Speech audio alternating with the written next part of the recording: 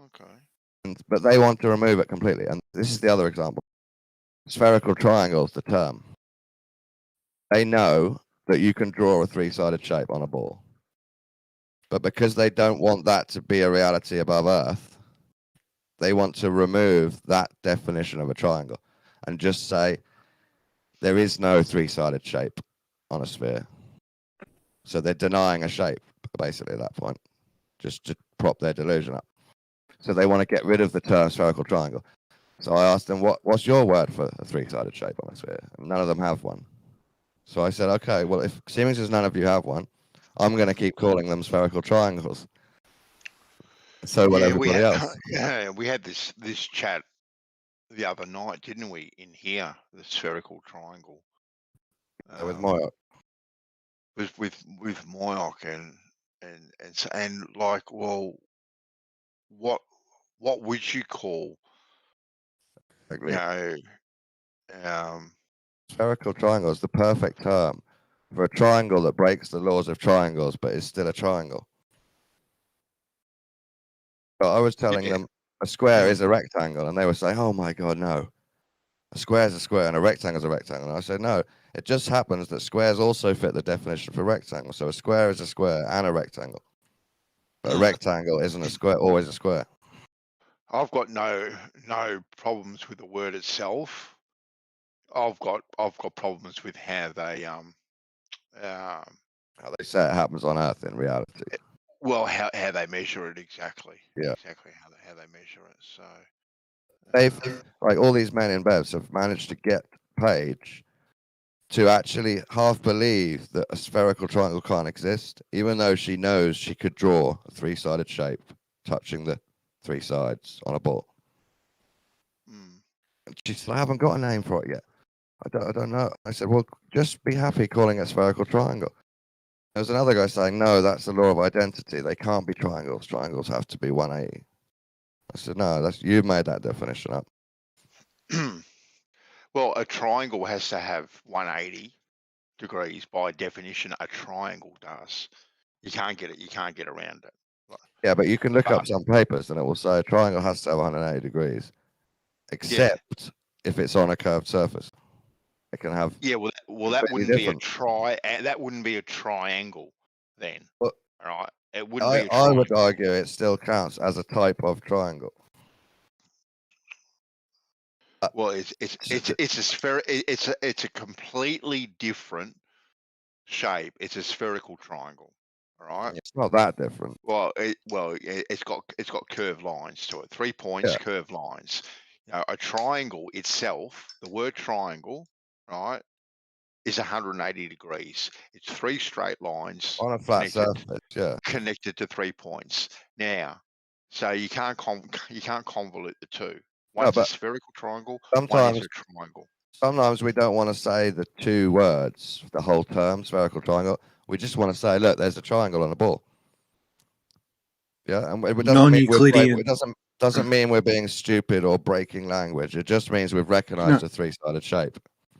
Non-Euclidean. That's all it is. Yeah. There's Euclidean and non-Euclidean. That's geometry. Non-Euclidean triangle. That's a mouthful to say. So you just say, look, there's a triangle. And if anyone asks you what type or about it, you can say, well, this one is special because it's curved. So does Euclid use the term spherical triangle? No. So he was only interested in 1D geometry. Or 2D. No. 1D. Not 3D. No. 2D. Yeah. 2D. It is 2D. Yeah. One more example is how Bev's crew want to completely remove the second definition of level that works on a globe, even though it's in the dictionary and everyone else is happy with it. Well, globers are happy with it because it suits their argument. Well, no, it was designed so that people still get to use the word level while believing in a globe. So that's what the word means now. One of the meanings for level is the curved surface of Earth. Well, it's only the meaning of level in this debate. right? No, it's in books about globe and measuring. No, people don't learn, Dawn, that if I have a spirit level at point A and I move it 1 millimeter to the left, that now point B is not going to be parallel to point A. No one learns that until this. Right. No. Well, that's exactly what level on a curved surface is. You only have to move it 1 millimeter, not even a millimeter, a 15th of a 15th of a 15th of a millimeter, and it's no longer parallel. But sea level, that's the example of how you use it in a sentence. People know sea level's curved, so they know the word level is actually curved in that context. No. People don't. When you say sea level, people don't think, "Oh, I'm on a ball." They don't think that at all. Of course they do. They don't. No, they don't. They think it at My 11-year-old daughter knows it's curved when you say sea level. She's the exception to the rule, and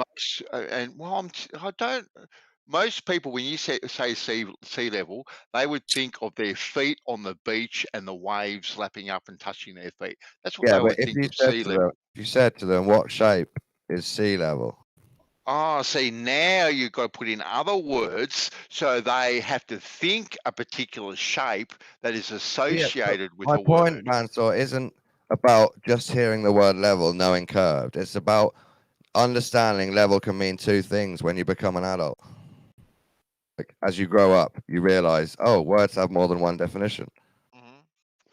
Well, I never knew that if I was working on a house and I used a spirit level, that spirit level on one end of the house to the other end of the house was not parallel. Never learned that at all. And I had some very, very, very good teachers, some extremely intelligent peers that I worked with, and not one of them ever said to me that those were not parallel to one another.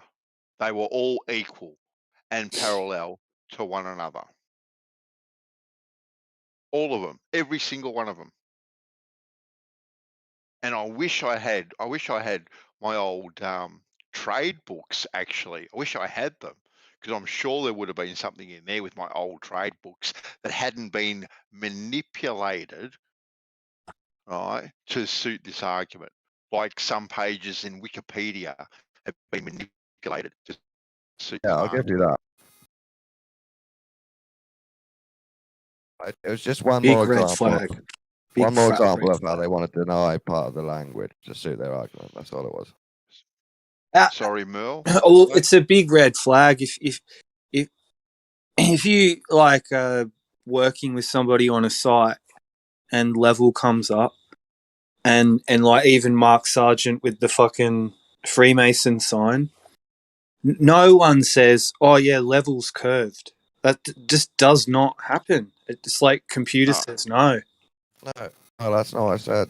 People. No, I'm not saying you're not, but you know, level in for some reason in the real world, when you say level, it's almost like a horizontal line just appears in people's minds. Yeah, Mark, most of the time. But if you talk about sea level, people know that is curved. So no, they don't. Level can mean curved. No, they don't. No, because you had to add words to it.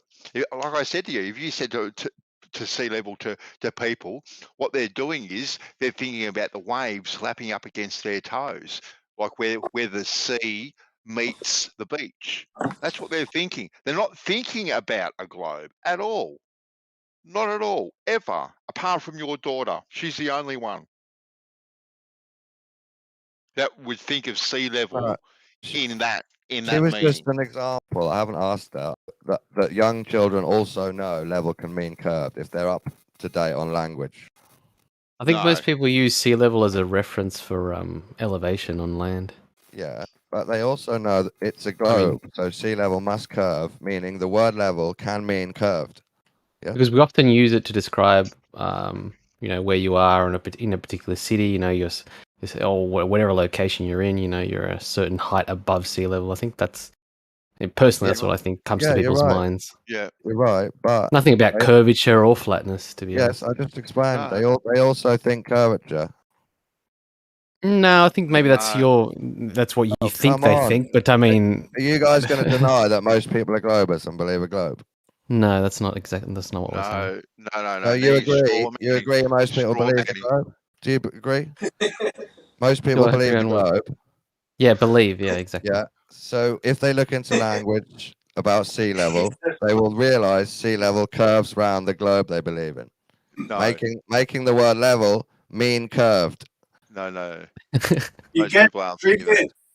Stop getting triggered. You're denying language, just like Paige and Bev's cult. So it's your own fault. at all. Not at all. You're Yeah, trying to put words I in our triggered. mouths. I You're triggered you trying into to go, denying the same language that they did. you're trying to go, oh, everyone thinks it's the globe when they think sea level. And that's so far from the Francois, truth it's not even Do funny. you agree? Everyone thinks it's a globe. Most people. I think there is a lot of Well, all right. Let's I go to think numbers. there are a hell of a lot of people that actually haven't been asked. Out of 8 billion. Out of 8 but I will billion. How give many it to- people know it's a globe? because I don't think people fill out the sensor properly. But I will give it to you, Dawn, that a lot of people, right, take it for Oh, granted let's do numbers. Let's do numbers. that, Out of 8 billion.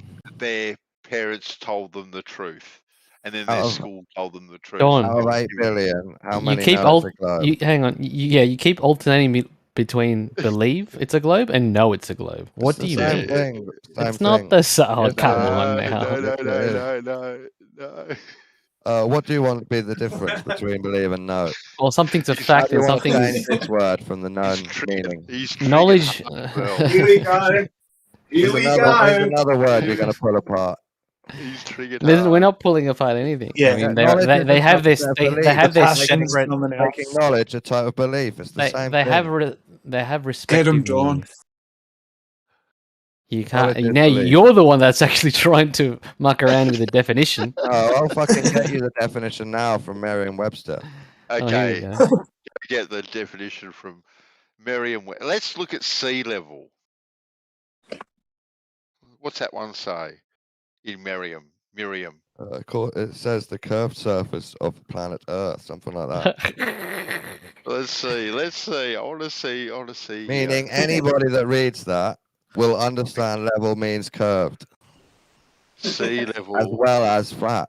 I'm actually interested to see this.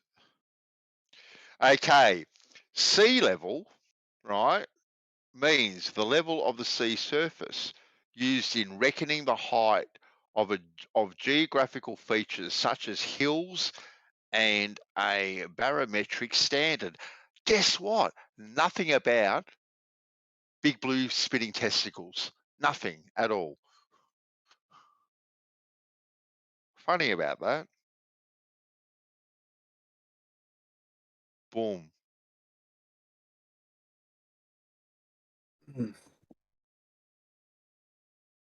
Sea level. Boom. I told my dad off about this. I said, "Why didn't you tell me the Earth was flat, Dad?" And he's like, "I didn't know." You got all the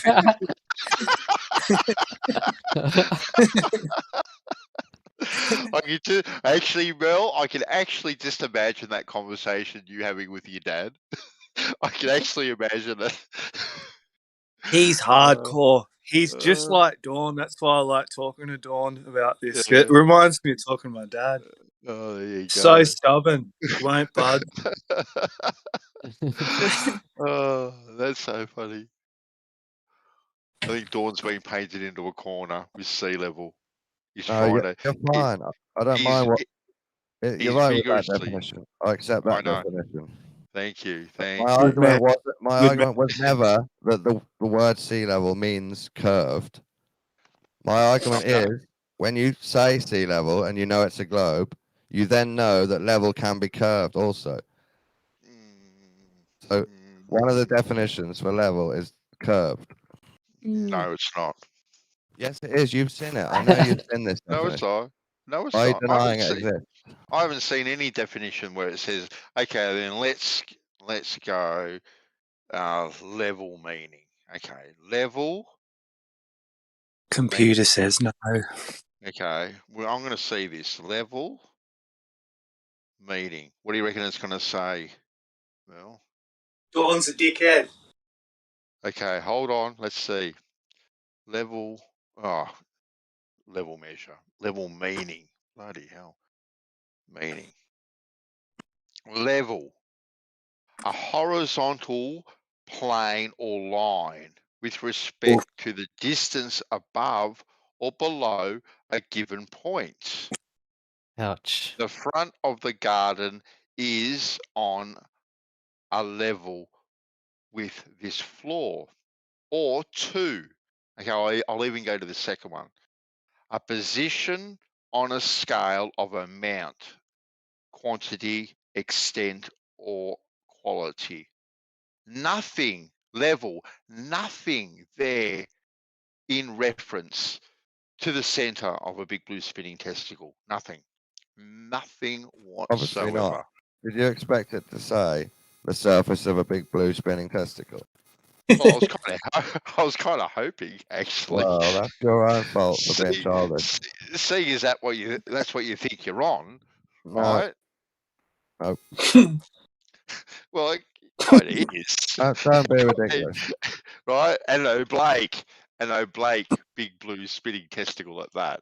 Come Right? on. Like most You testicles. live in a puddle of satanic lies. So. Yeah. Why? And Jupiter looks like fucking pepperoni pizza. You saw that, Merle, did you? You saw that? Yeah. Yeah. That was perfect. It does, doesn't it? Fucking It bizarre. does. I know. As soon as I saw it, I go, oh, yum, I'm hungry. Hey, babe, we have pizza tonight.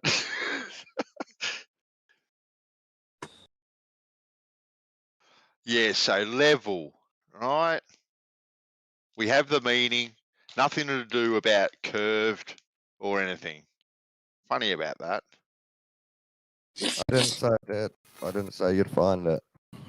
Oh, you did say it's hidden. It's hidden that deeply that you got to search. I've got to duck go. I've got to go on Quant. I've got to go incognito to try and find a definition that You have will, to go that will in marry up. geodesy papers. Oh, lordy, lordy, lordy. And this is something that every 3-year-old learns when they're at school. They're going through geodesy papers. Little kids are going through geodesy papers to learn what level is. Who said that? You said every single kid knows that level is curved because it matches the surf's Earth. Hey, can I ask you a quick question, Dawn? That believe in a globe realize the word level can mean curved. Dawny boy. Say, for example, you had a shelf, right? And it was the timber was actually bowed. Say it, absorbed moisture and had bowed. Would you consider that curved bit of timber? Would you consider that to be level? Level with what? Well, the surface is the surface level. If you were to put a spirit level on it, would it read level? Depends how bowed it was. Where you put the spirit level, I guess. It's bowed, so you obviously say it's whatever. Say if it's bowing, the arch is on the top, and you place the spirit level on top. Would it read level? No, that's not level by spirit level, is it? So it's not level. No. Thank you. Now, globusy boy, imagine a spinning testicle in space, and the surface is curved, and it's called sea level. Ah, damn! Yeah, there you got go, me. Boom. That's it. Level now means show's over. Boom.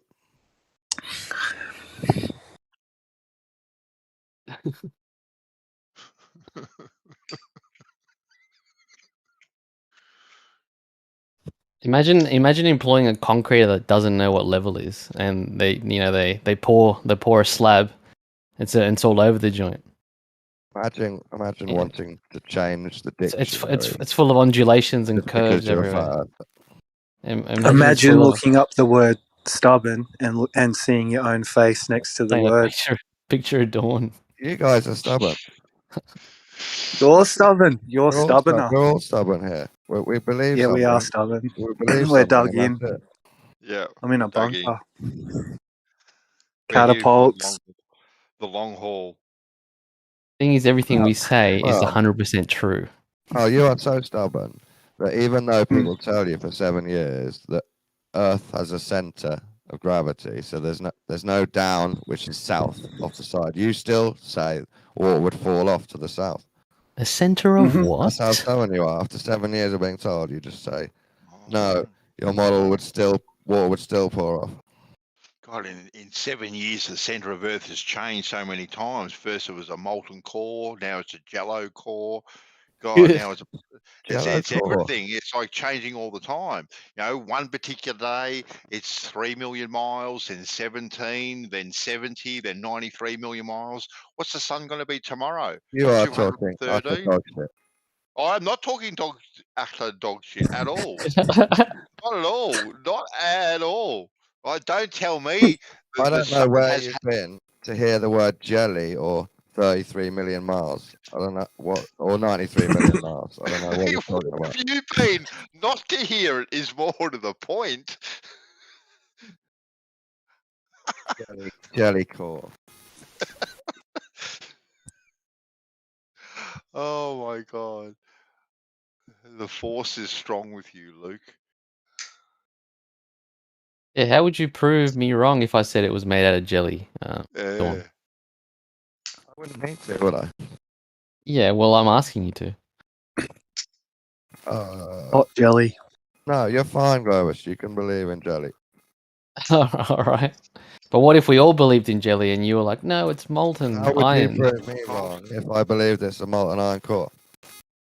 Well, I would say, have you ever seen it? How have you come to this knowledge? And I'd say that's none of your business. Carry on trying to disprove it. It's none of your business. Nah, you would probably say I've seen it in a book somewhere, right? I saw a cross No, section. Globus, let's go back to mine. If you're going to change the rules now I asked you, let's go back to your one. I'm not changing any rules. Have you ever seen this jelly in the center of Earth? No, but yeah, I actually have. Sorry, I've seen it in books. Come on, then. Can you show me? Maybe I'll believe. It's none of your business. Oh, see, there we go. Hey, well, that's your logic, though, right? Let's see. Yeah. I've seen it in books. I just don't want to share them with you. When I reversed it, it got to the point where you gave up. And now I've reversed it Oh, back. I'm just saying I've my given up knowledge, again. my belief here is on the same. It's the same level as yours. Same level as yours. No, yours is made up jelly. Mine's a real belief in a molten iron core. Oh, it's a real belief, is it? Oh, I don't What know. do you think There's I As make up? opposed Fake to belief. what kind of other belief? What's happening? Do I make up fake beliefs sometimes? well, you You may believe do. I don't know. it's molten iron core, Dawn. They are actually saying now. Where is it? Where the Earth's core apparently, I'll preface that, is broken up into two distinct regions. The inner core, so the very center, is a sphere of solid metal that measures about 2,500 kilometers across. Yeah, I believe. Boom. It's solid, so it's no longer molten. You got to get up to date. No, I believe It that. I is- just didn't mention it. And yeah, and apparently it's 80% iron and 20% nickel. This is extraordinary. Damn, I'm Why enlightened. wouldn't a planet made by God hanging in the universe have a spinning bit of metal in the middle? Why wouldn't it? Well, no, it's not spinning. It's solid. It doesn't spin. Oh, I think it spins.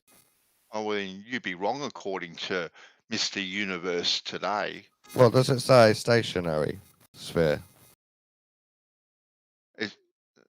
Yeah, and then surrounding this core apparently is liquid metal.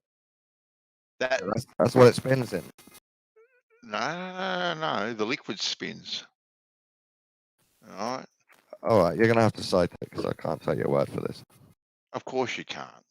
And I wouldn't take my word for it either. All right. And which funnily enough, this is what gives, right? This is what gives the Earth its magnetic field. Well, if anyone knows anything about metal and magnetism, right? Metal actually loses its magnetism at a specific temperature. So it won't create any magnetism whatsoever because Not if you it's spin it on non-magnetic. a planet scale. No. You get me some liquid metal. Show me an experiment, just one where they have liquid metal and they spin it and create a magnetic field. Now that Show should be me, fairly, show that me should an be fairly, experiment. that should be fairly easily done here on the Show surface of me Earth. an experiment where spinning a molten ball of metal inside a planet can't make a magnetic field. That's your claim. No, Yep.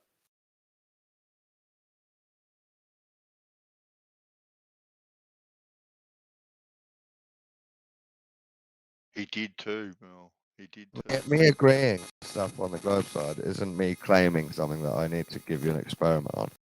You choosing specific things to deny is you claiming they're not true. You just believe it because someone's told you with really nothing to back it up because they say it. And it makes sense. No, it doesn't make sense. Yes, It does not make sense. Yes, it does make It sense. does not make sense But that that's subjective, isn't hot it, for me and you? No, it doesn't Yes, make it is. sense when I know You don't get to tell me what makes sense for me. Sorry. Well, don't overtalk me. It doesn't make sense practically To you. that hot metal, right, can create a magnetic field when I know for a fact, because I've worked with hot metal, that hot metal actually loses its magnetism. Well, you'll have to show an experiment that it can't do it, if that's what you're claiming. I know that metal loses its magnetism at particular temperatures, 100%. Well, that's fine for you, but it still makes sense to me. Oh well, people do it every single day. They actually test metal and its magnetism, right? Every single day. You're trying to compare the inside of a planet that you don't believe in with your own little metal work. It's nothing like it. Of course it is. No, It's it got isn't. it's got similar properties. We're talking iron, No, and one's massive we're talking magnetism. So One's what are huge you? and spinning. So are you saying that the more metal I've got, right? For some strange reason, it's going to withstand these temperatures and going to be able to create its own magnetism. You wouldn't know, would you? Because you can't afford to test any of it. Oh my God, that is such an ignorant statement. It's not even funny. No, it isn't. I'm allowed to believe what I want. You can believe whatever you want, but making ignorant statements are still ignorant statements. Okay, what did I say that was so ignorant? Just that. Everything you've said. Everything I've said. Fucking hell, you're ignorant too. Just about. Well, in this conversation, You're ignorant too. At times, I am. Most definitely. Most definitely, I am. You're ignoring the research into the molten iron core. No. Yep. Well, I'd like to see the research that's been done on the molten iron core. It's all there, but you're ignoring it. I would like to see some research that has been done with, right, hot metal and magnetism, because there is none, right? The research that has been done on hot metal and magnetism is that hot metal, right, actually loses its magnetic qualities, You said properties. that already. Okay then. So if it does it on a small scale, it's going to do it on a large scale. Oh no! Because it doesn't matter how much metal you got, it's still going to not be Have magnetic. Have you ever tried spinning a sphere of metal inside a molten planet with a ball inside it on the size of a planet, on the scale of a planet? If you haven't, then you wouldn't know, would you? Oh, Dawn, come on, seriously. Seriously. You're ignoring the research. You've chosen to look into small metal working, but you've ignored all the research about the molten iron core. Well, things can be scaled up, Dawn, very, very easily.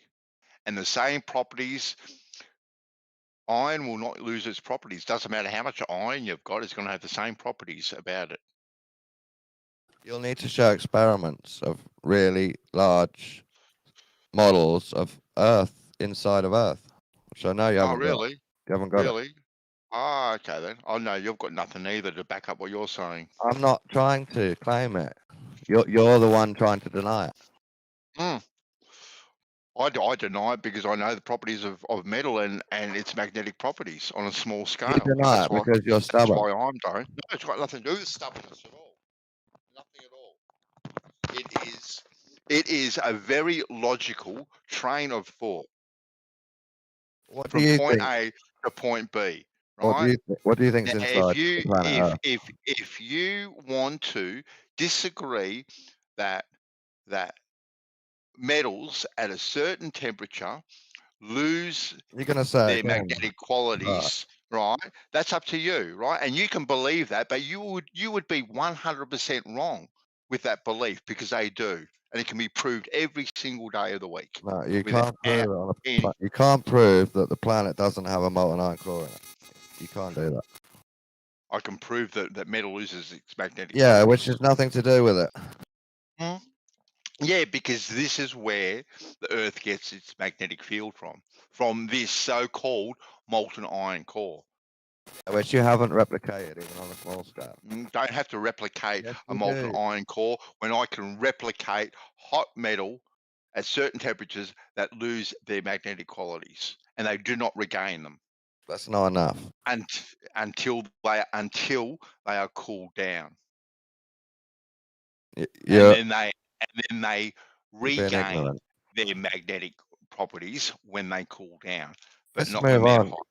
Let's move on. You've ignored all the research for the No, molten iron core. you've got no research to back it up. It's You not haven't presented. mine. It's online. No, It's everyone else's no, research. no. Well, they haven't provided any research that a molten iron core provides a Yes, they magnetic have. field. You're No, lying. they Now have you're not. lying. No, they have not. There is no research whatsoever You liar. to back it up. You big fat liar, Absolutely, pants on fire. absolutely zero. All they have are words. They have no research, no practical demonstrations to even back up, even come close to backing up their words. And now he's gone.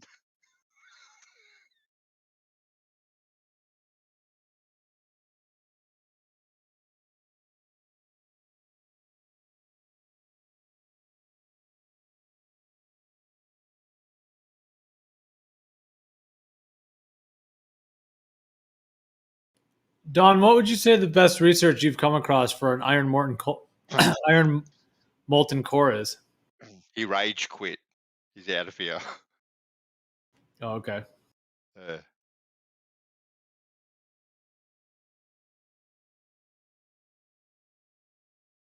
Huh. Interesting. I know. He rage quit. I can't believe I broke Dawn.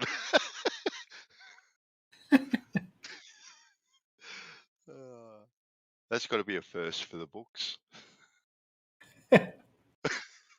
Right when we were about to get to the center of the iron core lollipop.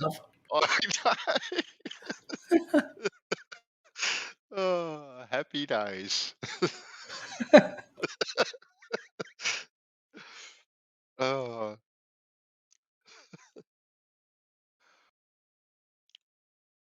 It's funny how they do claim that this molten core can actually create a magnetic field when it can be demonstrated on a very, very small scale, Joe, that metals when they reach a certain temperature actually lose all their magnetic qualities, all of them. Yeah, the Curie point. Yeah, yep. And that's the easiest way for a blacksmith to know when they have reached that tempering point for the metal. They whack a magnet up against it, and when it's no longer magnetic, that's when they quench their metal to harden it.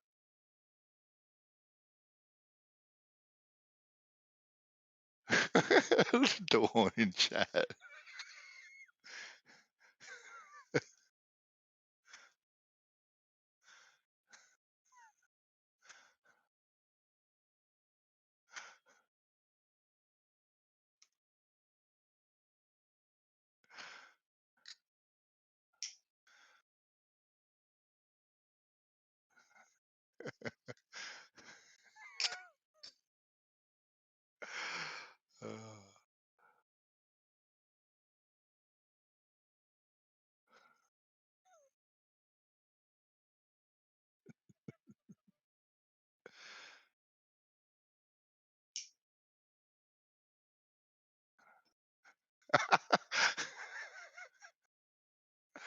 Uh,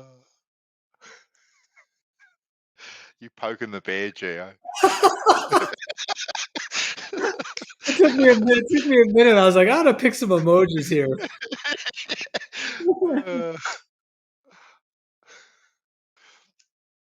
He'll be back for more.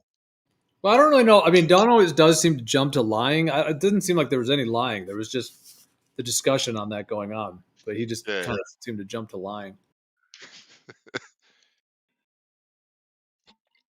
I noticed some people do that. Like, it's just like whenever they either get frustrated or disagree or whatever it is, they just start calling people liars. Mm. Oh, you can get a little bit. You can get a little bit passionate, can't it? Yeah.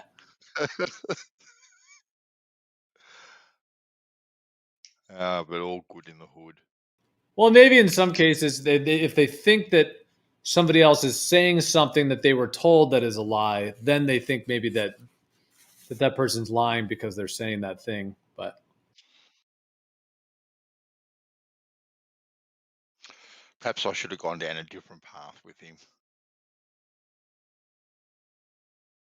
well, he was saying there's research for an iron molten core, so that's what I was interested to if he had come Yeah. across that. It's stated, it's theorized, it's speculated.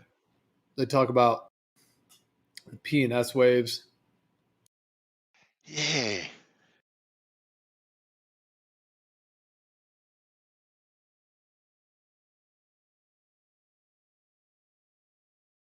Look, obviously these I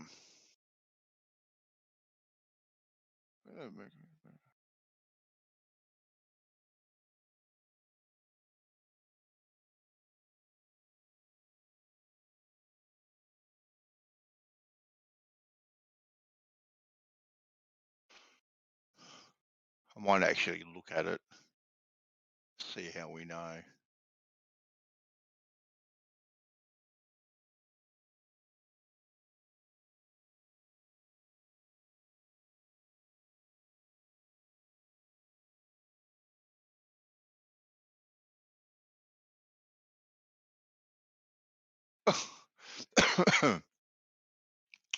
To learn more about Earth's innards, scientists have looked outwards.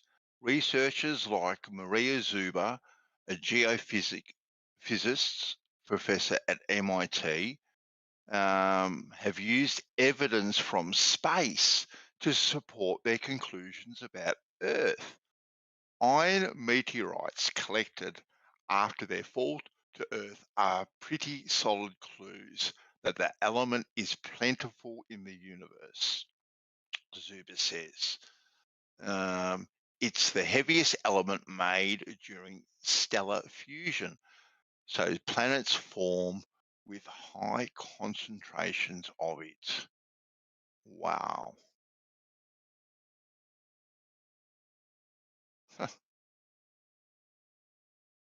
While they can't get good seismic data, researchers have found ways to make the comparison.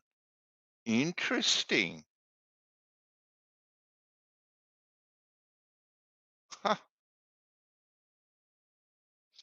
So they can't get good seismic data, but they'll make comparisons with other planets and just say it's so, kind of, which they still don't have good seismic data from to even compare it or make the comparison.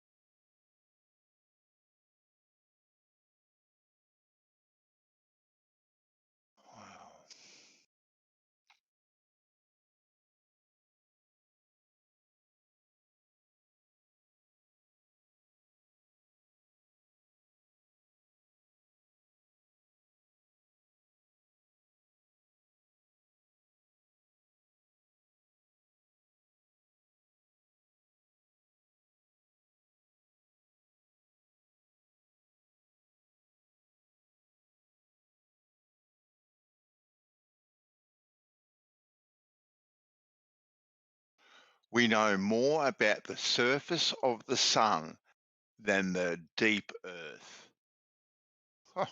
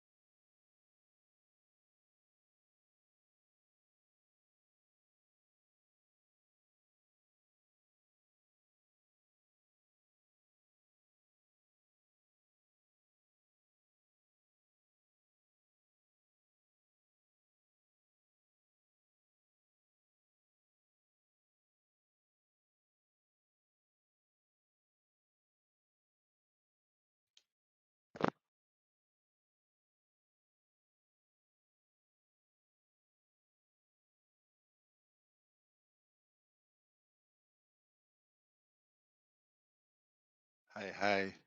Great. What up?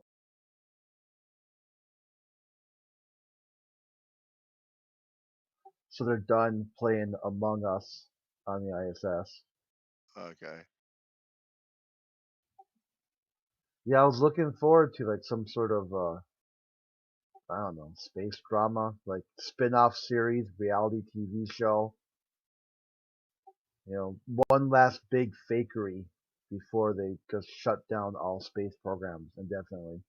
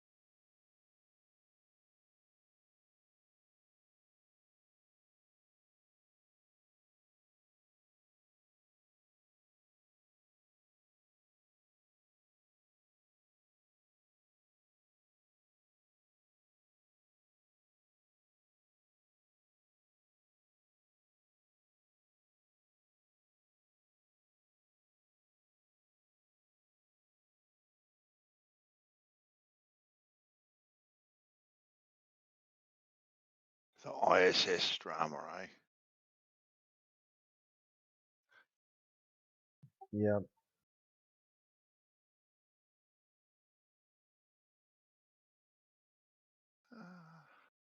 the toilet. They got their new toilet and everything.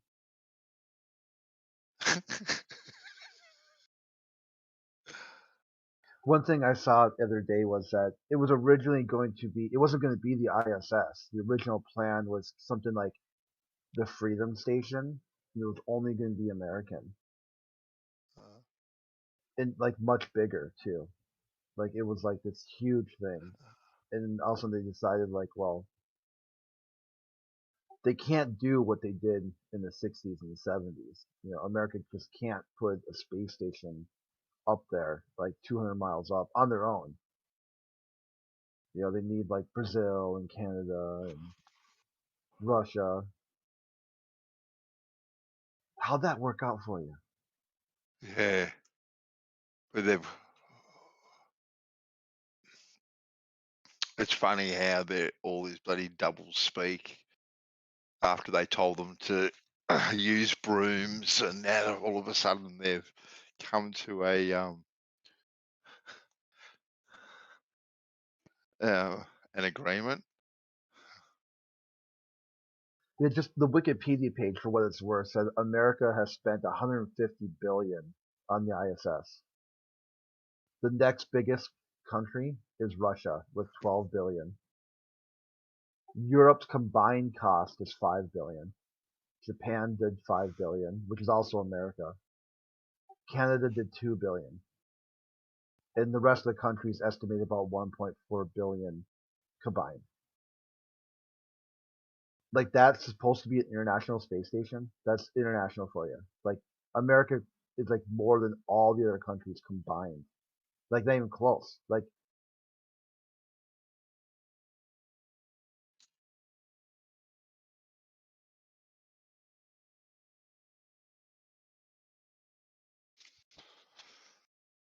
Yeah, I was reading something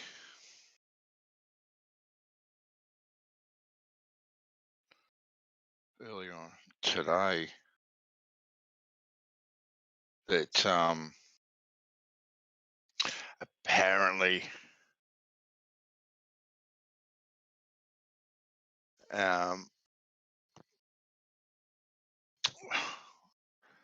they are in vigorous talks behind the scenes, because if they can't come to some sort of agreement about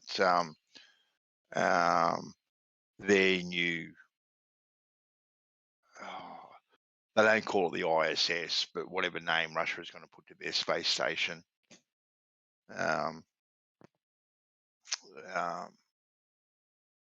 that if they can't come to any agreement with the Yanks, that they are going to turn it into a military platform. I'm trying to find the article I was reading.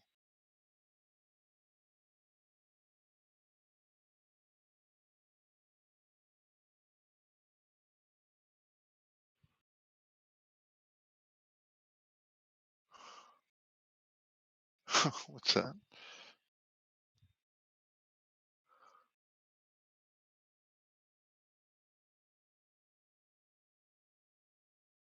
Create a ticket. Yeah, Branch is still being dumb. Where is it?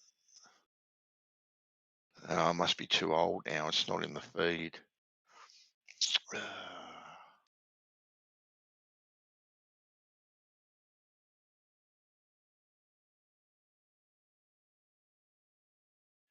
Australia says China could use Ukraine distraction to invade Taiwan. Oh, yeah, I saw a meme about that where it's like the troll, the different troll faces, Yeah. and then it shows like kind of like oh, it was like the motif was like that thing about like Anakin and Padme, where it's like this is World War III, and like Taiwan's like, is it really? And then and then like a China, like an Anakin with a Chinese like flag, like smiling. Yep. They've talked about that before, like in other conflicts and wars. It's just like this just uprising of violence that just goes out of control, Yeah. destabilizes regions and people, and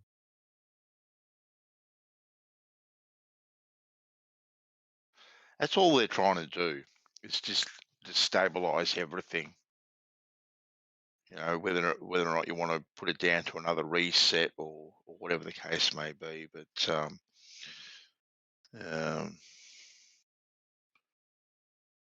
it's definitely getting people talking about it, getting them look a particular way, and blaming the bad guy for the financial grief that they're going through at the moment,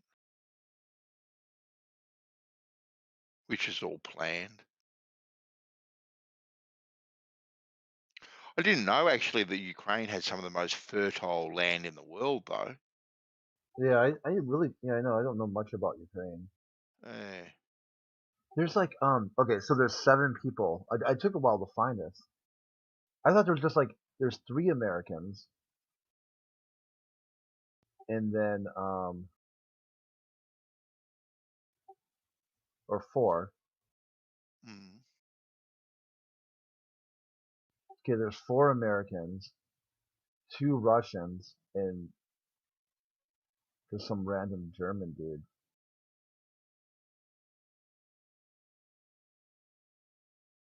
And they're not doing anything. There's like nothing scheduled, or there's no, just regular maintenance or something. But they're supposed to end on March 22nd or March 2022. Yeah. Well, that's now. Yeah. So then, see, I thought this Soyuz thing only brings down 3 people.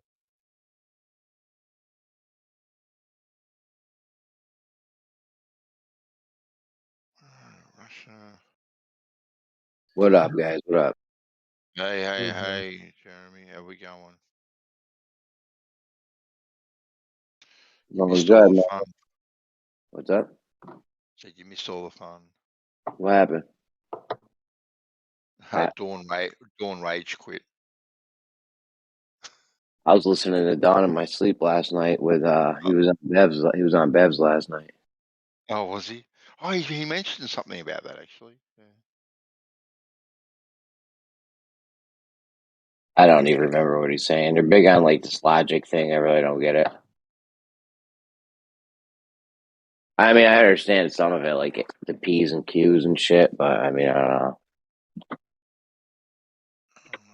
They should have taught that shit. I feel like they should have taught that shit in school. Mm. Logic. It sounds important. Right? You gotta be logical about things. Spock was all about logic from Star Trek. Mm-hmm.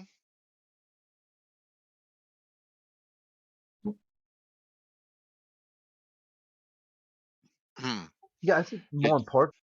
Oh, go ahead. No. Go. You jumped in I first. yeah, I think like more important than logic is the rejection of violence to begin with. It's like you might have like say the perfect logical statement, it makes sense, you followed all the way to a full conclusion, and someone still says, "Well, sorry, not my cup of tea, no thank you," and then they just bring out the stormtroopers. I mean, to me, that sounds like they never had logic to begin with. I said Spock. What'd you say, Crit? My bad. I was getting cat food. Oh, I was saying like hypothetical, like a person, right, has a logical framework and it's sound and everyone agrees, yeah, that follows, that works, that okay, yep, looks good. But no thank you, not my cup of tea. I do not want to partake. And then the person's like, well, hey, I got stormtroopers over here, so you're going to partake anyway. Mm. See, to me, that sounds like the last bit of bullshit testing. If you need violence, even though you've got logic, you don't have logic. You've just got violence. Problem is, you can tell people something until you're blue in the face. Nothing gets your point across like violence.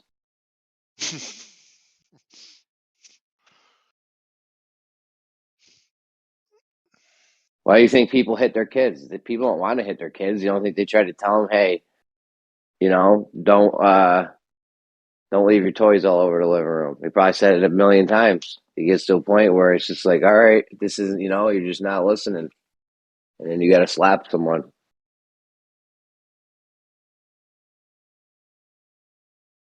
That's not me. I don't hit kids, but Yeah, I used to have a really good meme about that where it's like, does your kid understand reason, logic and reason?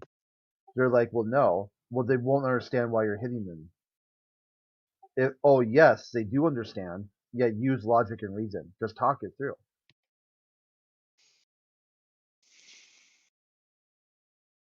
The thing about violence, like a gun, is everyone is on equal footing.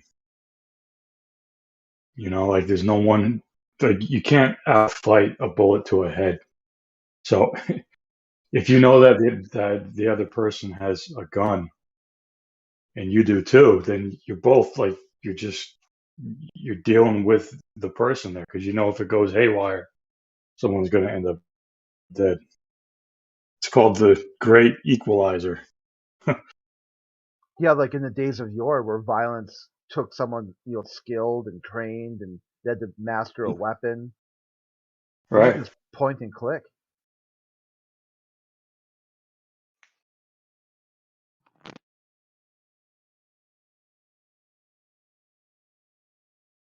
It is. I mean, there's varying degrees of, firearms expertise when you start talking about long range shots and things like that, but that whole, even the playing field thing's been coming for a long time though, because back in the, I don't know, hundreds of years ago, they made this thing where anyone can shoot a bow. You didn't have to have a ridiculously strong, arm to pull a 60-pound bow back or 100-pound bow or whatever they were using. They made a belly bow. I hear what you're saying though. Some of these people, it's like we're having a battle of wits and they're on. I feel like it's not fair. okay. So March 18th will be the next time they leave, I guess. God, it's really confusing trying to just figure out what is going on up there. This is probably why the globalists don't even care about the ISS, because it's just bouncing you from one website to the next. Well,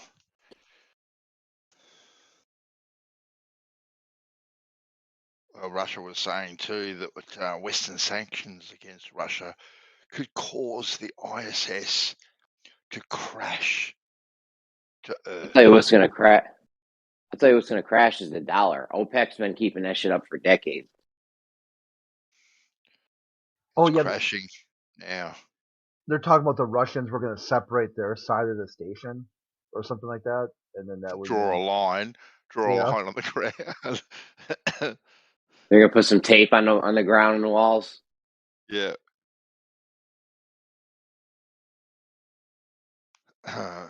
Just cut the harnesses, stop them getting from one point to the other. The easiest way.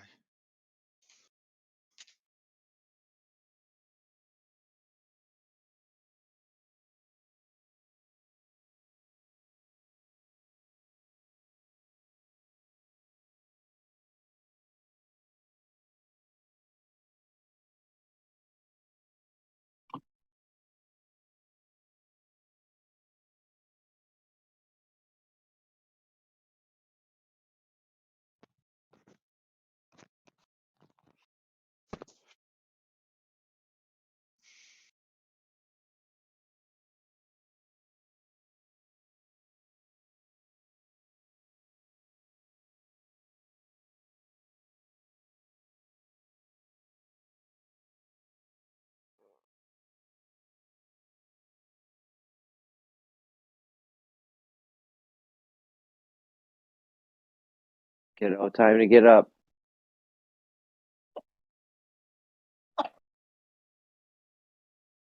Mommy left us in a crazy position today. We got to get up.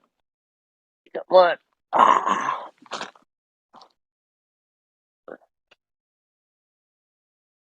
Good morning.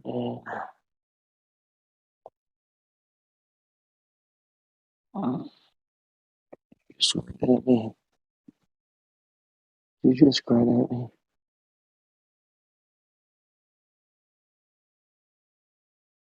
Morning.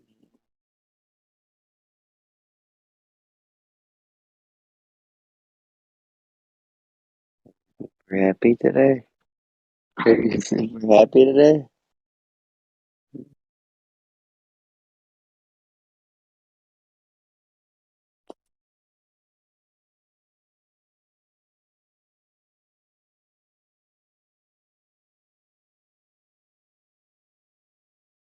Yeah, block the daddy kisses.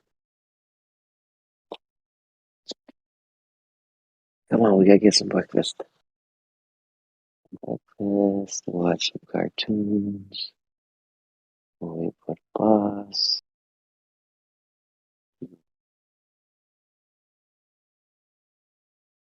Hey,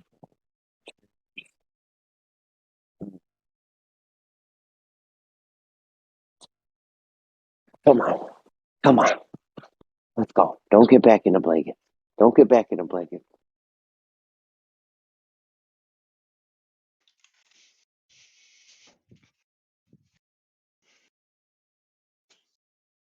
Right, my bad. That you guys heard all that. That's all right. Why'd you guys get Don triggered? Oh, we were talking about the iron core. Oh boy. Yeah. that's out. That's the now. biggest baloney I ever seen right there. Yeah. That's the most mythological one they got. Yeah, I posted an article about that where they were talking about it's not iron or it's not solid or liquid. It's like something new. Super ionic. There we go. Yeah. Oh, super ionic. Why didn't you just say so? Yeah, man. Well, Just say words that sound sciencey and suddenly it's all true. Yeah, that's legit, right? That checks out. Super ionic. Well, it can't be molten iron, can it? Because everyone knows that molten iron has no magnetic properties at all. Babies know that shit. Tell them, Yeah. Bandsaw. Which Dawn wasn't too receptive to that idea, actually. Not too receptive. So what he wanted me to do was get a big bit of molten iron and prove that it wasn't magnetic. Oh, he wanted you to- So you said this thing don't exist, and he wanted you to prove it. That's a Yeah. classic. Hey, underneath this giant ball.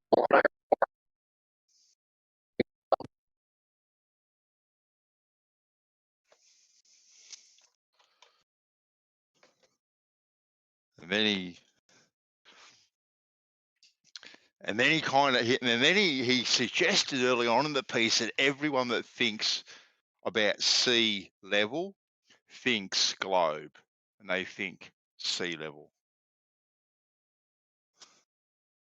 which is also equally as ridiculous. Say that again.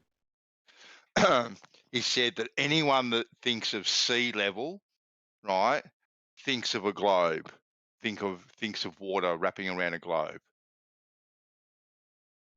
He's listening in on YouTube's, I betcha. Oh, yeah, he's I still don't want here. to talk.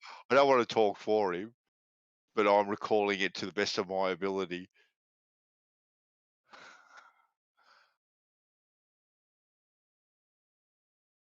Yeah, When I think of sea level, I think sea level. Uh-huh. Well, or it's arrow. The only people a that are thinking that are the people that think level is curved. And your normal, average, everyday Joe doesn't think that. If you go up to ask people on the street right now, like, hey, if I wanted to make something level, how straight would it be? They'd probably be like, oh, it'd be perfectly straight if you had it perfectly level. You know what I mean? Or something. I don't know what you would ask them, but I would have to think most people think that level is straight and flat. Yeah. Well, you use it as a reference for altitude, don't you? Sea level, but for me, if I sea level, I think of when I'm down the beach and the waves lapping up against my feet. There I am at sea level, right? Not thinking globe at all. But apparently, that's what people are doing. They're thinking water wrapping around.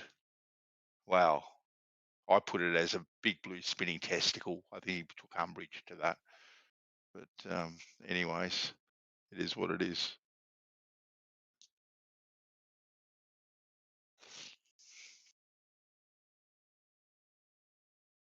Okay. He is a big boy, though. He will get over it. Oh yeah, he will. He'll be back for round 2 or 3, or to start round 1.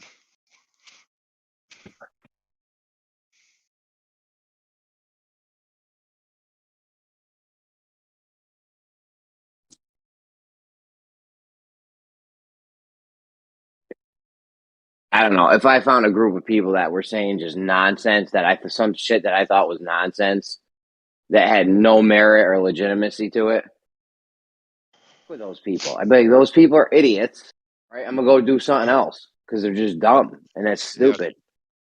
Yeah, I'd check out of it.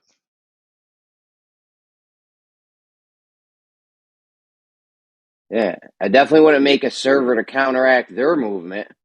Dumb shit. Last fucking thing I did. Go to their server all day and spend years arguing with them over their dumb shit that has no legitimacy or merit, has no merit. Why would you do that? You don't think there's good reason to debate with people who might be wrong? Dumb and isn't legitimate and has no merit. Yes, it's dumb. Yeah. Made a thing server said pigs can fly. And I was like, oh, the invisible fairies, they sprinkled the, and I came, the shit had no merit to it, or it wasn't legitimate at all. I wouldn't spend time dealing with those people for a second. Fair enough. If the shit did have merit and some of the things they were saying was legitimate, I might stay and fuck with them. I mean, I feel that answer is slightly self-serving. It is eggshells. Maybe just to understand where they're coming from, but not try to change their mind. I mean, I was on the server for a while. It's gone now, but they were talking about that there's werewolves in America. That all these missing people in the national park system was because a deal that I'm trying to blank on the president Roosevelt or whatever, who did the park system, made a deal with the werewolves. Said you've got this area to control, and they had the explanations for everything about why kids just show up weeks later after their family disappeared. And I was like, yeah, that's really interesting. I didn't ask him any questions. I mean, other than like, what does a werewolf look like? I mean, do they are they always a werewolf? Do they only the full moon? I mean, like, how have you like, what's what are these creatures like? And they're like, oh, they're just like regular people. I'm like, well, I guess to me, it just sounded like kind of like, just wild men or something like that. Yeah, it's interesting. Interesting finding out what people believe, how they believe it. And yeah, I absolutely think there's value in it. Like, if you hold a view and somebody else holds a very different view, one of the two of you is wrong at very best. Could be that both of you are wrong, right? The realm could be right, could be concave, but I don't think there's. I think there's absolutely value in challenging views you think are wrong. A, because you might change your mind. B, because they might change yours. If the other view sounds legitimate, if it's nonsense, though, you wouldn't. I don't think you would stick around. How many minds have you changed, Carrie? I think individuals change other individuals' minds, but I do think the things they say play a part in it. How many minds have you changed in this realm? In this realm, how many minds? I think it's very difficult to in flat Earth. I don't think any. I think I might have contributed to some people asking some questions, but I don't think there's but I think that generally, I don't think there's many people wandering around going, I'm a Christian or I'm an atheist or I'm a Democrat or Republican or something because of this one other human being. I just don't think that's the way it works. So who do you think you have contributed to converting? I didn't say contributing to converting. Who do you think you have helped in asking questions that they may have flipped? Much better. Quite a few people. I think I put you in that group. I think I've caused you to ask some questions. I haven't flipped. Yeah, I didn't say you had. No, but that was the premise of my question. I'll ask questions. Not the question you asked. Yeah, my very first question was how many people have you flipped? Right, and what did I say? You went, no, maybe I've helped them ask questions. Yeah, I think I've contributed to. I mean, it's the same point. I think I've contributed to helping people ask questions. But I don't think that one person changes another person's mind. I just don't think that's how it works. I think even if I think actually sometimes that is how it works, but I don't think humans admit it. Like if you talk to Ruhif and many of them about Ranty's conversion, you talk to Ranty about it, they give very different answers. Ranty puts himself, understandably so. Ruhif and a few of those that were talking to him at the time put themselves quite central in it, where Ranty puts himself central in, which is absolutely understandable. Well, he asked questions, he did the weighing, he did the deciding. One person doesn't do that for one other person. Well, he wanted fame and fortune, so that's fair enough. Yeah, I really think Ranty flipped for the money. I mean, his shit's fucking so nonsense, it's unbelievable. And the awards. He flipped over one pic. He flipped on one picture. He's the fucking flat Earth cameraman for 5 years, and then flips over one picture. It's fucking dumb. If anyone is buying that story, I got a bridge to sell you. Hang on. So flipping over one picture is a bad idea. If you've been the cameraman for the other side for years, yes. and then trying to take, and then That like to me is a taking sign Bev. of integrity. To set your bar low enough that something could cross it, and then when it does get crossed, to change your mind publicly. That to me is like the gold standard of skepticism and logical thinking. That's not what he did though. He tried to take Sounded Bev. to me like Yeah, he he set a bar which was an observation that was from somewhere near him that absolutely did not fit with flat, and he found exactly that, and then which was a low bar, good on him, because most people set an unreasonably high bar, which is understandable, and then flipped once it turned up, it flipped. Like Bob Nodell didn't do that, Jeranism didn't do that. Yeah, he also weren't That's targeting. because they're not idiots and they're not out for, I don't know what their motives are, but they don't listen. Ranty has seen things, drop from horizontal, be lower than they should on a flat Earth for years.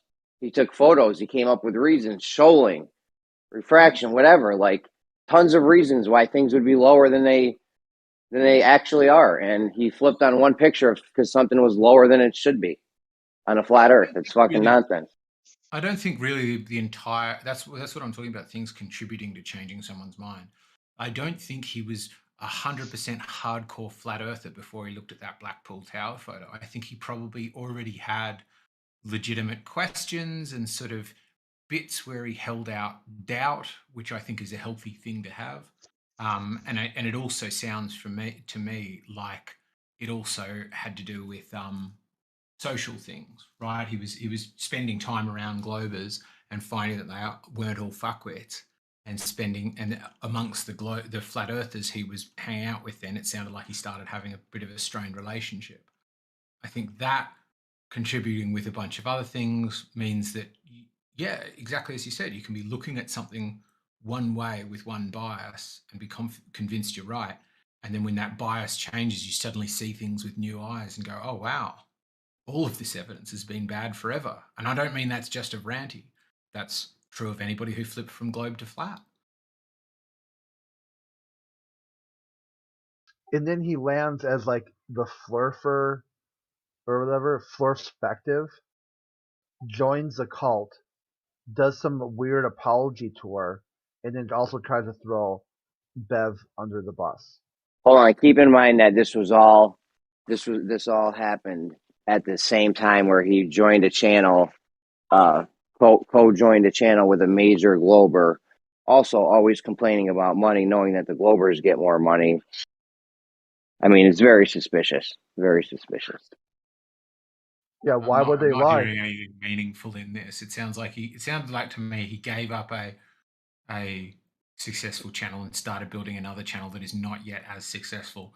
If one's doing that for money, why not keep the channel? I mean, none of that makes sense to me. That whole he did it for the money thing. Like, the Glovers have had a channel that is more successful than his, that was more successful than his is now. I don't know, how much does he get now? How much does he get now? Based on how much I get out of my channel that earned the same amount, it's like $300 a quarter or something. It's not much. You need to crack, like, you need to be up in the like 20 So Ranty in the channel. Meaningful.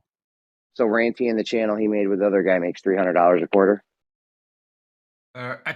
So all I can tell you is from what I know, each sector may well be different, but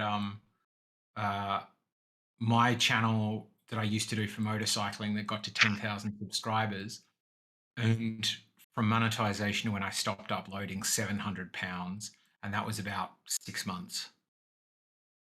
Every channel is, you can't base what he makes off of. You can't base what he makes off of your channel because it could be totally different. But I've got 3 banger videos in that. Like, I've got a video that's 1 million, another video that's 500,000, and then like 3 or 4 that crack 100,000. So I had some pretty banger videos in that.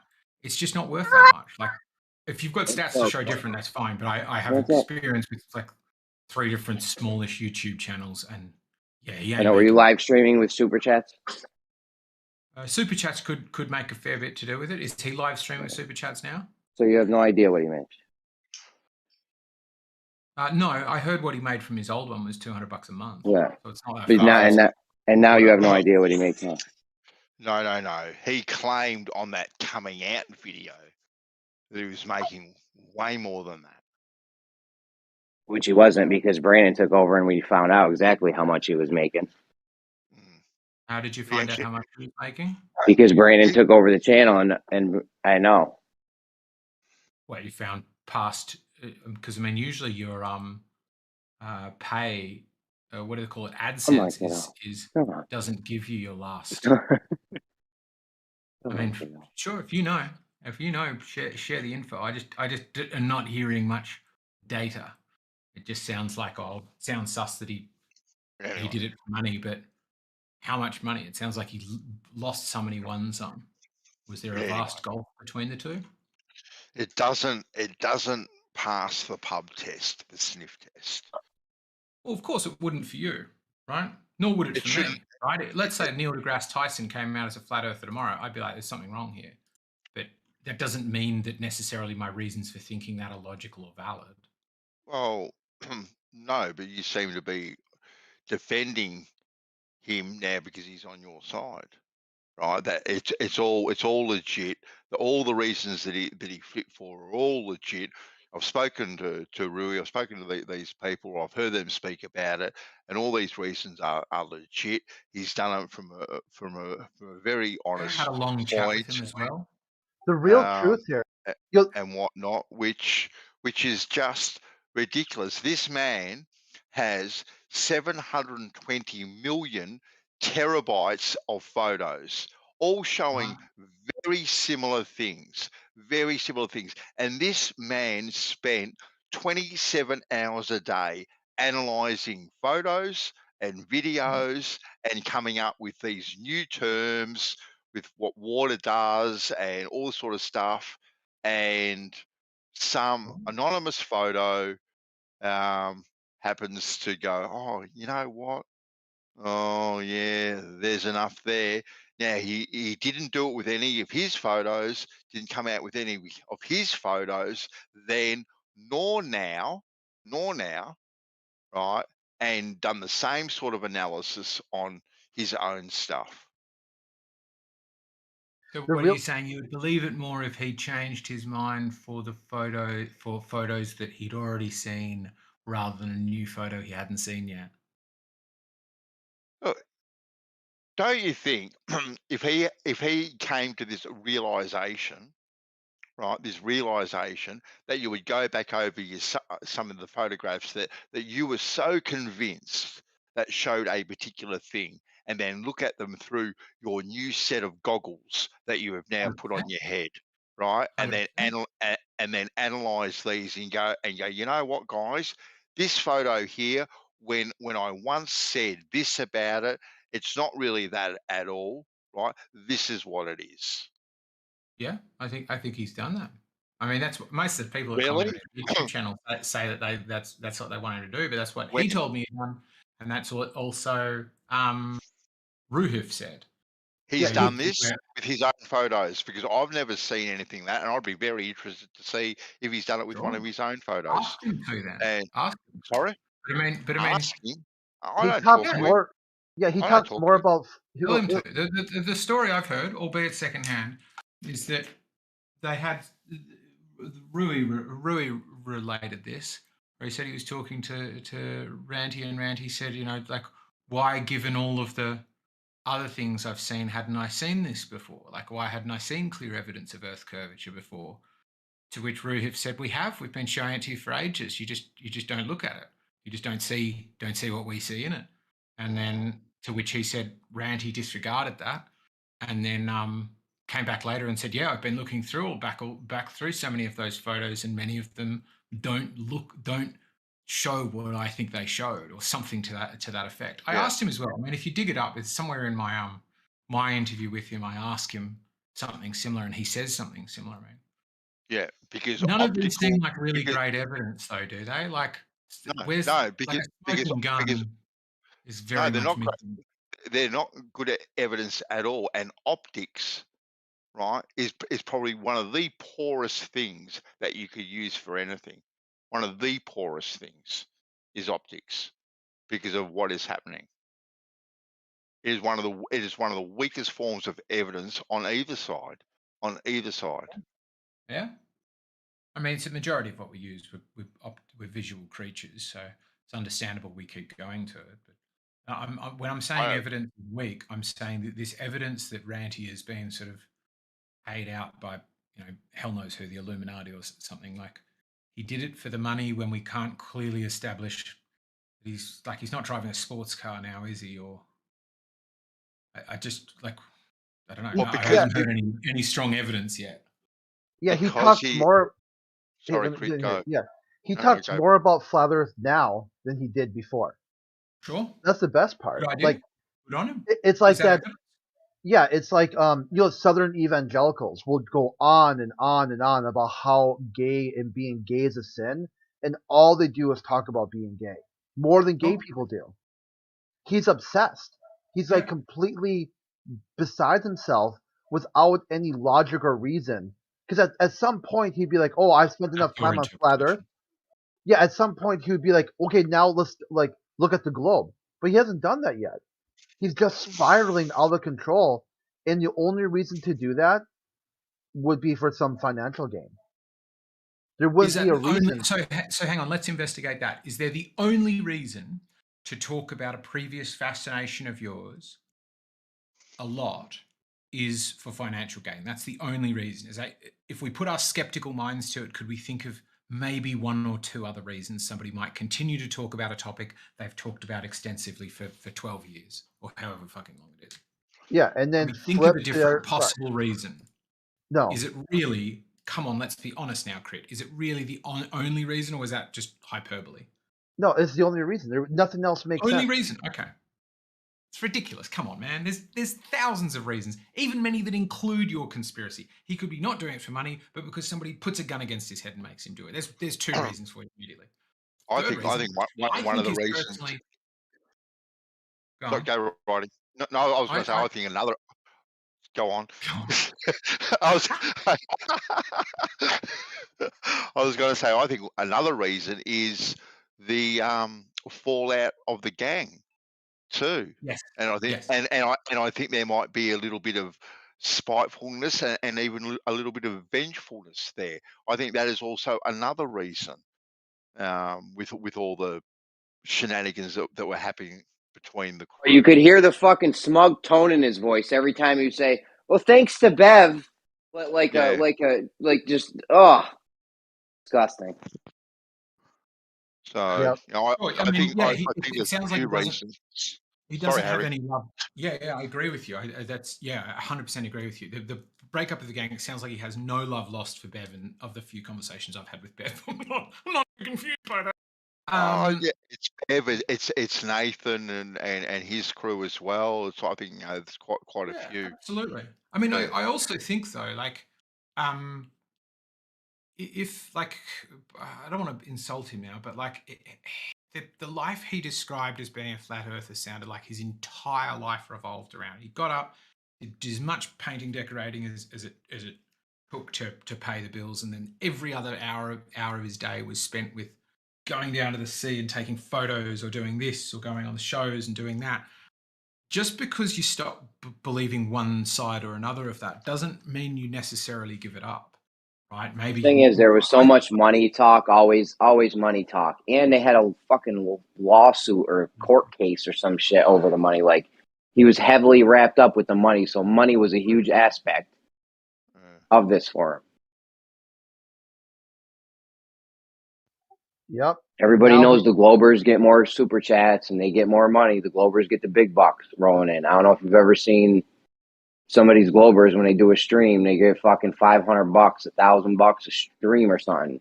Ranty's channel was making like $300 a month. For the amount of hours you put in, it's like fucking $2 an hour if you're lucky. I mean, if it's about money, I was confused that he shut down his channel. Like, I wasn't confused that he shut down his channel. When he said he shut down his channel, I was like, okay, weird move, but whatever. And then when he started up a new channel, I was like, why didn't you just keep the old channel? Like, there's because you can't get money, because you can't get a lot of money being on the flat earth side. You're putting a massive amount of hours in and getting no money. The Globers get all the fucking money. I just explained this to you like 5 seconds ago. But let me finish, please. I don't mean keep uploading flat earth videos like you're a flat earther.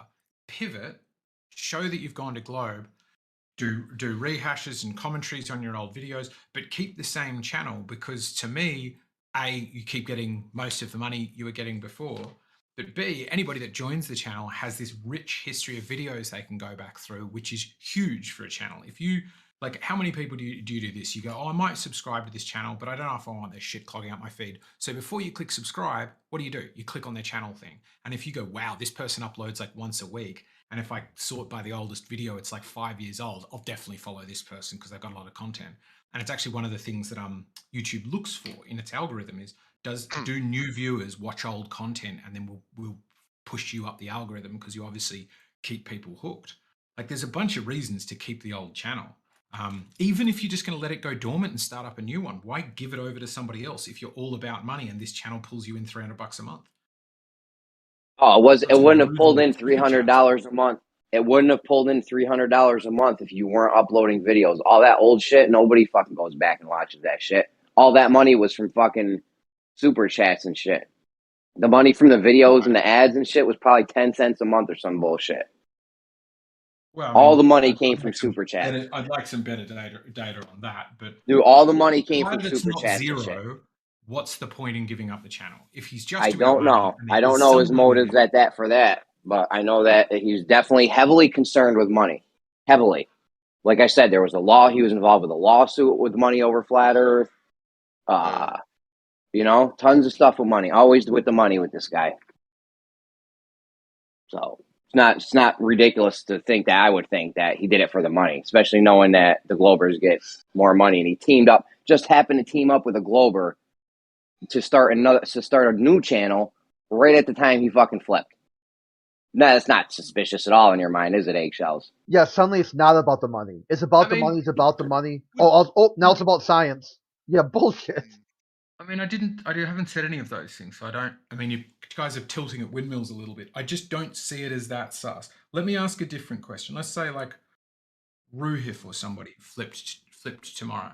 You know, they started hanging out with more flat earthers. They started getting pissed off at me and Rumpus and people, and then they said, "I think that the Earth is a plane." I'd be done. I'd be done with Flat Earth at that I'm point. going back to the globe. Yeah. No, thank you. Would you immediately think, oh, he's obviously been paid off by somebody. This is obviously sketchy. Or would you just go trap. to the evidence that he's changed his mind? It's a trap. Yeah, something's wrong. I guess if you flip, there's something wrong. If Ruby flips, yeah, it is like, nah, I'm going concave. If Ruby flips, me too. I'll be holding hands with you, Bandsaw. We'll be skipping right to the concave. Yeah, part of the boon for Flat Earth is some of these guys can't get it. I go, that for me is a boon because these guys don't get anything. So I'm like, if suddenly they got this one topic, I'd be like, wait a minute, let's pump the brakes here. Something's not right.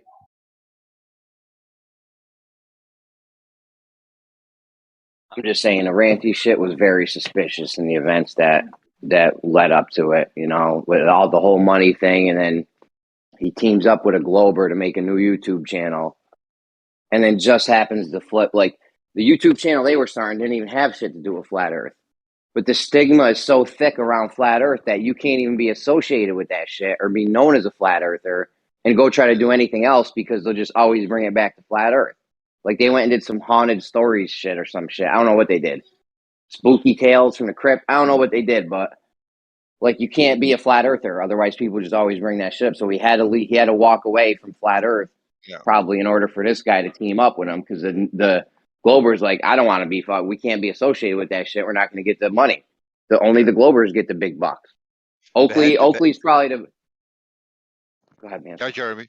No, go. Finish. Sorry, I thought you'd finish. Go. No, I was going to say Oakley probably makes the most money out of all the Flat Earthers, and he don't make shit. I don't know how much he makes, but I don't think he really does that good. Whereas, like I said, if you watch the Globers, some of their shows, they're getting $500, $1,000 total for the super chats for one show.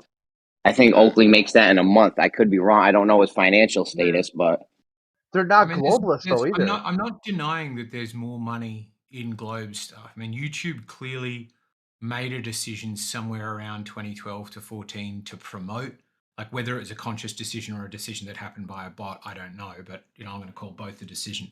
Clearly made a decision early on to pivot towards flat Earth, and then made a later conscious decision that I would put definitely down to humans, not the bot, to pivot away from it and show. I don't know how to say it, but suppress what it considers anti-scientific content. That I'm not denying. I'm just not saying. I'm just saying I don't see much evidence that.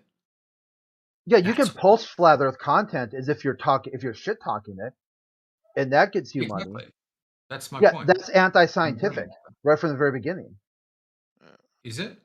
Yeah, it is.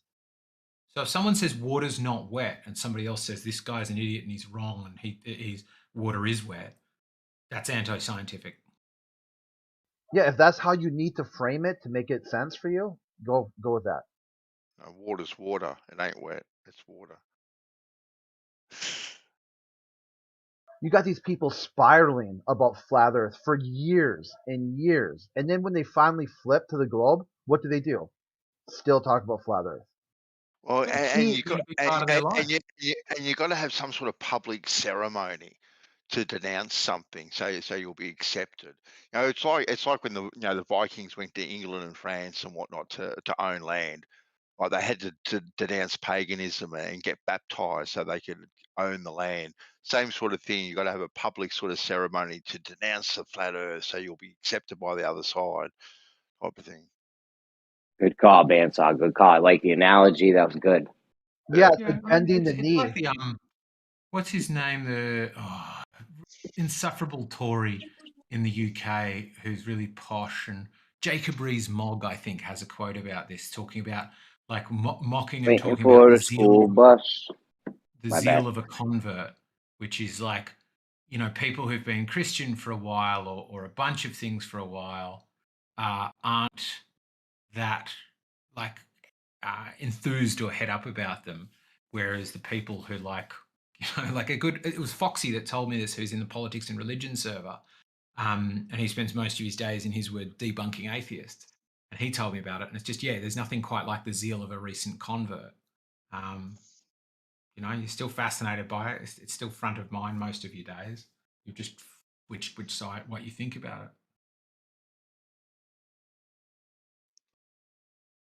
Do you think you guys could be switched as easily? Do you think there was some sort of deficiency in Randy that made him susceptible to going for the cash? If you had a YouTube channel and somebody, I don't know how they do it, approached you and said, "Hey, can you pretend you're a Glober now?" Would you do it? For money? I don't know. You name it. It's a hypothetical.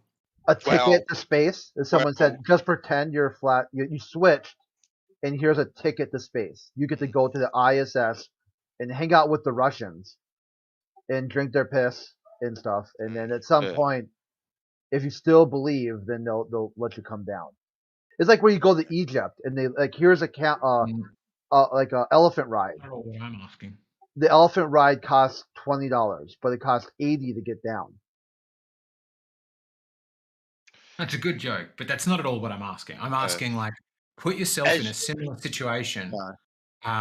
What would it cost? What would, like, if I was the man in a black suit that turned up knocking at your door one day, what would it cost to do what you're claiming happened to Ranty? Don't know. That's hard because I know, as you know, Harry, I flipped for a week and then I flopped back. Right, but that was for myself. That was from myself. That was no pressure from anyone else. That was me, my own observations and whatnot. And then when I got back into reality, I knew it was all just an illusion. So, obviously I saw the light again, and here I am again, so to speak. But what sort of money would it take? See, that's a difficult question. I would like to think I'm a man of my convictions. Right. What caused you to flip? I would like to think, but if I'm actually being honest, which wouldn't be honest with myself and my convictions, is there a price? Well, that price would have to change a lot of things in my world for the better. A lot of I things, don't think I know. and not just my world, my kids' world, my grandkids' world. Right. So I think right, because we are all only human, and we'd like to say that no, this won't happen. But I think a lot of people do have a price writing. If I'm being honest, you know. Sure. But I'm just more what that fascinated by the price bit would be. by the bit you said you switched for a week. I'm not sure you have told me that before. I didn't. I think you've alluded to having had doubts at times, but you switched for a week. Tell me about it. Yeah. Well, it was basically because I was looking at the moon. I've told this story a million times, but I was looking at the moon one night, Yeah. and it was a beautiful full moon, like crystal clear night, right? Yeah, because I live in the country, and I looked up at it, and you know, before then, and after then, I say exactly the same thing. When you look at the moon, right, on a beautiful clear night, right, the moon looks like it has texture, looks like it has shape, right? And Right. to me, the lines on the moon, right, appear to be similar to a basketball almost, Okay. if you know what I mean. Like it kind of gives it a spherical kind of shape to it. Okay. You know, Yeah, there, I there's would agree with that. there seems to be depth to it. So I'm kind of like, you know, looking at that and going, whoa, you know, well, if that's a sphere, well, at best it's a hemisphere because you can't see a sphere at best, right? But anyway, if that's a sphere, well, maybe this is a sphere too, type of thing. That was my logic, Sure. right? That was me looking at it. It wasn't looking at photos, wasn't looking at anything else, even though it was optics that I was looking at. Agreed, like I'll agree there. But I went down, to me, a logical kind of path, and went, okay, that's up there. That seems to be dangling in nothing. Right, the moon, like there's no rope on it. It's not on a mobile or anything like that. It's just like hanging in nothing. Um, Maybe we are too, you know, similar type of Mm. thing. But that lasted about a week writing, you know, because then I got back to work, working with water again and stuff, and I was back in reality, you know, pretty quick. It didn't last too long at all.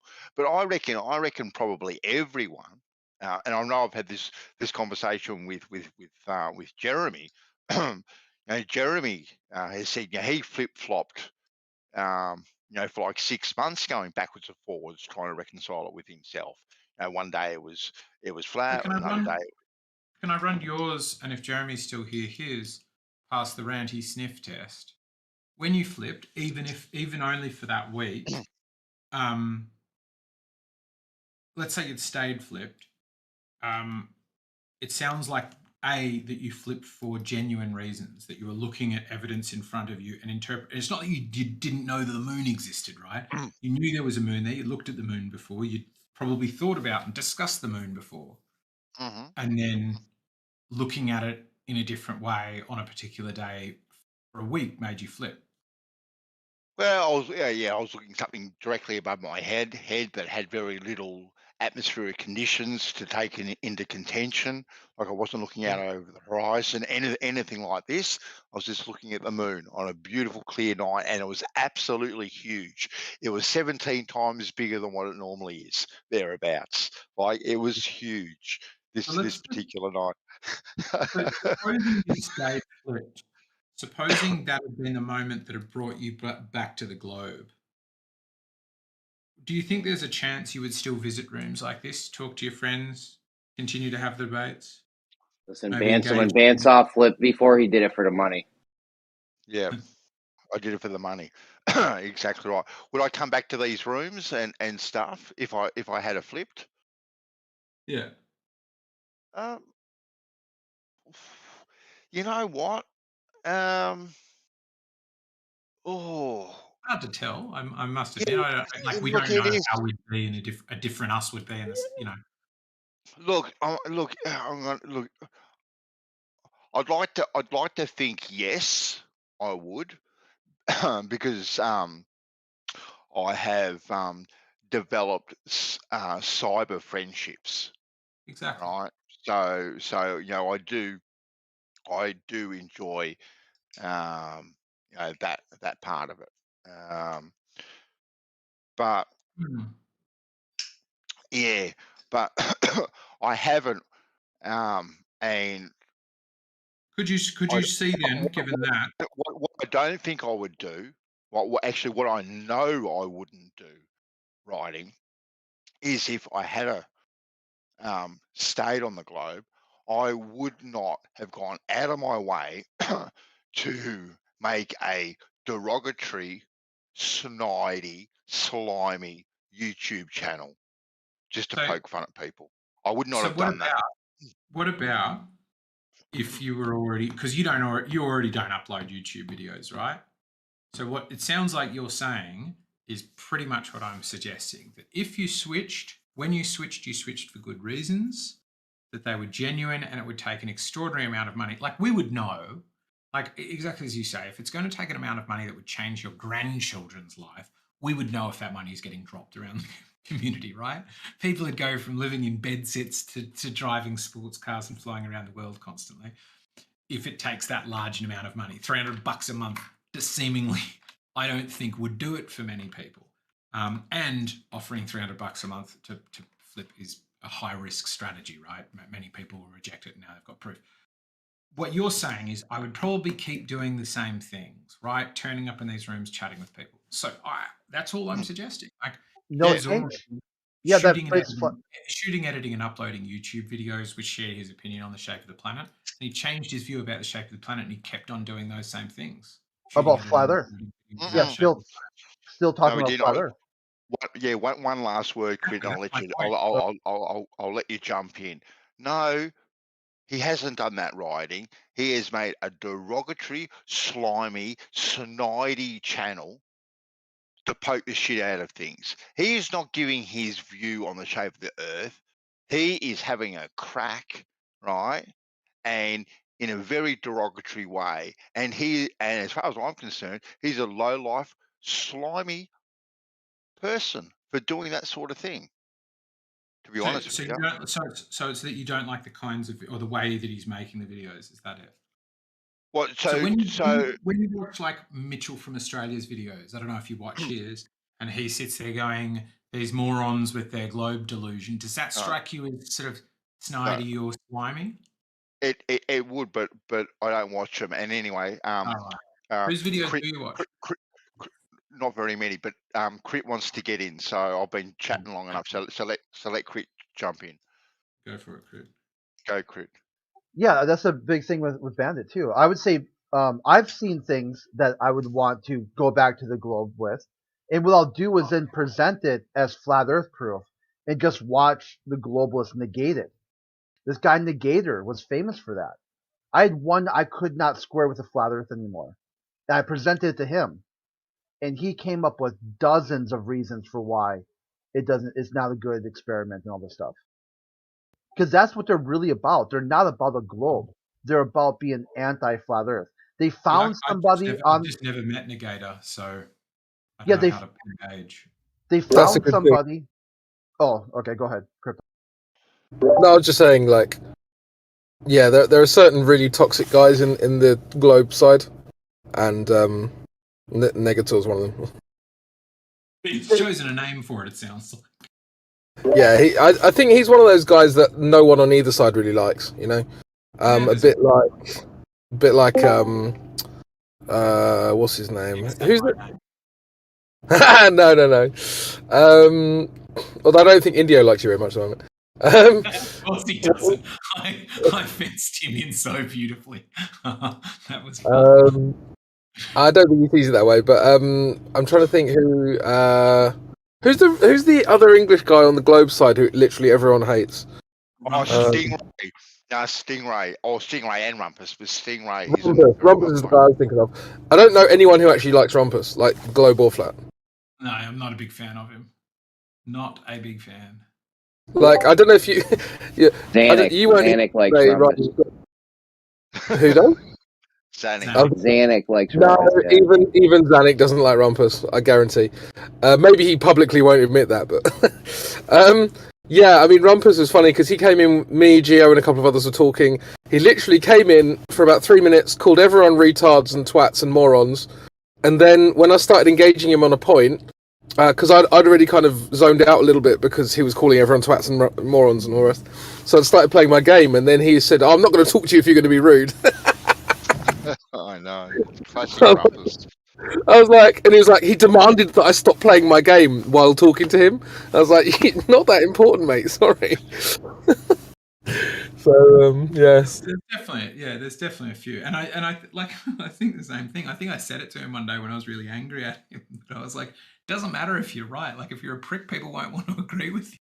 Like you're a good force to drive people towards flat Earth. Yeah, I'd agree with that. I'd agree with that. He's not a nice person. The supermoon was something I looked at too when that happened in 2018. I was like, this is hard to explain on a flat Earth. And I started looking at it, and I'm like, what does this mean? Like, if the moon is changing its distance, and every so often it gets really close to Earth, and the globe model starts to fall apart because they tell you that Earth its rotation would speed up, and what other tons of effects that would happen from that too. The moon gets significantly closer to Earth. I thought it stayed like within sort of a couple of like 1 or 2% of its distance from Earth, but it changes significantly. Yeah, the one in 2018, it was massive. Like it was called like the super moon. It like filled up like the whole sky. I was in Florida when it happened. It looked like the sun. Yeah, it was that bright. So it's 252,000 miles to 255,000 miles, 255,500 miles. Yeah, like just verify that. Well, how would you go about verifying that? And if they change their answer, they say, "Oh, it's actually a little bit different than that."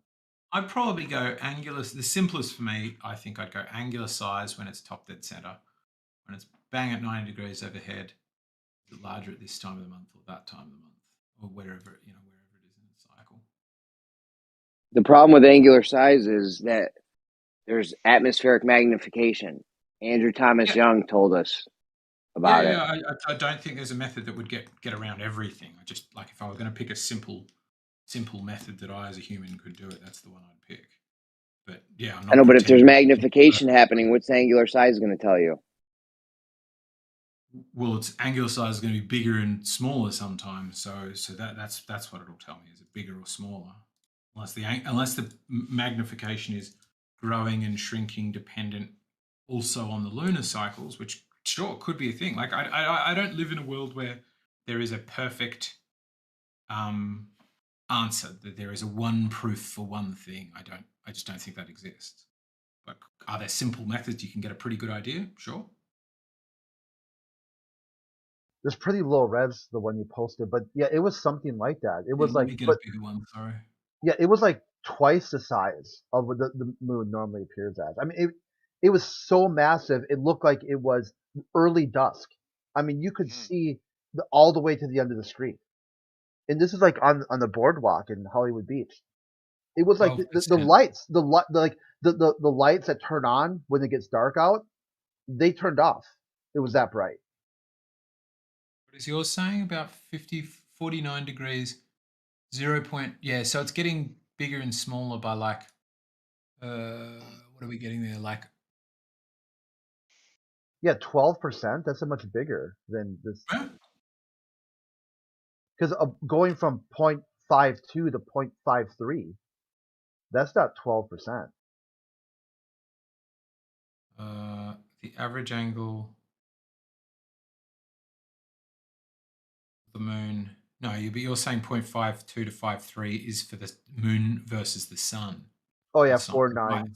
It's 4.9 to 5.5, which does look a bit closer to 12%. Yeah. Okay. Yeah, that's right. 6 difference out of 50. So yeah, 12 is pretty good. But it's even bigger than that. The supermoon one. It is a supermoon of. I don't know. I do not know. They talked about being like once in a lifetime event to witness it. That seems a bit unlikely. What is it? Find out it's a full moon that coincides with perigee. I feel like that'd have to happen everywhere on Earth every month, somewhere on Earth every month. I guess the question is, how often is it dead overheard?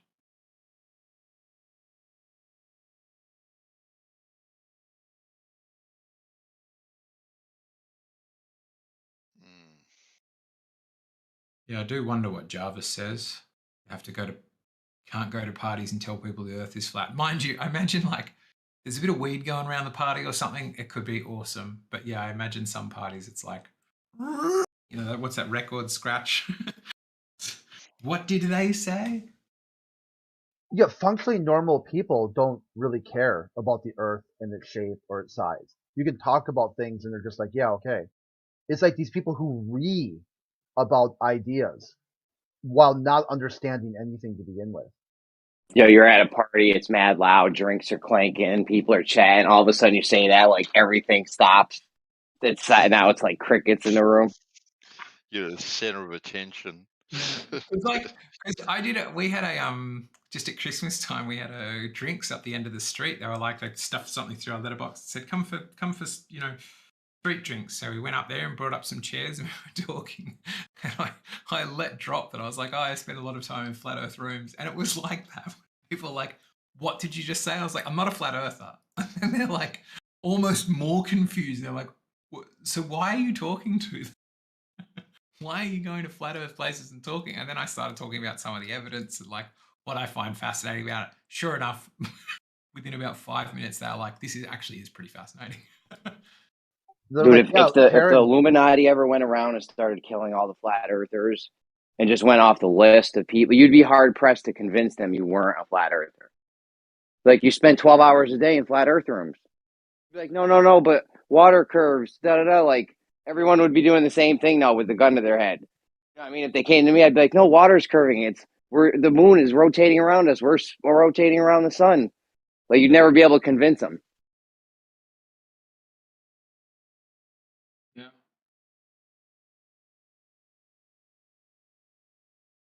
Yeah, my bar for switching now would be just explain Karen and the Globe. That's it. Just explain why Carl Sagan is wrong. And it's not, astronomy is not humbling and not character building.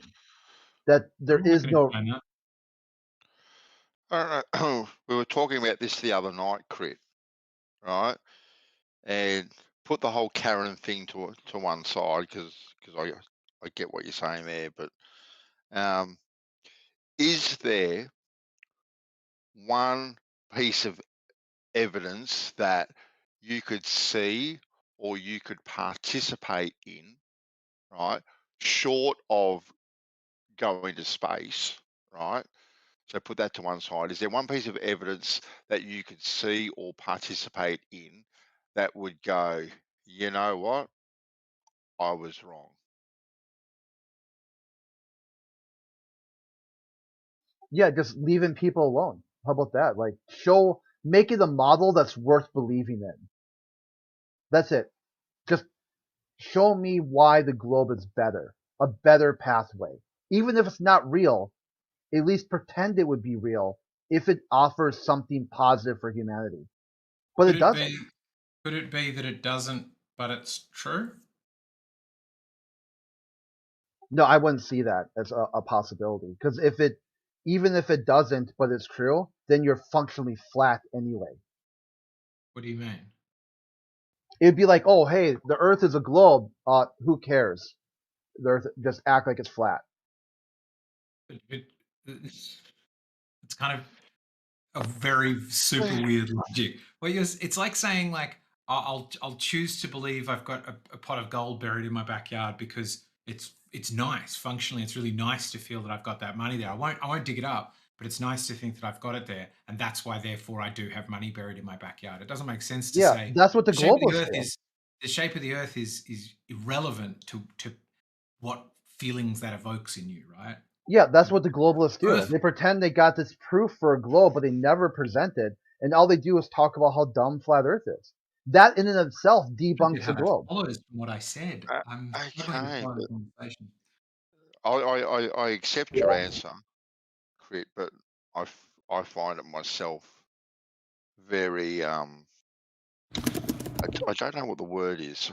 I'm looking for. But Here, anyway, Carl Sagan said it best. it's neither here nor there. Yeah, Carl Sagan really. This is where I got the idea from. Also, when he talked about Nixon bombing Cambodia after the lunar mission for peace, he says, "To me, astronomy is humbling and character building experience." So when you see these anti-flat earthers, a lot of them always invoke astronomy as their proof of the globe, even though astronomy makes no claim to what Earth is to begin with. But they're also not humble, and they have very little character. So they're debunking this is probably what they would claim the best astronomer of all time.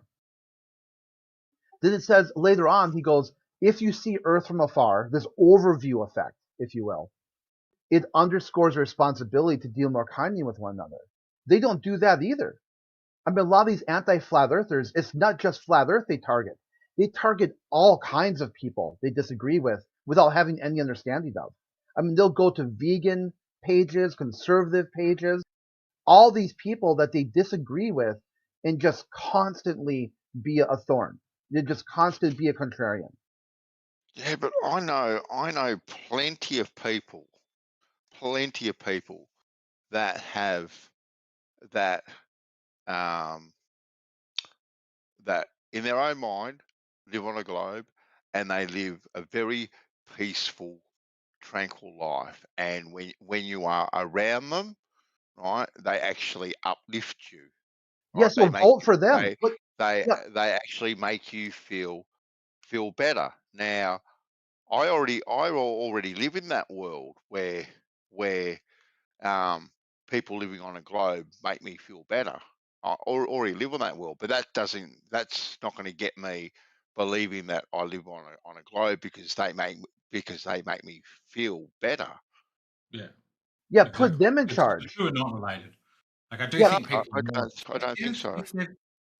I think people are more effective at their chosen goal if their views about the world are right. Like if you know more about the human body, you'll be better at fixing people, for example. But I don't think it correlates at all with their goals. I think that people could be horrendously misinformed and wonderful people as easily as they could be bang on the money and an asshole or anywhere in between. I don't see the relationship. Environmental conditioning. Yeah, the relationship's called environmental conditioning.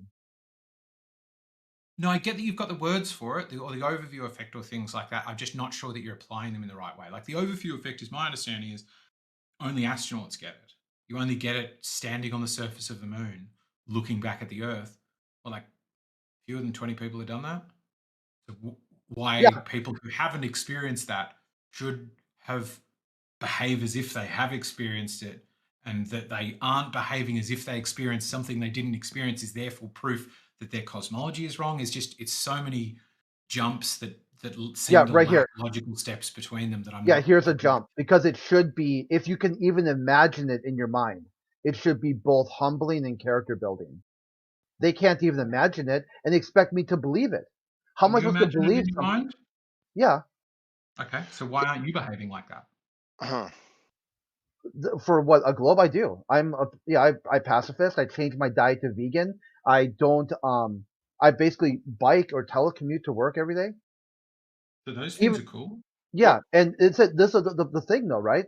That the globalists won't do that. They're the exact opposite. I don't even believe in the globe, but I'm going to somewhat pretend like it's real if it offers this idea of endless space. I can imagine a globe out there, a Earth out there, where there has been nuclear disarmament, where people aren't fighting over limited space. But the thing is, I'm not in charge of anyone but myself. The psychopaths in charge, they don't think the Earth is a globe. How did you get onto the flat Earth side, Crit? Like what did you see? What did you read? What did you realize that got you on the flat Earth side to begin with? Yeah, I think it had to do with I was like in between, like when I was on the fence.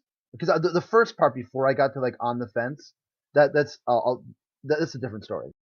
But once I got onto the fence, I started asking both sides. Like I thought it was a debate, who can offer good explanations or what are they working with here? Okay. And the flat Earth side were some very cool people, interesting people. I thought weird, bizarre, but interesting. Yeah. They offered Yeah. answers. They were in good faith. They would ask me questions back about where I'm coming from, and it was a real positive experience. I learned a lot about other people. I went to the Globe side, and their big Facebook page at the time was run by Simon Dan. They said, end the flat Earth. It's like their bullet about us. We have the experts in all the fields, multiple interdisciplinary fields of study that can answer your questions about the globe model, perfect down to the last detail. At the end of this conversation, there'll be no doubt in your mind that we live on the globe. And I was like, perfect, I'll join that group. And it was nothing but trap and troll. It was just one toxic thing after another. And I complained, right? Because they said, here's how you can complain. You'll message the admin. They said, oh, don't worry about it. It's just a little bit of hazing they do to filter out the snowflakes. They'll answer your questions soon. But that never came. And then finally they banned me from the group. And then the admin messaged me and said, like, hey, dude, like, yeah, that was kind of unfair what happened. This is a trap and troll group. We're just do this for entertainment purposes to mock flat earthers. You kind of seem like you had legitimate questions. And he says, I kind of feel bad what happened, but you got to think that people find flat earth absolutely ridiculous. And I'm like, sure, but why lie? Why lie that you have answers when you know you don't?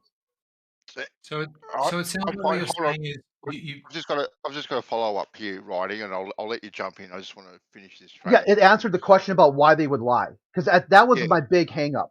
I couldn't figure out in my mind why would they lie. Why would they lie? Like it seems that the lie was too big, right? The Earth is so much history and so much science that brought humans from a flat Earth to a globe that process had too many checks and balances for it to be a lie. Then I saw in real time that they will lie even if they think someone else is ridiculous. They'll compromise their integrity for no reason whatsoever. So there was there a practical thing that got you on board? Was there a practical thing? Like a practical exercise, would you say? Yeah, like for me, right? It being a plumber, it's always come down to water myself, right? Yeah. That was a practical thing for me, and whenever I've spoken to anyone, they've had something sort of fairly practical, whether that's water, whether that's apparent green screening ISS footage, something kind of practical that they can sink their teeth into and go, aha, that's it. So that's kind of what I'm looking for, that practical sort of thing that got you on board. Yeah, so the first one would be like the Coriolis effect and artillery, and then trying to redo the math that when I went to the field, the School of Artillery at Fort Sill, adding in the Coriolis effect.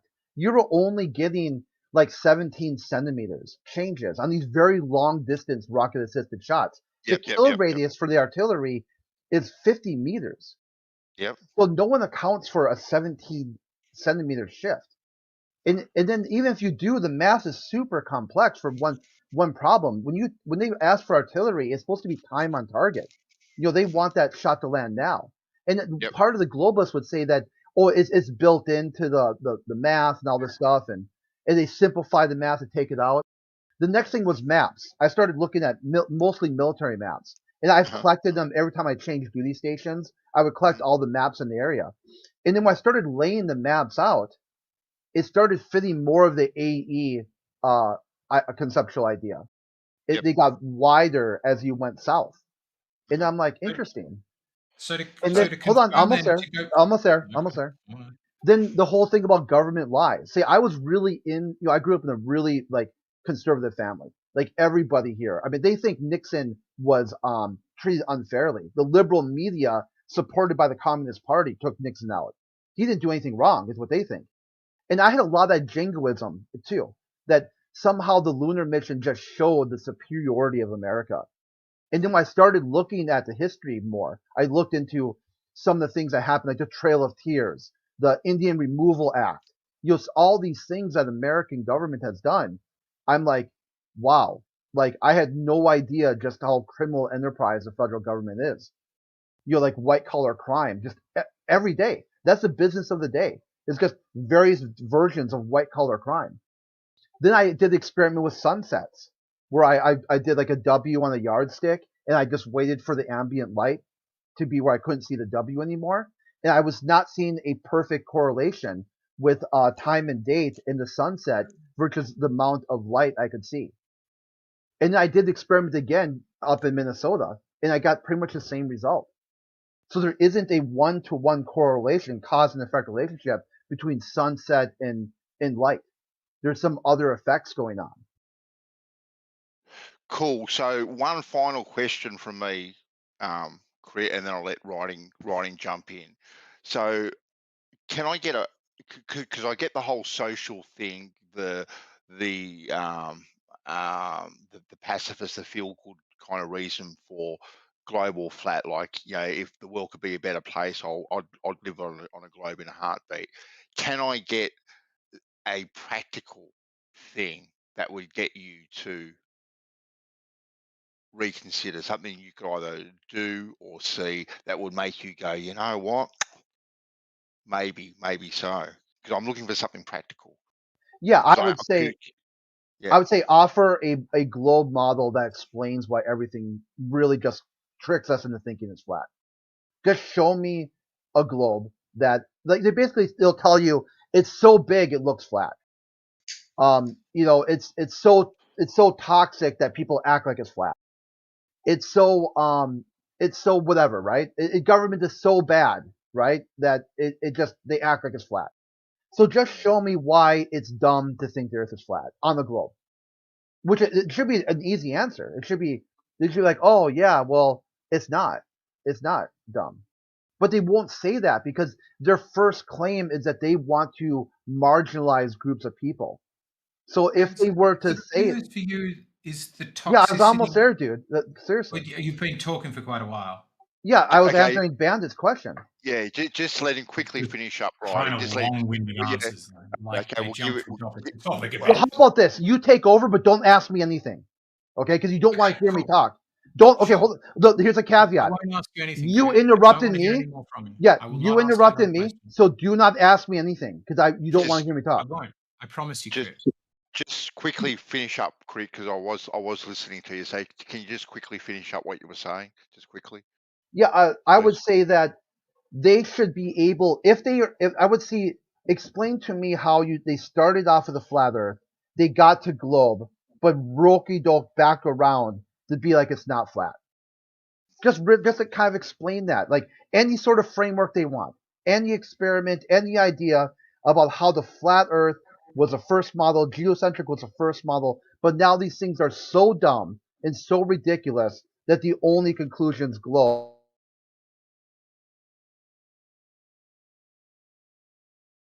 I think I dropped out. Am I back? No, I did. I saw I disconnected for a second. Okay, cool. But yeah, the practical exercise would be like, show me a world where this makes sense. That's it. Okay, cool. Thanks. Cheers, mate. It just seems so. We've talked about two people switching their worldview to go from one cosmology to another, and both of you have described pretty much exactly what I described as being the factors in Ranty's change, which is partly social, partly to do with who do I think are the bigger dickheads, which is not rational, not a logical reason, but still a natural one. And then re-looking at evidence and things that I've already seen with new eyes. So why we would attribute Ranty's switch to a global conspiracy and things that we have no evidence for, when the things we do have evidence for in our own experience would suffice, to me says suggesting he switched for cash is illogical. Both of you have described the same thing. No, well, I've given my reasons why I think his reason is illogical because of his slimy YouTube channel. Right, but that's not logical. That's just saying I don't like the videos he makes. It doesn't at all have anything to do with whether you think the videos are accurate or not. Or his reasons. Yeah. Yeah, and I mean, I can understand that. I mean, he takes the piss out of Flat Earth and you're in the Flat Earth, so he effectively takes the piss out of you. I mean, if you flip open I would say, if that is a measure of whether somebody's honest, pop open anybody's Flat Earth video. QE's, Nathan's, Brian's Logic, Brian Flat Earth Tests, Mitchell from Australia, and I think you'll probably find it's the same thing. I think, in fact, I haven't seen many of Ranty's old videos, but it seems to me he's got exactly the same style. He's just switched to who he's talking about. Yeah, well, I don't watch No change. those other ones because I don't like their style, and I don't like. So I might agree with what they say, but I don't like definitely the presentation. I don't like. So their sliminess is not an indication of accuracy or honesty. A flat. No. I do perceive their well, slimy's probably the wrong word for them. I just find their channels derogatory and abusive these days. But what I'm trying to get at is why when Ranty does derogatory things, is that considered dishonest, and when others channels do that, considered something different? Because when he came out, he was talking about YouTube awards with him and Cats and these type of things, and you add up all these things, and they may be coincidence, may just be coincidence, like 9/11, right? And you and I have spoken about this topic, 9/11, right? And these questions we ask generally reveal more questions than what they do answers, right? they really do. We've talked about it at length. Do you reckon I switched from being a 9/11, conspiracy theorist to now following much closer to the official line? Do you think that there was cash to do with that? And if I'd have made insulting videos, would there then have been cash at the core of that? Or do you think that would have been just, I changed my opinion, I made some videos on it? No, because I still think that you still think there was something not quite right that happened in 9/11. No, I don't really. Well, yeah, because we have spoken about how 9/11 has been used as a tool for perpetual war. Right. That was one of my favorite. It can still be 18 Saudis do something on one day, and then that is capitalized on by hawkish, people with hawkish foreign policies who want to go and attack. That doesn't mean that the event was faked if people use it for That's one of my favorite events. Is like when I was talking about how Bush was told that America was under attack, and he just sat there with a book. And you and Biodual, Crit's a liar. He's a sack of crap. He's making up fake news. That never happened. I'm like, I'm not going to prove anything. Did I say any of those things, Crit? Yeah, you did. No, Biodual sent me apologies. Why would you make that up, Crit? Why would you make that up? Because it was you and Biodual. Why would you just make that up to me? I'm sitting here and you're making up shit I didn't say. I said I was really surprised by that. I have not seen any evidence for that. I asked if you could show evidence for that. I never said it never happened. Yeah, well, sure. If that's your recollection of it, mine is quite different. Find the recording, otherwise retract it and stop being silly. And then finally, when I showed you the guy who was the chief of staff, the article of him explaining it, and you guys said, "Oh, that's just his explanation. That's not what really happened." I go, "He's the guy who whispered in the president's ear. He's the guy who told you what he said to the president." Yeah, sure. Apparently, he came up first and he said something's happened, and then he came up again and he said we're under attack. And then what did Bush do? I don't know. He kept sitting there looking like a fuckwit, I think. Yeah, is that what you would do if you're in charge of the free world and someone tells you the free world is under attack? You just sit there? What I'm going to do tomorrow. How would I know what a different person who's from Texas, who became the head of the United States, the big head honcho, when I'm sitting in a primary school reading a book and a Secret Service agent comes in and says we're under attack? I don't know what I'd do. I'd probably sit there dumbfounded for a bit. How about this? I'll change my bar. I have no idea what I'd do. What would you do, Crit? Yeah, I would jump to action, Great. Okay. especially after the second. How they close knew. have you ever come to being the president? Yeah, not close at all. I've never Okay. ran for anything. So, Do So you I think would say, planes? communication, is it? Do you think actual planes flew into the building, Crit? Or do you think they were holograms? yeah, I mean they looked like planes. The one I saw, and number 2, but I would say my biggest thing is like something happened. The buildings went down. They were destroyed, and the Patriot Act was written before it happened. How do they know? And Operation Northwoods, they had this playbook already. They were going to do the same thing, but blame Cuba. Yeah, Operation Northwoods was like in the 60s, wasn't it? Yeah, they just busted out the playbook and they said, "What can we do to start a global war here?" Oh, we never used this play, the Operation Northwoods, and they just rebranded it. Well, because they had legislation on the ready to roll out, does not mean that they actually planned this event. All it could mean is, you know what, we're going to write legislation, and the next time something happens that we can pin on terrorists, we are going to roll this out. That's what that could mean. Yeah, I think you're bang on the money, Bandy. And on my understanding, this is only the foggiest of memories, so it could well be very wrong, was that they'd already tried to push it through Congress a couple of times, and Congress kept saying, no, this is a sort of a violation of liberty and stuff. We're not doing it. And so it had been shelved, and they just pulled it back off the shelf. To me, it's like saying somebody who's got a shotgun in their house for self-defense is planning on murdering somebody. It's like, no, you can have something sitting around waiting for a rainy day. Mm-hmm. And they could have they could have let it happen on purpose, but I don't think they did. But I mean, I certainly think letting it happen on purpose when they are getting attacked on the weekly, to just let one of those go through to the keeper is a lot easier than holographic planes pretending to hit buildings. No, it does look rather suspicious when you see the buildings come down and what kind of looks like, because you've seen all the footage, right? And you were neck deep into it, right? At one stage, right? And there are certain shots that it looks like there were explosions preceding the floors, and everything's kind of coming down on top of each other.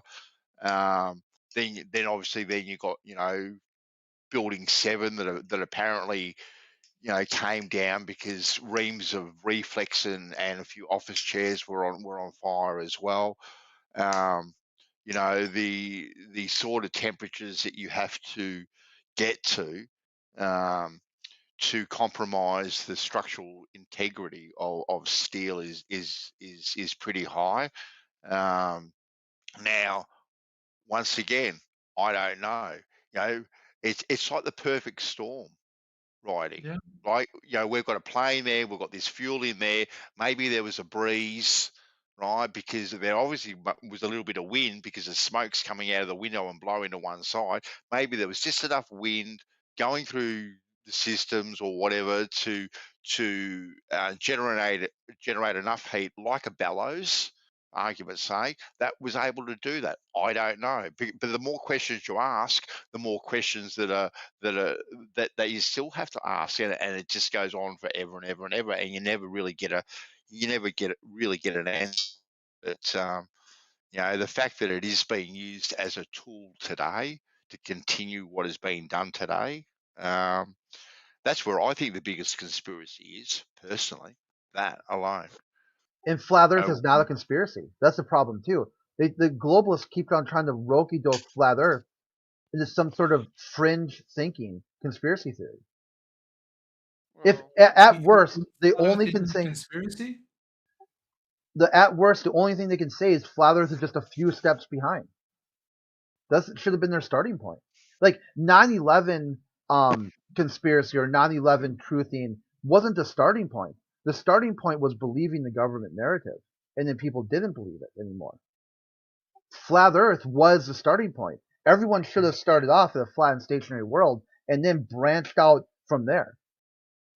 but they'll try to make it a conspiracy theory to believe that never happened. No one ever thought the Earth was flat.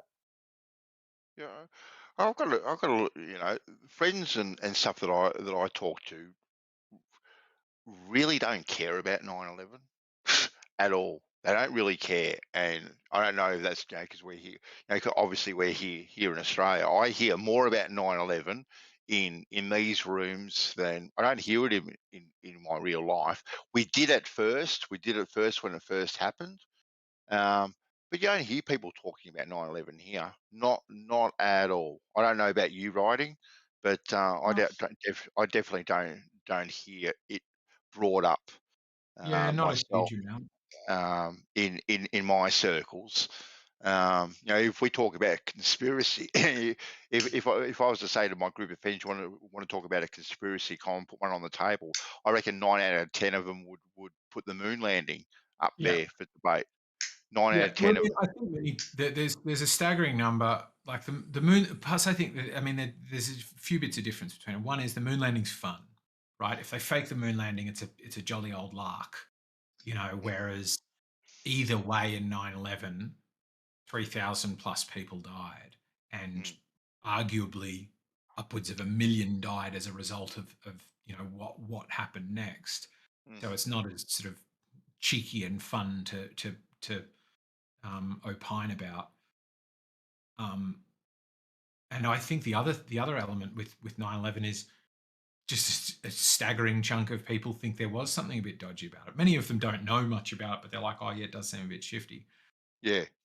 But the moon con is sort of one that I think fewer people believe, but more people are willing to talk about. Yeah. I would definitely agree that if you did bring up 9/11 in a room, at least 5 out of 10 people would go, yeah, it's a bit dodgy. Something seems a little bit dodgy because everyone's heard of the conspiracies and all that sort of stuff. But like I said, once again, it's pretty quickly back onto the moon landing or JFK. JFK is another popular one.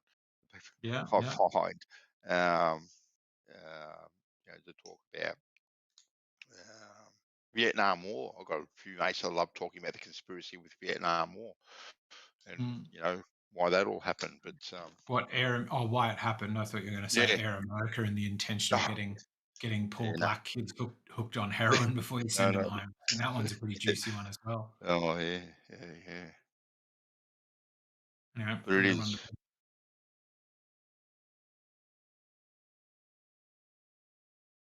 That's the best part. That like atheism and flat Earth used to be allies, like in the 60s. You had George Carlin talk about like don't trust anything the government says. Everything they do is a conspiracy. And somehow now you've got these third wave atheists who act like nothing government does is a conspiracy. Nothing. Conspiracies are dumb. And flat Earth is the dumbest of the dumb. Oh, that is so strange. That on one hand, you can ask people, do they trust the government, Crit, right? And so many people I know would say no, they don't trust the government. Yet on the other hand, right, over the last couple of years, they trust the government, don't they? Yeah. Explicitly, you know what I'm saying? It is quite fascinating, really. Yeah, that's why NASA propaganda has been so powerful that people started to think NASA isn't government. Like you ask people, hey, is NASA government? They'd be like, no, it's just government funded. And then you show them, like, nope, it is a government organization. Now, which part of the government is it? Oh, it's not part of any. It's not in any branch of the government. Like you start asking these people, like breaking down where does NASA fall, and when they finally figure out, it's the same level as the CIA, the FBI, the DEA. It's just another executive pork barrel spending, alphabet soup or agency. Then they start to think, wait a minute. They know the FBI is scum. They know the CIA is scum. They know the NSA is scum. They know the DEA is scum. But yet somehow NASA has been able to escape that stigma of the executive branch because of this sort of, they want to keep people dumb is where I'm going with this. Yeah. They want them to not know what government's doing, at the same time make it seem like government is doing something when they're not doing anything at all. Nothing good anyway. Yeah. It's crazy.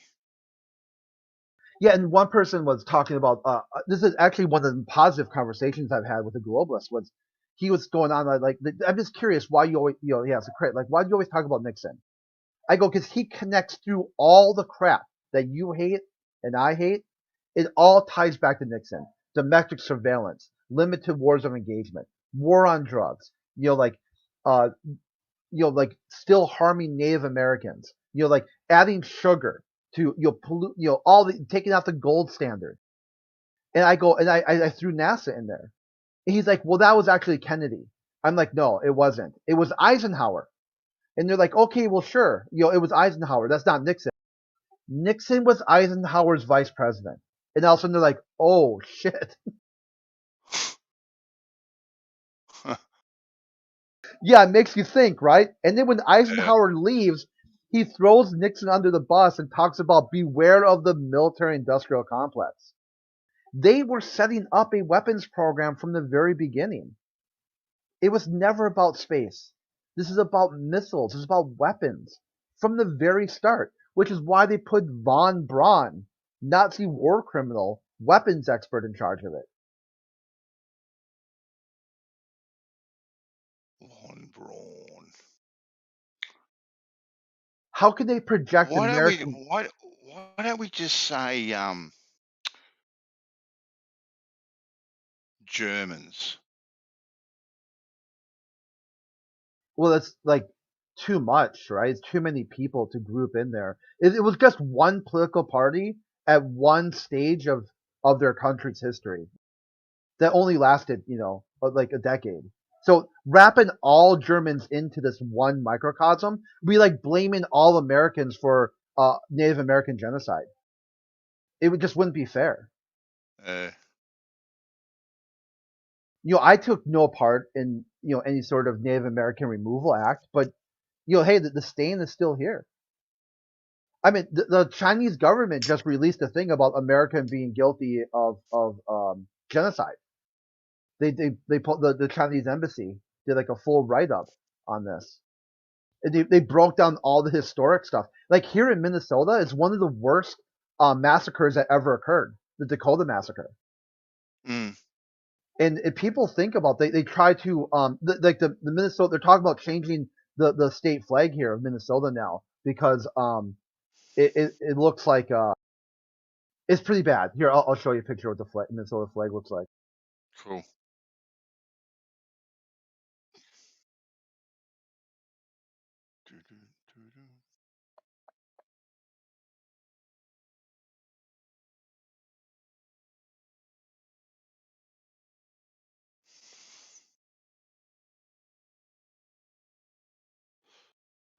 So that's pretty low res. But basically, what you see here is like a farmer, a settler, and then a Native American on a horse just riding off into the sunset. Yeah. That is not historically accurate. That's not what happened.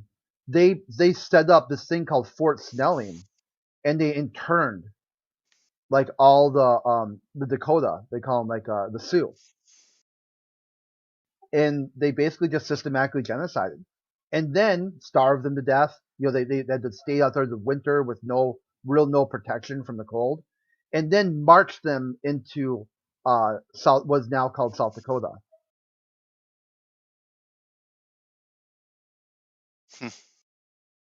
Here, let me look at this. This is another one. This is from Vox, which is like a kind of a left wing site, but it really drives the point home about here a map that maps that can tell a story. This is what Native American reservations look like in America. The blue shows where they are. Look at everything on the East Coast. Completely, yep. There's nothing. Because this is Jackson, Andrew Jackson, used the military to force march natives across the Mississippi River. Mm-hmm. They call it the Trail of Tears because so many Right. people, Okay. so many children died on the march that they say the mother's tear dropped and it made the Cherokee rose. It's just like this flower that somehow only blooms in this one area. So, do you think there should be some sort of recompense for what has happened, Chris? Oh And if yeah. you, okay, and well, what? So, what do you think that should be? Well, I kind of what in a way I would say almost agreeing with the Chinese government. I mean they did a full write up. It's like 30 something pages about. Right. Okay, so I mean if you wanted to skim through it, but they break down all the historical context. They provide evidence, and Yeah. so I'm not sure exactly what that looks like, but I would say that somehow they need to have a native. I'm not sure exactly what the steps are or what it looks like, but there needs to be like a succession, maybe a land succession. So, Like giving them back land. yeah, and setting up their own nation or their own state. Like this is if you want this sort of not a blood quantum sort of idea, but like an idea where they are represented. Because in South Dakota, there's a scandal going on right now where, see, in South Dakota, there's a large population of Native American reservations. Uh-huh. They're doing gerrymandering to make sure that Native American politicians can't get elected. They split. Like all these reservations are split into multiple districts. If they made that just start there. Make the Native American reservation one district. That would be a first step. Let's see what happens from there. I'm not sure what the answer is, but the first thing would be some sort of reconciliation with the past so people stop talking about conspiracy theories are dumb. There was a conspiracy to eliminate the native population in America. Okay, so if you were to give them land, or give them a state, or just give them the right to vote. Like stop disenfranchising. Maybe little steps, just baby steps at first. Okay, then so what? So what? Can't Native Americans vote? No, they can, but what they've done is they've gerrymandered their areas. Here, let me find. I know there was just an article. But that's no different to what they do with every other area either, as far as gerrymandering is concerned. That happens in all areas. Oh yeah. All right, so well, it's a big issue. It's a big issue. Yeah, look, it's an issue here too, Crit, that sort of behaviour, because the boundary lines are always moving to keep the seats safe for a particular party. Whether that's Liberal or Labor. In your case, it's Democrat, Republican, but they move these lines all the time to keep these seats safe seats, so they're always in the hands of that particular party. So the gerrymandering thing ain't gonna probably cut it. So giving them land, which is one of the things that you suggested, would be the question: where do you give them that land? And the second question would be those people that are living there already, and perhaps for generations, right? How is it fair on them to say, you no longer have a right to be here because we have now given it over to the Native Americans, and you have to now go somewhere else and give up all your history that you have created, that you may not have had anything to do with what happened in the past. Yeah, I know it's really hard, and that's why they could like say if you turn the hypothetically, right, North and South Dakota, this became the Sioux Nation. All the people who live there would still live there. They would just be that would be the state. It would just be called like a new state, like just renaming it. They do renamings all the time. Like there's a lake called Calhoun in the Twin Cities. And it used the native one is like the big blue lake. It's like the largest lake in the Twin Cities. Yeah. And this guy Calhoun was part of this Indian Removal Act, and at one point he goes he joins the Confederacy. So people are like, why call this lake Calhoun? He never went to Minnesota. He was never part of Minnesota history. hmm So then they changed it. They changed it back to the Native American. And I'd say even that is a step forward. Start changing words. And you know, like Minnesota, it's just a bastardization of the native word for it. Like it's like I can't pronounce it, but it sounds really close, and it spells Yeah. really close too. It just Yeah. means like 1,000 lakes or something like that. Right. So they bastardized it. They changed it in some sort of English version. Call it Minnesota. Just change the name back to like here. Let me look it up real quick. I saw it the other day, but I was like, I'm not sure how to pronounce that. One thing I find really impressive about New Zealand and their Maori culture is which I find really disappointing about us here in Australia. And I've actually written emails to my local and federal representatives in regards to this issue. That in New Zealand, right, when you go to school, you learn both English and Maori, both English and Maori, to keep that Maori language going. And you learn about the history, you learn about the tradition and the culture and all that sort of stuff. Whereas here in Australia, we don't do that. We don't do it. And slowly but surely, this is dying out. And I think it's, these are our Indigenous people. And we should, I think, go to some sort of effort to recognise them and teach about them, which doesn't happen. What have we got here? So this Oh, God. shows before what Minnesota would look like. Yeah. So you had the Sioux, the Dakota, because the Sioux was a group of OTA, tribes, Mhm, and then Ojibwe, these are Great Lakes tribes. Like they kind of like have got like a like their own sort of epistemology or history, I guess, for why they pick these names. Yep. Then the next map, this shows what Native American reservations, current time, like right now. Yep. And what's crazy is like, see this Prairie Island? That's where the nuclear power plant is. Oh, really? Yeah, so it's like you start There you go. when you cross referencing these things, like it's really bad because these areas have like landfills and other sort of things going on. And I mean, I guess I'm not saying that this like the bottom map needs to turn back into the top map, because that would be a lot of problems, right? Because like it wouldn't make a lot of sense. But what they could do is at least have, say, this Red Lake, right? Red Lake, White Earth, and Leech Lake. Just make that one block, like a setup where they get their own representation, and they could have their own, if they want so. But they can vote for whoever they want. That's the best part. But at least offer something, because here they split it up. All three of these reservations, I don't know for sure. I'd have to look it up. I would assume are in all three different districts, like voting districts. Yeah.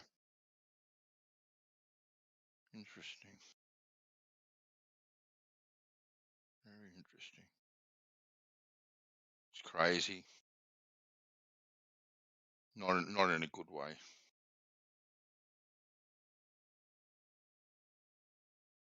Yeah, it seems like there's a lot of problems that I just looked it up. So White Earth is in District 7, Leech Lake is in District 8, and Red Lake is split right through the middle of 7 and 8. Mm-hmm. I mean, that's dumb, right? That's like, why? Okay. Why is it like that, Because they want to disenfranchise. They want to make sure no one can they'll always be outnumbered.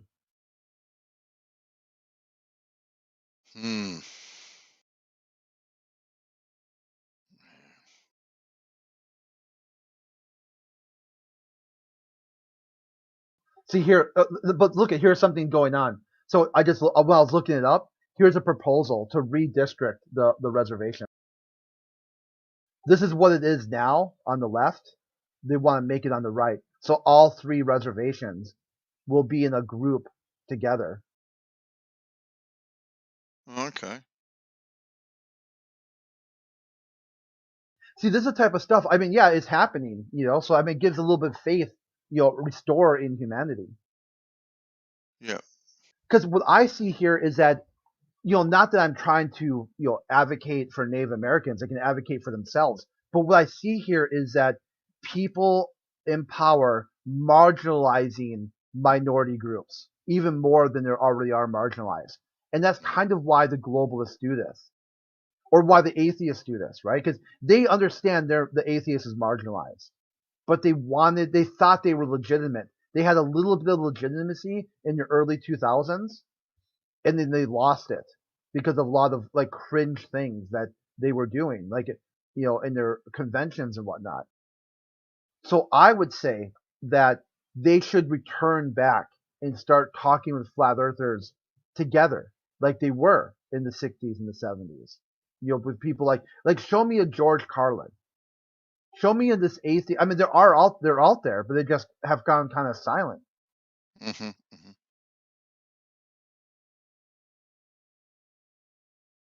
Mm. Interesting. Crazy. You guys just have just as many problems with your indigenous people as what we do.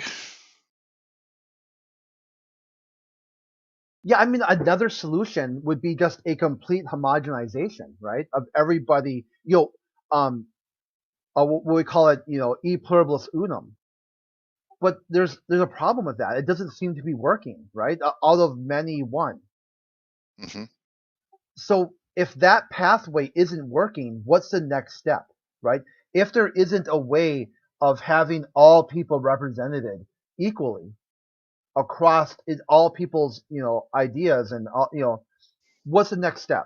If that has failed, if e pluribus unum has failed, if in God we trust has failed, what's the next solution? And I think maybe some sort of explaining of history. Why? Why have these really good ideas failed? I totally agree with you, Crit. The only thing missing in the whole equation is the truth itself. Yeah, really well said. That's a big key, right? A lot of these ideas have not been based on truth. They've kind of been based on good feels.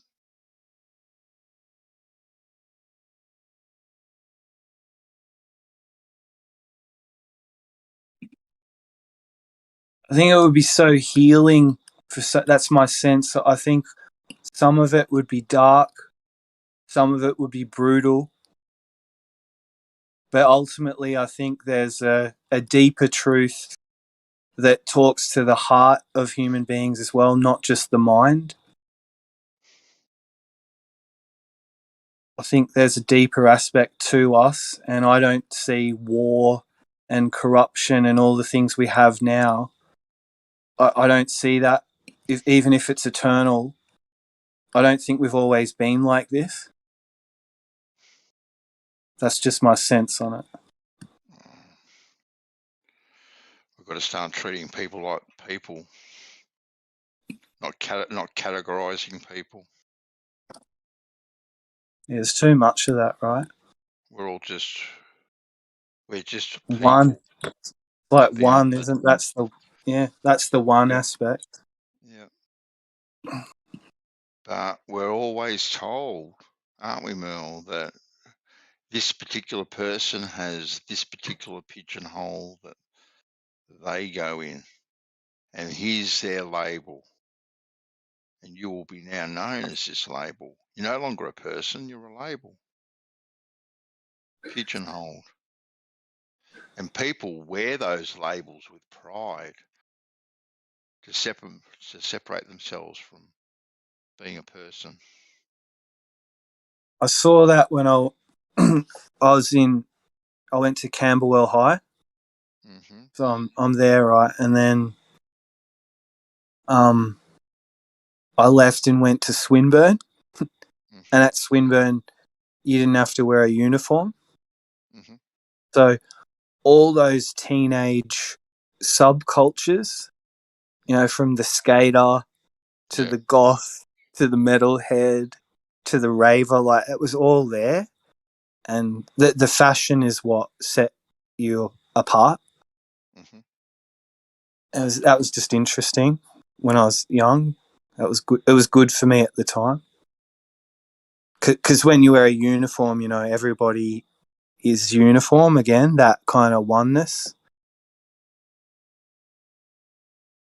And tuck your shirt in and all that. Yeah, but see, the uniforms also too.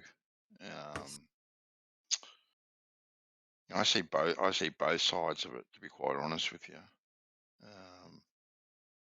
as a parent that has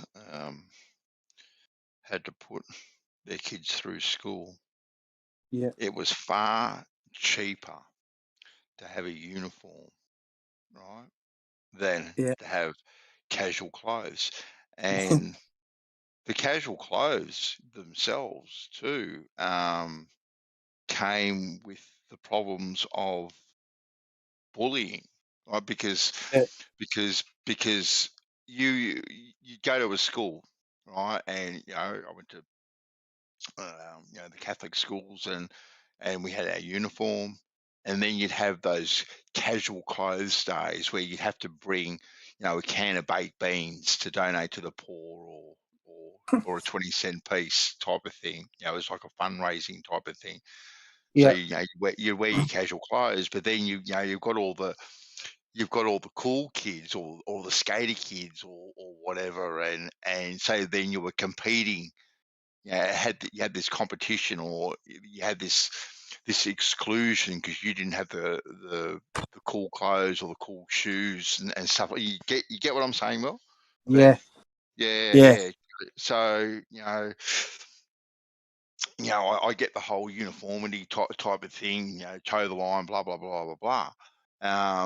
But like I said, as a parent, I found it a hell of a lot easier, a hell of a lot cheaper. Mm. But having the casual clothes where you have your individuality comes with its own issues of peer group pressure as well. Yeah. I think. I think I had maybe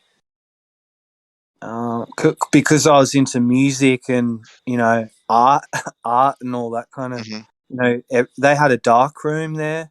I really Yeah. thrived at swim. They had the best art fucking department.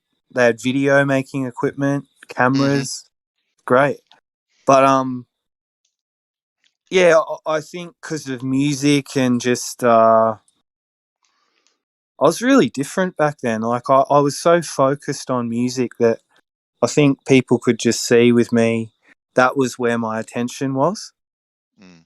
I wasn't even like really like hunting. You know what I mean? I wasn't like that. I was more Mm. just my identity was was music. Like that was what it was. That's what it Yeah. was. Because Yeah. Yeah. that's what I was interested in most. Yeah. Yeah. So We all I have an didn't really identity. care. Yeah, I didn't like. I didn't. I knew what was on offer even then. Hmm. Like I clocked it. Yeah. I was like, yeah, I must say, I was one of the sports jocks, I must say. right, Yeah, yeah, oh, the footy that because I was good at the footy, I was good at the cricket. I wasn't yeah, bad at cool, basketball. Because of yeah, my height yeah, and my strength and all that sort of stuff. I kind of excelled at the athletic kind of, and plus I enjoyed it too, Mel. Right? mm, I enjoyed. You're good at something. Like it's good to be good at something where you're better than other people. Like it's like you get that self gratification, I suppose, because you're winning things, whether that's individually or part of a team. It was really cool being in a team environment yeah. because, I can totally relate. I can. Yeah, I because played footy, cricket, yeah. and basketball, just like you. Were All three. you were you around when the Herald Shield was a thing? Hmm. Herald Shield footy, or you were? I've Yeah. heard of it. Yeah. I've heard of it. Yeah. Well, I actually got to play in that, and we got to the grand final with Assumption College, and we played at Waverley Park, right? Oh yeah. Prior to a VFL game, so we were like the encore match, whatever this, like the support match, and Yeah. to play in front of a stadium that's got 30,000 people, right? My God, what a feeling that was. I did it once in my life, and it was a buzz of a feeling. Because usually, our games were, the crowd was just the mums and dads, and maybe, Yeah. a Someone to few. beep the horn, right, when you Yeah, kick a goal. exactly. You know what I'm talking about, Will. You know what I'm talking about. Exactly right. And we got to play it. We got to play it at Waverley Park when Waverley Park was still up and going, because it's no longer. Well, it's no longer used. It's just a training facility Right. now. But that was an Yeah. absolute buzz. But yeah, no, I didn't mind being part of uh, the sports. It definitely got you a lot of attention too, the kind of attention a young man is looking for as well. Yeah, for Yeah, sure. yeah. Nah, good on you. Mm. I mean, you've just reminded me of I think it was at Moorabbin. And I've been to like Windy Hill, Yeah, VFL Park, Arden Street, MC, all that right? sort of stuff. Yeah. But I saw a game at Moorabbin, and for just the vibe, Hmm. and it just had that pure what I miss about footy, that it used to be almost like Melbourne's game. Yeah. And it was, look, it was very localized too, and I've seen documentaries on the soccer in England, Merle, where it's almost like a gang mentality, the way they support their team, and it was kind of a bit like that Yeah, in Melbourne with suburb VFL. against suburb. Yeah, suburb against suburb, exactly right. Almost a gang mentality, Yeah, which was really really the cool though. scarves. Yeah, I know. Yeah. It all Where, started here. yeah, And yeah. apparently one of the first films, I'm not sure if this is true, but apparently one of the first films was an Aussie film, and it was Aboriginal people playing footy. Was it footy or cricket? Yeah, it was footy or cricket. It was Yeah, one of one of the them. two. Yeah, I think I know the one you're talking about. And I can't remember. I'm thinking cricket for some reason, but you might be right. Yeah. It might be footy. It might be footy. Um, I know one of the first teams to go over to England internationally was an Aboriginal cricket team. See? Yeah, That's yeah, weird. That's weird, isn't it? yeah. I know. But yeah, now the footy, like when you go to these huge big stadiums, it's a little bit sanitized now, where Yeah, it there's always not that. happens. Yeah, it's not that. It doesn't have the same feeling. It doesn't quite grasp you. It's the Um, same with like an intimate pub gig and a mhm, big stadium. Like it can yeah, be great, yeah, but the more commercialized and mainstream everything has got, hmm everything's got like that. yeah, Bandsaw, that's how I see it. It's very generic. yeah, Websites, apps, yeah. Uber, it's this whole click a button and you're in. It's funny. Yeah, funny you should say that, because I've told you this too before, Merle, that I used to be a bouncer when I was a young fellow, because of my size and all that sort of stuff. And I distinctly remember being a bouncer and bouncing for pubs where they had people like Cold Chisel, Akadaka, these sorts of bands playing. Right back in the day, in excess, like when they were just pub Yeah. bands, when they were just Yeah. pub bands, right? And I've been to an In Excess concert, and I've been to a Cold Chisel, like a big concert, like in the stadiums, and it's not the same. It's you do lose something, even though the crowds are huge and they're going spastic and all that sort of stuff.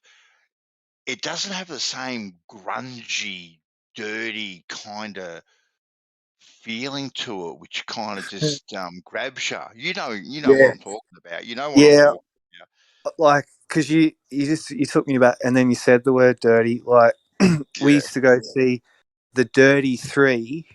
I don't know if you know who they are, but at the Corner Hotel in Richmond, and people would just pack in there. Yep. And it would just be to the rafters, and then everyone on the sauce. Yep.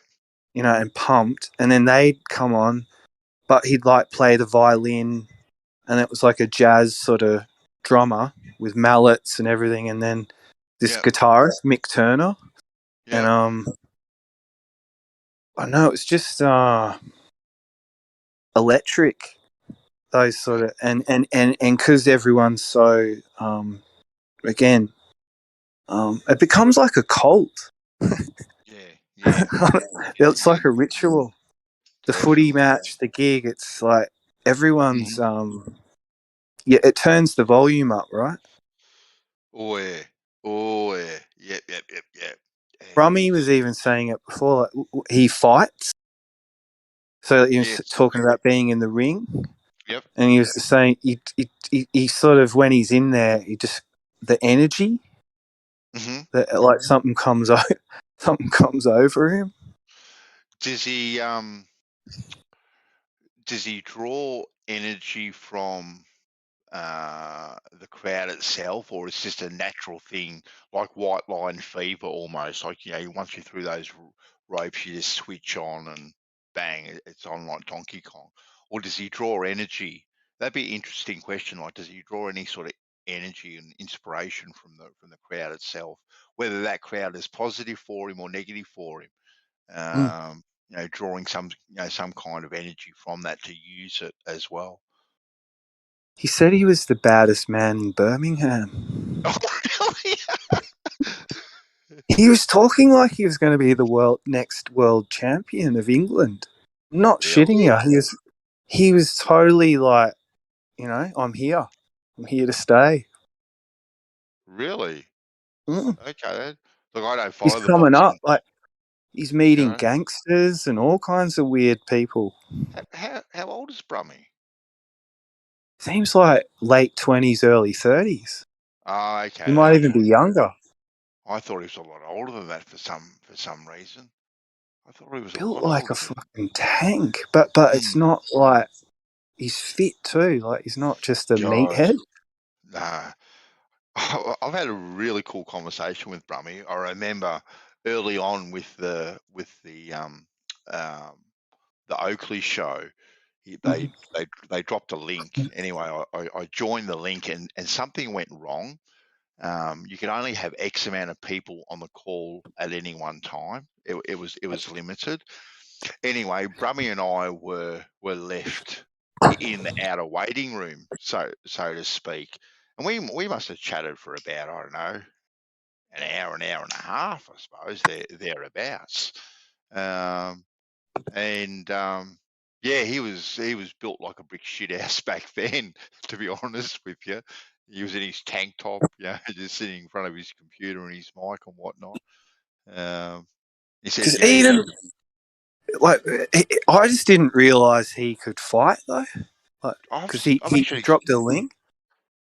Oh, and yeah, he was, I've seen the ring. And I was like, wow. Yeah, I've seen a couple of clips of him fighting, and look, I wouldn't want to be behind one of those hooks. Haymakers. No, not at all. And good luck to him if he gets a shot at the world title. Because apparently in England, like, he was fighting a big boy, and he didn't look scared. He didn't look intimidated. He said he was talking to the guy about flat Earth. Oh, really? Yeah. That's what he needs to do. When he gets a shot at the heavyweight championship of the world, like you know how they come in, Merle, and they've got the fireworks, they've got the fanfare, and they've got the flags all as they're walking up to the stage. There, he wants all these flat Earth banners and a flat Earth song playing for him as he's walking into the arena and into the ring. That would be gold. Put it on the world stage.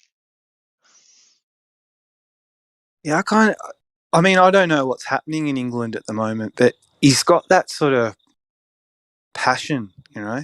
Like, he's not mean-spirited, but he's just built like, you know, he's made for it. It's weird. Yeah, he's built like a brick shithouse. Well, But fit and with it, you know, I could see him, like, if he had the right trainer and some good support, he might become like a big deal in that world. He might get all of that if he's hooking up with gangsters and stuff. Yeah, he was saying like he spoke sort of the wrong way to like a big cheese. Oh, really? And someone said don't. Happened? You know, Brummy just being Brummy, like probably just being cheeky and a bit of a smart ass. Yeah. But said something to someone who's apparently got a bit of clout in that world. I think someone pulled him aside and sort of said, "Oi, like easy." Yeah, calm it down, calm your farm. Yeah. Like if you want to get anywhere, you want a shot, just zip it. Just zip it. Yeah, fair enough too. Fair enough. Yeah. It's all about who you know, not what you know, and how you can do it, isn't it? Because you got to know the right people in any field, and boxing wouldn't be any different. You've got to know the right people. Be brutal. It'd be brutal. Well, yeah, but you can be the best fighter in the world, but if you don't know the right people, Mel, you're not going to get a shot. You won't get a shot at the championship, right? They won't let they won't let you in the door. So. Remember Lester Ellis? Oh yeah. Yep, he lost everything. He lost absolutely everything. He lived in Melton, right? And he got his big shot because he became champion, all that sort of stuff, and made a lot of money. And he went out and bought himself like 12 Mr. Whiffy vans because he thought he was going to make a fortune out of soft serve ice cream. And the whole thing collapsed under him. He made nothing, absolutely nothing. It was a total disaster. He took his financial advice from the wrong people. That one. Shit. But yeah, he was a pound for pound, he was an absolute machine too. He was. Then we had people like what was his name? The Jeff other Fennick. that's the one where and he was fighting. Oh God, who was he fighting? And well, naturally, I'm on Fennick's side because he was an Aussie. But you looked at that fight, and it looked like it was stolen from him. It looked like it was stolen from him because it went down to points, I think, in the end. Yeah, I don't remember who he fought. Yeah, it was some. I don't know if it was some American fellow or some African guy, but he was a black man. I think it started with M. Oh, I can't remember for the life of me.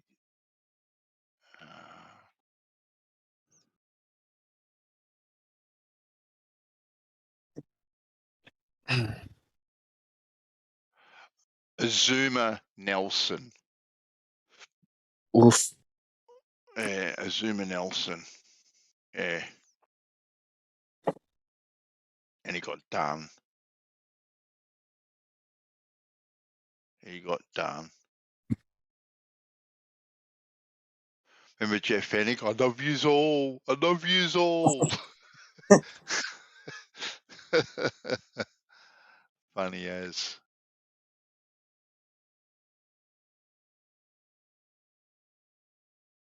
What are they?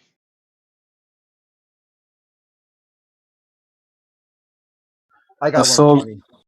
Yeah. So I'm Yeah. talking to this guy in DMs from the asylum, because the asylum got nuked. So Yeah, we've been, yeah, I heard about that, and now he's got another one up and going. yeah. So anyway, one user, I won't say his name because it's in DMs. We're going back and forth, continuing down a conversation. So finally, I said, okay, what video do you want me to watch on YouTube? Right? Just link me a video and I'll check it out. He links me. Check this out. Flat Tards Part 1. I'm like, okay, what's a flat tard? And then he says, well, I guess I don't want to learn science. Oh. It was like, it was a positive, it felt like it was a positive conversation, and it completely derails, right? Like, it'd be like, here, like, can you imagine from the flip side, right? I'm like, here, I'm explaining flat earth to somebody. Uh-huh. And they're like, oh, yeah, that's really cool. Do you have a video that I could watch, while I'm at the gym or something like that? Yeah, here it is, Globe Tards Part 1. What would they think? What would they think? Like, no, what? Yeah, keep that one, pal. You're going to put that on your to watch list, top priority, aren't you? Yeah, I just can't wait to watch Flat Tards Part 1.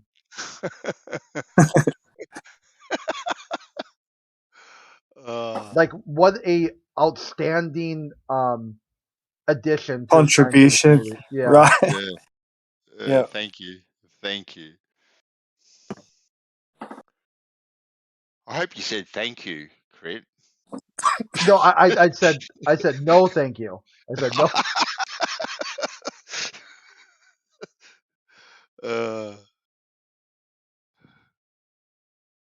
There's a guy in Gems. His name's Everett Anderson or something. But he makes videos about flat. Some of the people he finds, I don't know where he finds them. Yeah, this whole the whole YouTube channel is just called Flat Tard. Oh, they got one on. I clicked on it just to see Can what you it was drop the about. link to that? Yeah, drop the list. We've got to investigate it. I don't know why.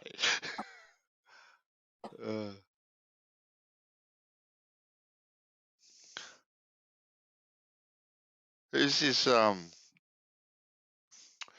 this All Glory Merle? Apparently he's going to change every flat earther's mind, I heard.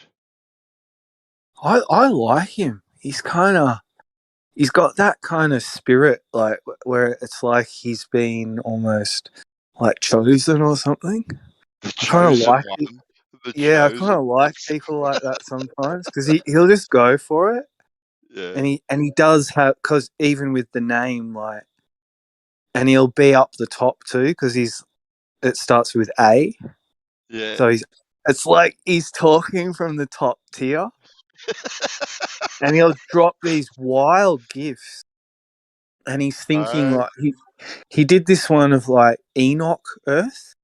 And at the end of the Earth, say like the edge, there was like a grill like you'd see like in a swimming pool, like where the water overflows. And the water was flowing over the edge like through like a grate and then being circulated from underneath back out like a spout. Yep. Like and I don't know, like he's young, he's going for it, and he just thinks that flat Earth has some limitations in the way it's being visually presented, and I think because he's good with the visuals and shit, so once he starts to, it's like the realm, smoky. It's this new wave of concave, really. Yeah. And it seems that Concave's trying to solve where the azimuthal equidistant circular map and circular path of the sun doesn't seem to work. Mm, mm. So they're trying to model it as an alternative to the heliocentric model, you know.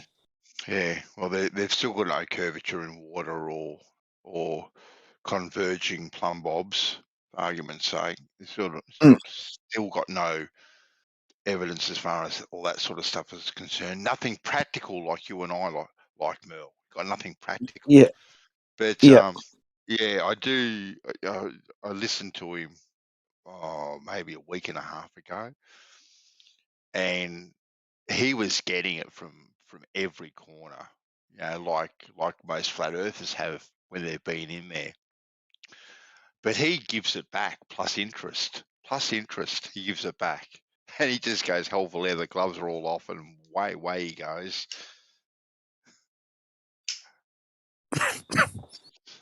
yeah. I mean, I think there's some things about concave. Like I've Jibby Jedi always used to warn me about concave and concavers themselves.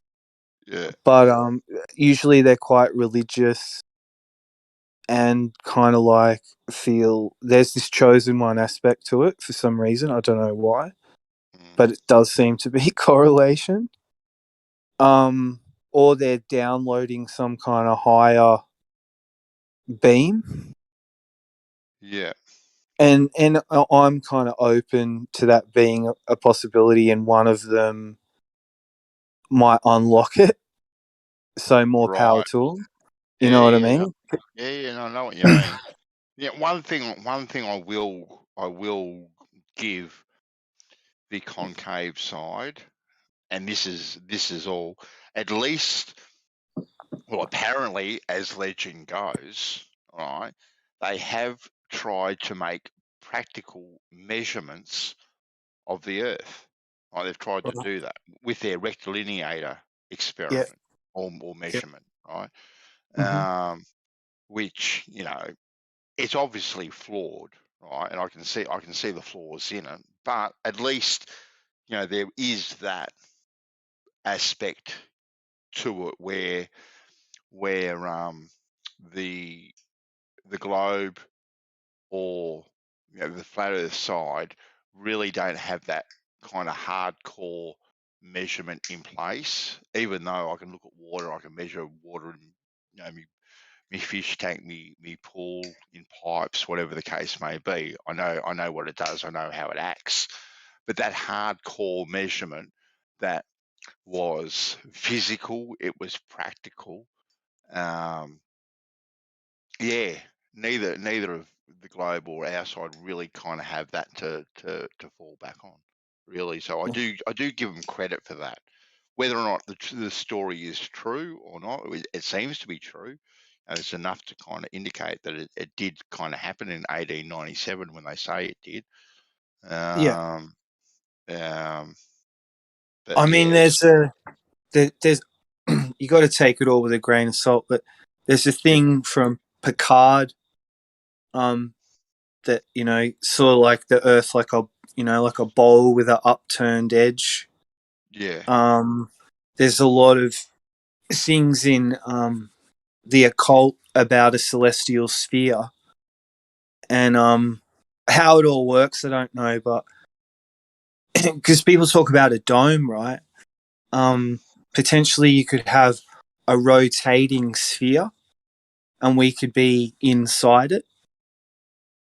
yeah, And if you could prove that, like that, then, mate, I've always thought since coming into this, under the earth, there's a lot of oil.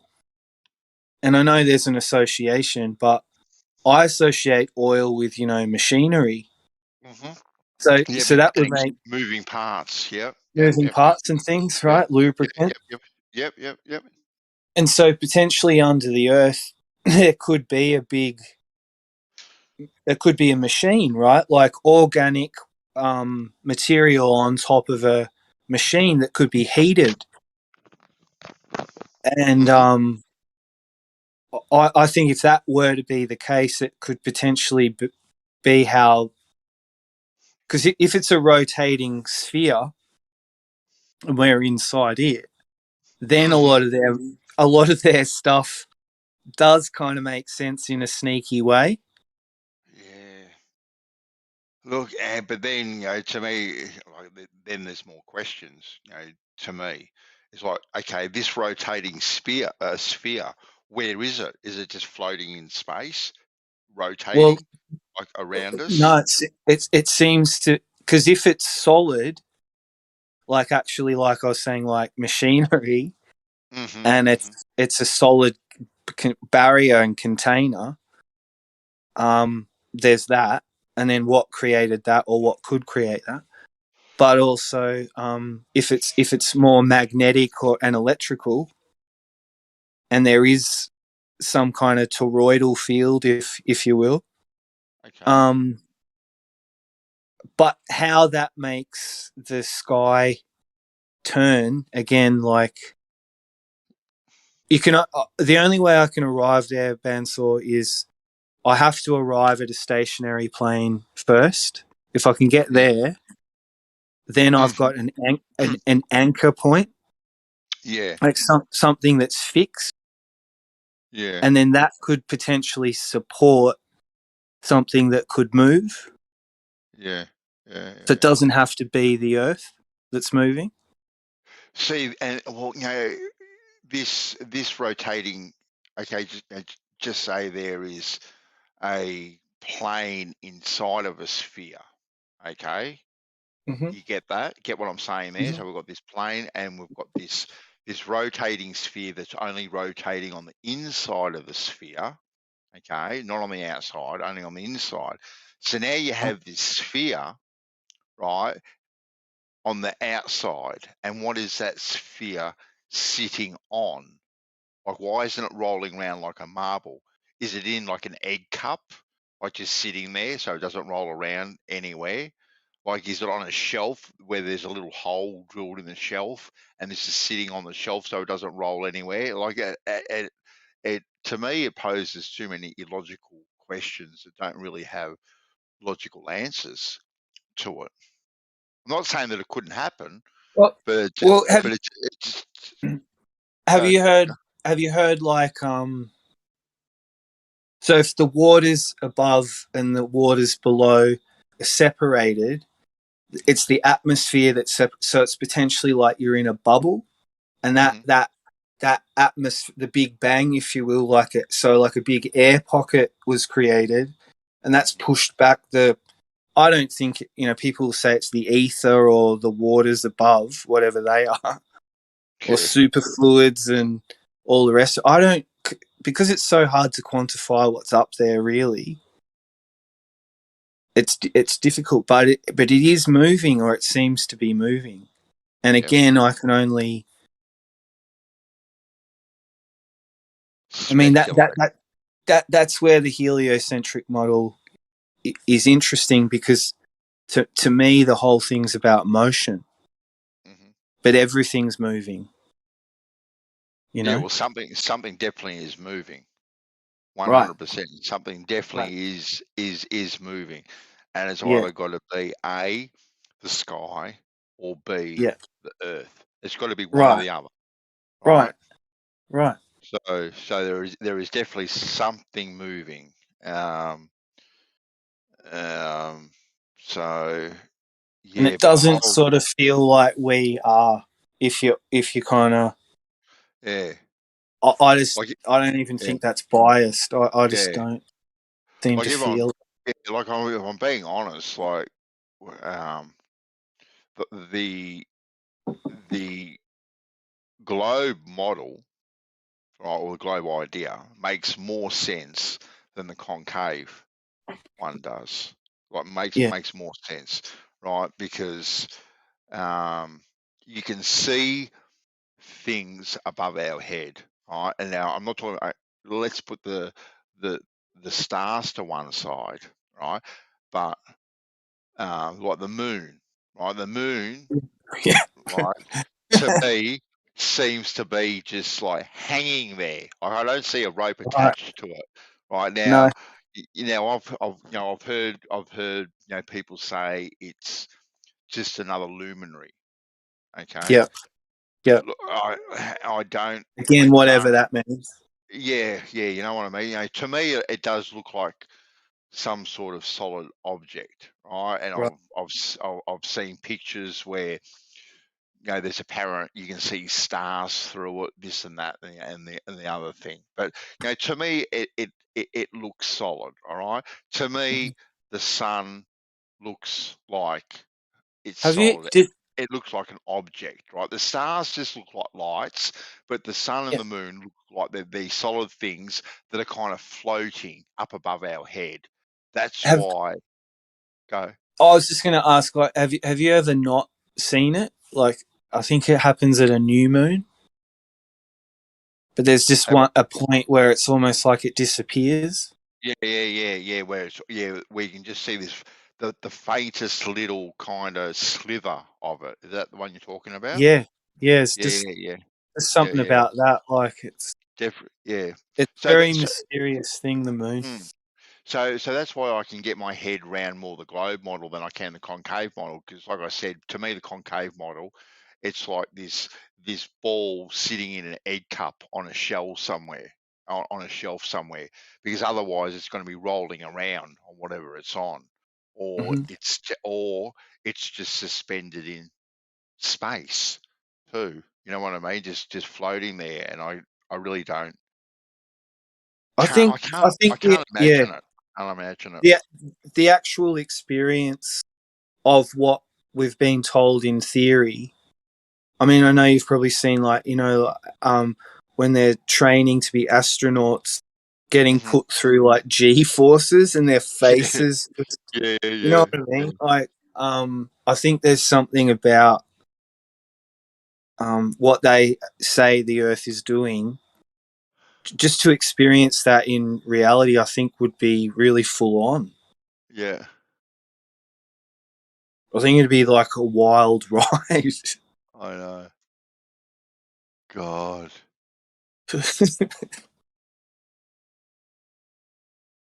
and even the ISS to me, like, and people being on that too, for those reasons, it just seems too fast. And what we experience, it just doesn't seem to match it. Even the sound of it, like there's just crickets chirping, like another car alarm going off. I just don't feel like I'm hurtling through the universe.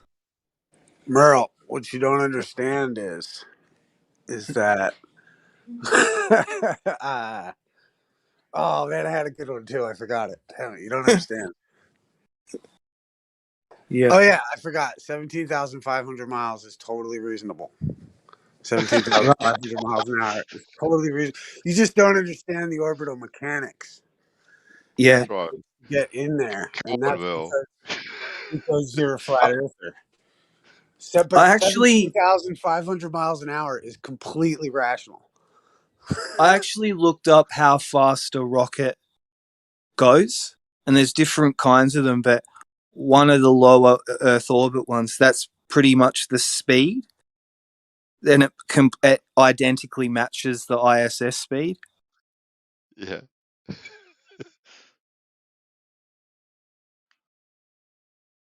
I mean, yeah, that makes total sense.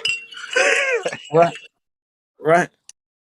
I mean, I've got to always take my hat off to the mathematicians though, and the astrophysicists.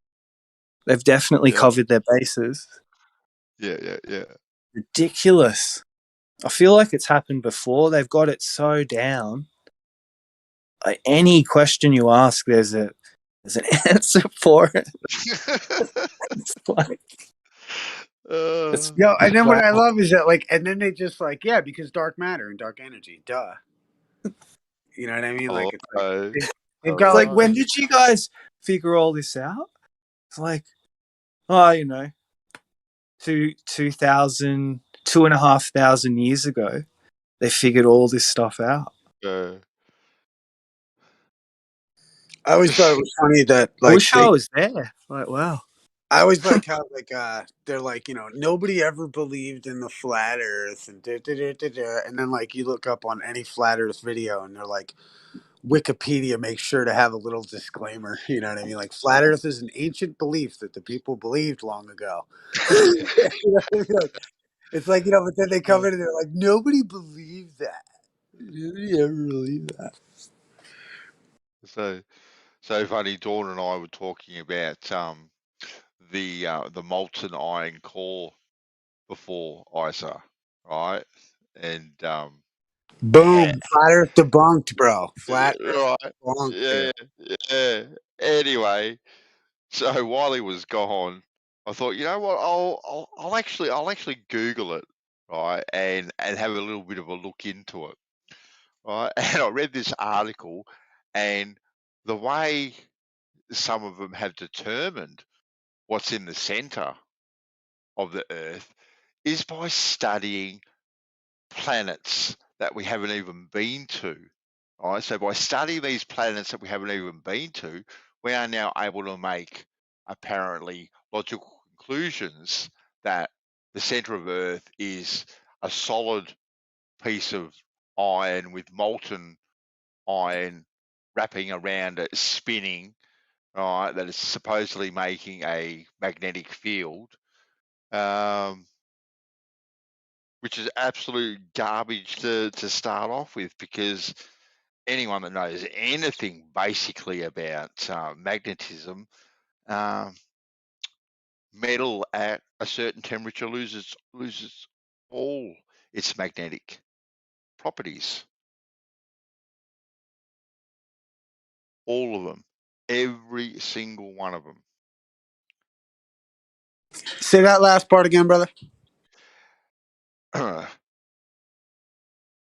Metal, iron, steel, at a certain temperature loses all its magnetic properties. All of them. Right. And that is testable, that is provable, that is repeatable every single day of the week. Every single day of the week. It's quite fascinating, actually, that they do it all the time. Yeah, it's wild that they then have like a heart, like, because that to me is also, you know, it's like indicative of even like the temperature gradient and like, you know, the, you know, like the heat of the Earth affecting the, you know, you know, compasses and affecting all kinds of shit. Like, you know, what a weird anomaly, you know? So cool.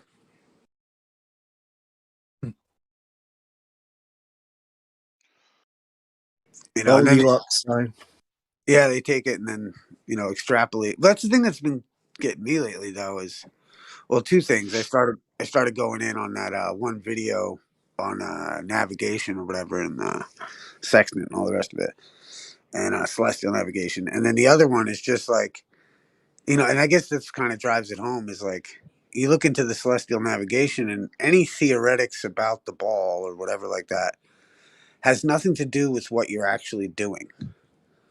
Like, it's like essentially useless information about something you can never prove, you know. And it's just weird how useless all of that extrapolation is, you know. Like even like, you know, they presuppose that they're making spherical triangles when in reality they're just getting baseline measurements, and then, you know, they put it in. I'd really like to know more about some of the formulas of the math that they use, that the corrections and navigational books use, allegedly. Like, I want to, like, I'd love to see how that, you know, mathematical formula that, you know, is the, you know, some kind of a correction on a GP of a star, like, you know, how that formula really plays out versus the, you know, this general idea. Well, we, you know, imagine the Earth's flat, but we know that because the Earth's really a ball, and we're going to treat it like it's flat because it's a ball. And then we really know it's a ball, but it's just so harmless. Like all the ball Earth information is useless. Mm-hmm. Because you treat everything as flat. Right. It's, you know, and then only in your mind are you considering that the Earth's a ball. Yeah. you're not actually practically using it for anything. You know, like it's just this harmless well, I mean, it's not harmless in a lot of ways, but it's essentially useless information.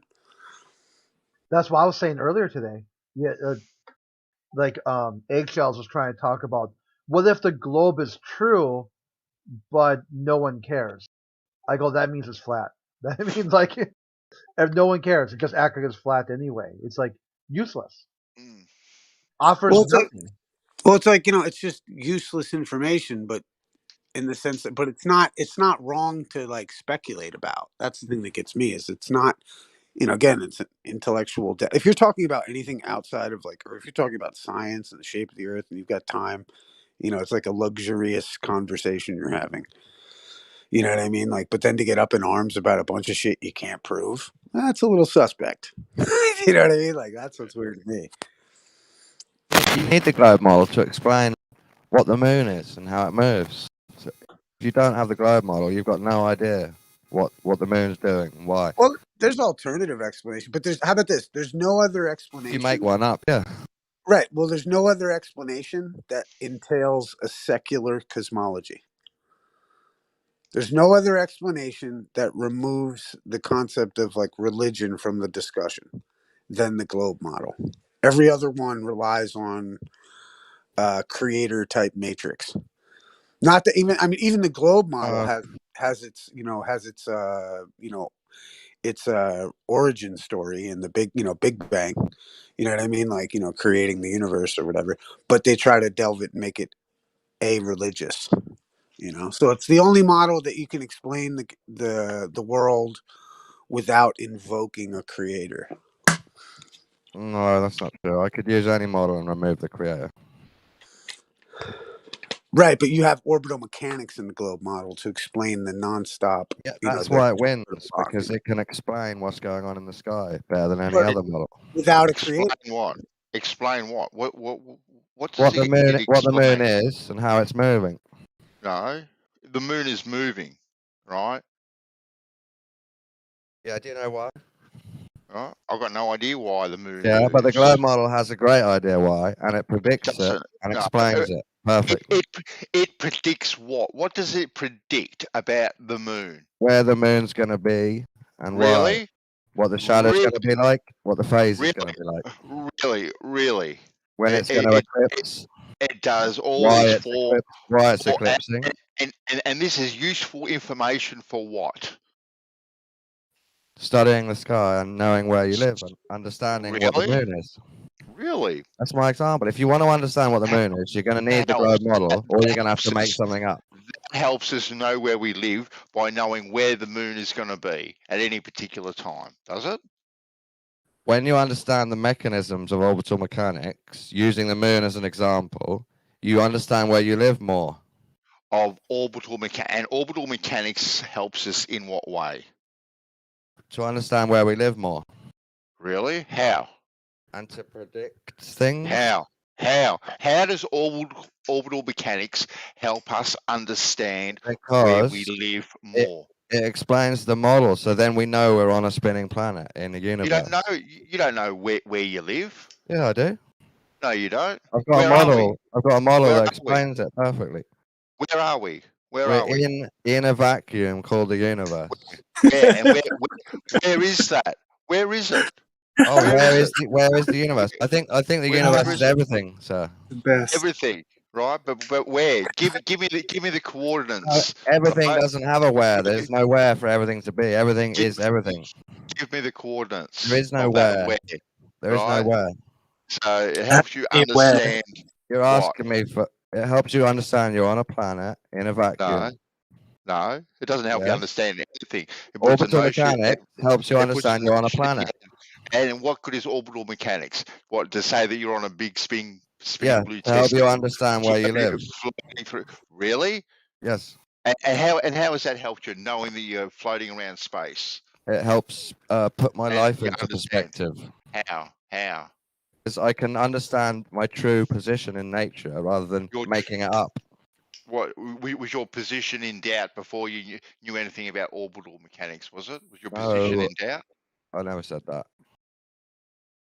You said it. Yeah, you kind of did a little bit. Explain how I said that. You kind of did a little bit. It I don't. helps you I don't think understand. so. I think you Well, know I didn't mean that. well, that's kind of what you said.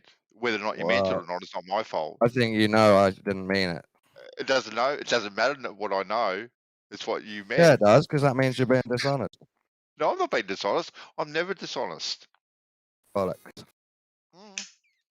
I'm just going by your words.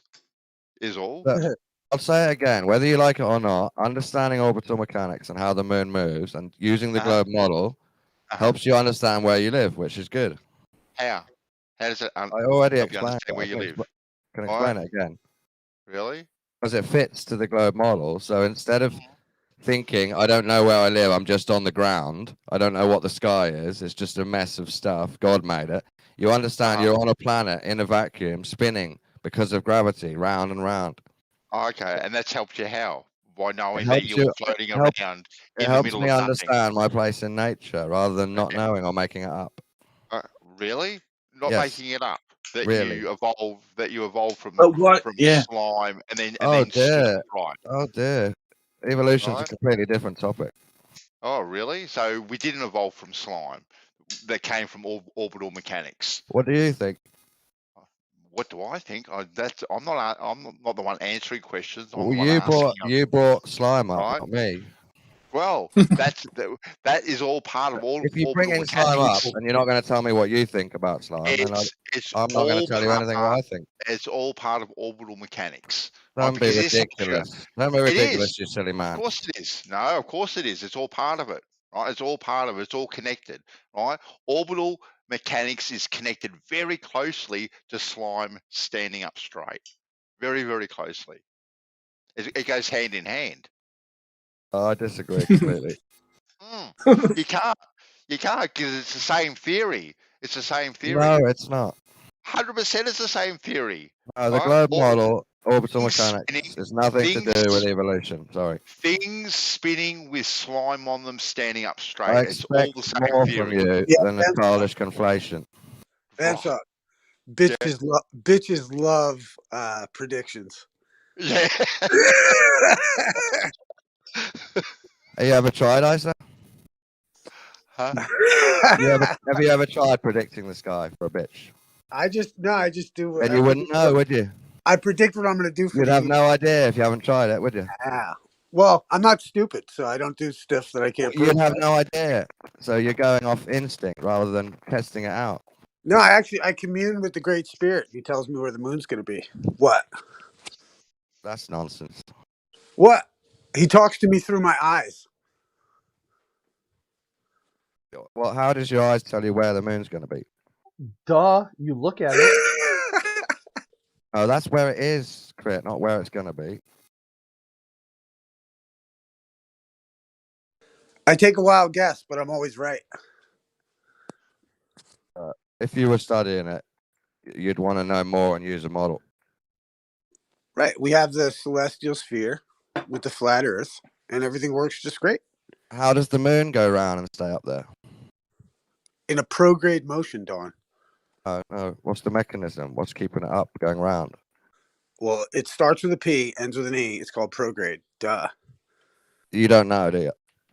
No, I know it goes prograde. So You've got no idea why the moon hangs up there and goes round above the Earth. You have no idea. To light the sky. I know what it's not doing. It's The not bitch ever falling. asks you, you'll have to say prograde motion, and then she'll Google it and find out you didn't know. Yeah, but I wouldn't say it's falling towards Earth, but Earth just keeps moving out of the way and just misses. Is that what you'd say?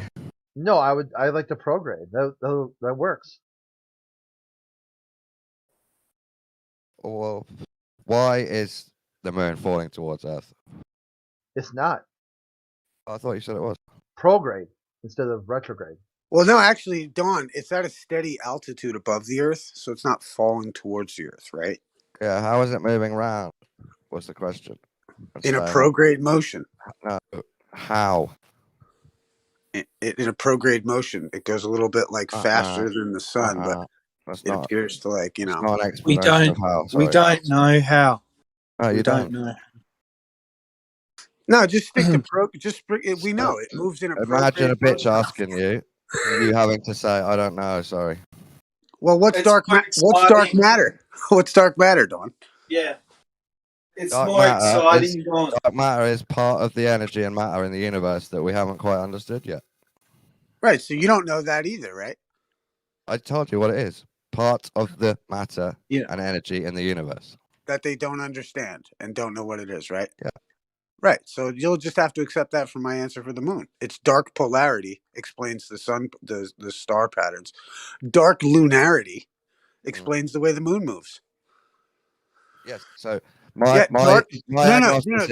agnosticism is dark matter, and yours is the moon. No, it's dark lunarity. So who knows more about their environment, me or you? It's called dark lunarity. Me, obviously. Well, you can think whatever you want, but it's called dark lunarity. It's just a placeholder. Your agnosticism stops at the moon. That's the closest celestial body that you've got no idea about. That's your own fault. I'll tell you, how about this, Don? Maybe I know more about the moon than you do. No way. Well, you wouldn't know, would you? Because you wouldn't know anyway. I've asked you, and you couldn't say anything. Well, why do we think I have to tell you everything? Well, imagine I'm the bitch asking. Well, imagine I'm a coyote teacher teaching you the ways of life, and you don't even know it. Okay, go on then. It's an initiation. That's not how coyote teaching works, Don. Well, when is it going to start? Well, It started. Ask better questions. It'll start when you ask better questions, Don. Carry on, and I'll just keep imagining. I'll keep imagining you're a coyote guru. It doesn't make sense, but whatever. Whatever, dude. Now, I think it's funny that, like, you know, the ballers scoff at dark polarity. What does it mean? What do you think it means? I have no idea. I think you might have made it up. What, like dark matter? Did they make that up? Is this you avoiding telling me what dark polarity means? Are we allowed to have placeholders? So, as a coyote guru, you just say words and expect me to divine my own meaning? No, I don't give a shit what you think. You care what I think. Okay, I'll fire you from guru. If you don't care what I think, then you're fired. You're fired? I'm fired. What are you, Donald Trump now? I know. All right, you're going to have to find another student. Damn. You got fired from a job you didn't apply for or even want. Right, imagine. He did. He said, imagine me as this. That's an application. Right. Well, I'm just saying, like, dark polarity is completely fucking sufficient. What is it? For explaining, well, dark polarity explains why there's two polar, star rotations. Dark polarity explains why the moon is at its, why we can predict where the moon's going to be. Satan explains why you lie. I'm lying now. Look at you. What are you, Antifa? Just like you're. I don't understand. So you're not. Oh God, insults. Well, you're a fascist. I don't know. Are you hanging out with a bunch of fascists right now? Wouldn't that make you a fascist? You know what I'm about to do? I'm about to order pineapple on pizza if you keep this up. You better not. It does work. I don't mind it. Yeah, I don't mind it. No, but I'm feeling dark polarity. Like, spread it around. Yeah, I'm feeling Satanism, and it's already spread around. So good luck with that. Dark polarity. Yeah, dark polarity is the move. Mel, you ask him what it is. Issa, can you tell me a little bit more about dark polarity? Well, like, you know how, like, you can, like, if you were looking at a light, and then you take, like, one of those like like a light filter. There's, like, what are they called? The polar, like in sunglasses.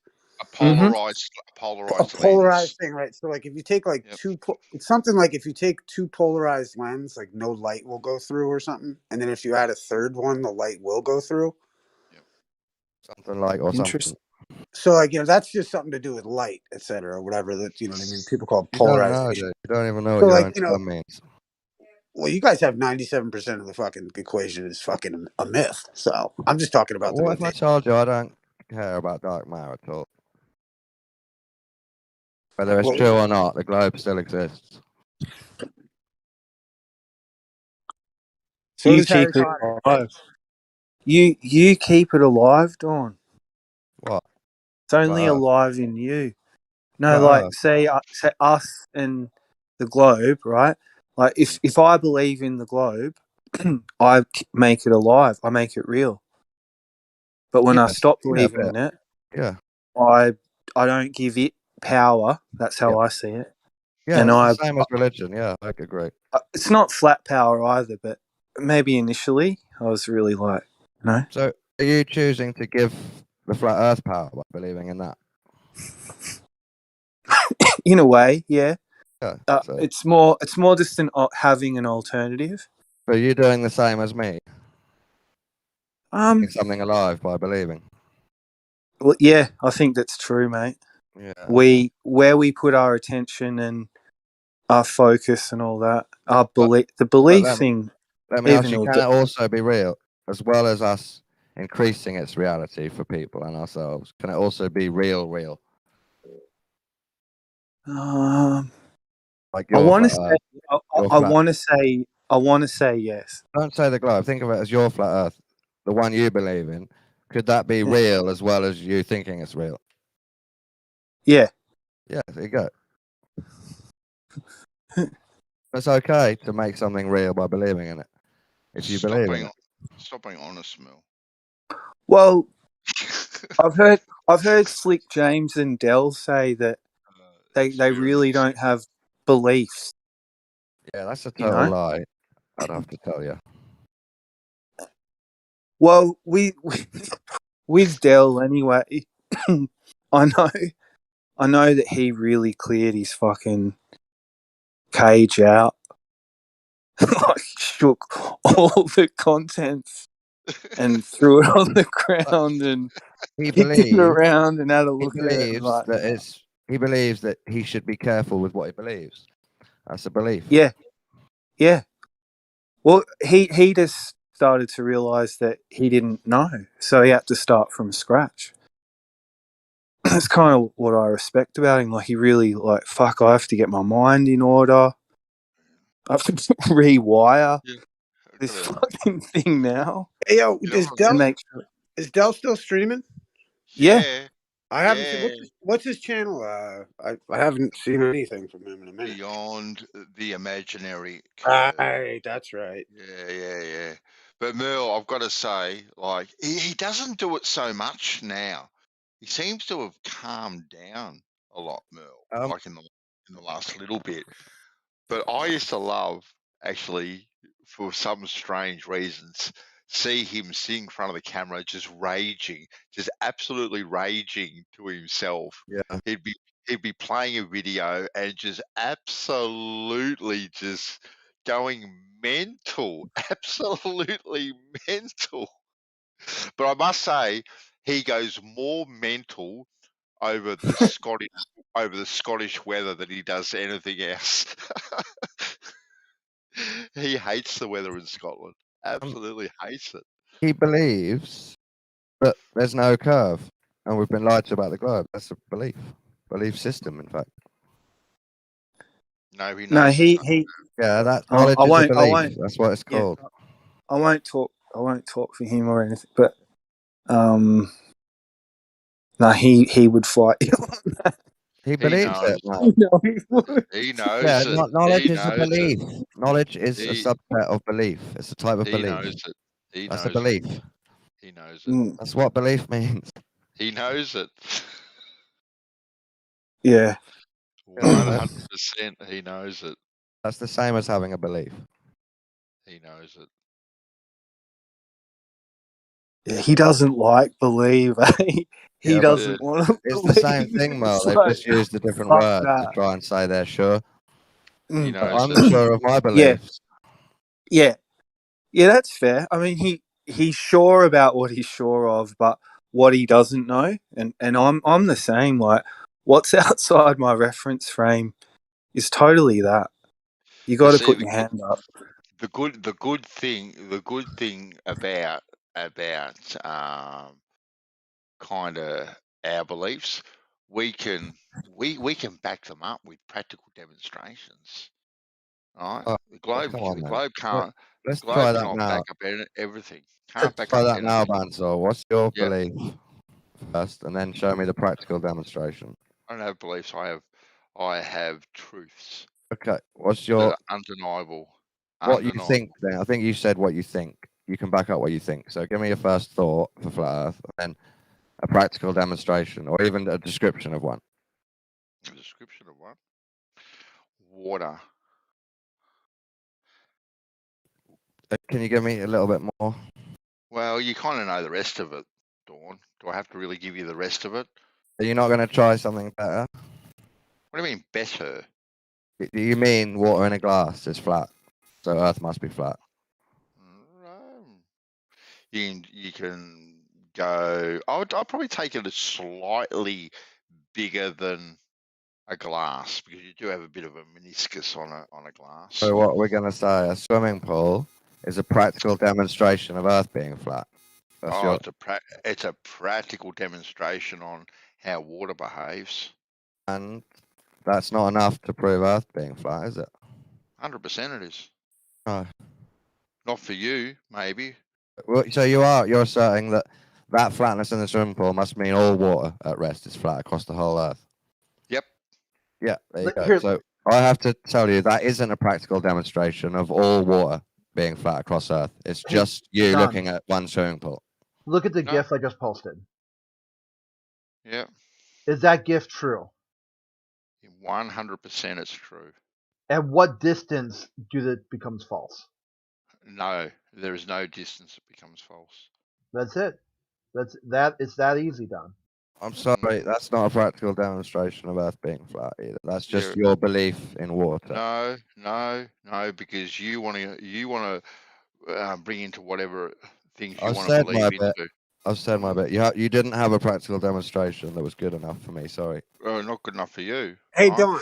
Not good enough for you either, in my opinion. You want to deny the obvious, but that's your issue. Well, I think that's what you do. Hey, Don, if I told you I had a drone it doesn't work on Earth, but it works in space, and it's just $100,000, and you can put it up there, and we'll put it up in space for you. Would you be cool with like paying the $100,000 to have your dome or to have your drone in space? It doesn't work on Earth. It doesn't work in our atmosphere. No way, that's retarded. Right, that's how we feel about the globe. I don't see that as a good analogy. Sorry. I'm sure you're missing a lot of it, but the point is that it's pretty self-evident. Seems like a far out made up thing about drones in space. And Well, money. like take for instance, how about this? Take for instance water, like Banso was saying. Okay, so like we have a cup of water that shows that it's level. What's your spherical? What do you mean by level? No. What's your spherical demonstration? Like if I have a glass of water and the water goes across from the top. So you're asking me to show my things off now? Yeah. Yeah, that's cool. Let's move on from you trying to demonstrate a flat Earth. Well, no. What I'm trying to say what is do you need from me? We have a glass of water. We have a glass of water, right? What do you have that shows the spinning ball model? I don't accept your glass of water. And we have all the evidence. GIF. All the evidence ever. All the evidence ever that suggests a globe. You know what though, Don? I'm glad you exist because I need people like you to buy the shit that I sell. Thank you, man.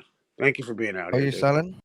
What? None of your business, but I'm just letting you know I appreciate that I'm stupidity. sorry. I've Salvation. spent all my money and I don't want to buy anything from you. Stupidity is the salvation of mankind. I don't know what that was about. You're trying to say I know you don't. But I didn't. You don't know. It's so obvious, Don. What did I buy? Don't worry about it. That water can curve. Definitely not worrying about it. It's the flat Earth thing. It's sort of like it's that simple. It's just water. Mo, you have a belief about water being flat. You haven't proved any of it is flat. That's well, where you're at. I asked Gems today, like, so like you got the small fish tank, right?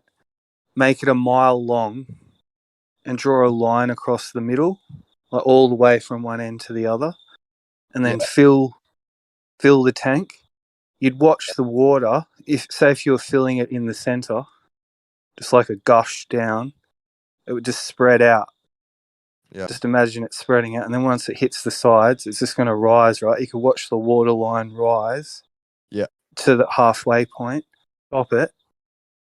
And if it was a mile long, there should... Because if it was just plush against the line, it'd be game over. Are we assuming that the fish tank's built totally straight and you've managed to do a totally straight line for a mile? Yeah, precision engineering. So if If it was that's possible. true, I believe you would see some Deviation, with the water something. surface, yeah. It'd be interesting, eh? Point 'Cause is, you haven't done it, have you? No. And because what I, you just believe it would be good to do, but you haven't managed to do it. My hypothesis would be the water line and the surface of the water, you could have it plush against the line, and it'd be in equilibrium all the way along the line. You believe it wouldn't deviate? You won't be able to set it up, so it's just a hypothetical. I know it doesn't. Unfortunately. I don't believe I know. Yeah. So it's just one of those things that's physics, or if you both know it, Mal, if you know it won't deviate, you don't need anyone to do the test, do you? Because you're sorted. You know what you know. Yeah. Pretty much. So I don't know why you'd suggest it. Well, that's why I always come back to it, because for me it's just simple as. Yeah, but that's a hypothesis based on your belief. You asked for something, Dawn. You asked for something, right? Oh no, we moved on from that. Yeah, but you asked couldn't provide it. You couldn't provide it. Yeah, I did. No, I don't accept it. Yeah, that's not my issue. That's not my issue that you Definitely don't is, accept it. because that means you've had zero flat Earth evidence accepted. No. Not Right, at all. In this context, between me and you, after I asked, what you provided wasn't good enough, so that's a zero on what you provided. Not good enough for you, Yeah. right? That's not my issue, right? Yes, it is. But it is. You claimed that it can be backed up. You tried to back it up, and I said no. So I debunked the fact that you managed to back it up. No, you didn't. You didn't debunk anything. You haven't even come close to debunking it. Yeah, I told you straight that isn't enough to determine what Earth is at all. No, it's just one swimming pool in your mind. You haven't shown me that every single swimming pool in the world I don't need to show you that. Horizontal, level, and guess what? Every single swimming pool is also too. My banner isn't based on proving a globe. I'm totally happy with it. Are parallel to each other too. Parallel. I don't care to prove a globe. I'm not trying to. You're already in denial about it, so that's why. The only denial is coming from your side, my friend. The only denial. What am I denying? Hey, Dawn. I was just gonna ask, like, Dawn, do you think, like, as an ascriber to Satanism, like, do you think it's good to sow confusion? Yes, you can argue that sometimes it's good to sow confusion. So you're a Satanist who tries to sow confusion, is that right? Hence flat Earth and globe Earth. Well, there we go. No, I didn't admit to that, Isa. I would label flat Earthers as Satanists trying to sow confusion myself. Well, you would, because you're a Satanist trying to confuse the issue, right? Well, we can go all the way back to infinity. It's all right, but you know the difference is that nobody gives a fuck. The cool thing is that flat Earth is out here fucking shining, and then there's a bunch of people that are complaining about what we're talking about. Shining. You know? Well, all you could provide is one swimming pool in your mind. How is that shining? Well, see, the thing is, it's good enough for us, but we know it's not good enough for you, right? But so what try we it on do, the other 8 billion people, right? And are you protected by Coriolis insurance, Dawn? Where's your faith? Where's your faith, bro? Where's your faith? It's just $90 a month. Just send it to Bandsaw. So you're in for memes, and it will never prove us. I'll take it. Never forget, free Chan Coriolis insurance, always available. Discordian memery at best. $90 a month. Damn, that's the cheapest deal you're ever going to get, Dawn. Yo, East-West coverage. Does the Discordian Society pay you by email? Right, East-West coverage. You know, You worship Bob once a month on a full moon. Sub genius. Yeah.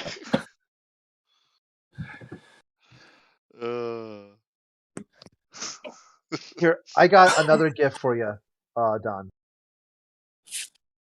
This would be like, is this gift true? I don't know what you mean. Is this image true? I mean, it happened, right? He was standing there. Or are you saying it's CGI? Yeah, I'm saying, do you think this happened? Is it a Ow. trick, or is it You He saying shit it's a on fake top. person? Boom. this would call Ooh. gas pressure with a container, right? He punctured- Damn. It looks real to me, Chris. Okay, so he punctured the container, and what happened to the gas? Smashed him in the face. Yeah. So how is there? Earth would be the tire, and this guy's in space. How is he? No, what would happen to him? no. We're not having that. He's not in space. Earth is never a tire, and he's not in space. No, I'm saying relativity, like through relative theory. You're saying if Earth was a flat. What are you saying? What is Earth in this? Yeah. So Earth is a tire, and this is available space for the gas pressure to fill. I mean, I can pretend to go along with it, but I have no idea what you mean.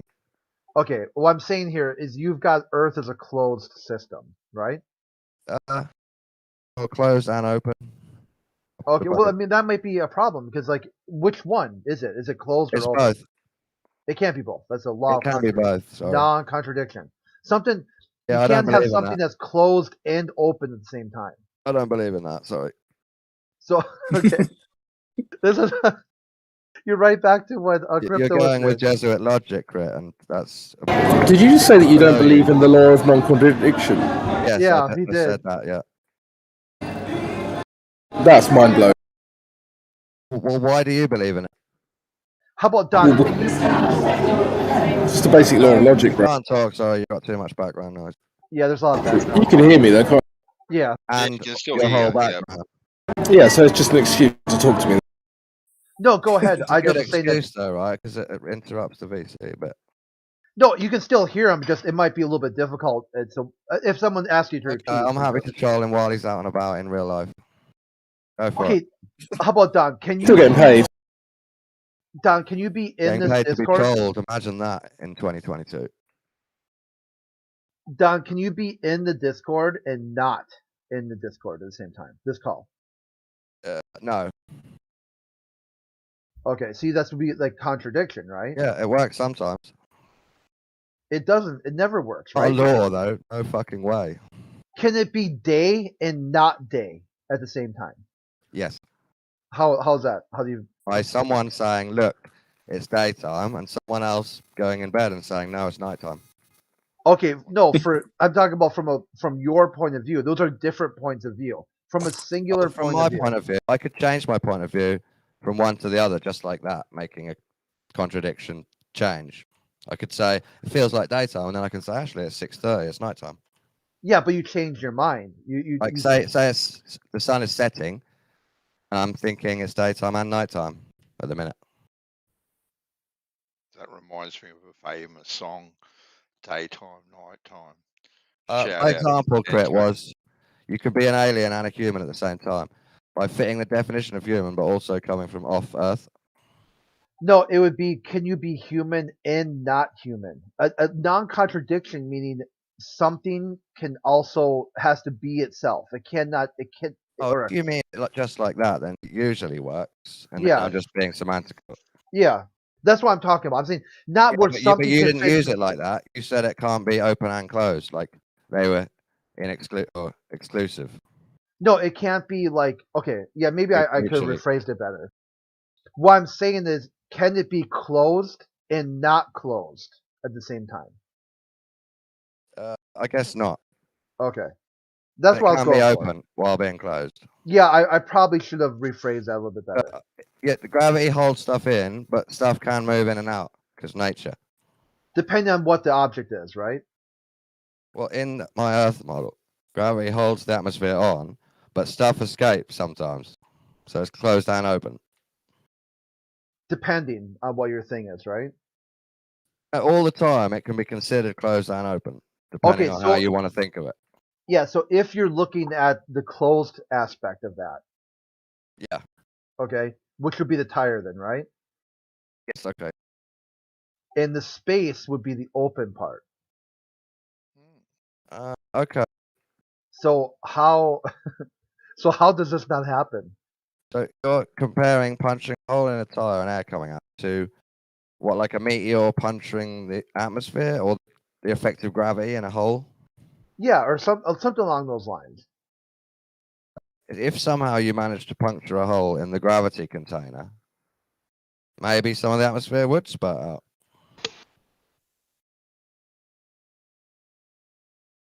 All right, I guess that works. I mean, that would be kind of the firmament then, right? Because it's not a real container, it's gravity holding something in a circle, in a sphere. You can't compare it to a tire ever, because that would be wrong.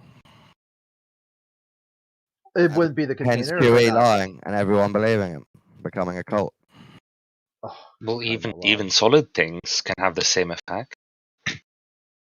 Like, for example, you know that balloons actually leak.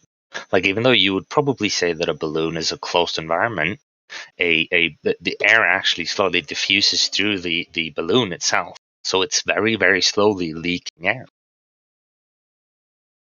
But imagine the universe and the galaxies, and it's vast, it's the infinite void. And then within that void, there's a little planet with some gas around it. Yeah, what about that? That's it. How does that work? Gravity holds it on, man. I mean, just because you want to... I just said that. Your way of wording it doesn't change the reality of what it is. Like, just because you can word it in a silly way, No, or what's like happening? What's happening when I just explained how gravity acts as a container holding the atmosphere? Yeah. What's happening for you to then say, how does that work straight away afterwards? Because like you can see with the tire, like once, so you're in a vacuum. Or apparently, we're in a vacuum, right? There's no walls. So how can the atmosphere Gravity like they say holds gravity it on. right? And that's why it doesn't just go Yeah, that's and right. just dissipate instantly. Which you already know and have been told for 7 years. Mm-hmm. But you can see why Crit has posted that GIF, right? Again. Yeah, the reason I think Crit posted that GIF is because he believes QE's lies about Earth having to be like a tire, even though it is nothing like a tire. Well, it's like entropy. That's the basic thing. Flat Earthers want to believe in entropy, even though it's made up by the same people that made the globe up. Yeah, that's their problem, not mine. You do know that it has nothing. So because gravity is a thing, entropy, like if air were to just leave Earth, it would actually be violating the second law of thermodynamics, because it would be a decrease of entropy. Because gravitational potential is a very, very ordered kind of energy. So if all the air just went up, they would increase in potential energy, which means that the entropy is decreasing, which doesn't happen. So what you're suggesting of air just disappearing or just floating off, that is the breaking of the second law of thermodynamics. You sound shook, bro. What? Can you explain that again? Did I miss Okay. something? So... Or maybe not. No, I can re-explain it if you want. So give it a crack. Give it a crack. Let's see if we can get it this So time. Dawn's on a tricycle. How many bananas does it take to get to the moon? do you even care for me to explain it? Nope. Go for it, Gummy. I do not speak for Isa. Okay. But I want to know if the room cares. Look, I'll hear how Vance wouldn't put up with any old shit. I know. I'm sorry, Isa. I'm sorry. Now, forgive me. Actually, yo, Gummy, please elaborate. Please. Look, yes. Tell me how pressure can exist next to no pressure. I'd like to know more about this. Oh, well, okay. So the question wasn't how pressure exists. although it is part of it. But the statement that Merle said was about the second law of thermodynamics. So talking about the entropy. Now, entropy can be summarized quite simply as ordered energy. It's, of course, not the whole picture, but it's a nice summarization of it. For example, if you have stuff in a battery, that's energy more ordered than if it was all dispersed as heat in a room. So low entropy is the battery, high entropy is the heat in the room. Now, because we have gravity, so gravitational potential energy, as when you lift something up, now that is ordered energy, like the battery. When it falls down, well, now it becomes heat and kinetic, and all of these things are less ordered. So what that means is that if things just suddenly rose away from gravity, it would be increasing in potential energy, which is ordered energy. That actually means that the entropy is decreasing. So that would be going against the second law of thermodynamics for air to just fly away, because it would get more ordered. It would have gravitational potential rather than just kinetic and heat. So that's the thing. Is because gravity is a thing, second law of thermodynamics says air won't just escape, because that would decrease entropy, which goes against the law. Have you got a follow-up question, Mel? Was that a no? Well, part of me wants to keep sort of delving into it. Well, you're allowed to as much. If you don't even want me to respond, you can just give your thing and then we end it. Yeah, I guess how gravity keeps it on, because that's a massive conversation that Yeah. can go on for 20 years. But if you just act like it's never been explained, so how does it work? That's dishonest. No, okay. Well, I'll you show know my. what? If you don't want to participate, Dawn, you don't have to participate. Right? But if you want, yeah. I'm just telling Mal how to ask honest questions. That's all. Yeah, I'll show my hand. Okay. So, to me, the issue is not the pressure. It's the fact that there's an atmosphere inside a vacuum. Okay. Now that just switches something in my brain. It doesn't switch it off. It's just like, what? I've got to give you the same answer. Because gravity. Then it's up to you to ask more questions. Gravity is a known apparent force that pulls things in towards the center of mass. In the model, Earth's a sphere. It's never been proved. It's just Oh, it's just so an hang apple on. falling You on don't our have head. to believe it. I'm explaining to Mal Yeah, how it it's works not. in the model.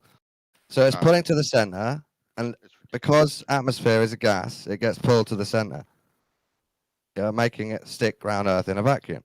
So gravity manages to beat the power of entropy. The power of the desire of the gas to escape into a vacuum is less than the gravity power. I know you already know this and you've heard it before. No. That was well done. But the questions would be, how does it do that and why?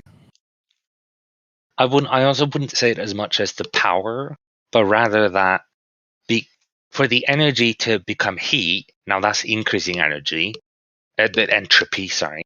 But for the energy to suddenly become potential energy, that's decreasing entropy.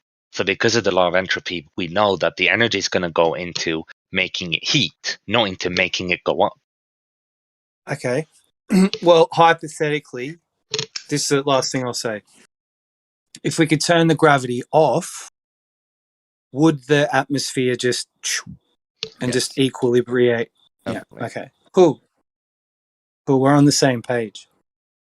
How, Gummy, does this gas reach speeds of 17,500 kilometers per hour to be able to punch through?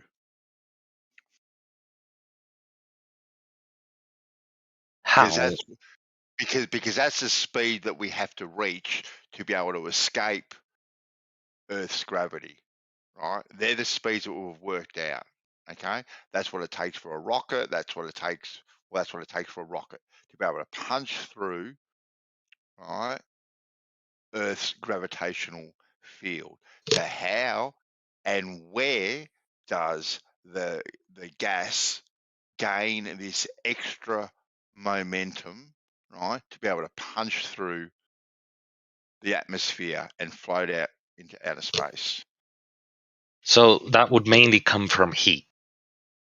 Mm? So it would have thermal energy, which is essentially kinetic energy of all the atoms bouncing against each other. Now, something like an atom that's moving fast down here at the surface, well, that'll only travel a really short distance before it bounces into another thing.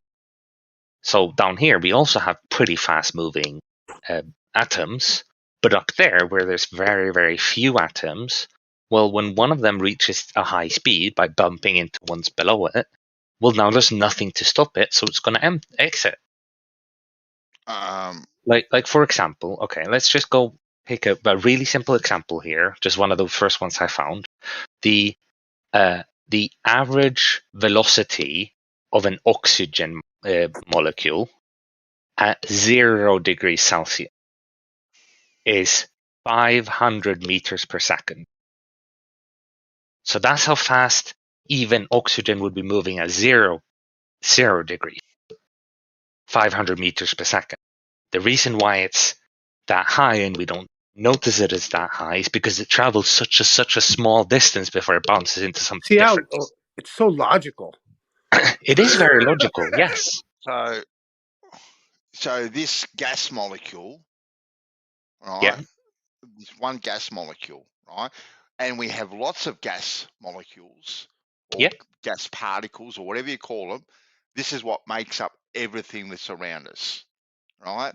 And these gas molecules that we feel, right, in the form of wind, right? Pressure up against us. Yes?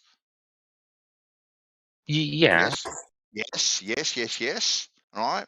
So the highest speeds of these are in the jet streams above us. Okay, the highest recorded winds. Now I can't remember what the highest recorded winds are in the jet streams, but I'm going to be very, very generous, and I'm going to say 1,000 kilometers per hour, 1,000 kilometers per hour, right? Okay. So these winds are made up of millions and trillions and zillions of little gas molecules, all right, that are only moving at 1,000 kilometers per hour, right? That's what they're moving at. Okay. Yeah. So now they've got to gain an extra 16,500 kilometers between that jet stream, right, and where they escape through the atmosphere.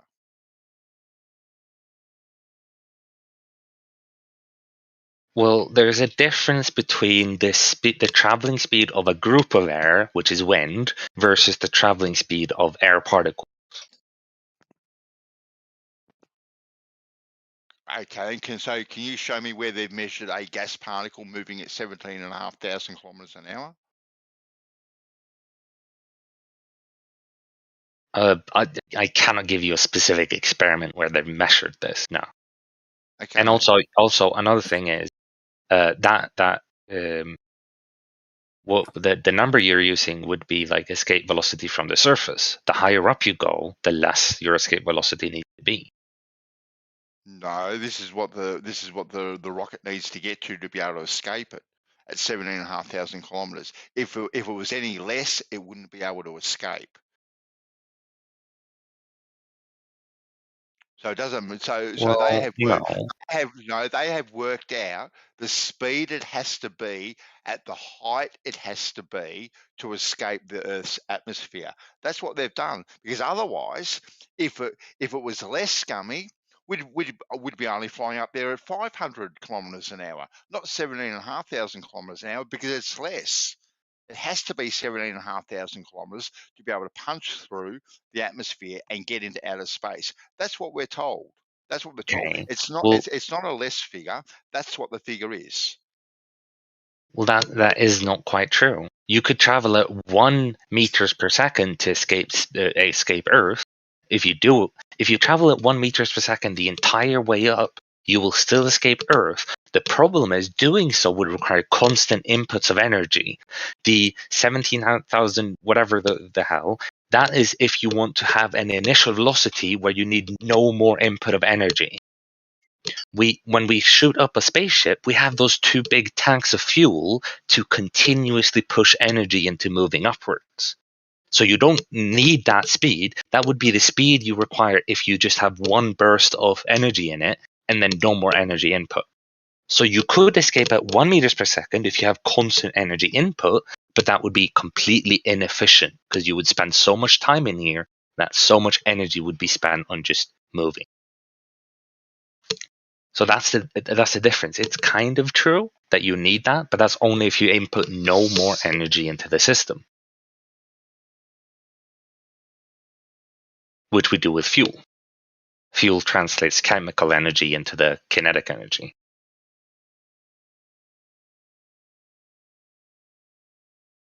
So, You I mean, Gummy, do you reckon the world's run by satanic overlords? The world, you say the world is controlled by satanic overlords? Maybe. I cannot completely say it's not happening, but I can say that I have not been shown sufficient evidence to even believe it is happening. If you could be shown some things, would that Well, it is not quite lead on? well, it's an extraordinary claim, and it would require extraordinary evidence. Just pointing to is it that extraordinary that religious people that have a different take on the whole thing manage to gain control?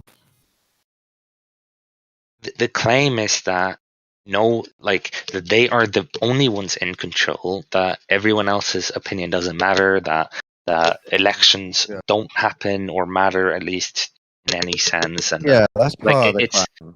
Yeah. The overlords mean they're really evil and they're hidden. And the thing is, as they're well, in is that control of most things, and that they're supposedly completely hidden and yet completely in control.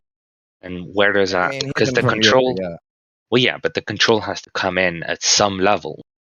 They can't be completely hidden and still have control.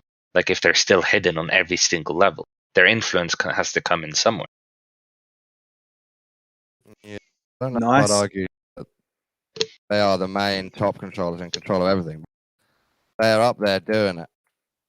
Well, yeah, but for example, say that without them, we would vote for a person who elects a government, who creates this, gets a president, he elects officials to do this and blah, blah, blah.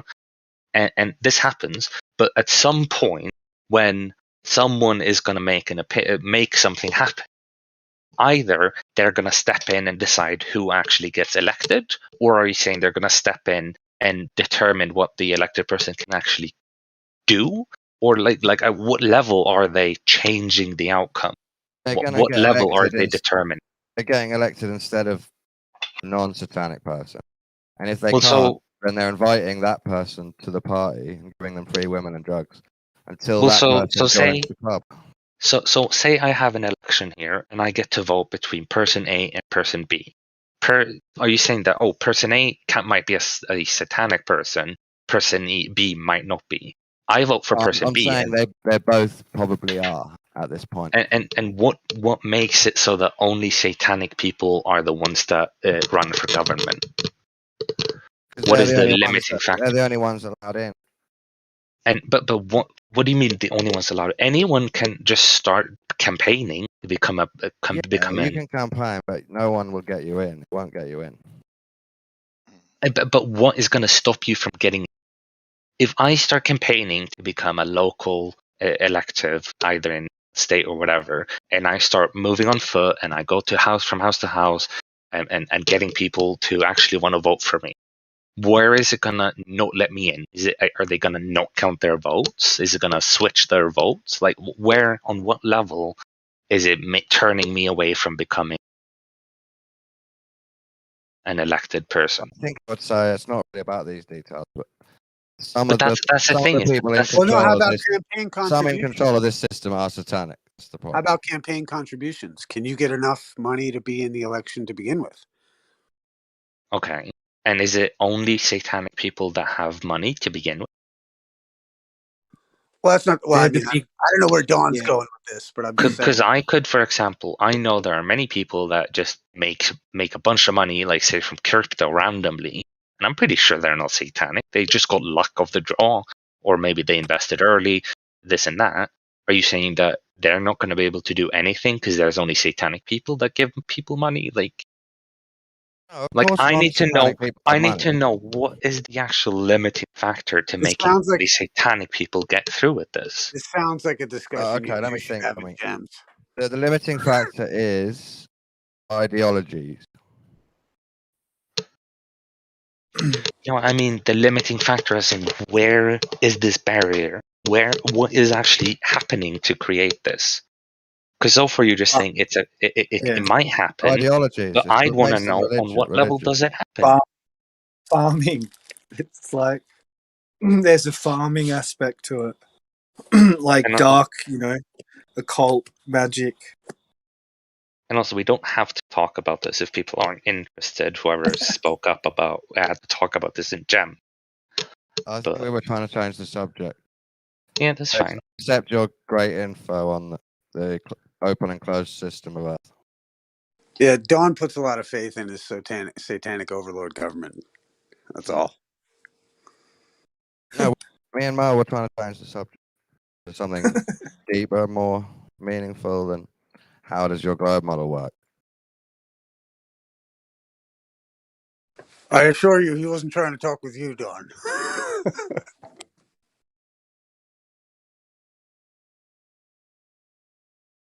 Do you believe in Isa, satanic overlords ruling the world? I think that there's a bunch of manipulative people that run a system that people don't understand, and because of people's not understanding it, they get victimized by people who would victimize them. Would you agree some of those people worship Moloch and Baal? I mean, I think we have evidence for that, right? Yeah. Yes, you're down with the theory. Well, I mean, I see it. You know what I mean? Like, I just don't think. Like, my thing is that, like, people see, like, Bohemian Grove and they're like, oh my God, we're all doomed. Yeah. And, like, and I'm not a doomer in that You're going to eat my children. Oh, no. Right. Well, it's like, I mean, and that's the thing. I mean, people aren't wrong in, like, suspecting the world for whatever and trying to defend their own. But at the same time, like, if you go to any length, be it like, I like today, this morning, I haven't had like a direct correlation with the Moloch worshippers. Like, I don't give a fuck. Yeah, you know what I mean? Like, that's all. And I don't think they have as much power. Remember, people only have as much power as you give to them. You know what I mean? That was Mel's point earlier about right models and ideas. Right. And that's it. It's like any of this stuff that's like anyone who's positively certain about what is unprovable is 100% fucking insane. Well, what does prove mean?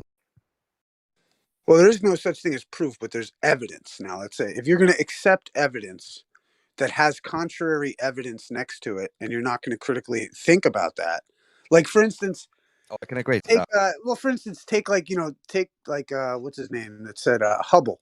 He said, we will not accept they won't accept the horror, he calls it, the horror of a fixed position. So because of this guy's personal outlook about, it just can't be that way, people are going to, like, a whole generation of people are going to neglect an alternative answer to something. You know what I mean? Because some guy like Hubble fucking said, oh, we just have to avoid the horror of a fixed position. Oh, I'm so scared. Like, go clutch your pearls, you bitch. Like, think about that. The Earth's, yeah. Yeah. I've heard even Neil deGrasse say, like, if the Earth stopped, like everyone would just fly off. Yeah, it would be chaos. It didn't All rotate. the water would just go. If it didn't rotate, well, it would be fucked. Yeah. Well, that is if it suddenly stopped, because everyone would still have their momentum. If Earth slowly stopped spinning, really slowly over time, That wouldn't be a Yeah. problem. But Yeah, no, Gummy, but if- Gummy Bear, I don't what think you do can you have think this Earth without the rotation because Hey, it would real have no quick, dynamics. It would have no Yeah. night and day and movement. real quick though, Gummy, you're like, think about it like this. Like, think of like maybe some of yourself, like you don't like flat Earth, you don't like flat Earthers. Like for you, you're falling off the world as the world's stopping because we've never been moving. But you think that to you, it's like when the world stops, like Neil deGrasse Tyson, everyone's going to get thrown for a loop because it was never stopped. But if you find out and you've believed all that shit, it's going to be real hard for you to swallow that. Like, it's the only reason you think that stars are moving away or, whatever it is, and that the Earth is not, or the Earth is in an asymmetrical orbit is because Hubble said that we have to avoid the horror of a fixed position. I'm going to be honest, that's completely incorrect. That's not Oh, even wow. close to the only reason. Well, you would say that because it's such a threat to your worldview. Well, you would think that because you don't know as much about it as I would No, he consider doesn't even you think to that. need. It's bullshit. So, what I believe is that I know basic things about mechanics and things like that, which means they can be extended to orbital Where's gas mechanics. pressure without a Hold container? on. Dude? Where's Which gas can pressure be without a expanded to orbital mechanics, and all of these things make sense on that level. Right, So and if if you that's say, taken away, that it's not you're gonna go spinning, nuts. You're already and, going nuts. and you say that it's not spinning, then you have so many questions to ask to answer about if it's not spinning. Then what is the cause of these things that would happen if it spins, and it is happening? Polarity. Dark polarity. Dark polarity. Okay, so now you made up this weird concept called dark polarity. Well, you made up dark Convince me. You guys made up Convince dark me. matter, right? Convince me why this Don't be mad, happens. dude. Don't be mad. It's just a placeholder, bro. Convince me why this thing is better than it's actually moving. No, my point is to convince you that you're going to lose your mind when you realize that you might not be moving, and you're in the process of it right now. It's all right. And if you think that's going to happen, that's completely your prerogative to think so. But I believe that no way can you show that to be true. You can just believe it. I tell you, when you say you that, can try. I agree with you. Yeah, I agree with you 100%, brother. Yeah. Because, do you believe there's any question you could ask me right now that would show whether I would or not? Forgive me, show what? Show that I would actually break down. Because I believe that I'm a pretty logical person. And if you can present the logical argument for why you believe, I would break down if it suddenly showed to be there. It's such a silly idea because it's not going to stop moving, is it? Well, take for instance just this. What do you think of like geocentrism as a cosmology? Does it not match the globe? Like, let's say geocentrism, Earth's a ball, right? But geocentrism, does that not answer all the questions? So what I would say about heliocentrism, Earth-centric, geocentrism, all of these things, is that they're equal in the eyes of an outside viewer, that they are simply coordinate systems. Earth isn't actually revolving solely around the sun. Sun is also moving a little bit because of all the planets around it, and we're all moving due to the black hole in the center of the galaxy. All of these things are happening. Black holes in the center. Yeah, you can have black holes in the center of the galaxy, but I can't have dark we just decide what we're going to use as the reference frame, and the one that makes it quite simple is the sun. Actually, the Earth makes it even more simple. It does. The orbits become way too complicated if the Earth is the center. Well, the thing that makes the sun the good thing, the good reference point, is that all the orbits become circular or at least elliptical around that thing, and that's all that happens. While if you make the Earth the center reference point, you will get spiraling planetal pattern, all of these things. You mean like the sacred geometry of Mars that Ptolemy put out? Like the if you want to call it sacred geometry, that's again your prerogative. Well, and then as well, we usually use time about days. So therefore, that's another good reason to use the sun as our reference point, because days are dependent on our location to the sun. And that way we can also talk about days of other planets. Like, it has nothing to do with, like, all it has to do with is the simplicity of using it as a reference point. In reality, from an outside perspective, everything is orbiting everything. There is no central thing everything is orbiting around. It's just reference Right. points. And that's why Nietzsche said that they killed God, because once they removed the sun from being the center, that there was no fixed position. You know what I mean? That's how they killed God. Well, You what know? if God is the what we call the central black hole? Maybe that's God, and we're all revolving around God. Right. Fuck If you're a yeah. materialist, right? I See, get it. there's nothing that removes God. Science can't ever remove God. Fair enough. I'll give you That that. just isn't, in my opinion, that isn't true because they're dealing on different levels. Science can never answer what you should do or what you should believe. It can only answer questions of what is. So if you ask me, like, should you act this way or should you do this or why should you do that? All of these things aren't questions science could ever answer, but religion is an answer for them. So yeah, science can't ever get rid of religion. That's just not true, in my opinion. So, would you admit that the Big Bang is a creation story that inevitably is religious?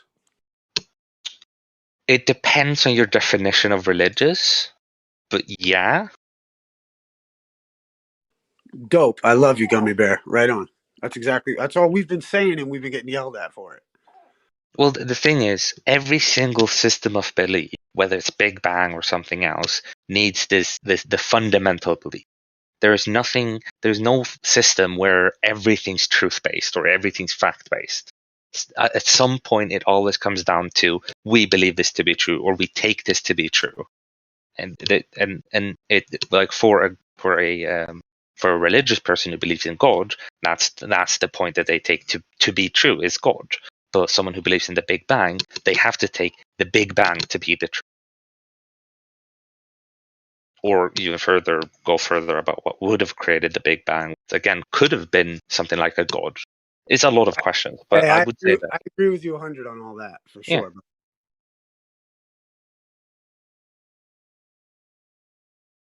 But the one thing I do believe is that when religion makes a statement, for example, in their religious texts, some of the statements they make move into the sphere of science, the testable, and that's where it can be disproven. But then you're not disproving religion; you're disproving claims from religion or claims from specific religions, which is of course different. Nietzsche had a point. The movement of science and materialism, I don't think it can ever hide God or get rid of God. It does try and push God further back. Yeah, and definitely. forget about him. But that's what science does. It's the atheist religion. But I don't quite agree that that's all it. What I would say is what it does is it pushes God outside the scope of science, and it pushes it back into where it should be, which is the realm of philosophy and what should and ought to be done. Not about what is, but what ought to be. And things like moral. By explaining the Big Bang in science terms, you've ignored the spiritual terms.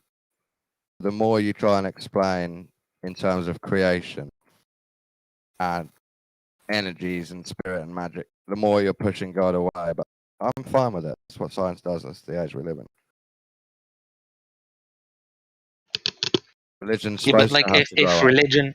if religion says praying cure your cancer, well, we can test that with a scientific study, a statistical study, and see, does praying actually have any effect on cancer? It doesn't Well, much, it usually. doesn't. And so therefore, if religion makes a claim of curing cancer, we know that no, that is not within the scopes of religion to claim. That's where we should focus on science, on medicine. We should never, like for example, in the past and even now, there are religious people who will refuse medical treatment because they believe that all they need to do is pray. I believe that kind of belief is hurtful because it will lead to death. I believe that. I think if I was to balance that one, that I agree with how science is bad. Science is bad because it tries to explain human origins and knows that it's lying. It tells people that we evolved from monkeys just naturally, but actually it's avoiding the whole real truth of what became man. What do you mean by that? I think science is hiding the true origins of humans by trying to link them as just an animal when we're blatantly very different to all the animals that we've ever observed. Are we very different? Like, are we that we're different well from different. chimpanzees? Just think of a monkey trying to come on here and teach a flat earther how the Earth's a globe. Can't happen. Impossible. That's how we're different. But we're quite similar, are we not? We have some similarities. Are we not quite like I'll if we give you compare? quite similar. If you give me quite different. Yeah, we're quite different in some ways and Yeah. quite similar in other ways. Yeah. Science has tried to hide how we became so different. No, I don't believe. I believe science is trying to explain why we became different. I don't believe that they're hiding it. I think it's explaining it vaguely. It's not showing enough evidence, and that in itself is hiding the real truth.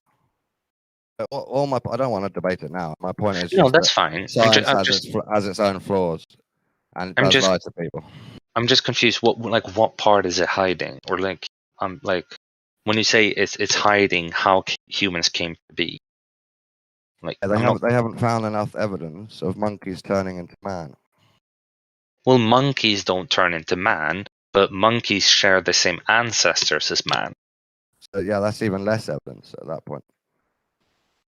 Well, no, it's just a weaker claim because it's also weaker. a truer claim. Much weaker with less evidence. It has a lot of evidence towards it. The missing link. Well, there will always be like a missing link for anything. Yeah, but I think they're keeping it missing on purpose. Like, well, no, these Freemasons, these scientists, these people, explorers, the occultists around the world, they find stuff and they say, we don't need to tell everyone about this. We're going to keep this. You know that the missing link or the term is more of a joke term than an actual thing. No, because it's a quick way for you to describe your massive blunder in evolution. Well, so let me give an example. You know that in the past, bananas had big seeds in them, and it's only through long times of selective breeding that they are like they are today. Now, I want you to show me every single transformation step from the seeded bananas to the ones we have today. And every time you do so, I'm going to ask you for the quote unquote missing link in between those. Let's say you propose me one. Let's say you propose me 100. The origin of bananas either. Yeah, but let's say you give me. That's more info for my argument. If you give me 100 different bananas that are all in the progress between the difference too, I would ask, yeah, but where's the 101st? Where's the 102nd? Well, no, it's not because everything expanded from one point, but we can't tell you anything more. That's a gloss over of what happened. Hold on. When you say where's the missing link, when we already have 100 of them that are showing in between the two, just because we can't find maybe the 101st one, that is you glossing over the fact that we already found 100. You found some links, yeah, but they don't link you back to animals. Can I jump in for 1 second? Yeah, of course. Well, there seems to be a gap between the monkey and us, and the bridge between the two is the hominoid sort of thing, right? Or the missing link.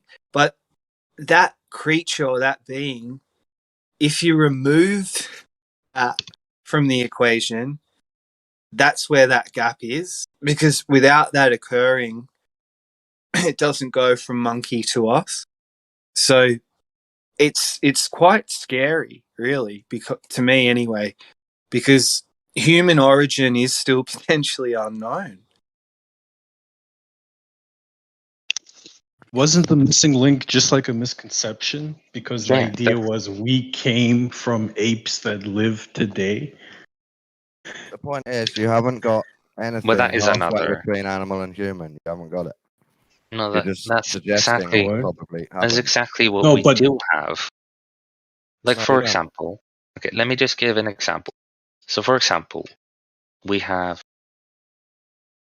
Let me just make this picture actually show. Okay, while you're doing the picture, I was saying that the term missing link, it's a misconception because I think in the 19th or early 20th century, the idea was we come from monkeys that are alive today. But it's been clarified, and we know that we don't come from monkeys that are alive today. Monkeys alive today and us share a common ancestor. Yeah, but the idea right. is we come from monkeys, so there must be something that's half human, half monkey. It was just a misconception. Well, Nate, where's I reckon, the ancestor to the monkeys and the humans? I reckon out We're of all the still- theories, out there, coming from monkey to human is the easiest one to get away with, because apes, monkeys, they kind of look a little bit like human. So it was the easiest deception to pull the wool over people's eyes with zero evidence to back it up. I believe that points to us being related to monkeys, but I think how we changed from monkeys to man is completely hidden by science. But we didn't change from monkeys to man. That's you perpetuating the misconception, and that's where the whole missing link story comes okay, from. now let's go with yours. We don't come from monkeys. We'll go with your thing then. The idea that humans and Yeah. monkeys both came from an ancestor is absurd. Yes. With no evidence. Well, there's a But half. Logically, wouldn't you think all animals, all living things come from one origin? Or do you think, no, we all started on our own trees, I think not there's one more tree with... more to it than everything evolving from one thing. Well, I'm not. But trying what to do you think's more likely, Don? That everything has its own tree and came from that? Or we all share one common tree with different branches on it? I don't know. I think it's a bit of both. Nate, if you believe we came from an ancestor, was our ancestor more monkey or more man, do you think? That's an irrelevant question because it's the ancestor of both. Yeah, For all we know, our into ancestor, a human. If it's that an animal humans, ancestor, yeah, you still yeah, made but the jump, Don, I mean, but Don, the way evolution works, for all we know, our common ancestor could have been a totally different species that was more closely related to modern day chickens than us. Well, for example, if I can ask, let me ask like a relevant question.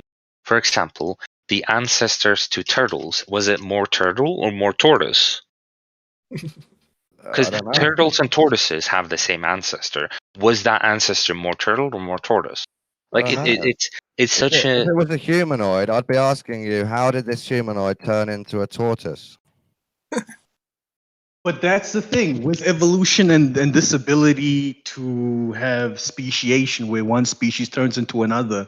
It's real hard to say, because if you looked at a crocodile and a chicken and you told me they share a common ancestor being the dinosaur, like, you know? Can I just mention one thing? I know it's loud real where I hard am. to say. That wasn't a very good analogy because tortoises are all turtles. So tortoise is in fact a classification of turtle. Okay. My point still stands, but thank you for the clarification. The point is, you can say they're both from an ancestor, but you've still jumped into human form from ancestry, which has been hidden by science. But not directly. There would have to have been different stages for us to get here on it. That's still called a jump. Well, the thing is, it's a we can talk about. Sorry, go ahead. No, you need that common ancestor bad, don't you? So Dawn, when you say it's been hidden by science, do you think science actually knows the answer? I think it has a lot more of the answer than it's letting on. Okay. But not all of it, maybe, because it's impossible to know everything. Yeah, but I think there was a point that other guy was trying to make. Sorry. No, we keep cutting you off, man. No, it's fine. I assume you're talking about me, but Seeing the picture, guy. These are you. Yeah. I accept these as some missing links, but as the growth into a human.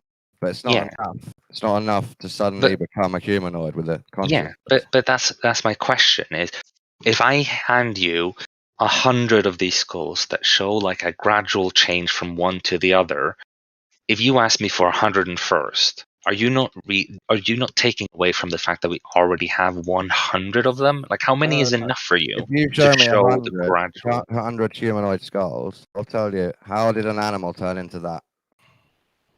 Yeah, but if the thing is, if I show you the gradual change from one to the other, do you think won't, will that's not a you haven't good got a enough? gradual change from an animal into a humanoid. You haven't got that. You'll Sorry. never have that because Good science has funny. occulted it. When you say an animal, what do you mean when you say an animal to a A human? non-humanoid. Yeah, but for example, the ancestor of a turtle, will probably be a swimming shelled fish, or maybe not classified as a fish, but you know what I mean. Do you think there was humanoids on Earth all the way back? Well, you would more talk about it about way back. We'd have bipedals, and they came from fourfeedals or fourfeedals. I forgot the term for four-footed. But there would be there would be four. They would have 4 feet, and then for whatever reason, for evolutionary pressure, they would become bipedal, start using 2 legs. Evolutional pressure. And That's before, what we need to look into. exactly. But and before they were 4-footed, they were actually non-footed. They were. This is all theory, and it hasn't been explained. But this shows that it is a gradual change. We found many intermediate steps. We have the 100 of them, but you're still asking for the 101st. You're literally saying now you've got all the missing links from a 4-legged walking animal to a humanoid. Thank you. See, Thank you, Ronnie, for the configuration. It doesn't make sense that if this is the common consensus that we evolved from slime and when we stood upright, okay, came from monkeys or apes or whatever they were, and we are now human, right? That there are some steps that potentially science knows that they are hiding from us, because wouldn't they want those steps to be known to connect the dots? I don't understand why they would hide them.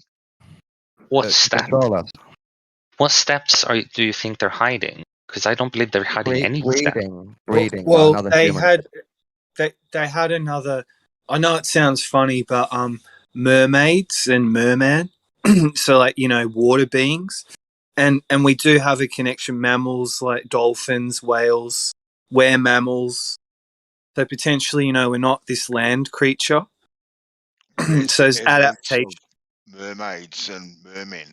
Well, if you want to talk about why many animals are mammals and why some aren't, that's another, like, that has to do with environmental reasons for, like, surviving. Like, for example, the mammal, like, they have their eggs inside the parent, and the kid or whatever actually hatches out the egg before it even leaves the womb. That's literally what the womb is. But other ones, they just they excrete their egg, and it's developed hard shell. Like you see that these are very intermittently connected. They're both coming from eggs, but one of them has their eggs inside, and they don't even come out of the mother.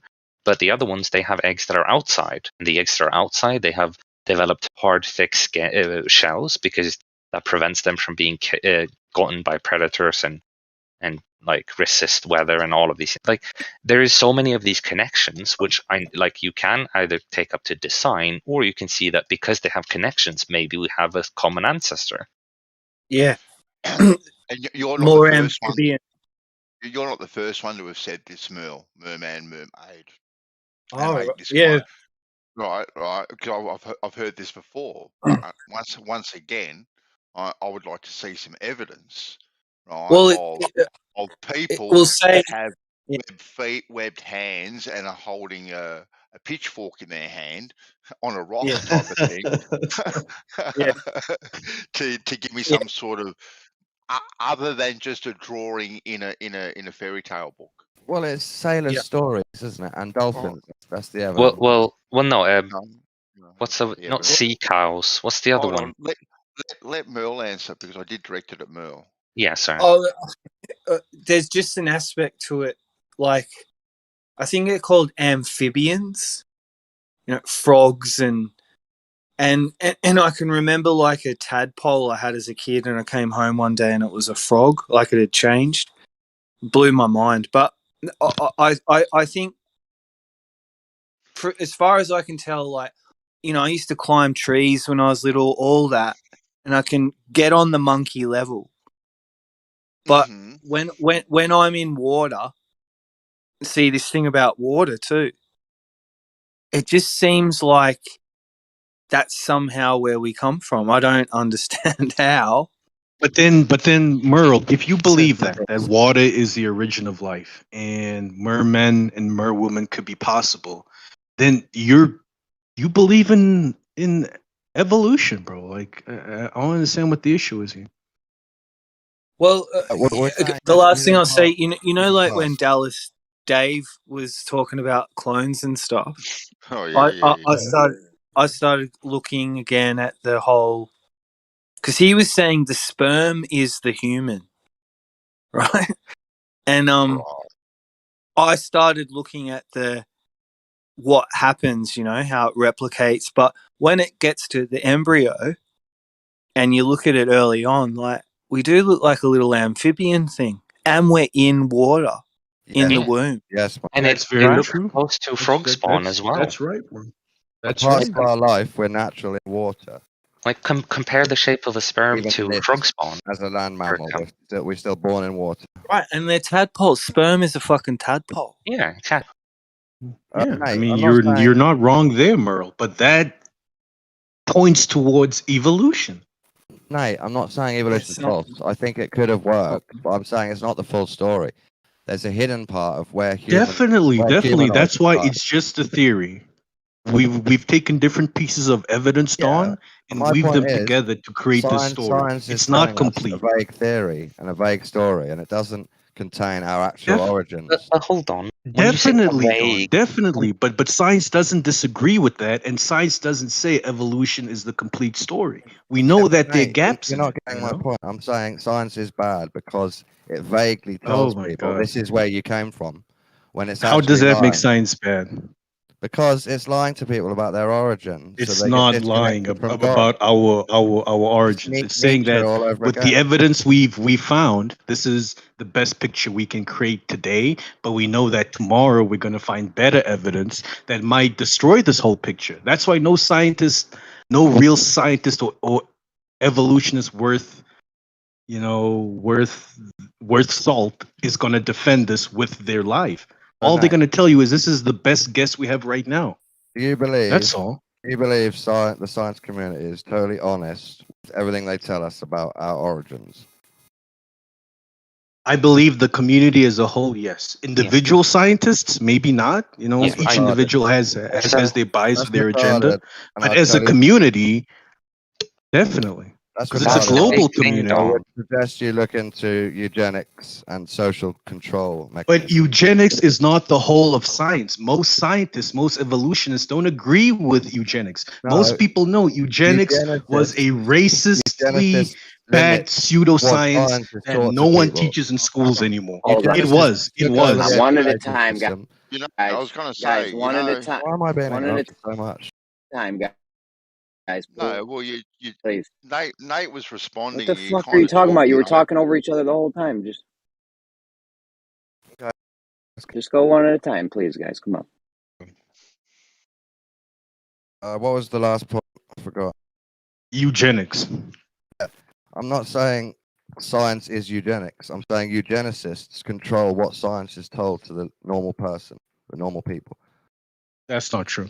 Satanic overlords Maybe control what you're allowed to know, and they don't want you to know your true origins. That's why they make it really vague. Okay, I get your This point. is- So I would say maybe. Oh, sorry. Go ahead. Go ahead. No, I was just gonna say this comes back to the thing I said earlier. How are they stopping this from coming out? If I'm a scientist who does an experiment and then I want to publish my paper, where are they stopping me? Are they stopping me from getting into the big publications? How are they then? If okay, let's say they're stopping me from getting into the big publication, I'll still publish it, but on a smaller site. Yeah, Where are then they no going one to will stop read. that? No one will read it. It won't become mainstream. It won't get into the Okay, education system. Probably never. But that's you're saying probably never. Yeah, probably never. Okay, but that means that some the might. chances that they're going to debunk out of Africa in school in the next 30 years is Yeah, but that still means Another that one. there is. 1,000 to 1. That They're still going to means keep there's teaching Another people one. we all came from Africa, even though it's nonsense. Yeah, but that still means there's a Yeah, they had a possibility big problem with that. that someone finds my paper, picks it up, sees that I have good evidence for my claim, and then continues it. And now apparently I've managed to undermine the entire like satanic world order that you're complaining about. You won't be able to do it. Gummy, I The follow an problem is anthropologist who's a professor, and he studies how we've been lied to about the anthropology, the origins of man. And he's shadow banned on YouTube, and he has to change the titles of all of his things to like made up things because they won't share his videos otherwise. yeah, the problem is that if you're going against the mainstream paradigm, you get blackballed, you won't get funding. I mean, no one's talking about how light travels at a different speed through a vacuum. They're not trying to research that shit because Everyone talks it's about going. it, Jeremy. Come on, stop it. No one's talking about how You light travels. got that from a popular commercialized science journal on Google. What do you mean no one's trying to talk about it? Come on. There ain't no one talking about it. That was like 5 years ago. No one's done another experiment since. No one's fucking Experiments talked about it. all going on right now. It's just nothing's been published because they're still experimenting. That's how science works. Things take a very long time, Jeremy. We could Who's you and I experimenting could you and I could both die before any further concrete research comes out because this shit takes forever. Listen, man, they did it with Clovis. You know the Clovis first theory about the population of the Americas? Yeah. That guy got blackballed. He didn't get no more funding. His career was ruined because he was going against the Clovis first paradigm. I'm telling you, bro, it's not like How long ago was that? The guy that was brought up that paradigm. It was a while ago. They finally recognized it when he was like 80 years old in his fucking career. He was like on his deathbed practically. Exactly. Because it Yeah, takes a while. The problem is, I'm just saying, bro, there ain't no experiment. Is there an experiment going on right now that they're studying how light travels Right at now, different speeds in a yes. vacuum? Right now, definitely. The speed of light through different mediums, including a vacuum, is definitely being tested on right now. And they will publish the results once it's gone through proper peer review. I'm not trying to dox myself, but there are people doing it. If you want to know, you can always call up any university and ask, what kind of experiments are you guys performing on, what are you working on? You can Google it yourself. How come when What I Google it, institutions right now? They're still saying that light travels at Yeah, but that's what you Googled. You never Googled who's performing an experiment right now on the speed of light. You Googled how fast does light travel. You got to Google the right things in the right places, Jeremy. And they're still saying it travels at a constant speed, even though they found that it doesn't. Because you're misinterpreting the results. The results aren't that it all of a sudden travels at a different speed. It's that you can manually change the group velocity by changing the directions of the transverse waves. Whether you understand that or not, it's completely up to you. But it doesn't just say that all of a sudden light travels at a different speed. No, it's Didn't Veritasium do a video and he was saying that speed, like they measured the light traveling in from A to B and then back again, but yet they couldn't quite get a figure from A to B, which means that there would be a degree of latency and the method itself is flawed. Well, no. So what he said is that it's not possible to measure the one-way speed of light, as in from A to B. You have to measure it from A to B and back to A. And the reason for this is that in order to time this happening, you have to send information. And if you're supposed to send information from A to B, you can't do that faster than the speed of light. So you couldn't even send the timing. Like you couldn't time it from A to B because you couldn't tell the B that it's happened. So I'm probably butchering it right now. No, you've got it bang on, mate. You've got it bang on. But that's the thing. But that doesn't have to do. Yeah, and we agree that it's a weakness, but that's not the same as saying it's completely wrong. It just means that it is two-way, not one-way. Yeah, correct. And I guess those numbers there, if those numbers there are connected to any type of other calculus and stuff like that, and it was a bit off, it depends on what your degree of error is. But if your second turns out to be shorter or longer than your first by more than a certain percentage, but still, yeah, man, I'm never here to really argue. But yeah, if we can't measure the speed of light in one direction, then we can't measure it. And that is what we should agree with. And the best thing that we've got is something that is two ways, and then we divide by two or whatever the case is. Exactly. No. Well, no, that is true what he's saying. The best we've got is measuring it both ways and then dividing by 2. No, we just get a figure. Yeah, but you don't get a figure because you're doing two different experiments, aren't you? Definitely, but we just like if you shoot light off of a mirror and it comes back to you, you have your measurement for the speed of light. No, you don't, because you don't you've say lost speed of energy. light divided by 2. No, because you've lost energy. You've lost The energy round because trip the time light divided by 2. Yeah. I Say mean, what? if you can contain the energy, fair enough, but you will lose energy. Realm, what's the speed of light divided by 2? Isn't it the speed of light? No, it would be 2 journeys of the speed of light divided by 2, wouldn't it? Well, the big thing would be the big thing would be that you don't know whether the speed of light was the same in both directions. It is fully possible in a technical sense that it had like almost 2 times what we call the speed of light on the way there, and then on the way back it was nearly instant.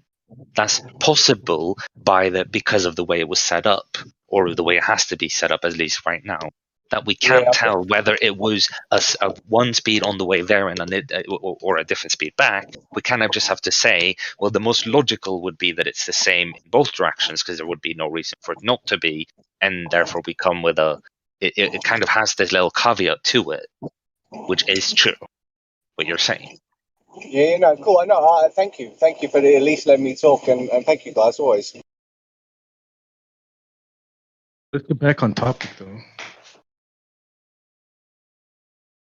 I've kind of forgotten what the topic is.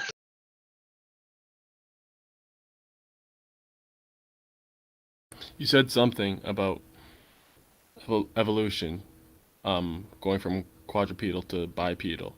Well, I was just pointing out that we can see that like there was never like, oh, just all of a sudden a fish became a human. We see the steps that are very logical steps, and we see steps in the fossil records that seem both logical, and they seem to have the evidence backing them up, as in the fossil record backing them up. Mm-hmm. But about that, yeah. So in regards to the fossil records, the fossilized footprints, it doesn't logically back it up, because all of the footprints don't show what they call a line of thrust. Now, this is like a mechanical engineering term, wherein an arch has like, focal points of pressure due to the compression all along the arch, right? And you don't see that at all with the arch of the feet in these fossilized footprints. It's not consistent with the compression that you guys claim would be happening, taking them from quadrupedal to bipedal. So it logically doesn't add up.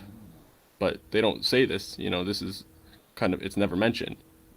Yeah, all I can say is I've never heard this argument before, so I'm not informed enough to say anything. Fair enough. But yeah, I've never heard that.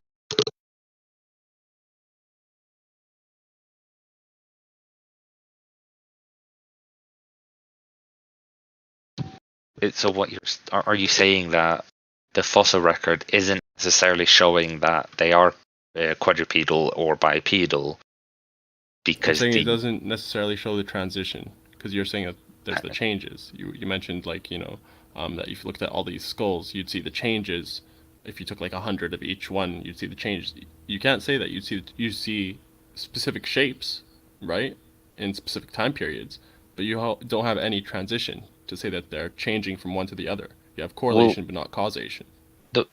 What I've heard, and this might be wrong, but the little I've heard on this topic is I've heard that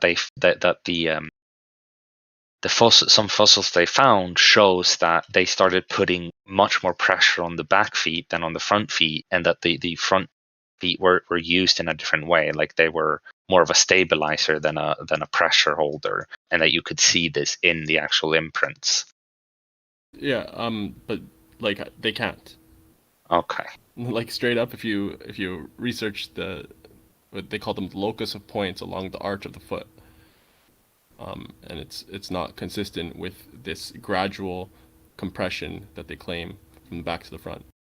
Okay.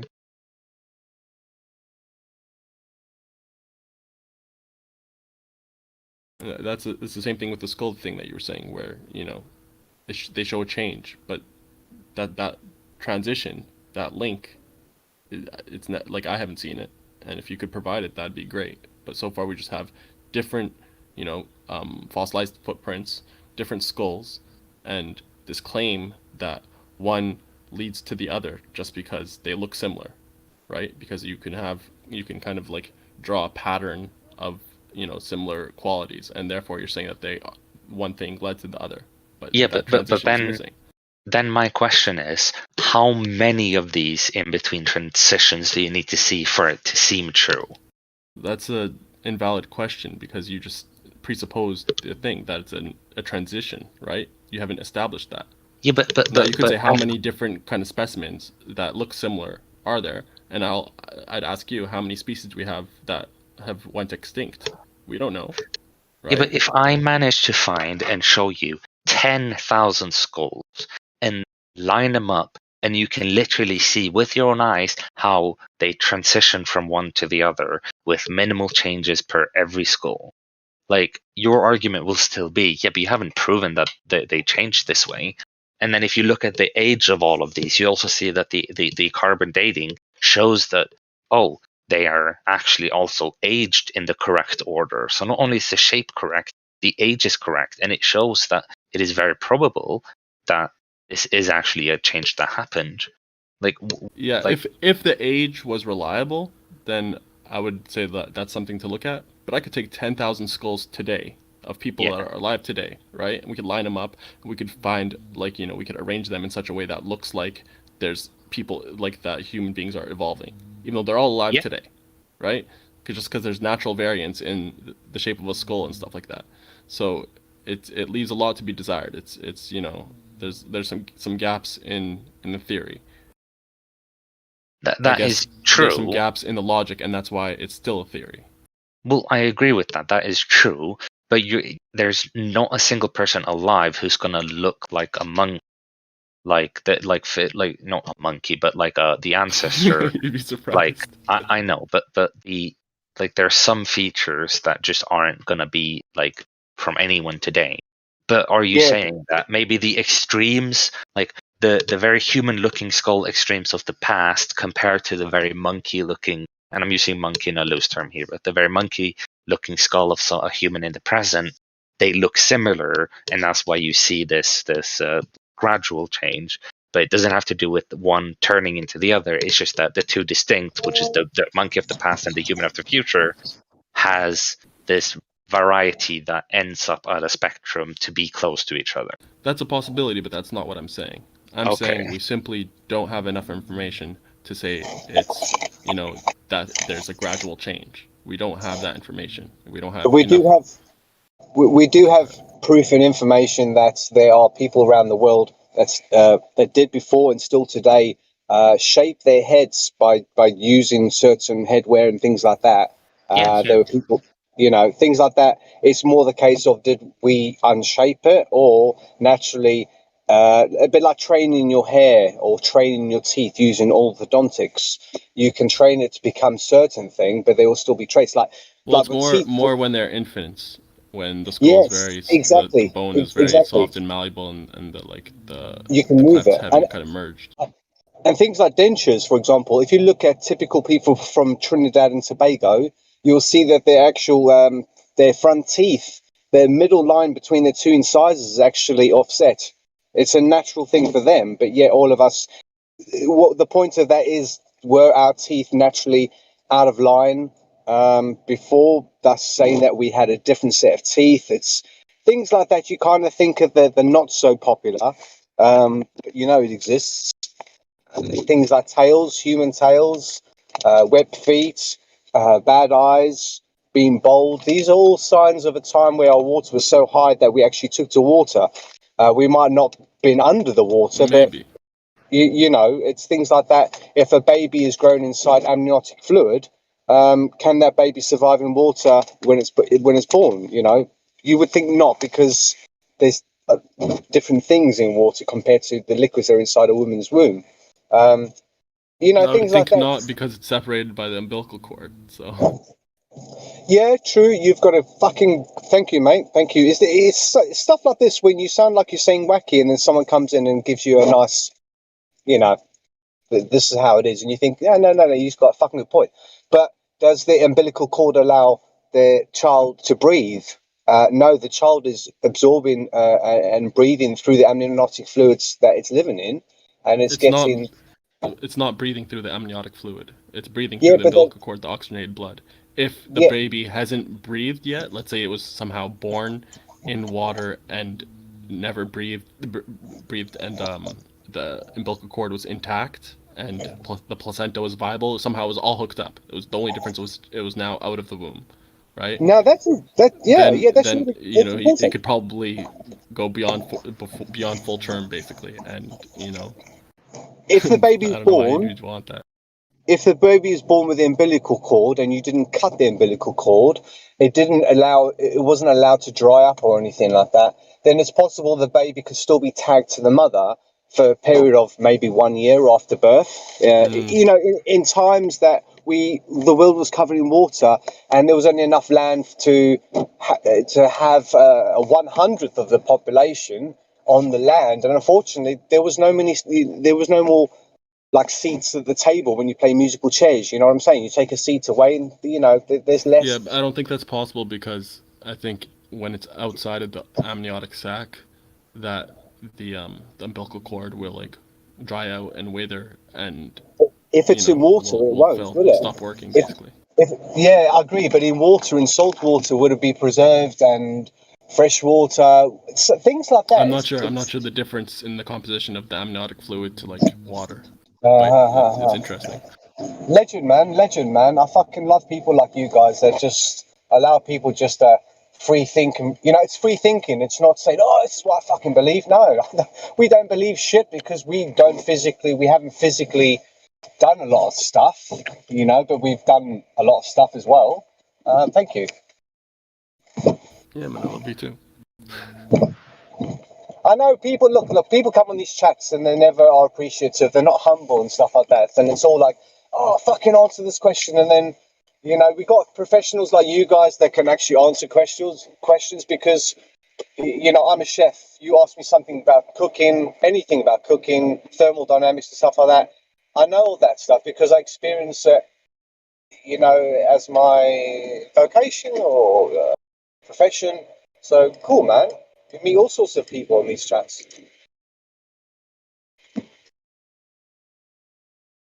I had a question for you. What's the perfect topping? Like, you know, the breakdown of the topping for tiramisu. Tiramisu, perfect topping. Yeah. Well, I guess most people would use a bit of sort of cocoa powder. I mean, I don't make tiramisu. Like, I've probably made it twice in my life, to be honest with you. Perfect topping. Well, I guess you don't want it too fucking coffee. Yeah, it's we cheat nowadays. We try to get out of the eggs and all that stuff because it causes so many problems. So we adjust the recipes to make it last longer and less spoilage, if you know what I mean. Mm-hmm. I don't know. I think probably something like just to get a creme brulee top, you know, just to burn the top of it so you get a nice crisp crunch into it. All sorts. Freeze it down, you know, make it into something a bit more palatable. So it's more of a dessert, colder. All sorts, man. Blackberry jam, that might go well with it. Blackcurrant jam. Oh, I never had it with jam before. Or no, well, more like a blackberry compote. You can say jam. You get all the flavours of that berry and you know the pungent flavours and sweets and all that thing, and that sort of it goes nicely with the coffee to kind of a bit like a mocha and chocolate. You know, you've got a bitter and you've got a sweet.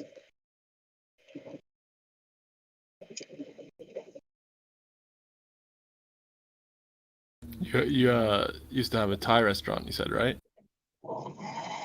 No. I'm just I'm a freelance chef. So the best Well, of all what worlds. cuisine would you say is your specialty? Chinese, like just general Chinese food. If you do if you're Chinese, the same recipes as ours in the UK, trying to perfect those, using their ingredients. Go to their takeaway shops and ask them for a few of their ingredients, and they're a bit more. You know, when you use your standard flours and standard this, they're not the same. How do you feel about beef Although we tripe? assume they are. Beef tripe. Well, tripe being the thing that to cook, we would use tripe, pork tripe, and all these things to actually cover meats, so that we could make a form and then cook it. Tripe isn't really a delicacy. It's not at all. It's more. They even stop using them on sausages. Beef Yeah, I tripe. was at this I think Chinese shit like restaurant that. once, and everything was in Chinese. So I just picked a random thing from the menu, and like it wasn't a menu. It was just like these like bristle boards, these cardboard like posters with Chinese writing on them, and then with a price attached. So I just picked a thing at random, and it turned out to be beef tripe, and I regretted it. It was like chewing on a tire. It was not good at all. Yeah, try to make it a delicacy. There's no meat involved. There's nothing. There's nothing you can do with it except for it's tripe, it's stomach. It's like fucking shit. It's the texture of a. I mean, yeah, I don't know why the fuck anybody would eat that. You know what? Most probably because it costs fuck all. You know, and they make fucking money on fuck all. Maybe.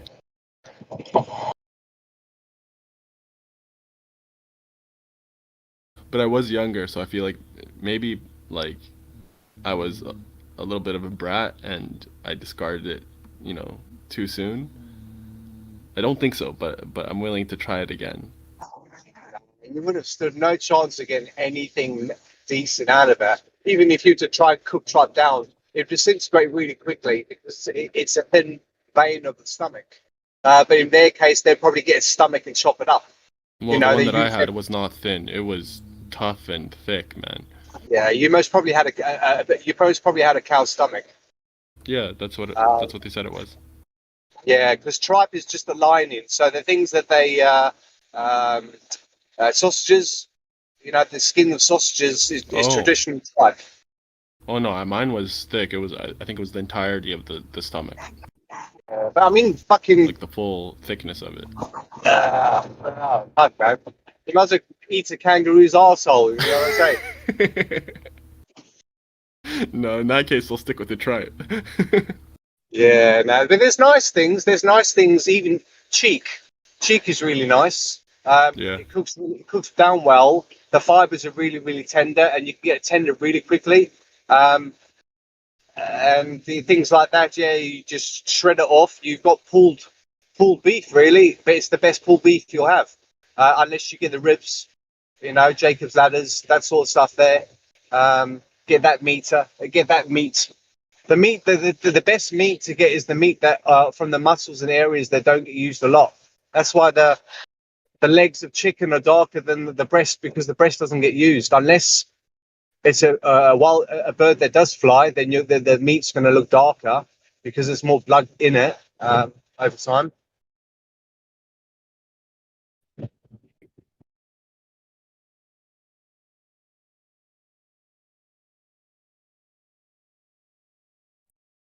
But yeah, people say I've got no basis on coming into these conversations and talking about stuff, but I say I'm into gastronomy, and the first people that knew how to grow fruit and veg and make food, then they went that and they made food, didn't they? They made it from the ground and they made it into things, and that's gastronomy, is working out how to make nature edible for us or whatever. I mean, were we meat eaters from the start? We most probably are going and pushing veganism because, in a way, there's so many animals on Earth that are producing so much methane and there's enough methane as there is. And I think overpopulation in a way that's the natural, some people call a god or something, you know, it's only got enough power to keep enough people alive because our heart beats, you know, by something special.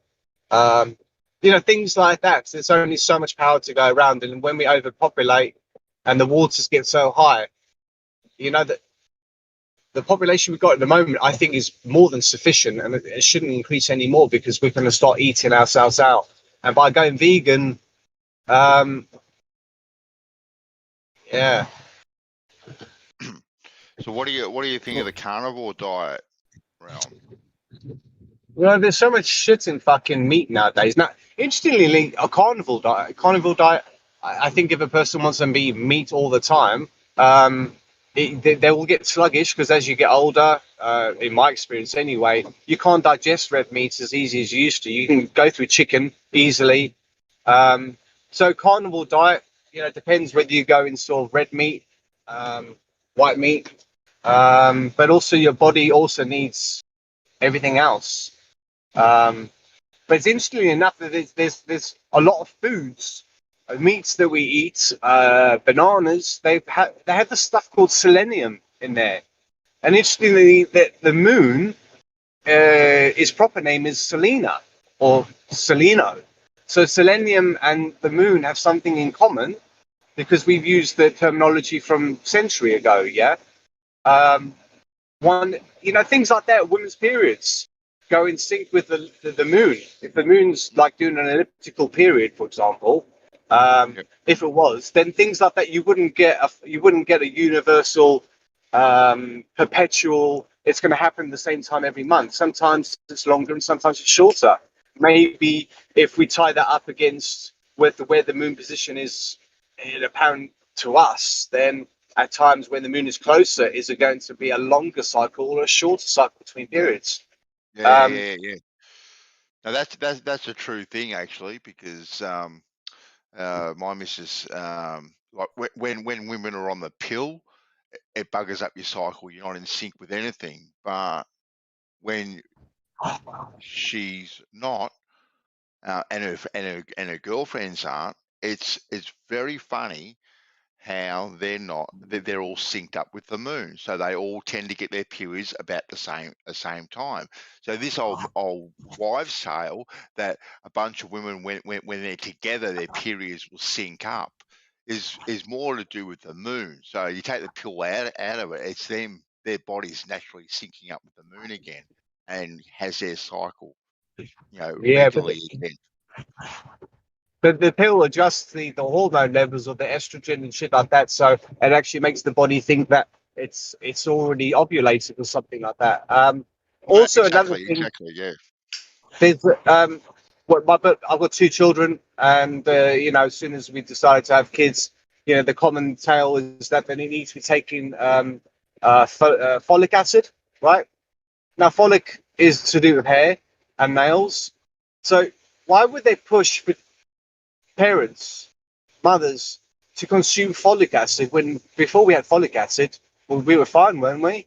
We still have just as many chances. My boy had a very, very slight cleft lip, very slight, like a 2 mm difference in his lip, but the surgery needed. The point is that something went wrong, and you know, folic acid being an additive could the folic acid is also to do with, could be formation of the muscles, the muscle wall around the mouth, the Cupid's arrow, you know, things like that.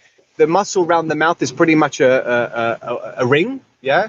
And then when they make the adjustments, they have to cut the ring, then they have to borrow skin from the nasal passage, which stretches the eyes slightly. But folic acid, why tell people to take an additive? That's only going to change what your body is trying to do. But there's many people that don't take folic acid. So, you know, many people breastfeed, many people don't. The fact that we've put children onto instant formulas means that the child has no connection to the mother.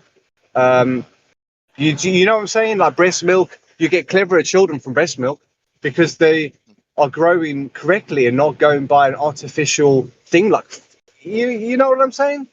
Yeah. I don't know about all of that, man.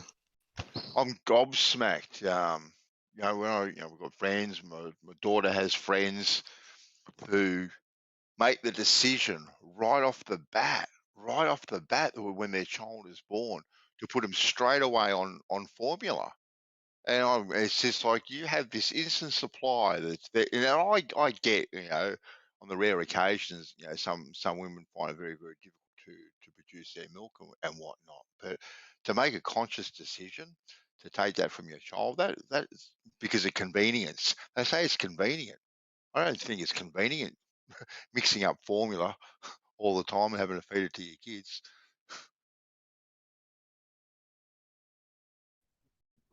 I think there's something we're missing about the moon. We look at description, we look in the moon, and everything moves different to the moon, but everything moves similar to itself.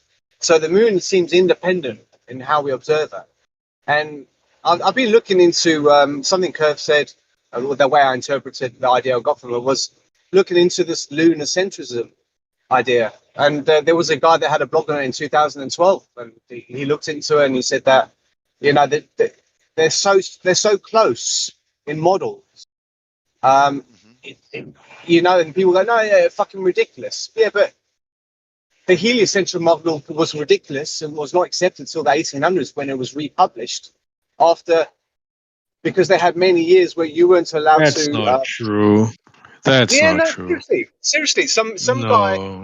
No, because it was in the church. It was within the church, right? And they had a thing called the rule. There was a king that had a thing called the rule, and the rule ended at 15. I can't remember. So it was called the rule. Yeah, the Ditio, DITIO, the rule. And basically, people weren't allowed to just go and wander off. You had to be named. You couldn't just leave your village. And basically freedom of speech and rights and stuff. After the end of the 1500s, people were allowed to free will. The free will came and people were allowed to be independent, to start inventing things themselves. Everything was controlled by you can't do anything because blah, blah, blah, blah, blah, blah. End of 1500s, the rule came into play, a law, and then people started exploring and people started coming up with ideas. That's the Renaissance, maybe, the Romance, these words here, Roman, the Romance, things like that.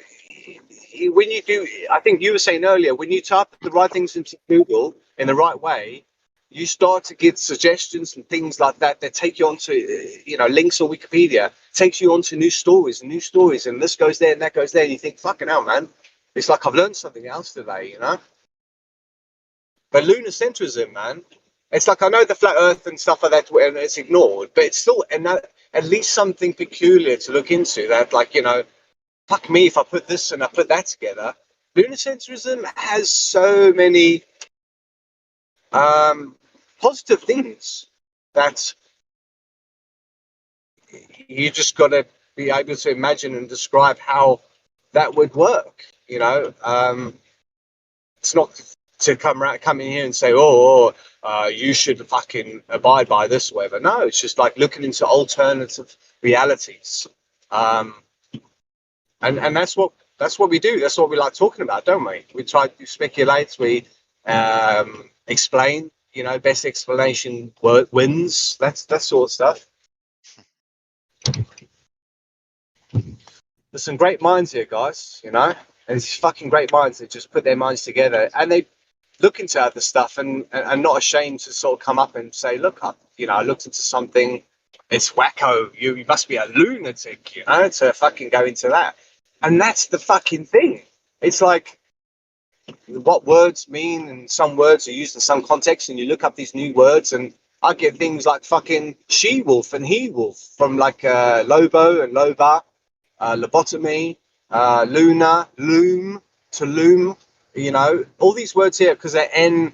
It's the sound, an N and an M can be mistaken. Some people use an M and some people use an N. They wouldn't have used the same thing, and naturally our alphabets came together as one.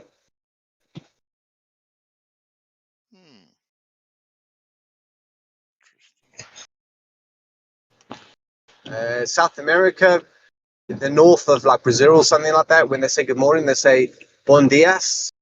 And then in the south, they say bon dia. But it's both spelled the same way. But one says gia, as in geo, bon geo, good earth to you, you know, good day to you, good ground, the earth, good bon gia. And the other person says dias, which is interpreted as day. But when this person says a word, how can they say to you how to spell it if it's just something, a language they've spoken, but they wouldn't know how to literally tell you what that means or describe it, you know? Can you sometimes want to see something in something? Well, I can't imagine myself, right? Maybe because I'm not back in the time, saying to someone, "Good earth to you," and meaning good earth to you. I can't imagine saying that. No, you're saying world. Geo is world. The geo is what we experience. This is our geosphere. You know, each person has their own geosphere because what they experience is totally unique to everyone else that's standing next to them. They're not going to be aligned to what they're looking at or seeing it from the same perspective. So, what saying bon dia is actually more like good morning, good. I hope you have a good day on this thing where we are. You know, our round, good round to you. You know. But even saying good world to someone and meaning good world to me is, I don't know, maybe it's just a little bit foreign. Maybe I'm not in that mindset. There we go. There we go. Good world. Good world to you. Yeah, world. The world to live. It's how, like in UK, common English. I speak common English, and people don't, you know, on these chats they look, oh, you should be smart, speak more eloquently and stuff like that. I'm like, you know, when you're amongst people that speak common English, then you naturally think and talk in their speeds, etc., etc. But butter, they go butter. Yeah, there's no T. There's no T in there. There's no D. There's just BU apostrophe whatever ER bar. Yeah, the water in Mallorca don't taste like water. Yeah, so you know what I'm saying. So like gibberish is English and Gibraltar. Yeah, Gibraltar. It's things like that. Oh, you're speaking gibberish? No, mate, I've never been to Gibraltar, bruv. It's and gibberish is a blend of two languages, and you can see Morocco from Gibraltar. Yeah, it's mad. It's mad. Like Gibraltar almost seemed. Gibraltar's like a triangle of land on the bottom tip of, not the bottom tip of Spain, but it's where it meets. I think you could say the bottom tip. Yeah. And where it meets the, you know, the Hercules or the gates to the Mediterranean or whatever, guarded from either side, and it's segregated. There's a border between there and Spain. And you can walk through the border with fucking. There's people fucking moving fucking tobacco over through there like daily. You know what I'm saying? It's a border, or you know, whatever. And yeah, and that border there, yeah. You make such a I think it's something like 3 mile by 3 mile, you know, sort of area, in a way, in a triangle. And why segregate it? You know, why segregate it from Spain? It probably would have had to be a neutral area that everybody could use, because I don't know. It was like when the refugees are coming over from Africa. Africa was Afrique, you know, the barbarians. That's where they came from. And these people coming over, if they couldn't swim when water level was low at some point between those 2 points, they possibly could have just sort of like waded across, you know, and then they go and attack Europe. So shit like that. It's kind of thing, the evolution, you know, how Africans got to Europe. Yeah, it's pretty easy, but if you're trying to fucking put gates up and stuff to stop these people, refugees, man, you know, migrants, whatever, want to leave their land, or they want to take over your land, you know. Apparently, you know, my brother was saying to me, who do you think the richest person ever lived was? And I was like, oh, this, that, and the other. He says Genghis Khan. He was at least 800 times richer than the richest person today, because he fucking had the control. He'll come and fucking, like the movie 300. We're gonna fucking take you. Yeah. And it's like, okay, well, resist. I'll just fucking flatten you. And because they didn't have a religion, they didn't give it. They'll fucking slaughter you. But in the religious sense, they would scare the people and say, we're going to fucking chop your hands off. Now, logically, a man gets caught for stealing, back in the day, whatever like that, in all fucking countries, whatever. And the man gets caught for stealing and gets his fucking hands cut off. Wouldn't that geezer pretty much bleed to death? Yeah? Yeah. You know what I'm saying? Like, I'm thinking to myself, like, I'm in catering trade. I've seen some vicious fucking cuts, man. And you think just for a person to have a stab wound of any sort, they'll just fucking bleed to death. No, man, the amount of pressure pushing 5 liters, a second or a minute? The pressure, or is it 5 pounds per square inch? I don't know. The pressure of our blood in our body, that geezer will be fucking looking like a fountain. You know what I'm saying? Things like that. So, naturally what you do is you fucking, we get fucking bodies that had already died from the morgue. We show people the bodies and say, this is the person that done bad. Maybe beheading could have easily been staged. This thing, the way that God, the commandments, you shall not kill. So naturally the best thing to do is we discover new lands, but we hide these people. We used to send people from Russia to the very northern tip of Siberia and this little town that exists today as prisoners. Because the conditions there go from like fucking 50 minus to 50 plus, inhabitable sort of place, and that was your punishment. We're not going to kill you, we'll send you to we'll banish you, but to get control, you need to go a bit more than just banishment. You need to start incorporating capital punishment, and then people are like, oh fuck, and I guess we fucking had the electric chair thanks to Edison, but there's someone else who invented it before him or something like that. But, that's scaremongering and shit like that, and people are like, don't fuck with these people, they're ruthless, And Australia, the convicts, what they talk about, if a catastrophe happens every 666 years, and it's a quarter of a fucking 360 cycle or something, depending on the shape, if it's a circle or a fucking rugby ball or whatever like that, it all affects everything. And something like that, in ways, we could have come out of an ice age 222 years ago, but the rapid rate of that would scare people fucking tenfold. Because if we said that we had an ice age 6,000 years ago, you'd be like, I've got plenty of fucking time. But if someone fucking told you it was like fucking 66 years, you'd be like shitting yourself, you know what I'm saying? But yeah, I think we've got north and south. There's an equivalent east and west, and those points there are going to start freezing, I reckon. If Australia's getting a little bit cooler from is there going to be a spot in the middle of the Pacific that's going to be colder than anything else, and it's antipode on the other side of the Earth? Just thinking geocentrically, I mean, we know it's flat, we know it's this, we know it's that. It's just trying to think of these ideas that naturally, to try and make something naturally flat in any type of experiment, whether it be cooking or anything like that. It's Tokyo's just been hit by a earthquake. Millions of people are without power and stuff. I just read that, Merle. Yeah, I was just reading. Crazy, huh? I mean, if you've got pressure underneath the ground... Hopefully, I was just going to say, hopefully Jin's okay. Oh, shit, yeah. Fuck me. But then, what are they on? They're on a vault, aren't they? And you've got magma. I learned that magma is the lava underground, and then the lava that surfaces is called lava. But they're both magma and lava, the same thing. And it was a thing that happened years ago in the UK called the Magna Carta.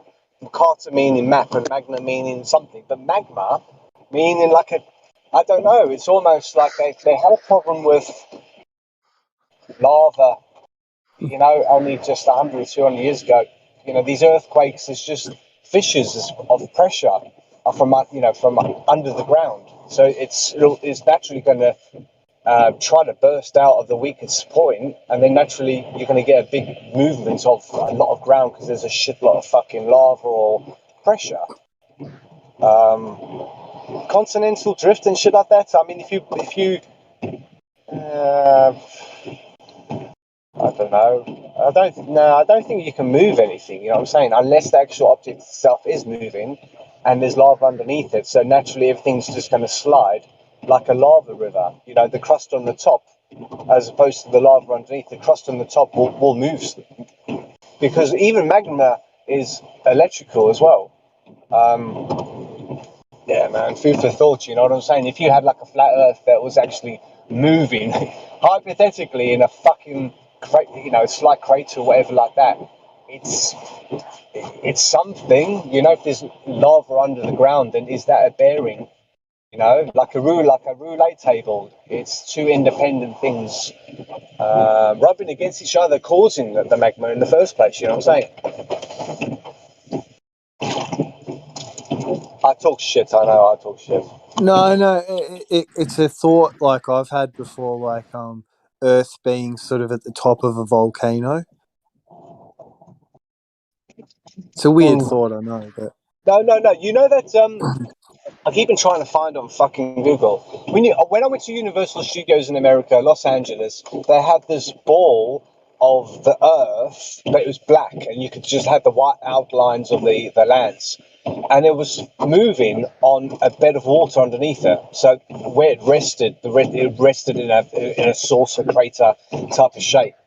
And naturally, the pressure between this massive, huge thing that's probably a good, like, fucking 500 kilo, maybe, or something like that ball, it's moving on this water, you know? So, like, the pressure of it, like, how far can you, you can't squash water, you can't squash air, you know what I mean? You can't, does that make sense? It's like the water was acting as a barrier, and just water alone was the barrier between it and what was underneath.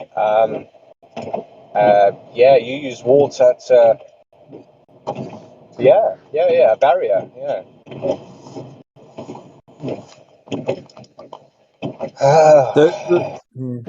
the rocks would have had to have been there first, right? Yeah, the magma is rock, and there's other things. Yeah, it's rock, and there's 4 different types and 2 different groups, and it all depends on the silicon content. So the silicon content makes the difference to what the result is.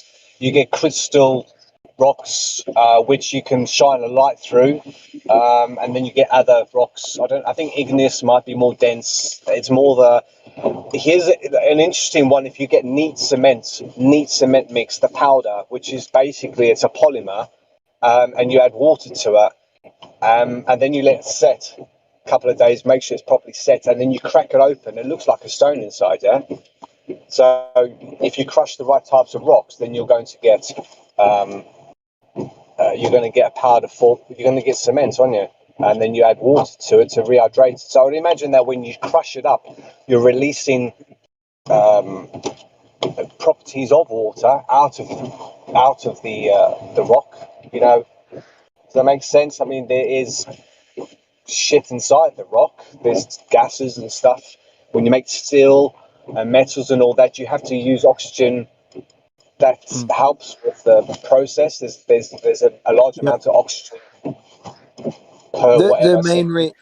The main reason I mentioned, because like Jibby Jedi, he's not here anymore, but he used to say like the water potentially came from underneath, and because it's salt, you know, it's not fresh water, and I was always intrigued like how there could be lava under there and how water could come from underneath anyway, but it just doesn't seem like it got there by rain. You know, like the idea of like in a nutshell being a wood fibrous type of thing. And if our ground underneath us was pretty much like a wood type of material, when it gets dry enough, it's going to absorb the water from the land, isn't it, from above? And when it gets saturated enough, then it's going to do the opposite. So I think the hydration of unfreezing the poles and stuff like that would naturally make the ground swell more. There's a large clay content in a lot of soil in our back gardens and shit like that. Clay, what is that, silt, you know, other sorts of things. probably, yeah, clay. Pretty much the shit that you hoover up your fucking carpets every day. That just is in the air, but you don't realise you're breathing it in. And that just has a similar compound to sort of clay in ways. Yeah, I know I'll go off on fucking No, you're not. random things, man. But I guess it's the whole as above, so below thing. Like potentially matter falling from heaven or the sky, right? And like being like a density layers, like all the different layers, you know, like falling out of the sky almost. And spectrum. you know. Yeah, definitely. I definitely believe that. Well, yes, we can't see it, but if we could see it, we see the red sun first thing in the morning, right? Then it goes orange, and then it goes yellow. Those are all the colours of the spectrum, from red all the way up to fucking purple, indigo, ultraviolet, whatever you want to call it. So, like, these different colours, I think they just repeat and repeat and repeat, or maybe there's just one spectrum. We're talking about like reverse rainbows, you know? What causes that? Are we looking at a reflection of something? Everything in our skies, is it a reflection? Is it a mirrored image that's been mirrored off some type of liquid layer or something like that? Even a bubble itself, you know, a soap bubble itself can act as like a pearl. Wouldn't you agree that a pearl or pearlescent, the color, picks up the spectrum? Yep. You know?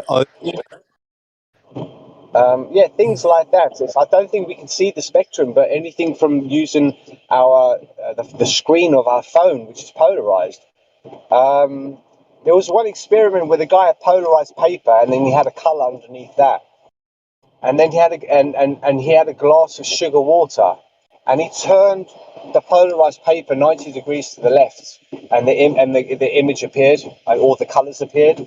And then he tilted it back to its original position, and then tilted to the right, and I think something else happened. But stuff like that, it's polarization of how our eyes can't detect. Like if you send audio and visual signals via satellite, I might be wrong, but I'm pretty sure you've got vertical and horizontal layers. So the audio will come horizontal, and the vertical will come. The audio will come horizontal, and audio and the visual will come vertical. So it's the same signal, but one different axis to each other. But that point there is like our eyes can't receive the information of this type of light. So you probably need something like a cat's eye to actually filter that light really, really thinly. So you get more information into that really thin lens. But although it's elongated, it's you know, things like that. I think we could see the spectrum. We just have to know how to train our eyes. When I wake up in the morning and I go outside, I can see the spectrum on the street lamps, the LED lights, halogen lights, and the moon itself. You can see some rings outside of the moon. Of different colors. So I think we can see it. It's just there's so much salt in the air, we don't realize even a small amount makes, you know, we get thirsty, we drink fucking water that's chlorine in it, which has similar salt or whatever, which I think, you know, if we're not drinking fresh water that comes filtered from the sky, and then we boil it off so that the condensation drips into something else and we have pure water. We're just drinking fucking water that's gone through our bodies like 1 trillion times at least, you know. Yeah, man.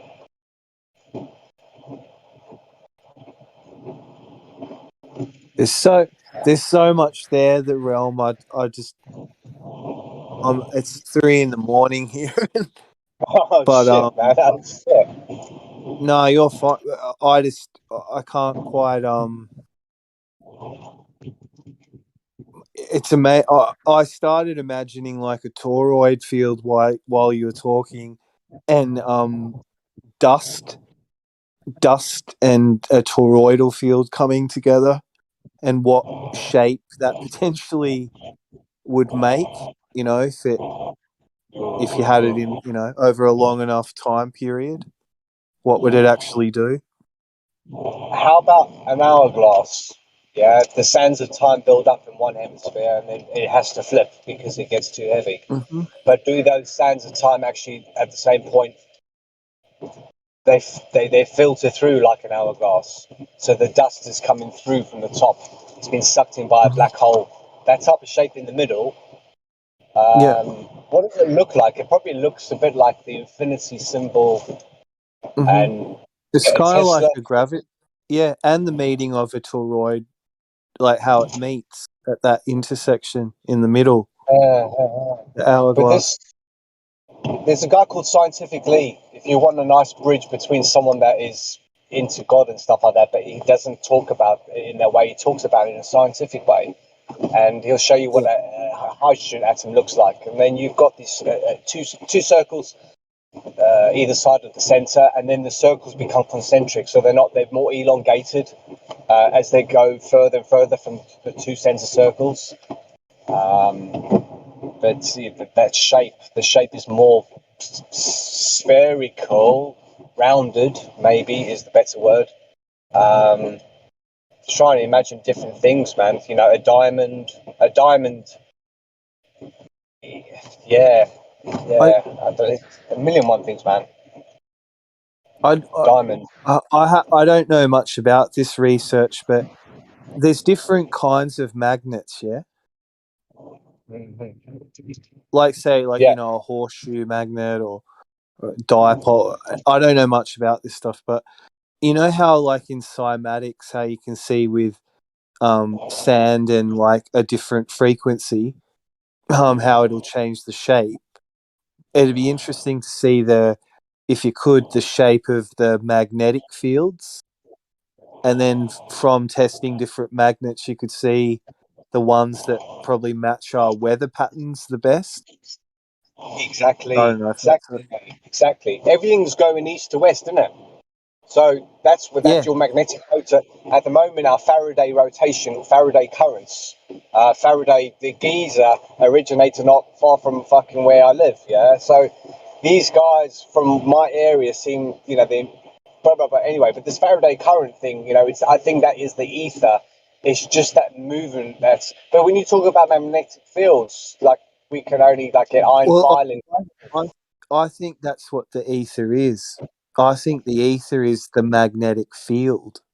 But it's so small that it's kind of not noticeable, because when people would say, oh, we have issues with the magnetics of the metals on the ship and shit like that, they had problems trying to fucking settle the Cape of Good Hope. I remember in history they were saying that thousands of ships crashed at the Cape of Good Hope because I think their maps were telling them they were 200 kilometers west of Africa.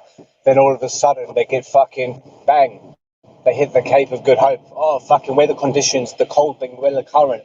That typical thing there, and they didn't realize that actually what's happening is that they fucking made up fucking areas on Earth, and therefore the declination is just kind of stretching that bit there. If you're trying to inflate a ball, you have to fucking patch it up with blasters, whatever. And those little areas there, make up, and then use magnetic declination to kind of lengthen those widths. So you're kind of like, hang on a minute, I travelled further, but I'm not. Who the fuck is measuring every single degree that they're travelling? Because if they're travelling in a horizontal line, their maths is they're gonna go, fucking what the fuck, mate. They have to work out what's my hypotenuse and this on a sphere. You know what I mean? People ain't doing that shit. So if sometimes it worked out that there was 1% error or 2% error when you're going over the seas, you wouldn't notice it because the journeys and routes they give you equal the equation. So as long as the equation always equals out and people stay within the racetrack, the track that's set out for you, then we're not going to have any problems, and we have enough routine surveillance, at seas and stuff to stop people veering off the course. the Yeah. beaten track. Yeah. And stuff like that is just all, but everyone's seen it. Of course everyone's seen it, mate. When you go to the fucking VIP lounge and stuff like that, and you're waiting in the queue between the two fucking bits of rope and stuff like that, you know what I'm saying? How can you tell me that, like, Yeah. oh yeah, you saw the carpet, but everybody saw the red carpet, bruv. You know, it's like, yeah, man. Yeah. No, I'm with you there. Like all the shipping routes, you know, at sea, and the flight routes, that's domestic travel. But private jets, they're really the ones that get to not go out of bounds, but to other locations that aren't in the normal everyday parameters. You know, go somewhere secluded as well. I seen this on. I had a random one. I was on flight radar 24. Yeah. And Yeah. I was looking around the Pacific to see what frequency of travel we're going on between Australia and South America, and even longest routes, whatever like that. But these are planes. Fuck me, I see this Gulf Stream, yeah? These things have a range of, I think, max about 8,500 kilometers. I see this Gulf Stream, like, doing the equator type of jobby, yeah? Going from Indonesia, going to Galapagos Islands. I'm thinking, mate, there obviously is a fucking halfway point there with enough fucking juice in there to fucking top up planes. And I think it possibly was Jeff Bezos' plane, but it was a Gulfstream anyway. You know, there's many people that own these things. But the super one, I think, has a longer range, right? But it still don't meet the fucking requirements to go from anywhere close to Indonesia, mainstream, like if it was Jeff Bezos or whatever. These guys have that money. What they're doing, they're in Japan, they're in China. So they how the fuck are they crossing the equator in these things that only have a range of 60% of that distance, you know? That's interesting. Unless the distances aren't as long as you think.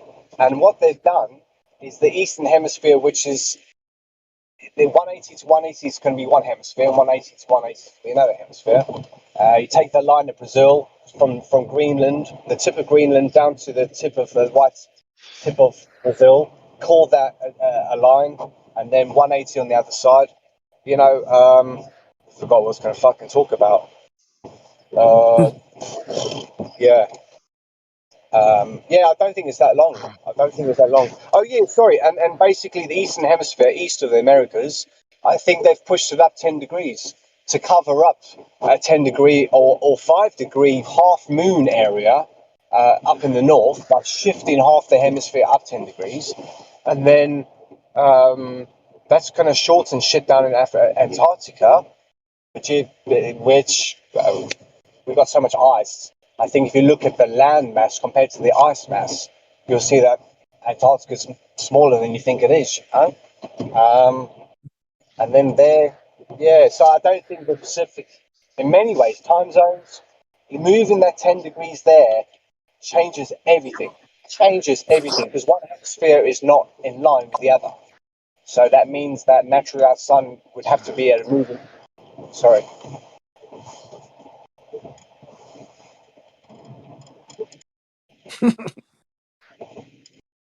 Why are you sorry?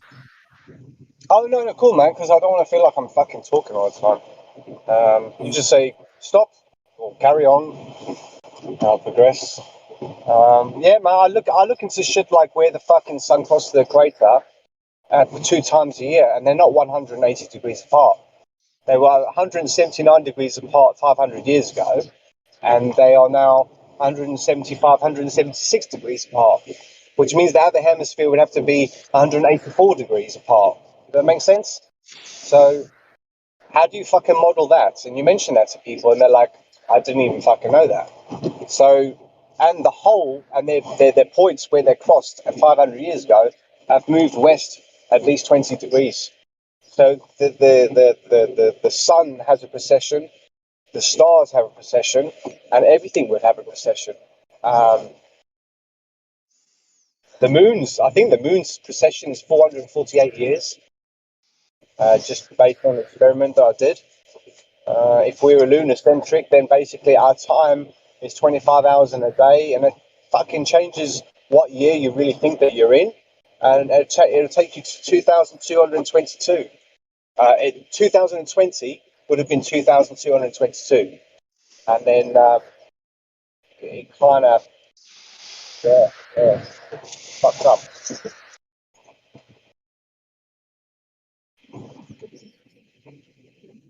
But they also, like, we use a 400-year calendar for our solar. What we use now is a 400-year calendar, and the moon, if it was a 25-hour day, I haven't got a calculator on me. Actually, I'll use it. But 400 divided by 24 times by 25. We'll give you where we are if we were lunar-centric, because that would be our timekeeper and shit like that. Not lunar-centric, you can have flat Earth, but everything's controlled by the moon. But then you'd have to explain if the moon was the center, or would you have to have a moving type of that idea of a scale, you know? That's the crater there, and that's moving in different directions, whatever. I don't know.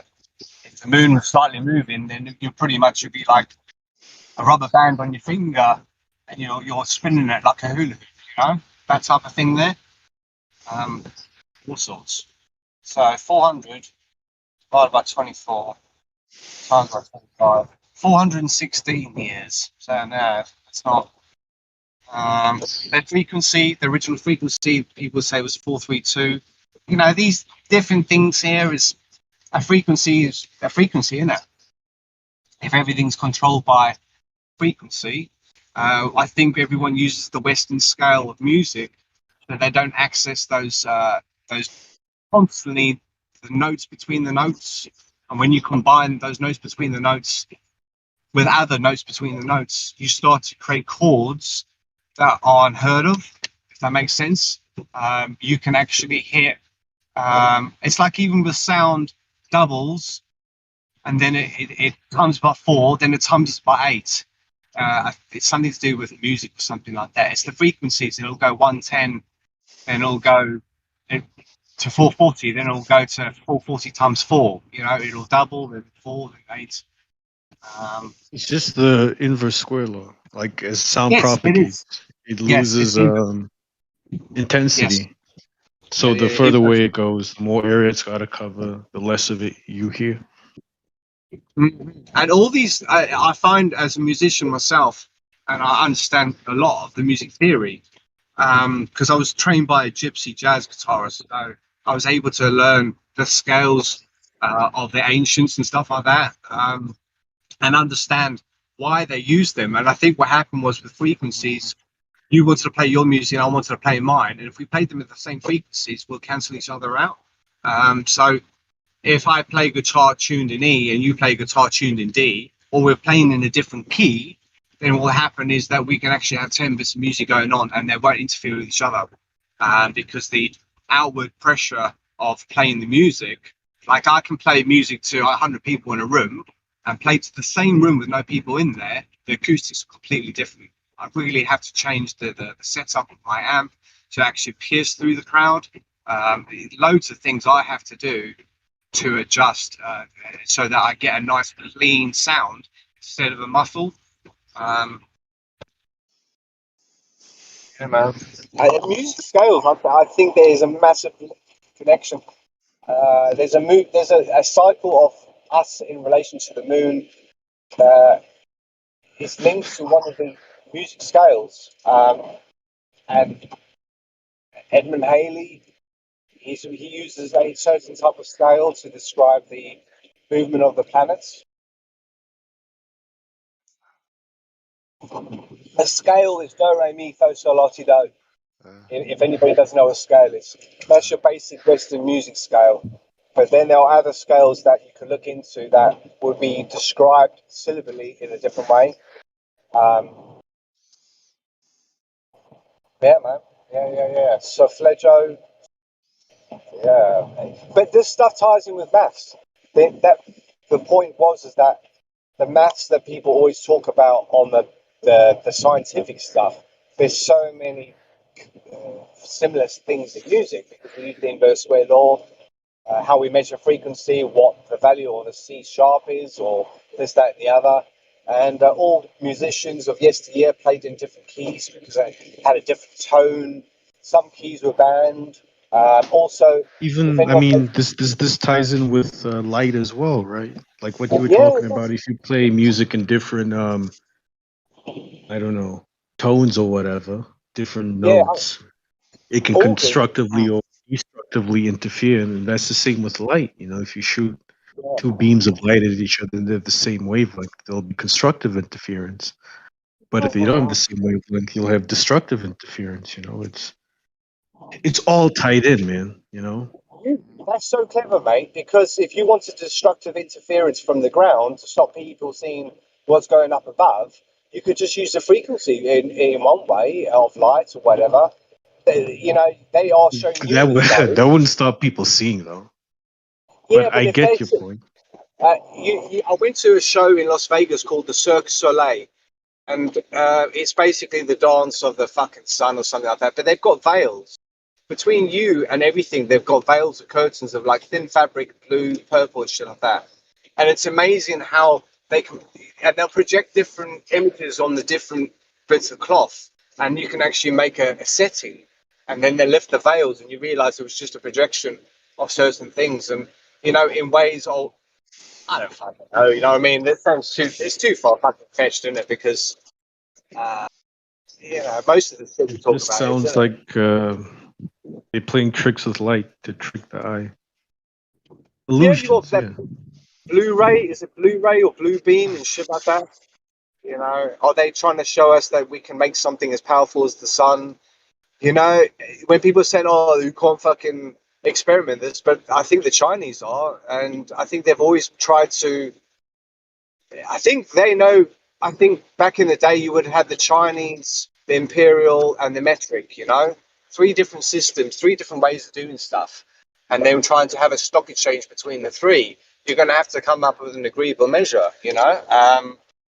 And Well, the Chinese, what was the natural color of the cloths? Did you ever get to see the cloths without the lights on to see its natural color? do you say clock? Cloth, you saw, or the veils, whatever. Veils. You said that there was a veil between you and the people on the stage. Oh yeah, so those veils being, let's just say, layers of bubbles and bubbles and bubbles.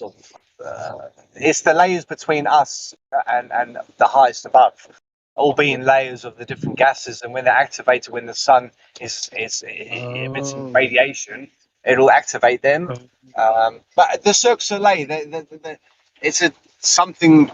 It's the sun. I don't know what. I'm just kind of thinking of layers of material or something that, I don't know. We're blinded by the light, aren't we? You know, or I don't know. No, definitely. I mean, light passing through the atmosphere in its different layers definitely changes how we see things. Like, you're not even lying over there. You know, like when you say that, it's because of these different layers and mixes of gases that the sky looks blue one moment and red on the other. You know, it's why the sun looks yellow and orange instead of white. You know, because light needs to travel through all these layers. When light hits certain particles, it charges them, right? It ionizes them. Yeah. And then if those particles are in layers, because naturally as they're getting closer towards something that's cold or really hot, I don't know, then naturally they are all going to have different properties as they get colder or hotter towards the center of something within the container. Maybe getting all the gases and sticking them into a cylinder, just like different liquids, you know, of different colors. You know, if you put all these gases into water and each container has water and this gas, and then you charge those containers that are sealed and stuff like that, you know, like fluorescent tubing, fluorescent lights. That's another. You've got, yeah, man, all these natural things, fluorine, all these liquids, gases, whatever states you want to turn them into solids, whatever you want to do. All these things replicate what we see. No, we don't see it, but we see it in reflections, you know. There was something about some guy, I think it was yesterday, he was talking about like sunlight coming through his window, through his shower and shit like that. And, you know, if there was a mirror... Rainbows or something? Yeah, but naturally, like in my front room, I've got a square mirror that's beveled on the outside. It's a rectangle, sorry, it's beveled on the outside. And the bottom of the mirror, it points towards the ground slightly. So when the light comes through and hits that, it actually reflects onto the doorway upside down. Because it hasn't hit it flush and it hasn't hit it in an upward motion. It's actually hit it in a downward motion, thus reversing the image. It depends on the angle it's coming in at, you know. And yes, I would assume that there must have been something inside the bathroom that was a mirror of some sort, or glass and chrome mix on the corner or something. Because I would have said to him, did you not like get your hand and try to work out where the light was coming from? You know, I think all you hear is, I saw rainbows in my shower or whatever. But naturally, you go find the light source, and then you put your hand in front of it, and you go, there's the shadow, there's the light source. Great.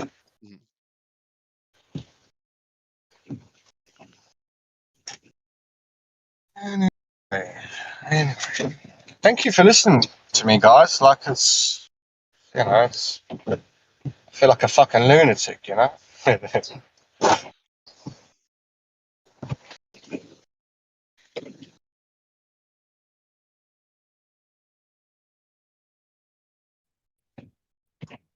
I wonder what Branch thinks about Lunacentric, man. I see him floating about here. Or anybody. Lunacentric. Well, I mean, a lot of ancient cultures and peoples have been known to be, what's the word? Selenophiles, you know? Yeah, man. Yeah. Exactly. If you look at like religions, like Judaism and Islam, they both have lunar calendars, right? Yeah, but they're lunar solar ones. They don't understand what a lunar calendar is. I don't think anybody does. It's not something big head. It was more the. What do you mean? Sorry. Like Islam uses a lunar calendar. We have a calendar. It's a hybrid. Moves along with the moon. Yeah, it's a hybrid. They use 360, which is a hybrid of lunar and solar. But if you measure the sun, like go on timeofday.com and look at where the moon is, and just set yourself a nice little position that you can. No, I really get what you're getting at. It's not actually 360 days on the dot. It's not 360 days or 24 hours. I get you. But I think there's truth to it, because I think the cycle is 50% controlled by the moon and 50% controlled by the sun, and the celestials is in the middle, for example. Yeah. So, and naturally, at a time where the sun is dominant, and it shines more than less, and we're going to use solar time, and there will come a time where the sun is just at the north and south pole going between them, and we have to rely on the moon, because the sun isn't providing light and going from east to west. It's now going from a north to south or south to north thing. So you can imagine if that happens every 666 years, it would have to do a full 360 over 2,666 years, which makes the celestial at 10 times smaller or 10 times bigger, 26,666 years. Yo, have you ever heard of the number 273? 273. I like that number. 273. No. Oh, bro. So I don't know if you're into numbers and shit, but dude, this 273 thing, there's so many things, especially in the stuff we met with. Like, it's supposed to be like, 27.3 days is a sidereal orbit for the moon, and the moon's 27.3% the size of Earth. And the moon moves at 27.3 thousand millimeters a second or so. I don't remember exactly all the numbers, but like there's like absolute zero is negative 273 Celsius. You fuck that. Or something awesome, like man. that. Like, Yeah, It's fucking awesome. I fucking love that, Bro, mate. there's like That's 2 pages worth. I took screenshots once. It took 2 whole pages to get motherfucker, all the man. stuff. That's some. See, Jeremy, I like listening to you, mate, because like you fucking you push the boat out, bruv. You get the juicy, unique information. You're not repeating the No same doubt. stuff. You know, I love it, man. You know. I hear you. Some of these guys are nice, but I'm way nicer. I know. Thank you. What was that, No, Jeremy? Can you repeat that, Jeremy? The fuck out of here. What was it, Yeah. 273? 273. 273, bro. If you inscribe a square inside a circle, or it might be a circle inside a square. I No, forget it's which one. 272. There's It's 270. There's 27. Hold on. No, it's 272. The number's Hold on. 272. Go, Jeremy. Sorry. Bro, if you inscribe a circle inside a square inside a circle, or vice. One of them, the empty space in between will be 27.3%. It's 27. It's 27.2. I'll put my money on that. 27.2. Yeah. You sure? 2.72. Yeah. I'll put my money on that. I worked.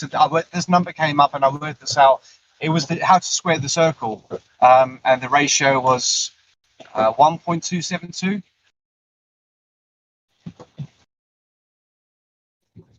You're Yeah, 100%. It's 27.2. 272 is the number.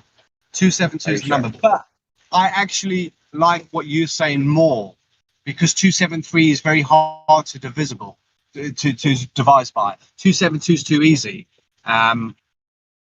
So I love it, mate. I do love it. I think it's got Anyways, yeah. I mean, you can nitpick little shit here and there. Like, one of the things is the circumference of the sun or something, right? And some people got it marked down as, hundreds of thousands of miles off other people or whatever. But this one just goes with like 273,000 kilometers or some shit. I forget what the number is. But I love it, man. the average temperature of interstellar space is 2.73 Kelvin. There's a giant list, dude. I can't even remember them all. There's so many. There is something that's colder than that's 273. Helium, I think, was that 273. But there's something that's colder. I came across it the other day. But still, interesting, man. Interesting. It's like some people would argue, well, are you measuring the interior area or whatever of the circle, or are you measuring the exterior? And the person will go, what the fuck are you talking about? Well, surely you had to draw a line, and the line is so thick. So the difference between the 272 and the 273 could be whether it be outer or inner, I hear you, man. Look up the list. It's hard to even find that list, dude. I was looking for it last night. I was talking about this, and I couldn't even find it. But there is lists out there. Multiple. I've seen multiple different websites with different lists. Some of them have even different things on it than the other ones. So I'll see if I can dig it up. No, I'll look for it myself, man. I fucking love. If you find it, will you DM it to me, please? Always, mate. Always. Okay. Wait, what's this number again? 27.3. Well, it's 273, but it could be like 2.73 or 273 billion, or But listen. The Because problem. I just realized the gestation period of a cow, which is the same as the gestation period of a 273 days. That's 273 days. Yeah, that's crazy. Another one is there's 273 days in between. It is a solstice or an equinox and a solstice, something like that. There's 273 days in between one of those. Yo, the list is dope as fuck, man. I've been telling people about this for years. Easter and Christmas. I bet that possibly is close to 273 days. But interesting that also 227.3 is a mean figure. Maybe. And this number comes up naturally too. This isn't like no gematria or you need to be doing like weird math and shit. Like it just comes up.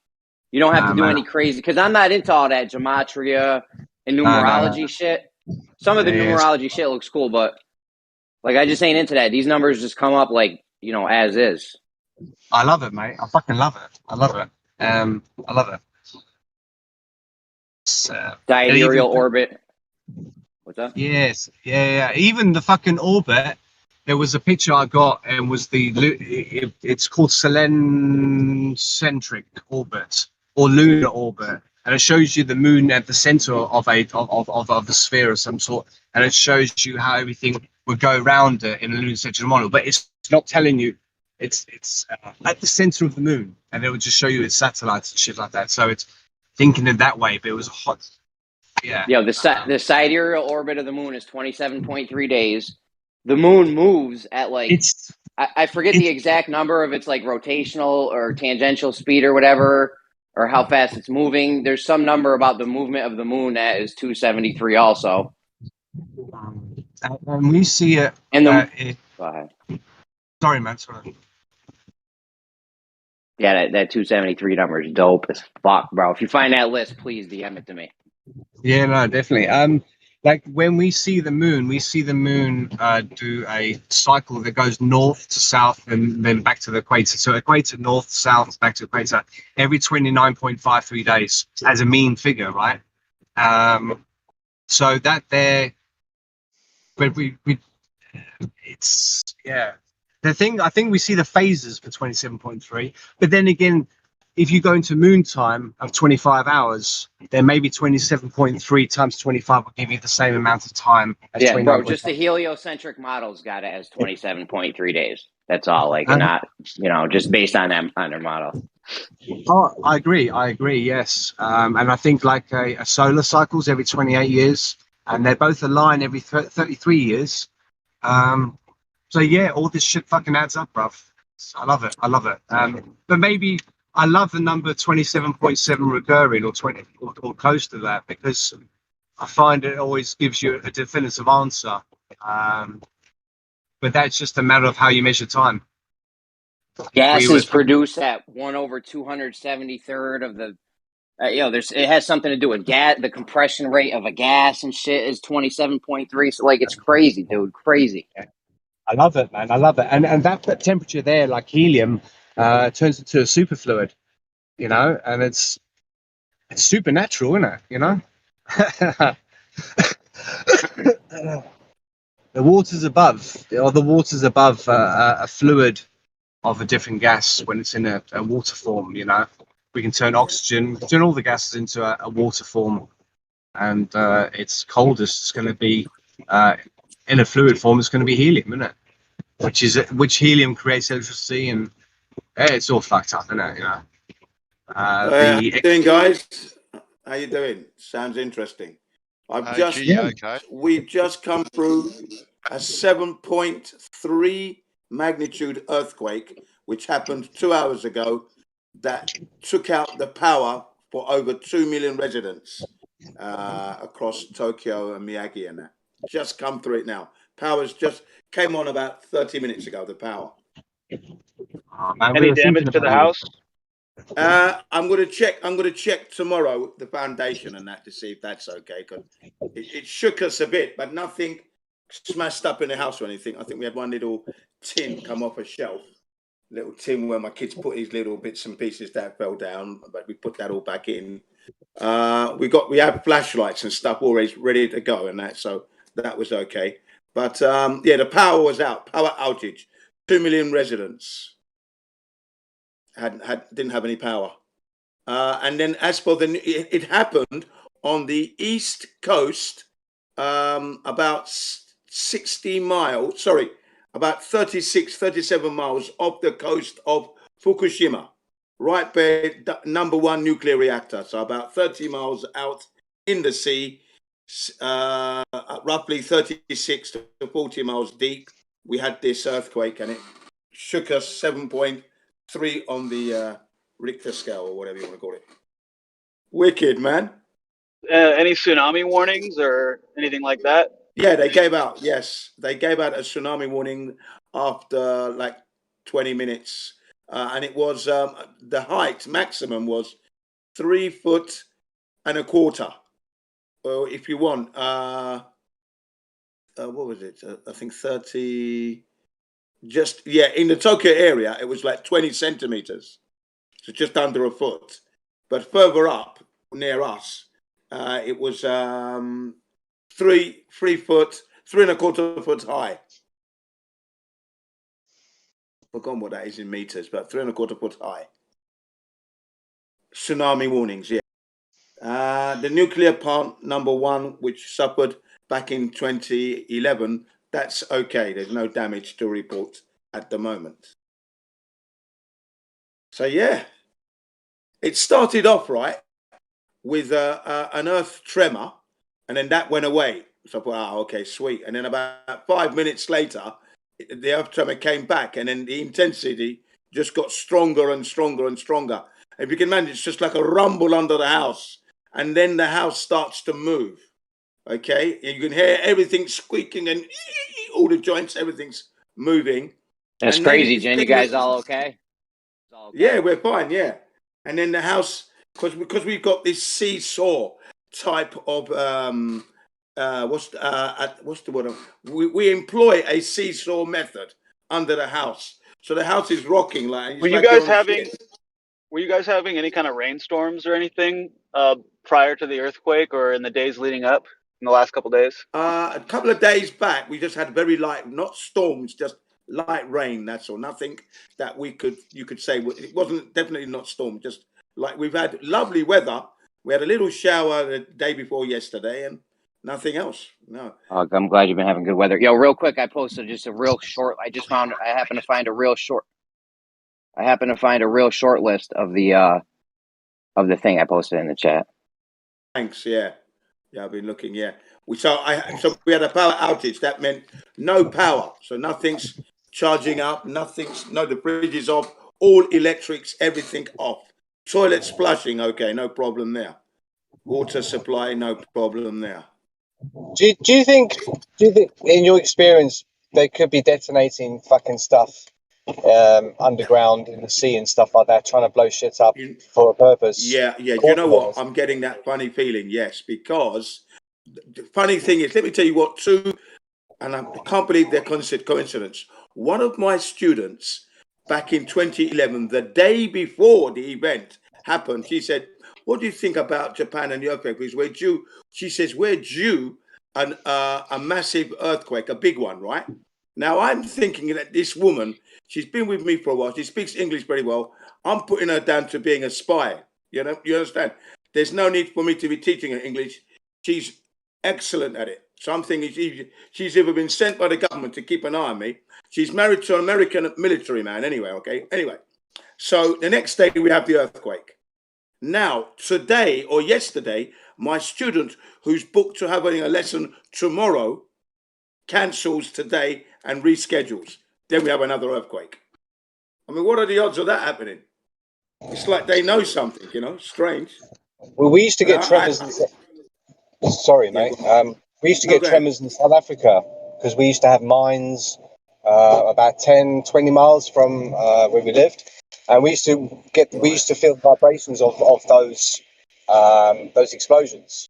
Right. But interesting. Yeah. Sorry, sir. Thanks, man. Yeah. It's a good question. Most of the meteorological agencies who keep an eye on all this seismic activity across Europe registered similar amounts. Because it all comes up on my. I'm using an iPhone 4, my old one, from 2009. Okay, 2010, and I just looked it up because that was fully charged. Yeah. And all the information was coming through from all over the world, all registering the same thing. It happened just over 2 hours ago. 2 hours and 15 minutes ago. I would say tsunami would have to be maybe more something of a bomb that sucks everything towards it and then releases it in a massive wave in a rip curl, like it does at the shore. And then in this case, you would have an exploding outward type of bomb that pretty much is trying to fracture the seafloor. Maybe they realise they can't go up anymore. It's impossible. And they're fucking trying to dig their way out of this. You know what I'm saying? I don't know, but it's just it was weird anyway. This particular one. But again, I recalled every sensation. From the beginning to the end. It was okay. I wrote it out. My wife, because I was downstairs, my wife's upstairs with the kids. She opened the front door. The kids have dashed out of the house. Yeah. And then I went upstairs to check everyone, and they were all right anyway. And then we had an aftershock about 15, 20 minutes later. We had after the event, we had a aftershock, which is an earthquake, but mild, very. They call it a tremor. So it's an earth tremor, but they call it aftershocks. Sorry. So 2 hours ago, we had 3 shakes of the house. 2 were like tremors, and 1 was a magnitude 7.3. And if you want to compare that, the one that happened in 2011 was 9, magnitude 9. Yeah. So this was a 7.3, quite a strong one. 27.6. And I think the celestials move like 1 degree every 72, 73 years. Yeah. Yo, did you see that list, Rom? Rom, did you see the list? I haven't yet, mate. I'm just driving. I'll have a look in a sec. Cheers, mate. Yeah, and I think the sun, probably a sun year, could be 27.3 years. When it moves 1 degree, it proceeds 1 degree every 27.3 years, possibly. Yeah, man. 27, but the number 27 is a sacred number in Jainism, in sacred geometry, because it fits into 108, and then that's multiples down to 432, which is the natural frequency, stuff like that. But the 0.3 is important because if it was 27.3 recurring, it would naturally be a third of something.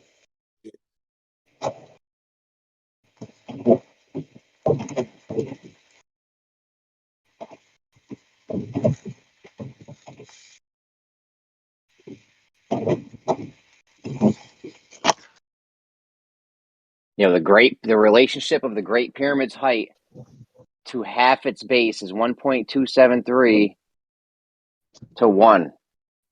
Yeah, I'll go with that, mate. That's The enough triple for me. point I'll of go with water takes place at 273 Kelvin. Cosmic background radiation is 2.73 Kelvin. Gases expand by 273rd of their volume with every degree on the Celsius scale. Absolute zero is 273.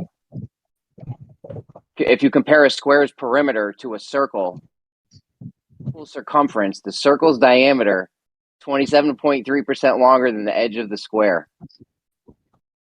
If you draw a circle inside a square, the circle's diameter, square's length, the area left over does not cover is 27.32% of the total area of the square. Now, if you put a square inside the circle, then that would probably be the 272 I was talking about then, I reckon. Because there's 2 different experiments. One is the circle's outside the square, and the other one is where the circle is within the square. So, amazing, mate. That's fucking the best juice I've heard in a long time. And that's a short list I posted. Like the real one's way longer, dude. Way longer. There's way more stuff. Yeah, man, this is important, man. You start to recognize numbers. You start to recognize. I don't know. Everyone's hyped up about 666. Like that shit comes up a couple times. 273 though. Like head should be talking about that number. Mm-hmm. And what's the relationship? 666 is 2/3 of something. How many times does 666 come up realistically? Well, 666 is not 2/3 of 10. It's actually 2/3 of 11. So things like that is thinking what base are you in. To convert that into a base 10 from 11, then it's, I don't know. I think we're probably in that base 10 from 11 situation where we don't even know where 666 years starts or ends, because we have.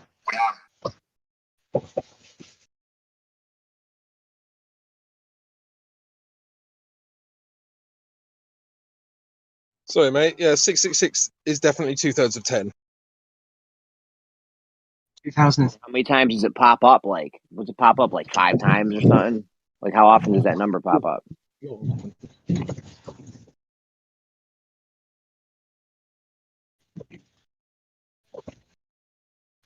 What'd you say? 4 times? Yeah, yeah, yeah. It'll do a full circle. It'll do a full circle. So if you start at 0 degrees and it goes westward, it would take 360 and back on itself. Yeah, it'll take 2,666 years on the sun. But I think it's because we're using solar time, or we're not. We're actually using celestial time. It's all these different things where we start blending celestial and solar time and then confusing, trying to make things work and stuff like that. And then our measurement of the time is off.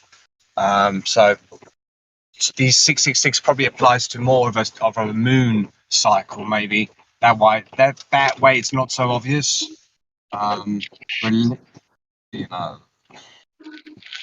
Monarchy, royalty, and all that shit. The monarch, the monarch, things like that. I think they're all worshippers of the moon. You get worshippers of the sun. And back in the day, they used moonlight to travel at night. So they travel at night because it was too hot during the day or whatever. The periods where people didn't have sunlight, and they relied on the moon for navigation and everything. And it never changed over time. The moon's pattern was always the same, whereas the sun changes in its, like I said, 2,400 years possibly. Depends on what time frame. Monarch means one. Doesn't monarch mean Tony, you're lagging. One like. See you later, mate. Everybody, sorry. See you later, mates, everyone. Okay. What time is it over there? It's now. So it's 5 o'clock, just gone. Hold on, one second, Jen. 1 second. Tony, you're still lagging.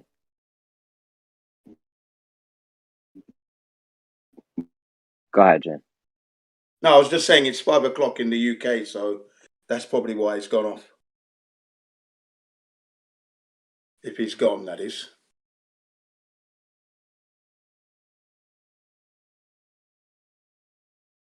Okay.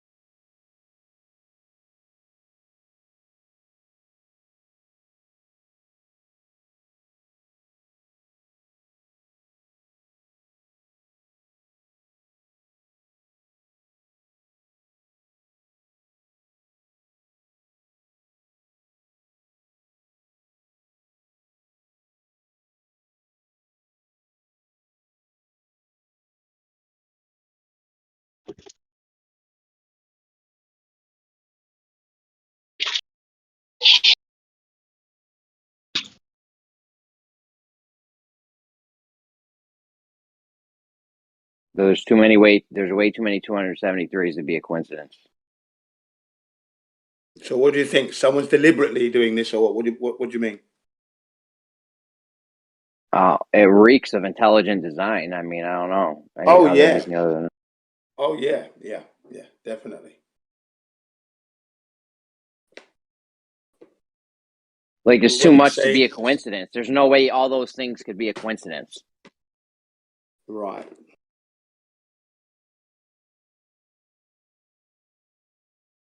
Not doing any, for the most part, you're not doing any like crazy math and shit for it. Like, it just happens to be those numbers. Granted, sometimes it's 27.3, sometimes it's 2.73, sometimes it's 0.27. You know what I mean? Like, it could be 273 billion. Some of them are. But those numbers keep reoccurring, yeah. You're always seeing 273 somewhere, though. Yeah, I'm not even a big numbers guy. Like, I think a lot of that stuff is bullshit. Honestly, there might be something to it with like 369. Like, Tesla might not been onto something, and there's a few like sacred geometry, or there's a few things that got some legitimacy to them. But some of the shit, it just seems like straight up bullshit.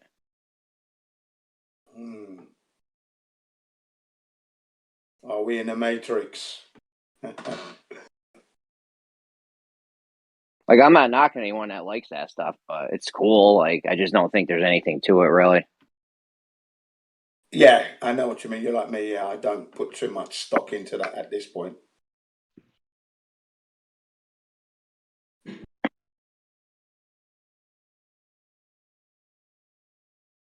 Yeah. Like, I wouldn't get crazy if my number in if my name in gematria added up to 666 or something. Like, ooh, or 13 or whatever. I don't know.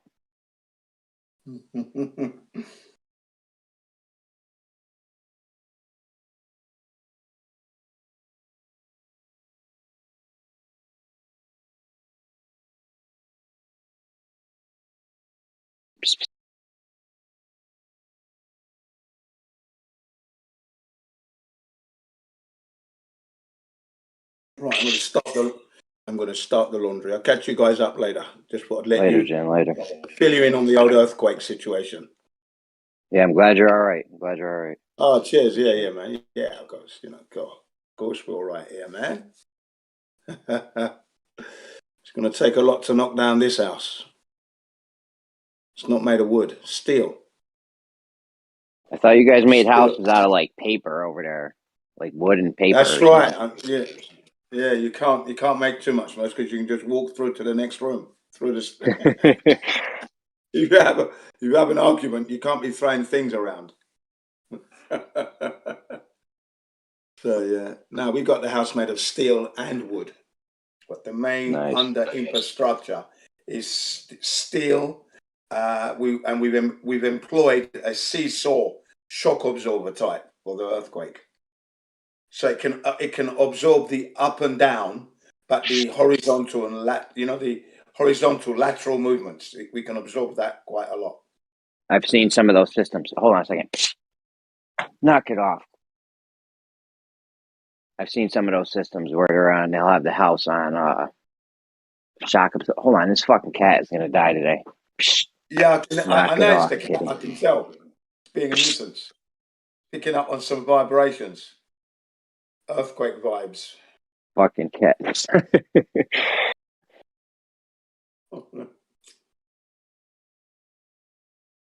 But yeah, we've employed the seesaw mechanism and it works nice. It's very, very good.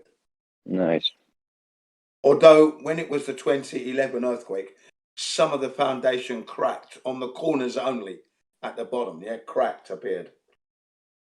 Yo, you ever see those earthquake beds? Earthquake is supposed to seal you up in it. In like a coffin, and there's like food and water in it and shit. Yeah. No, we haven't Fuck got any that, of bro. You get some malfunction. Go off and tell anyone. This is like the next horror movie. I can just picture it now. Yeah. And just when you got to get to work, and you're trapped.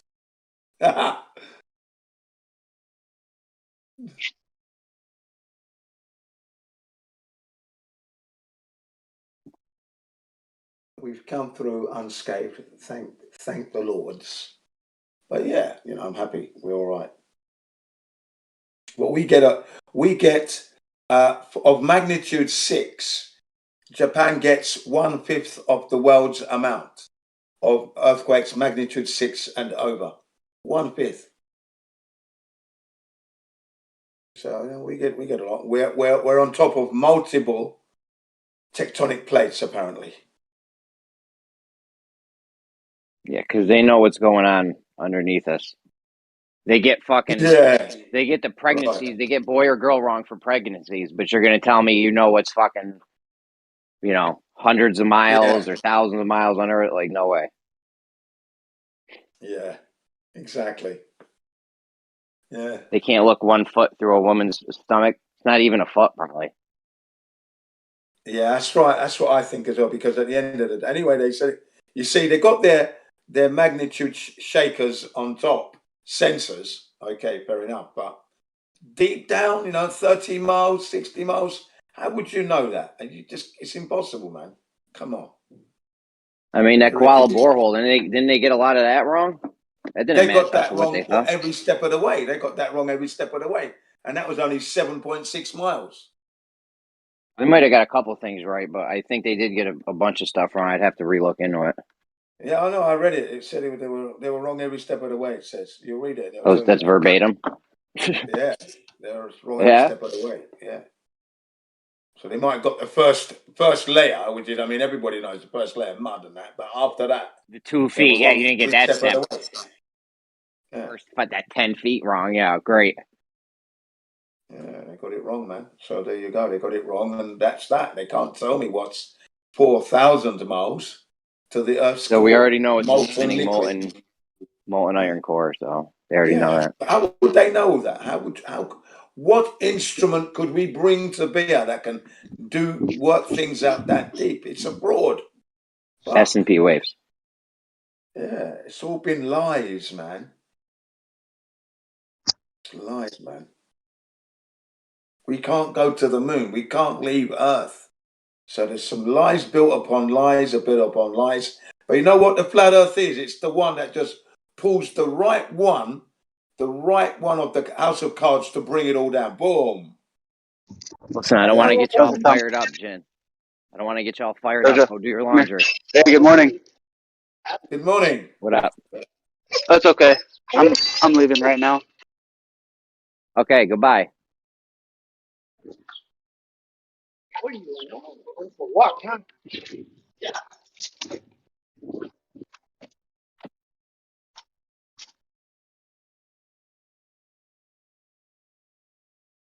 Right. I didn't realize my mic was on. Sorry, guys.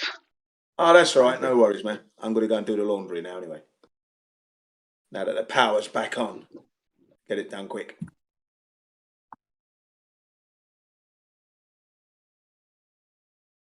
You can't go in there, kitty, because you'd be fucking shit up.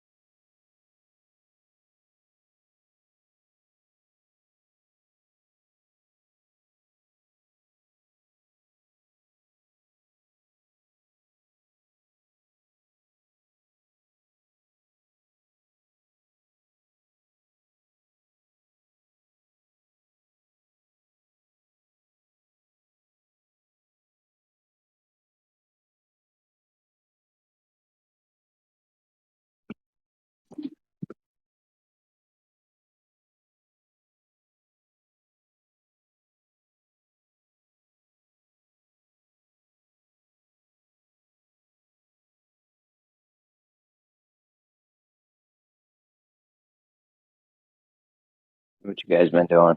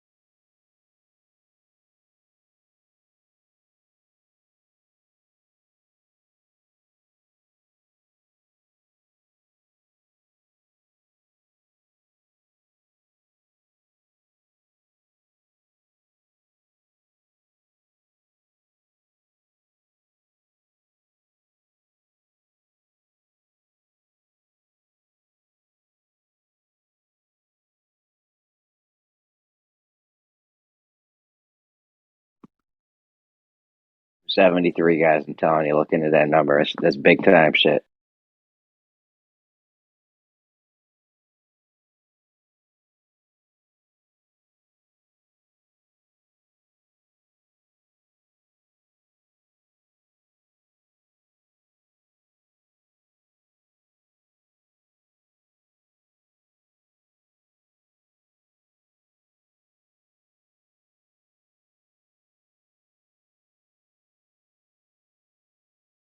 Yo, is there any flat earthers in here that knows all the celestial navigation shit on a flat earth? Like, I need to know, where do you get your angles or circles of equal altitude from when you do that?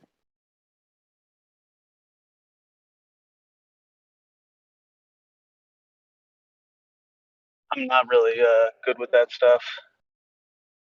Yeah, I never got into that whole celestial navigation argument. I also never hear it get past elevation angle. Like somehow this conversation constantly gets shut down when they start talking about elevation and angles of elevation.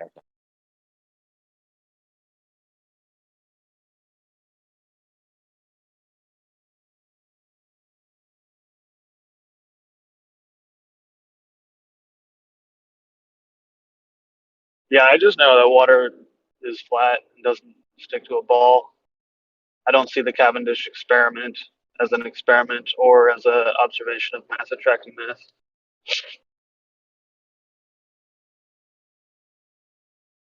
I mean, what else could it be, though? Something that we don't understand. Or something that we do understand. You ever heard of sky ice? No, is it blue? I think I saw a piece of it before. I don't know Maybe if not. I don't. Yeah, it's blue. It's supposed to be blue. I've never seen a picture of it,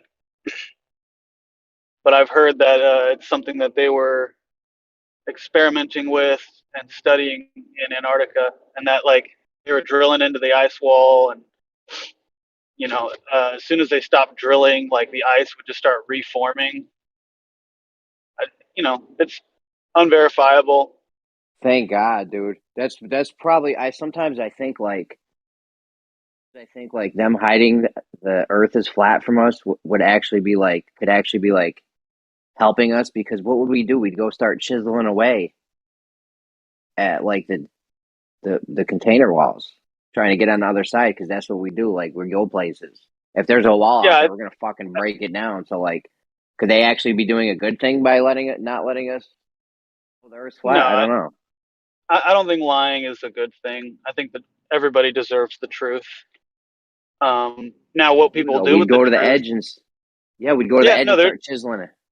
you'd have people that want to break out, and you'd have people that want to respect the natural constraints of our world, and we'd probably have some wars over that. But I don't even think that. I think that it would just be a burn of resources. Like we can't get out, and whoever wanted to try and get out would just waste resources in doing so and fail. That's what I think personally. Because Like what was the whole Russia with that hole with the what was the cola point of the borehole? moon landings? To prove that we could get out of where we are now. Without moon landings, without people in space, we are trapped. And so I don't think. I think that more importantly than them proving that we would go to the moon, they just wanted to prove that we could get out. Imagine being the military, being the upper echelons of government, and fucking finding out that we can't leave. How freaked out would that make you? You've got all the powers in the world and you can't leave. So you got to front. You got to front like you can. Just classic fucking bitch shit.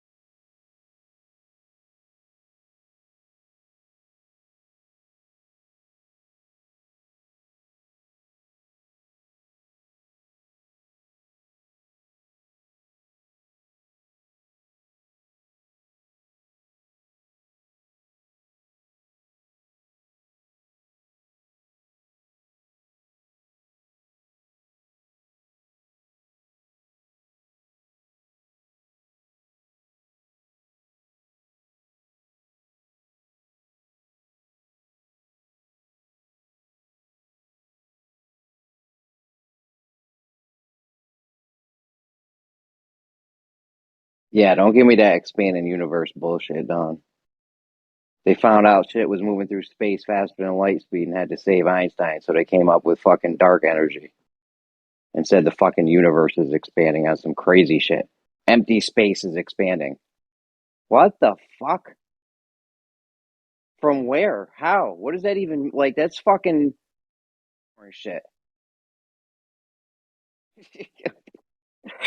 You're just empty space. Man, fucking makes sense. And what is it expanding into? Like, what the I fuck don't does know. that even mean? The fact it's even doing it is fucking ridiculous. What is that?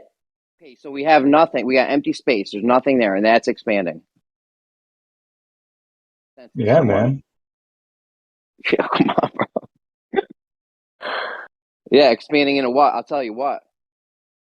Outer space. You leave Earth, and then you're in outer space. The stuff the universe is expanding into, that's outer space. And how do you tell the difference between that and just outer space? I'm sure You got to they're break probably on gonna through to the. they're gonna say there's a dome, there's a firmament. Yeah. Well, they do say that our universe is an isolated system, I think. I've heard some Globers say that. I don't know. Isolated from what? That's a good question. Very good question. I don't know how it's isolated if it's expanding. Can you have both of those? I don't know. Maybe.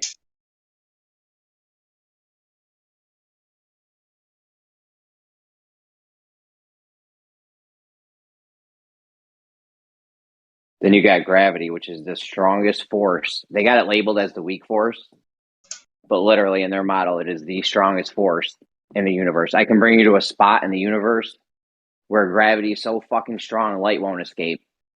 And you can't bring me nowhere to show me some other stronger force than that.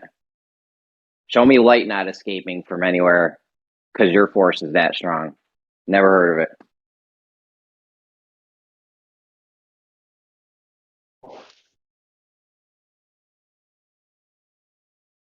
There's got to be some reason why they need to invent this stuff. Like it's got to provide some explanation for something. Like they need it for something.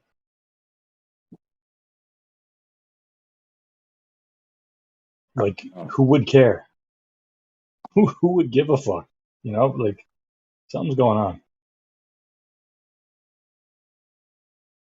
Well, if you're trying to control people, you got to have all the answers, right? Yeah, yeah. You know, before the church used to have control, they had all the answers. God did it. Now, now who's got all the answers? The government, the scientists. We have the answers. We're here for you. Before it was the church used to have sway over the people. You know, the church had the power. They've been fighting a war for like hundreds of years with this. The church versus state. Mm-hmm. Because they both want control. I think they actually ended up like infiltrating. Because the Catholic religion adopted the whole Big Bang shit and evolution and shit, I think. But I don't know. And you got Jesuit priests and shit with Big Bang theories or whatever they did. Lemaitre guy. So I don't know.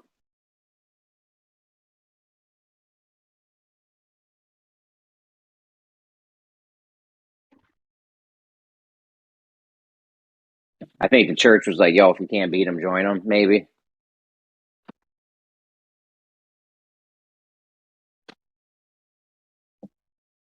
And look at the tax breaks religious organizations get. It's ridiculous, dude. Ridiculous the amount of tax breaks they get. It's insane. And for what? I feel like that shouldn't be a fucking tax break. Why? I'm cool. You want to go be religious and shit and go to a church, go ahead. But why? Like, why they getting tax breaks? I don't know. I never The understood that. Catholic organization is one of the richest institutions in the world. Richest organizations in the world, dude. Last time I checked, they had 60 billion on the books in assets.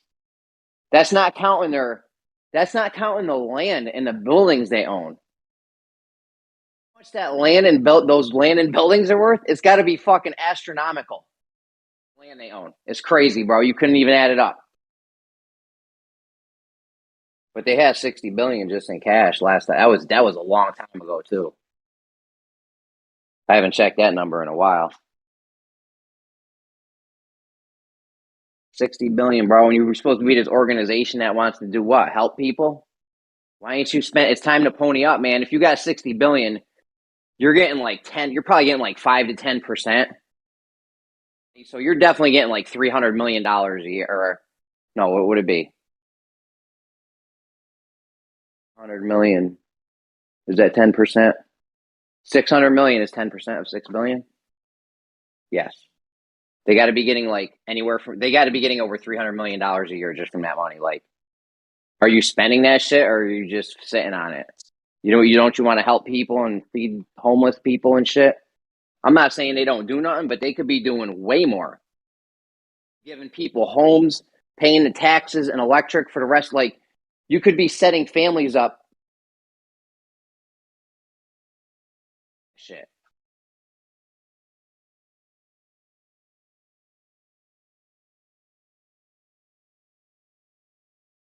And if they really wanted to do good, you start advertising that. The church, like, hey, we're taking donations.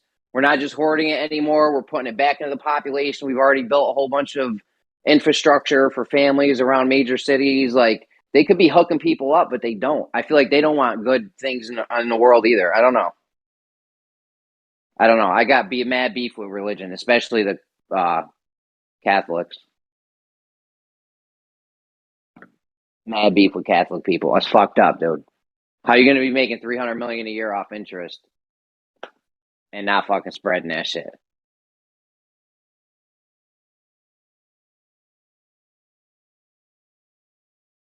If they are, they're doing dumb shit. They're giving men fish when they should be teaching them how to fish.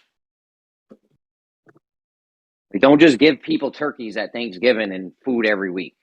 You need to fucking set up infrastructure for them so they're not fucking hurting like that no more. And they can go buy their own food or grow their own food or something.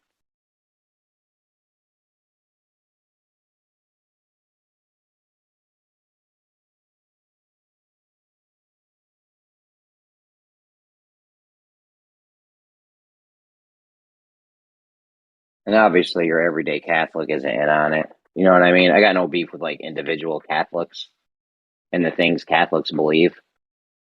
That's fucking great. You know, I don't know, what is it? Thou shalt not kill and shit. That's fucking great stuff. But when it comes to what the people do, it's a different story. Then you got the priest with the little kids. Jesus. That's fucking sick. What is wrong with these people? I don't know. I got beef with Catholics, bro, big time. Anyone in the higher ups of the organization, like, I don't know, you're suspect. You should read what like old popes used to like get away with. They used to bang like people's wives and get away with it. It's like you could do it like you were literally like God on earth to be the Pope for like thousands of years, man. Yeah, that's what I'm saying. They had the power to get away with murder if you were to. Yeah. Yeah, sure. Because they had the power, dude. They could sway people to do things and shit. So the church had the power for hundreds of years, and then government, started to try to, they were obviously trying to take it back the whole time or take it over or whatever.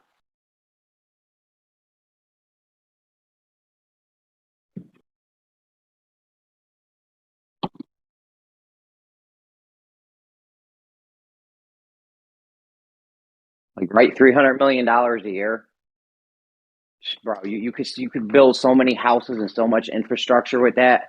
There should be no homeless people at this point. Like, that shit should be optional if you like want to be homeless. Like, that's an option for you. That shouldn't be like, there shouldn't be people struggling like that. That Skid Row shit. What's that in LA or Cali or something somewhere where they got all the things? There's homeless tent encampments around every city. Like, yo, just go build these people some little fucking concrete domes, some shit they can't burn down, won't get fucking destroyed by a hurricane or an earthquake. And you know what I'm saying? At least now they got a fucking roof over, a nice roof, and they're not living in a cardboard box or a tent or some shit. Yeah, did you ever see the YouTube channel Soft White Underbelly? No.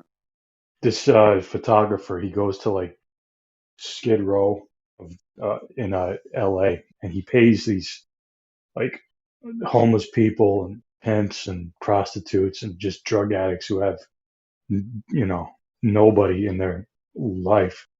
He pays them just to have a conversation with them, and the stories these people tell. Like, I listened to them to like every video.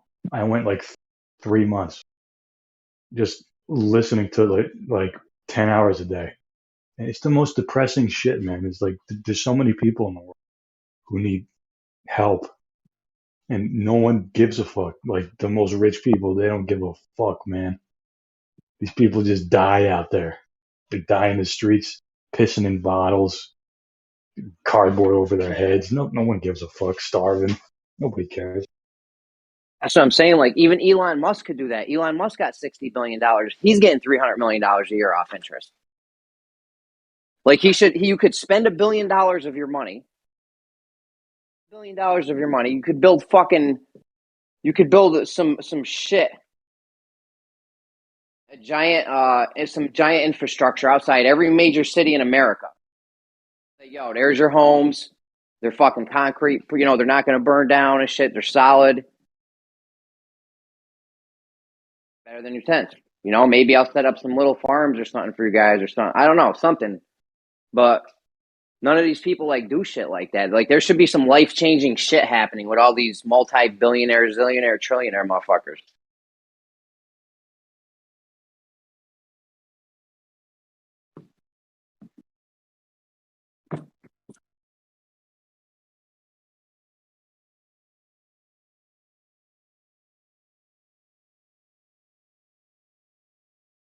Like, give me $1 billion. No one's going to be homeless in my area.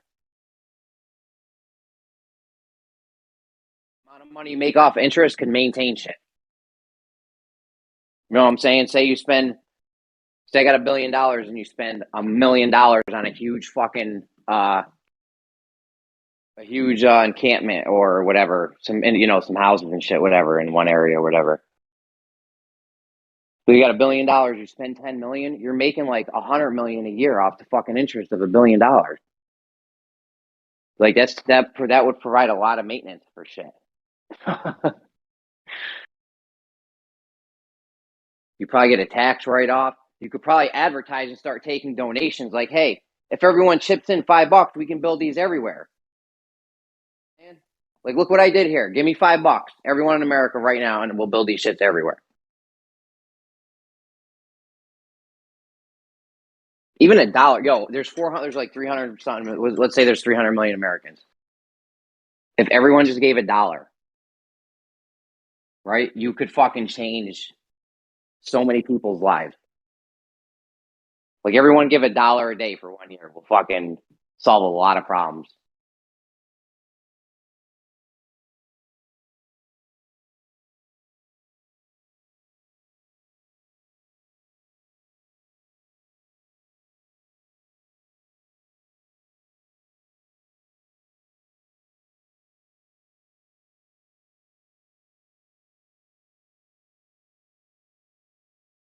That's another reason why something's fucked up's going on.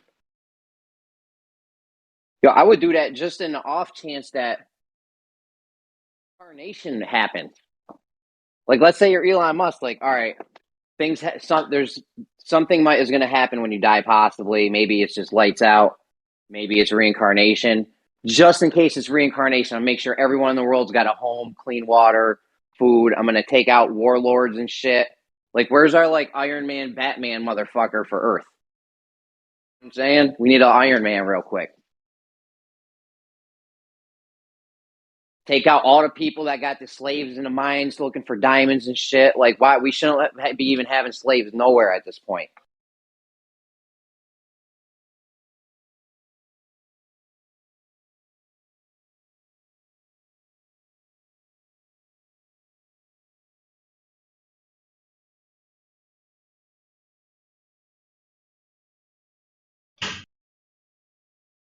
Yeah, Crit brings this up all the time.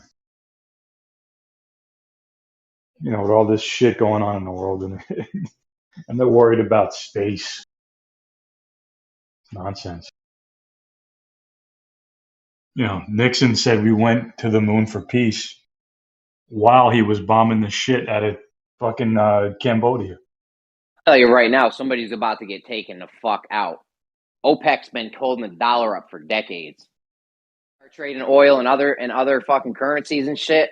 Yo, somebody's getting fucking lit up. I'm telling you, a country, a person. I don't know what's gonna happen, but I doubt America is just gonna let the our shit will crack. Like every currency will be worth more than ours if they stop trading oil and dollars. Our shit is worthless at this point. Realistically, we've printed so much of it.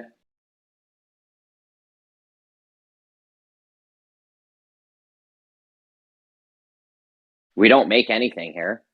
What do we even do here? All the manufacturing went to China and Mexico and shit. Thailand, Singapore. We do nothing here. Make a lot of corn, man. Wheat. Yeah, most of that though is owned by fucking giant corporations. Like, yeah, there's some little farmers here and there and shit. There's some homesteaders, some medium-sized farmers, but most of it is fucking the giant corporations and shit. Yeah.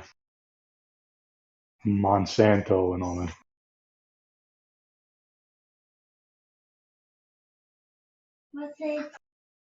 Yo, there's big things you want to do if you're an elite group of people trying to control another group of people. You want to make sure you control everything they read, hear, and see. So they buy up all the media, the press, the newspapers. They buy all that shit, right? You also want to control the food supply. Huge. That used to be huge in ancient Rome. Whoever controlled the food basically controlled the whole fucking area during like ancient Roman times. And then you also want to control the money. It moves on the money, so you definitely want to have control of that. That's how everything happens.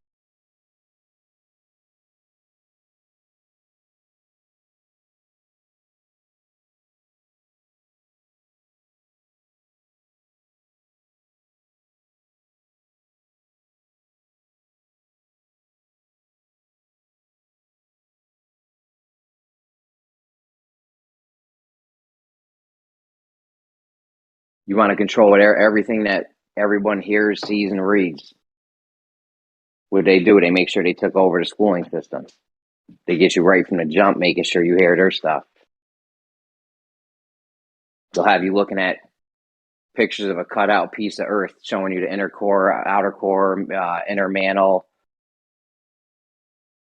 crust, all that shit. And meanwhile, you're tapping on cell phones. Bullshit, man. I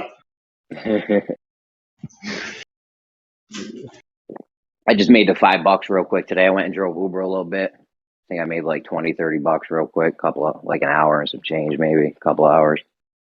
I was farting around out there. Then my old job called me back. I'm gonna go work there a little bit. I basically got it set up so I can just work whenever I want. Janitor? Yeah. Yeah.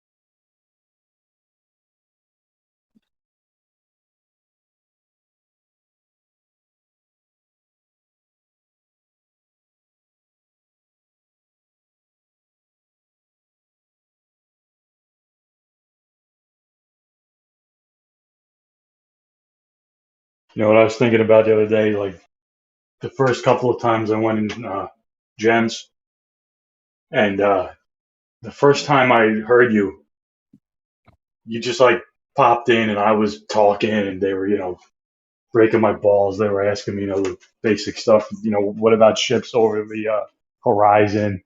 And out of nowhere, you were so pissed off, man. You were like, "Oh, yeah. How do you know how far it is to the horizon? You fucking idiot."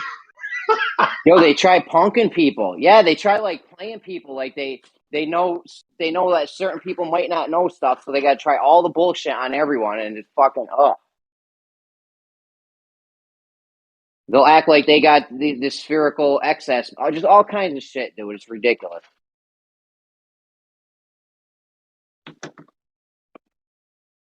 Absolutely ridiculous. I was a maniac back then too. I used to hog the mic so bad in there. I talked in there for probably like a year straight for like at least 10 hours a day. Me and Moyak talked about light bulbs in the main room for like at least one whole day straight, if not multiple days.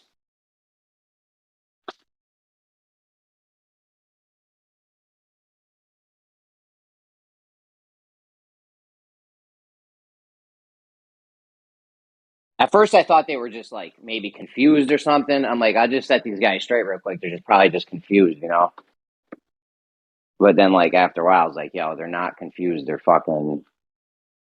just intellectually dishonest. Like, yo, you can't tell me. I don't know, man. I feel like some of it is intellectual dishonesty. Claiming you know how the light's traveling in between objects and all kinds of stuff. You got a good guess on how light's traveling in between objects, sure. You can't see a light ray or know which way it's actually going, and now you don't have any actual positions because you don't know where shit's at in the distance, even though some of them will claim they do, some will claim they don't. It depends on who you're talking to. Then they want to use spherical geometry. I don't know why. They've never even measured the Earth using spherical geometry, so what are we even talking about that? I don't even know why we bring that shit up. If you've measured the Earth using spherical geometry, why? It's not even relevant.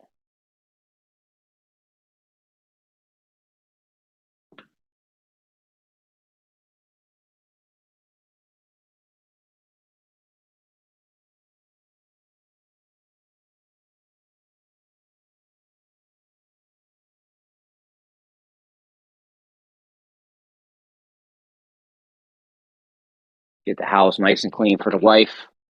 She ain't got to do too much while I'm at work tonight. Come on, kitty. Can you wait till I clean the litter box out before you poop in it, please?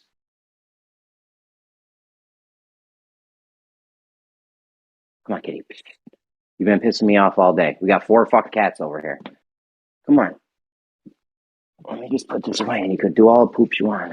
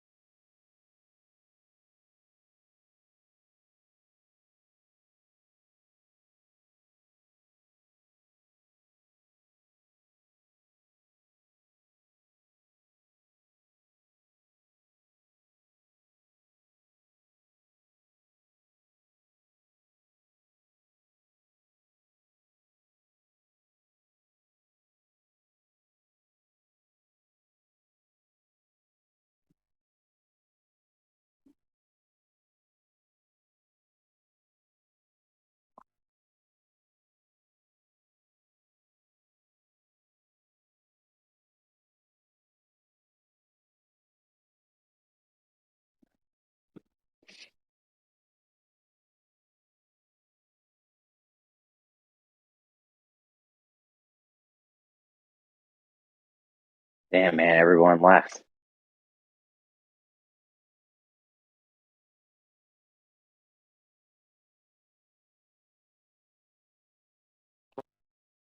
Yeah, man, it's suspicious you haven't had some kind of Iron Man motherfucker pop up yet.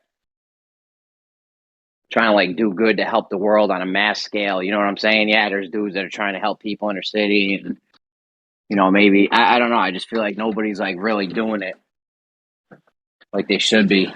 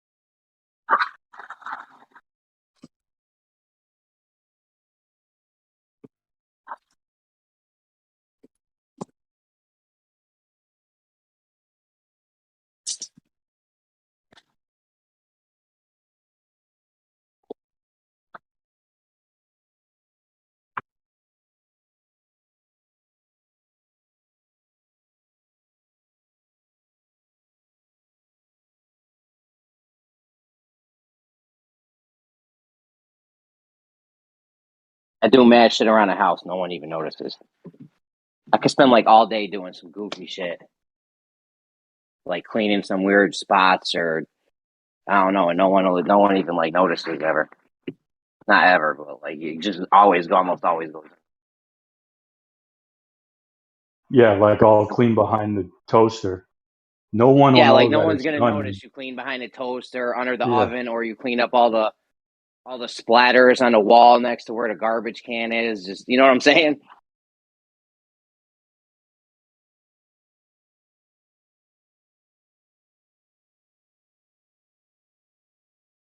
Like no one's gonna come home and be like, "Oh, the garbage can is cleaned out. Good thing."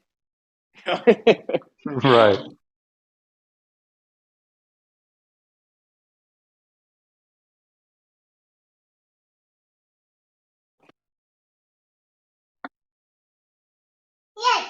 Yeah.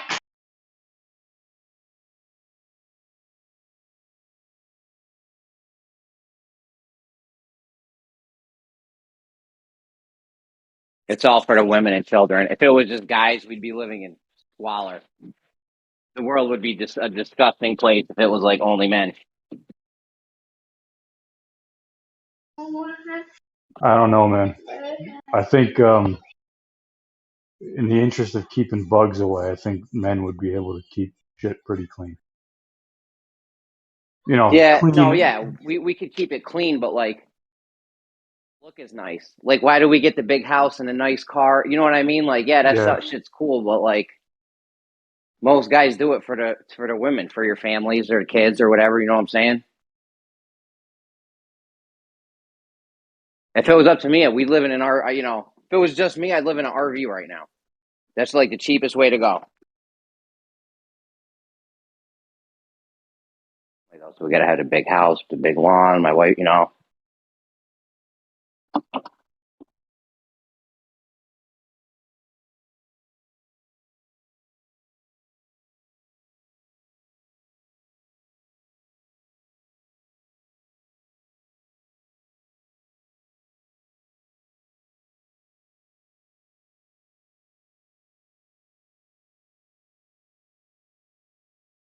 finally put that laundry away. I've been telling my wife I was gonna put away for the past 3 days.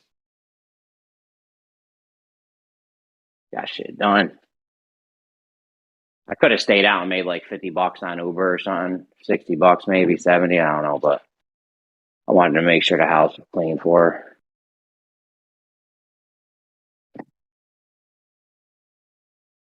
So the kids get home. And it'll be a fucking mess again. How about the thing where your wife will say, "What do you want to eat?" And then you're like, "I don't care." Get me going with that, bro. Yeah. I never make up her mind. And I'll start listing shit off, like trying to help and shit. She'd be getting more mad. I'm like, yo, I don't know what you wanted to eat. I listed everything on Earth. So, like, I'm like, yo, anything on DoorDash. I'm like, that's like there's like 1,000 places on DoorDash. I'm like, we can get anything off of that. No. What do you want, woman?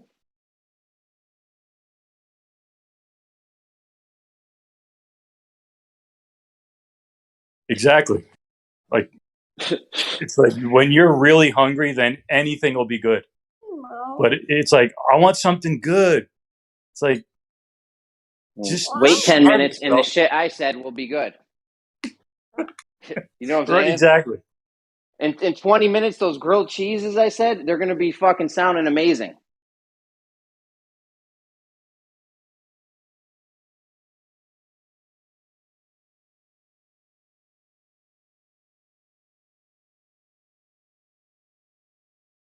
You're going to definitely know I cleaned today. Because I'm a texter and teller. What are you doing? I just did everything. I cleaned the litter box. I emptied it's garbage night. I took all the garbages out. I fucking cleaned up spots on walls, on floors, swept floors. I got laundry running right now. I did the garbage can thing that she'll never notice. Yeah, it's a full day's work. I gotta go to work tonight and clean the school. He called me in tonight. I talked to him like a week or two ago. Like, there was like some kind of confusion or something because I can only work part time. By the time my wife gets home, it's like halfway into their shift. So I was like, I could do like 4 or 5 hours a night for you guys. So she was like, cool. But then I called the big boss and then she called me back. I don't know. It was all weird, but she called me tonight on the spur of the moment. And was like, yo, we can use you tonight. I was like, that. She's like, just count on every night. I was like, all right. It's not going to be a lot of money, but I don't need a lot of money. My wife makes really good money.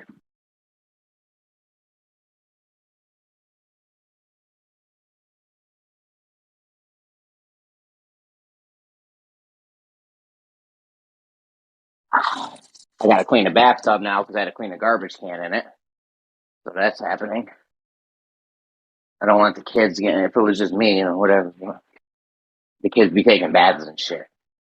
I'm not like laying in this. I take a shit. I don't even use this bathroom.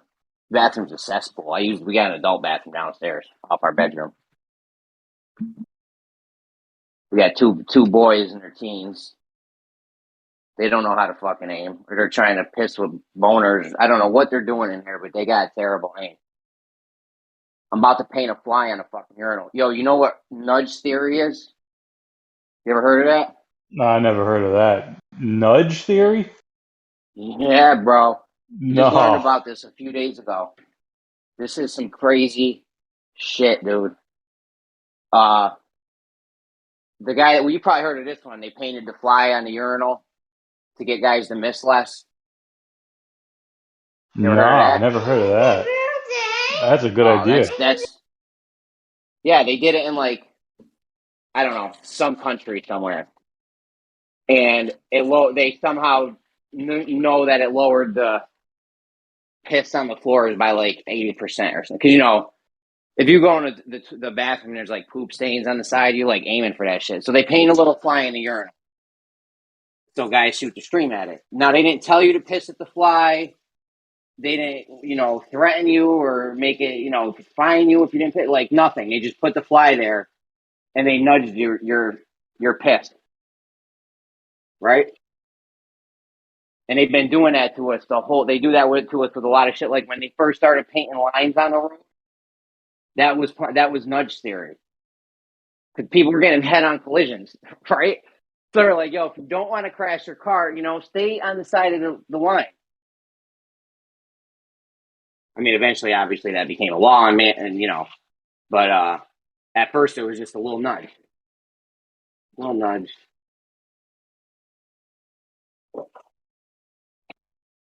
I didn't really look into it that much. That's all I know. There's probably more to it. The guy that invented it was the guy with the urinals and the flies, I think. Yeah, it sounds like this thing called slippery slope.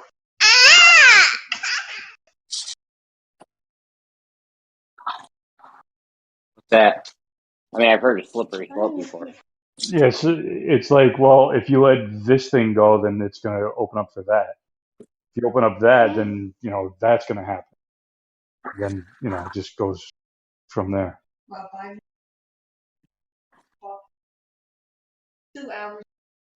Good.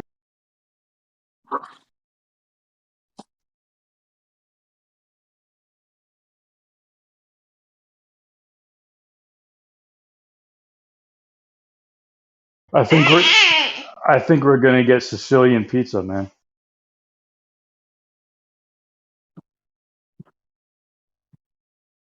Nice.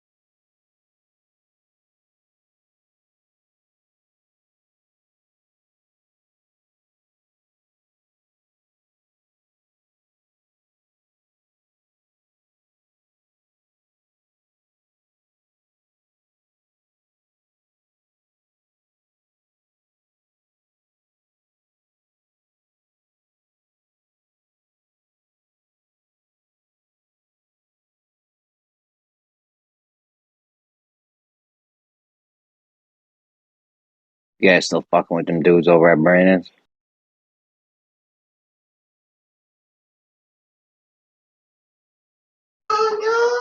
Occasionally.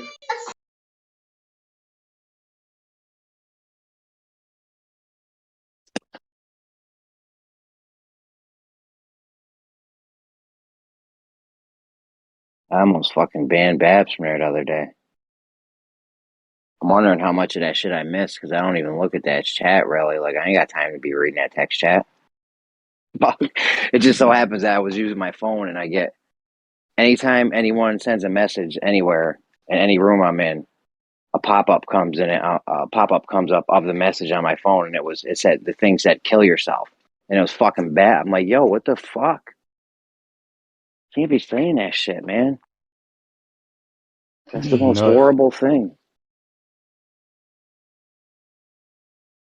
no, just 2 words, flat Earth, just bring out the worst in people.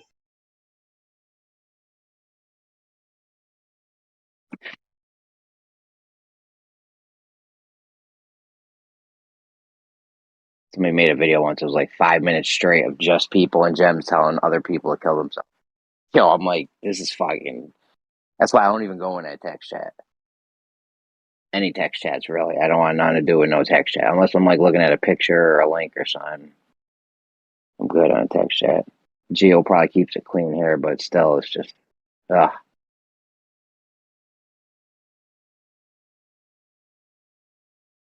People don't even read what you type. Like QE used to put like, he would be debating evolutionists, and he would just put like nonsense shit in like the middle of a thing of one of his posts or something, and like nobody would even respond to that. It was just like gibberish or something. Like people aren't even reading it. Yeah, that's why I keep my responses as short as possible because, no one wants to read more than 3 friggin' words.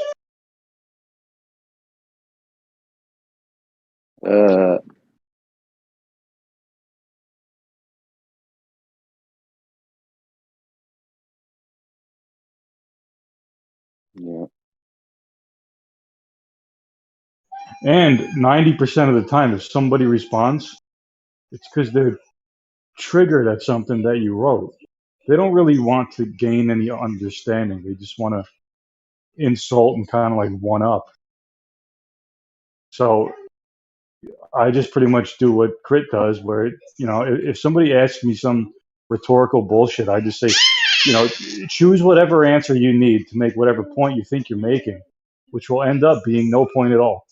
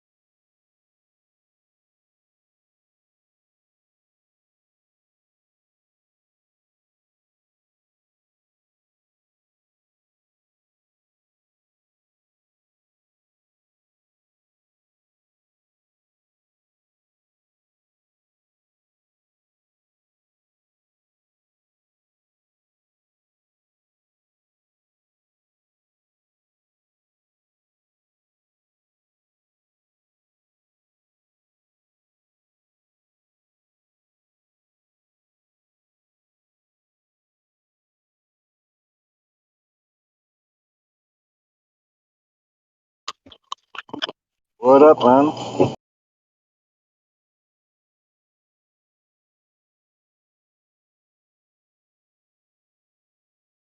What up? What's happening, man? That's that 273, man. I was looking it up, and you left the thing in the chat, so I appreciate that, man. Bro, that's a small list too. There's a way longer list, way longer. Yeah, totally, man, totally. There was like so many connections and so many things, and Like that vernal, the equinox solstice or whatever it was. I found that one on myself. I think. Like, there's probably way more of them all over the place that we haven't even seen yet. yeah, totally. It's once you start on this path, then it's kind of set your path a little bit more because you're getting a little bit closer and a little bit closer.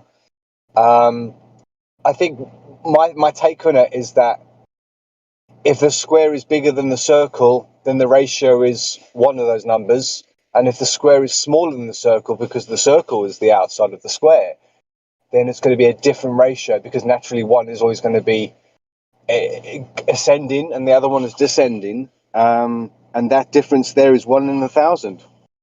Because Well, the naturally, square and the circle thing had there was two things involved with that with 273. Like two different ones. One of them had to do with the perimeter, and the other one was something else. I don't know, but there was a couple of things with the square and the circle. So yeah, totally. I would use things like area because then it combines all the formulas together to give you an agreeable. But the difference is 1 in 1,000. Because if you say 1.273 and I say 1.272, we're 1,000 different. You know what I'm saying? And I think this difference between that 1,000 is possibly the square on the outside or is the square on the inside. You know what I'm saying? If the square, for like navigation, you would have to have squares outside of a sphere or cubes. Square in the circle, cube in the sphere, the same thing. And they would need to use that to plot where they would have to put satellites and stuff height-wise so that they could actually communicate with each other, line of sight distance, that sort of thing. So you could probably do it with 24 satellites at 200 kilometers high. They could get the job done in this convex model, they say. And you probably need a lot less. But still, yeah, that's my take on it, and I thank you for that. no doubt, man, no doubt. How old are you, man? Like, I can't work out. You got kids, and I can't work out whether you're 20 or 40. Well, I got kids in their 20s. I'm in my 40s. You're in your 40s. Oh, okay, cool, man. Just you know what? It's good to know. I'm in my 40s as well, mate. So it's good to know maturity level. You know what I'm saying? You know what I mean? So I didn't know where you was at, and obviously when I heard you mentioned the kids, and you're always looking after your kids at the time or whatever. I was like, oh, cool, man, cool. I guess we chat, but we don't chat loads, and I guess to get to know each other a little bit more, it's like kind of, I kind of, you know what I mean? I don't want to interrupt you while you're mid-flow talking and shit like that, so no doubt. You know what I mean? Cool, man, cool. Happy days. It is interesting. I even took the measurement of the diameter of the moon against the Earth. And the funny thing is with the Earth is that the equator is 40,075 kilometers and the polar is 40,008, which gives it a mean figure of 40,041.5.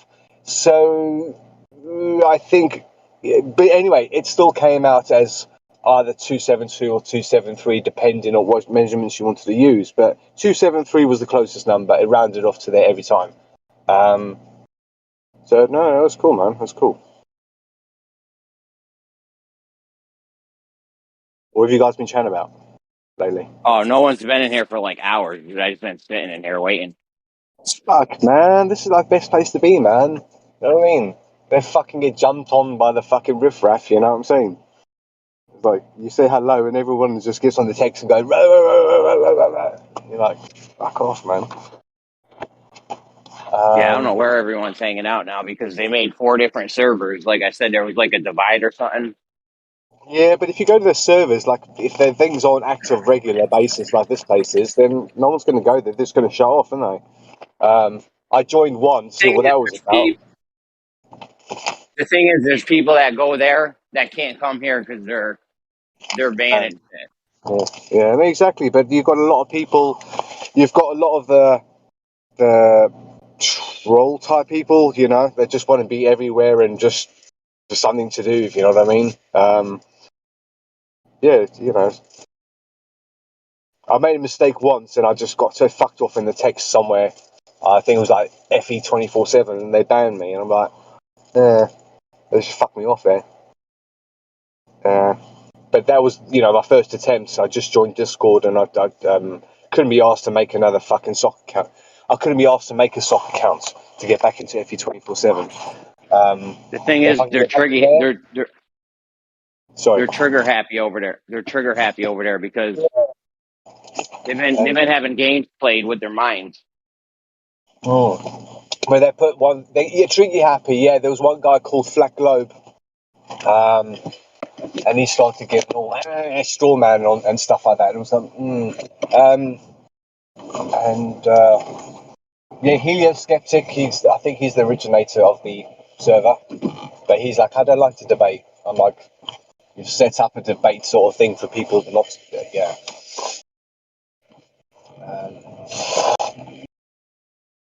Cool, man. I was going to switch off for a sec.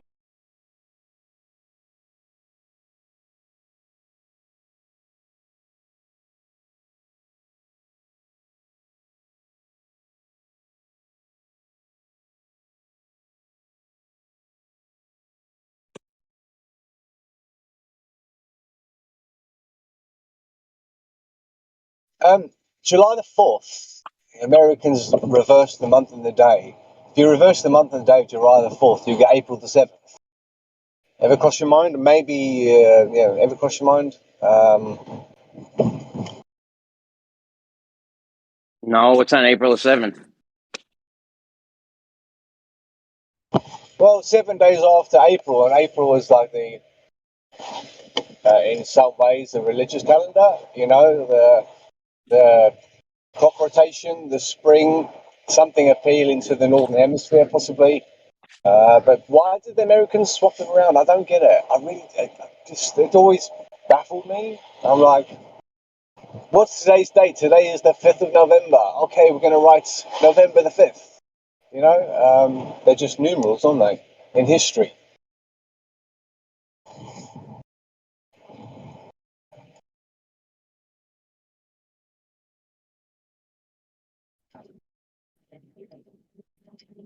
Yeah.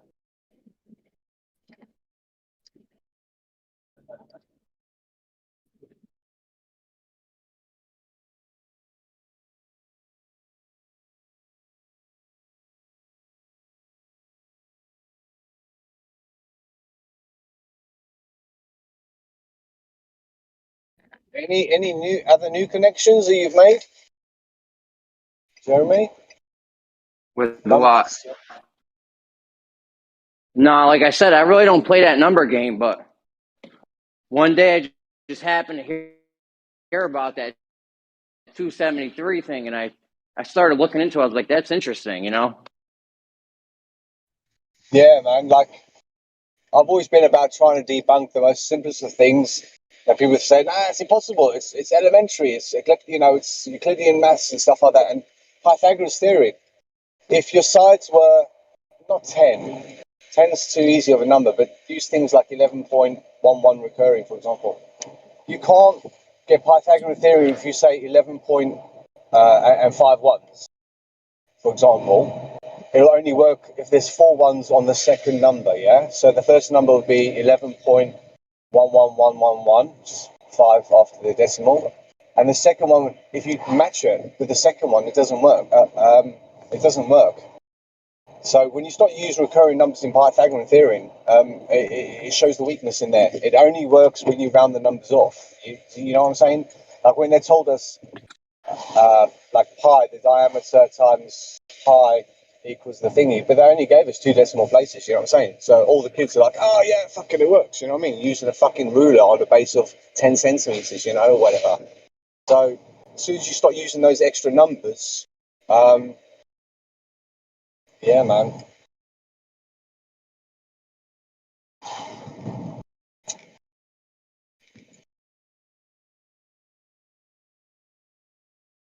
If you added 2 recurring plus 7 recurring plus 3 recurring, you get 13.3 recurring, I think.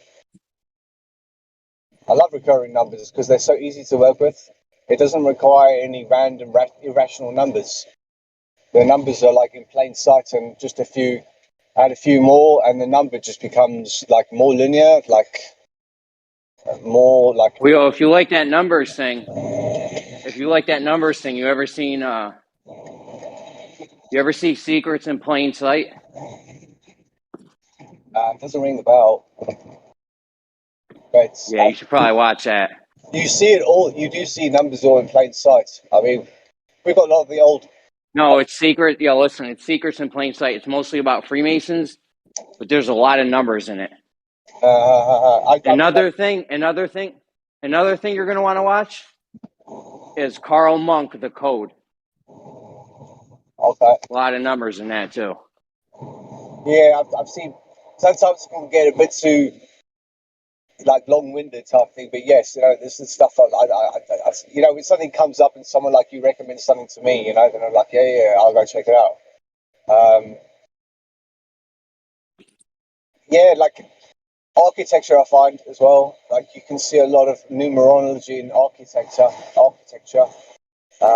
on cathedrals and churches in different towns in England. You can see the separation of you can see the groups of everyone, the different names of the churches of the different settlements. So we have pockets of that. I mean, I work all over the southeast of England, so that's probably about a third bottom of England. Yeah, south. I mean, I travel all over the south in London, in England, like when we've got holiday and shit like that, and also through work. And you see many different styles, like one place called Oxford. There's Dutch buildings there, there's Dutch everything. It's almost like England was like a place for all, all could settle down and you just had your yard and we didn't interfere. And I think the same thing would happen in America, everyone just took their seat, claimed their land and, everyone, that's it, that's yours.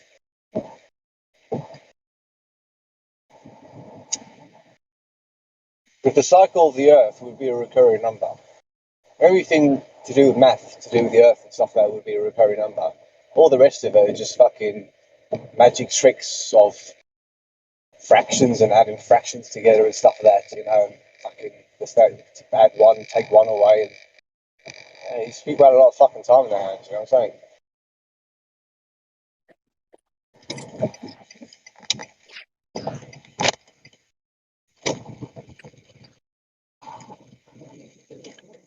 Whereabouts in America do you live, Jeremy? I mean, like New York. New York. So you're on the East Coast. So you're about 40 north, possibly. I wonder if we have similar weather. And if you have similar weather, then it would reinforce what I've said for a couple of weeks now. Is that if we've got similar weather, I generally say that we're either on a similar path of the sun, or we're at equal or similar latitudes, and not UK 51 north. What's your temperature? Well, bro, if you're going by the weather, the south does not match the north at all. No. If you look at average temperatures, it's way hotter in the north. Yes, that's true because it gets more sun radiation in the south. You've also got 2 miles of ice cap on top of Antarctica, which this North Pole melts. The North Pole's a puddle in the summer. Yeah, it's true. It's true. It don't match. It don't match, dude. Yeah, definitely. No, of course. So it would say that the sun half or the sun equator. When people say the sun equator, they say where the position is at the time, like where its equator is at Capricorn or Cancer. but in it, like a geocentric, really simple idea, like you would say that its equator is not in line.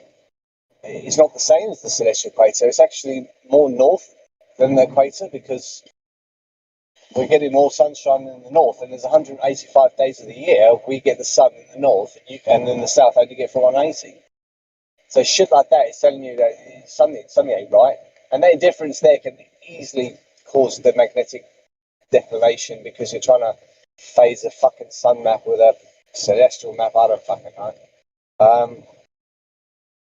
Just yeah. Wouldn't you think that the sun's equator was in the north if it was shining more in the north? You know what I'm saying? It's got more dominance in the north, so actually its midpoint where it rises and in the east and sets in the west. It's midpoint between in the year where it crosses twice. It's going to cross higher than the celestial equator. Something's going on because it don't match. And if it was a sphere, it would match. You know what I'm saying? It could work in a donut toroid because it's still a sphere. You're just using less of the sphere. You know what I'm saying? So their math is a sphere where everything was on the outside, where the other math is also a flat with a domed lid.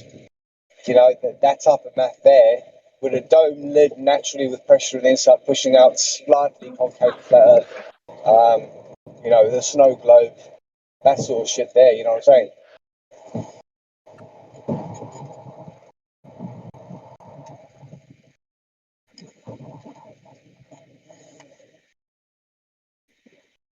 I guess we only see small increments of the sun movement as it goes north or south. In reality, I don't know. Is it, you know, that tilt that the sun's like 23.4 degrees against our equator, or whatever the fucking phrases or what ideas they use? Does that mean that the sun is going around us in a geocentric idea at 23.4 degrees? Does that make sense to you? It's not how it works. But where exactly is the midpoint of the sun cycle in 1 year? It's not the celestial equator. It's either above or below it, and it sounds like it's definitely above it. Even the analemma is the analemma itself is not like a balanced figure of 8. It's larger on one side than the other, isn't it? So is the smaller bit the southern hemisphere and the larger bit the northern hemisphere? Then is that saying that the northern hemisphere is more lensed? Maybe might be a right word, but who knows? But if you've got 185 days in the north, that's the same as 92.5 over 90. It's 185 over 180, 92.5 over 90. So does that mean that the sun's equator is at 2.5 north? And that 2.5 degrees there alone means you have to add another 2.5 degrees onto 90, which percentage-wise works out to probably closer to 3% or something like that. So there's 3 degrees that have to make up for longitude-wise, latitude-wise, and yeah, shit like that. If the whole navigation grid moves with the path of the sun, its equator, everything is aligned exactly as the sun is moving, then we wouldn't have magnetic declination then, because we would be moving with the sun, whatever it's doing. If people realize that the sun is moving in a way that we can't explain, then we have to come up with something like magnetic declination so that people aren't kind of focusing on what's going on.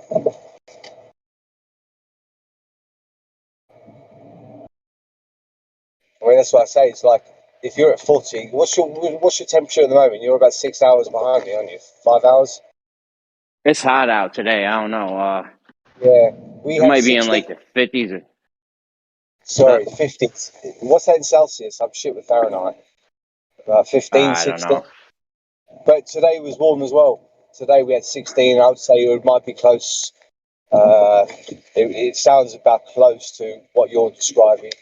So similar weather, but yet we're 10 degrees apart, you know, or 8 degrees apart latitude-wise. So that's why I'm like, I reckon the UK is actually not 51 north, but somewhere less than that, as much as 41 north. And that difference there means that all our maps are angled, yeah? Northwest, southwest, line, angle, tilt, whatever you want to call it. That's what's really going on, but yet we only see very small increments of the sun movements day by day, which is about 0.25 degrees. But if it's got a massive tilt in it, then naturally it's, as it's moving up and down the centre pole, we're not seeing that. We're seeing like, if it was 23.4 degrees tilted and I'm seeing 0.234 distant every day it moves north or it moves south per day, it's like, well, that's a ratio of about 100 times. So our atmosphere reduces what we're seeing by 100 times, maybe. That's a simple way of saying it.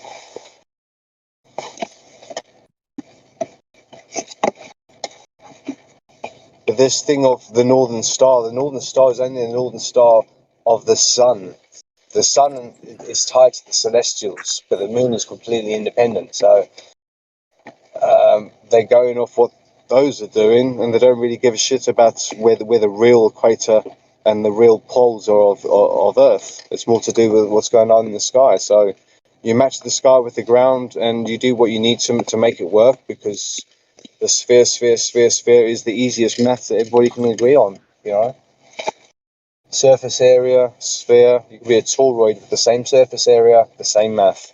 All you're doing is kind of using two circles and doing a bit of toroid math, you know?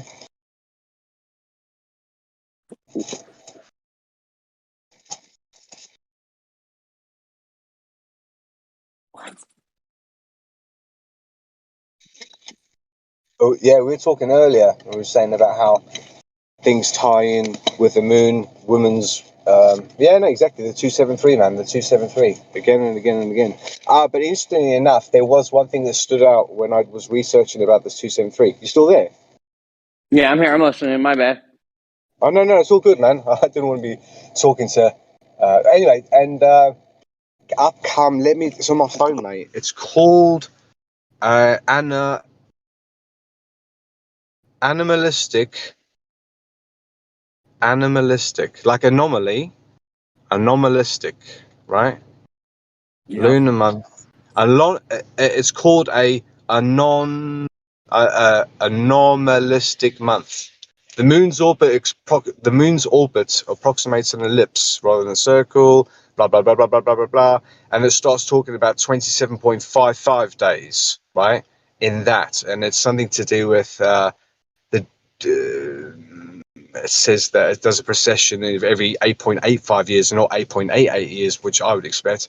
That's about 3,233 days. Quite like, you know, the rolling numbers. That's what. And the other thing is important is that those periods are in relation to the sun. So we're using sun time and stuff like that to get those periods there. But you've got the sidereal time, which is when, or is it? I mean, it's things like it's tropical years. It's all everything to do with the sun. But when you time the moon on its own, then you get more 29.53. It's all interconnected. It's just like trying to figure out what, you know, the order of shit. It's all the threes. I don't know. It's fucking mad, man. It's fucking mad. Because obviously at times it's closer to us, at other times it's further away from us. So which is more prominent? The only agreement is to get like a mean number over and use it in sun time. But with moon time's 25 hours and sun time's 24. So yeah, man. Fucking around on a calculator, man. You know, you can fuck around with a calculator. Pythagoras was I didn't realize how easy it was to like debunk Pythagoras just by using number sequences, recurring numbers, and it can't handle it. Because as soon as you put 11 point or even 1, as soon as there's 5 numbers on one side and then the second number has 5 numbers exactly the same on the other side, it can't do it, and you have to take one of those numbers away. One either has to be 4 and the other one has to be 5, or vice versa. The same thing works in music. There's an ascending scale and a descending scale. It sounds more natural when you use different notes coming down. It's a funny thing. It's just the way numbers and music works. Coming down the same way you went up the scale, so like do, re, mi, fa, la, ti, do, and then you come back down those things there. But in more detailed musical theory, there are minors, which is the don't start at do.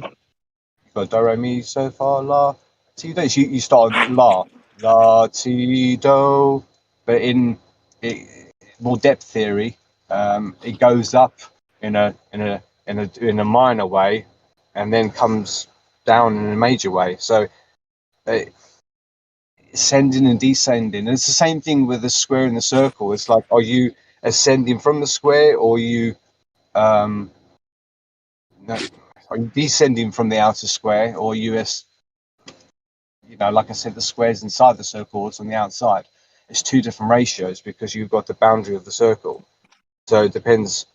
Well, that's the difference. They're not going to be the same number coming down as they are going to go up, because you'll get it. In music, you have to turn around when you play solos and shit like that, or sequencing of music and notes and melodies. They've always got to come back to the start. No, they don't have to, but that's called cadence. That with holding of that tension, the tension in there, where it's like you're holding it for so long, and then naturally you already know naturally as a human what the next note should be, and that's cadence. It's the expectation and the resolution. Resolution is when you hit that next chord that is right for it. That's music writing and shit like that. You're kind of singing up a song and you've got a few words or whatever, and then naturally that next note or that next sound comes afterwards, and you're like, that naturally sounds like the next note. Wait, did you say debunk Pythagoras? Well, I say it in a way that if you use recurring numbers in your formulas, you'll find that you can't use exactly the same recurring numbers. So are you talking about what particular part of Pythagoras's entire numerology and equations are you talking about debunking? well, if you try and work out what your hypotenuse is, and you use general numbers, 2 decimal places, 3 decimal places, as soon as you get to 4 and 5 decimal places, and if you recur the numbers, you can't times them together to get the result that Pythagoras would give you. But you have to recur the numbers. You have to take their squares. That's why you can't time them. No. Yes. But the measurements of that side can be 11.111 recurring. It's so well measured. So by using that as a unit, Pythagoras, you won't get the same answer. Yes, you would. I tried it, and what you have to do is you have to use 4 ones in the first number and 5 ones in the second number. When you say you tried it, how did you try it? Well, you work out what your hypotenuse should be just based on 11.11, because that's what you'd round off your measurements to, or 11.111. All right. So before we do that, give me a problem that you did so that we can work on this together. So okay. Let's say we have a right triangle. Are we doing a squared plus b squared equals c squared? Yeah. Okay. So what are my sides of my triangle that you want me to have? So what are the sides of the triangle? Well, I'm going to say 11.1 recurring. Okay, for the hypotenuse? No, no. We've got a squared plus b squared, and we're trying to figure out what c squared is, yeah? Okay, no, my question is, if I have a triangle, right triangle, what's my A, what's my B, what's my C? Right, I don't know what my C is yet, and that was the point of Pythagoras theorem. So what's my A and what's my B? 11.1 recurring. No, I need you to give me the specific number for A, the specific number for B. A 1.1 recurring. Okay. We're going to make it 11.1 recurring for A, and we're going to make it 11.1 recurring for B. Great. Now, what's the problem? Can you? Yeah, no, I see how I have to explain this. We have to work out. Now, did you actually measure? Did you actually measure a side where the length is indeed 11.1 recurring? Well, we can set it at 5 spaces, right? So we're going to do 11.1 recurring. No, not 5 spaces. I'm asking you. When you measured this triangle, did you get 11.1 recurring? No, I didn't. I got 11.1. No, yeah, say yes. Just say yes, Mighty. We did. It's 11.1 recurring, measured and confirmed. Okay, well, I can already tell you, no, you didn't, because you never measure something 2.1 recurring. Yeah, okay. So what we're challenging here is the math. Now, you want to challenge the measurement? What realm is challenging is the Pythagorean equation. He's not challenging. He's not challenging.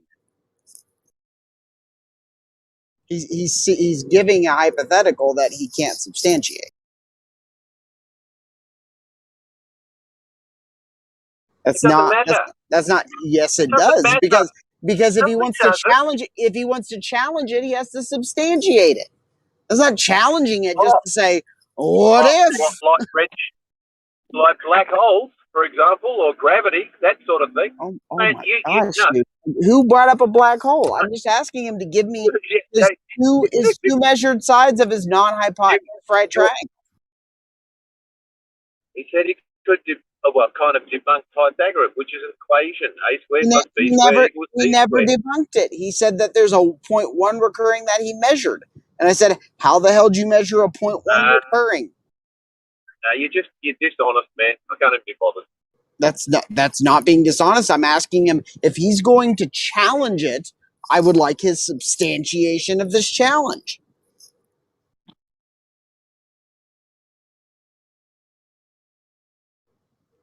How the hell hard is it?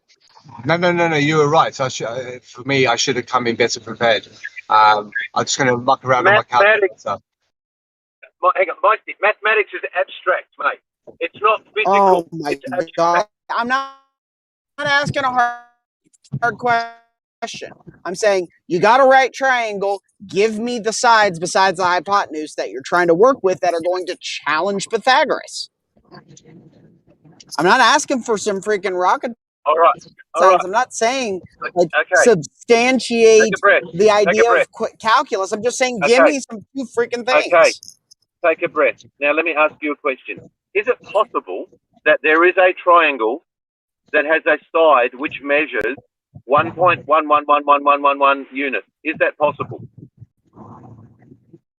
I'm asking you produce it for me. I don't need How'd you measure 0.111111? I don't need to. Can it exist? We can only measure as good as 1 in 10,000.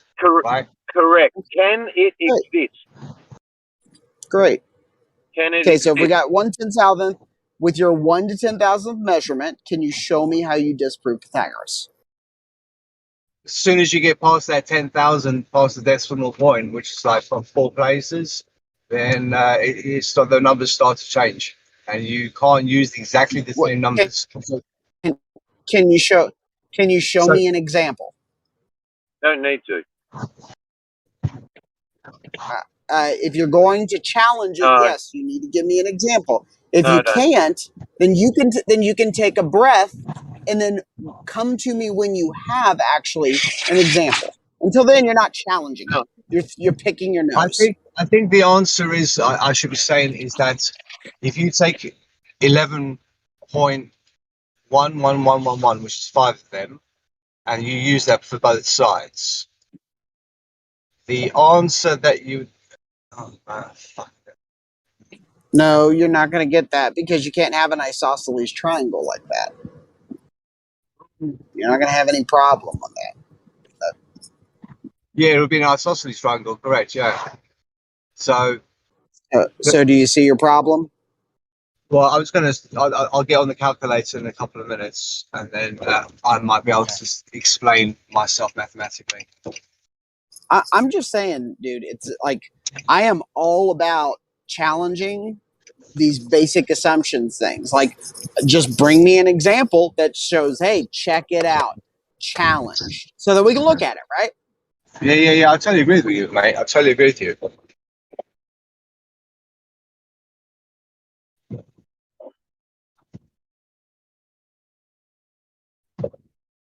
So in Pythagoras theory, you have to have both numbers exactly the same, yeah? So 11.1 over 5 ones off the decimal point times it by itself. I'm going to get 1, 2, 3, 4, 5, 6, 7. No, you just take it squared. Yeah, but that's exactly what I did. But that's not the only thing you do. If you look at that number, it's using those 5s and maybe add another one.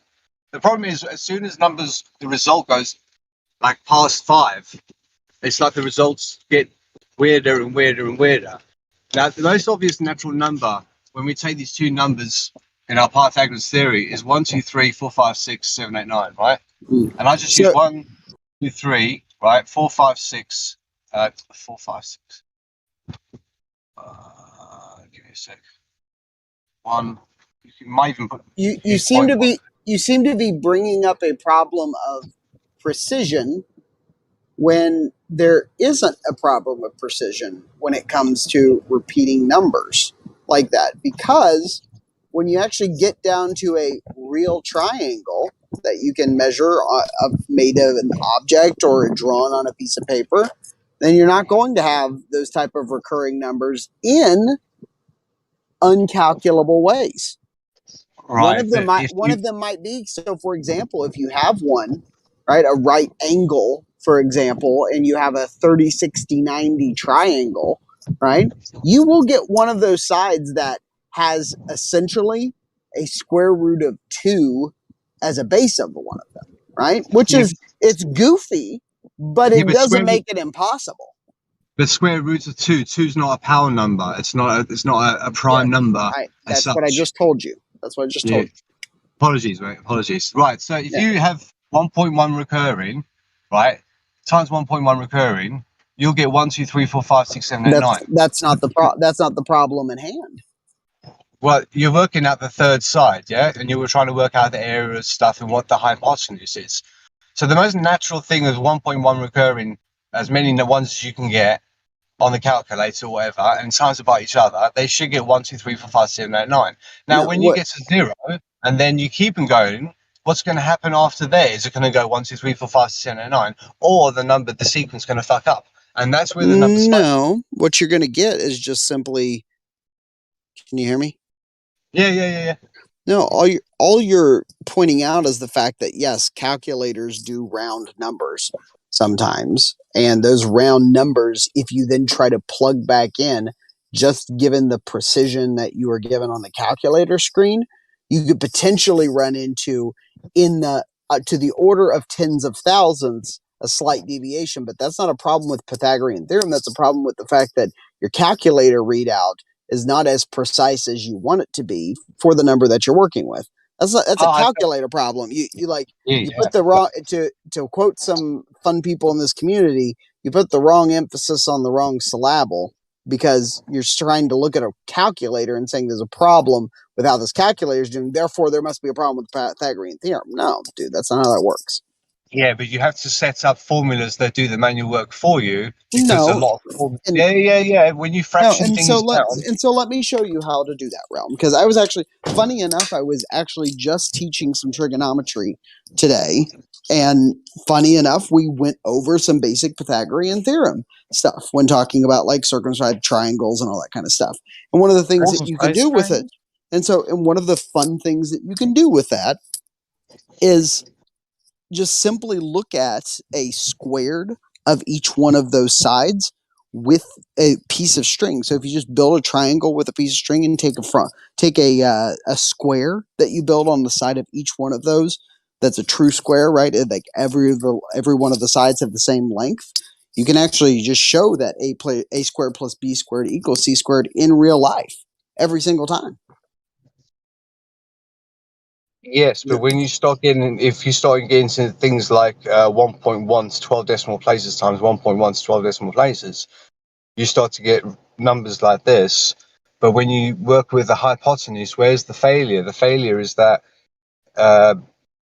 is the hypotenuse in, you know, at what, if we can only measure to 4 places, then our accuracy is only to 4 places and not to any more than that. But my friend, that is it. You are just simply pointing out the fact that your calculator can only go to so many decimal places. That is not a Pythagorean theorem problem. And in fact, the way that we use to work around that is by one of 2 ways. If you want to do it theoretically, mathematically, you can do something like the square root of 2 using a hypotenuse, right? Or if you want to do it in real life, simply do what I just told you with, like, if you want to just like build a little metal right triangle, right?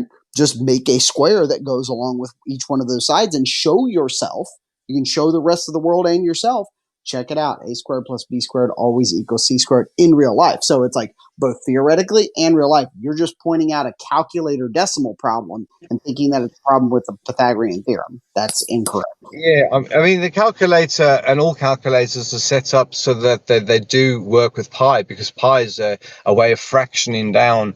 Yeah, Like, here's one absolutely. for you. But Mate, that's not the square root of 2, right? Like yeah, pi is one particular one, but like we're not talking about pi. yeah. You specifically said We 0.1 never used decimal points in our past, so we wouldn't be silly enough to talk about square roots of 2 when you start getting into like negatives or between numbers. So things like that, they would just use numbers without decimal points. Now, here's one for you. You're a maths teacher. That's so awesome. Or you were teaching maths. So awesome. I've got one for you, yeah? Draw a circle using your compass. Now, using the compass at exactly the same width. Choose a spot on the circle, and then mark another side of the circle or whatever, using that width there, and see how many you can get. Now, how many times do they match up? Now, if they don't match up, then it means that you can't get 6 equilateral triangles in a circle, right? And if that is the case, then it means that pi is more an equation that comes from the square down to the circle and not from inside the circle going out. And depends on, like, the easiest way to do pi is to go from the inside out. I found that 5 this is the problem, is that if the radius doesn't go to 6 points equidistantly, then it means that your angles are out. And yes, you can say there's 360 in the middle, but on the outside, there's going to be a gap, or there's going to be an overlap. And that's where the problem lies. Is, for me, the word circumference means inner. Circum means inner. It doesn't mean out. Circumcision, circumpolar, circulate. The circle is everything within the circle. If you want to measure what's outside the circle, you have to make a second boundary and deduct the first circle from that. So, and then you've got the math where you guess what is outside the circle, but you have no boundary. And it's all intertwined, this maths. Yeah, but going back to the circle, see if you can get 6 precise chords to match up, and be really vigilant about it. Don't take your foot, if you're saying, oh, well, that's good enough type of thing, but precision as you can get that you think is logical enough. And if they don't match up every time, what's your say on that?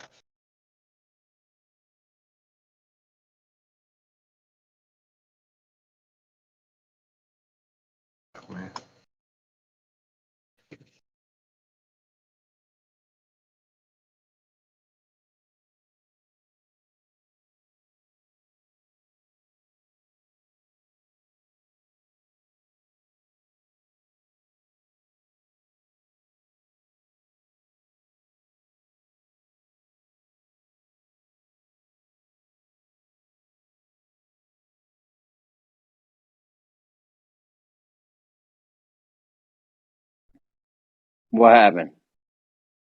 What say ye?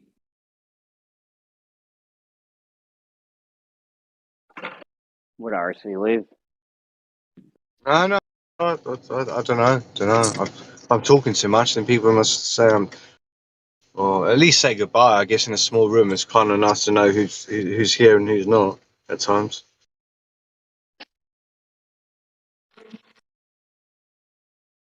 Checking in. Slappers be slapping. I'm here. Well, What's going yeah, on?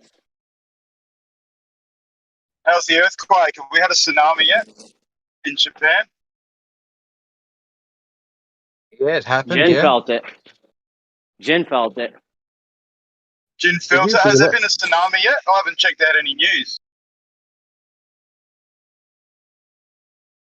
he says something. Yeah, he said it happened. Yeah, and it happened. The epicenter was like 35 miles east of Hiroshima, one of the islands or something, or Japan. Quite close.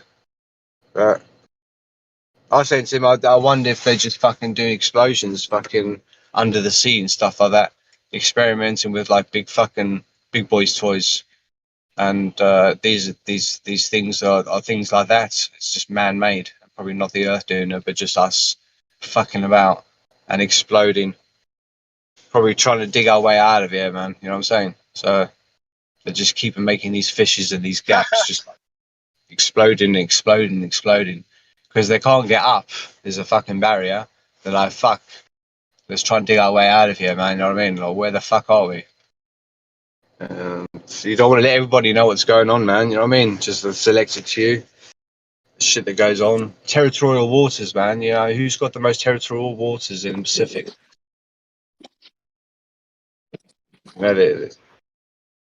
Yeah, Pacific. Oh, who owns the Pacific? If obviously nobody, but you know, where do the boundaries lie? Where's no man's land? Where's like you can fucking go there and nobody will arrest you? You know, free man land. The people with the most aircraft carriers own the Pacific. Yeah, but the range, man. Not China. No, not China. They got 2 aircraft carriers functional. We got 11 or some shit. It's so many islands. Yeah, there's so many islands in the Pacific. There's fucking Kwajalein Atoll. You got Guam. Loads of places where they've fucking had transmitters and stuff like that sending fucking signals around the world. Now, GPS stations, all random places, man. You know what I'm saying? There's like islands and shit all over the place that people don't even fucking know. They don't go to. You know what I mean? They're so far from anything. Fucking get some toilet paper. You know what I mean? You run out of toilet paper, you're fucked, in there. Oh, at least. You get all these remote islands, man. You can do all sorts of shit there. It's like we can't track planes for most of the fucking seas. You ask yourself, why can't we? Why can't we track any further than 250 miles from land? You know, it's you can probably send a radio signal 7,000 fucking kilometers, but yet you can't track a plane 250 miles from the nearest radar. You know what I'm saying? It's mad, isn't it? It's like the flights in the southern hemisphere. They fucking go offline for like 7 hours. Cape Town to Singapore, 9 hours offline. You're thinking, what the fuck's going on? You know what I'm saying? If these people go offline, then they're not being tracked. Their instruments are telling them what's happening, and when they come back into tracking service, they're always about 2 or 3 degrees off. And you think, so what happens is the radar corrects them to the right thing, and the correction is made using the simulation software of the time that it's offline, and then when it gets back online, it just it calibrates. Sydney, Santiago, or South Africa, Sydney-ish. I think one of the two, but they happened to both of them maybe. And then when the thing came back online, the data comes back online, because it's when there's a gap in the data for like 7 hours or a few hours at a time, it can't tell the altitude, it can't tell the speed of these things. There's no information at all, only except for what the pilot thinks is happening. And like I said, when they do come back online and the radar picks them up again, then the radar adjusts what their actual latitude is. And the latitudes are always adrift, but the longitudes seem to be close.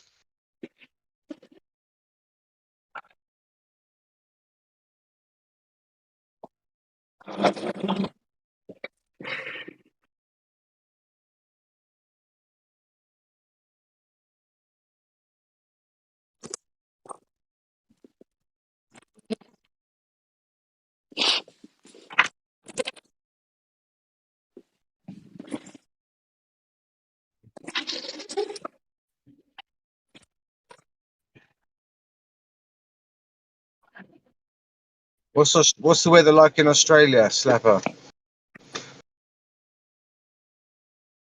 Slapper Dapper? Come again, mate. What was that? What's the weather like in Australia today? Well, where I am, it's really nice. It's going to be about 25 degrees and sunshine and a few clouds. Perfect. No wind. Interesting. I think Australia. Centigrade. Yeah, I love centigrade, mate. You wonder why they fucking made navigation and time in 90. You would have thought it would be centigrade at one point, wouldn't you? But you don't convert it. You just change the base, don't you? You go from base 90 to. No, it's not that. They're 10 degrees missing or something, you know? I don't know. Why is it not 100? Centigrade is like the only way, isn't it?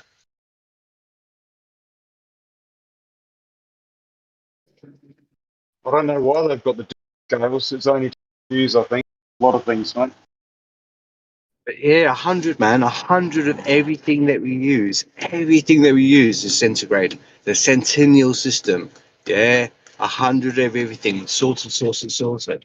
Then all of a sudden, navigation turns 1 degree into 111.11 recurring kilometers for every degree.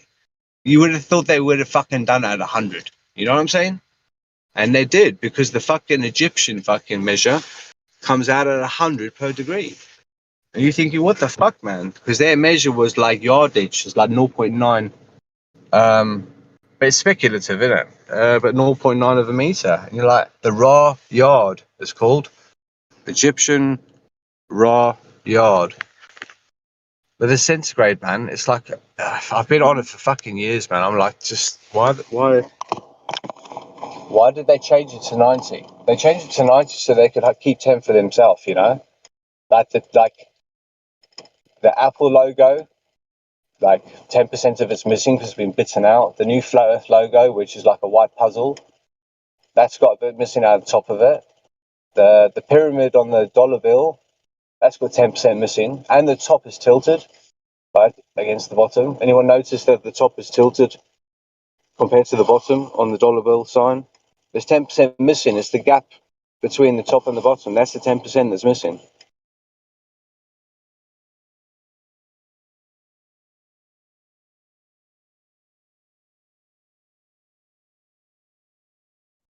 But it's saying it should be there. It's not saying it's missing. It's saying it should be there, but it's not. So is it missing or is it made up?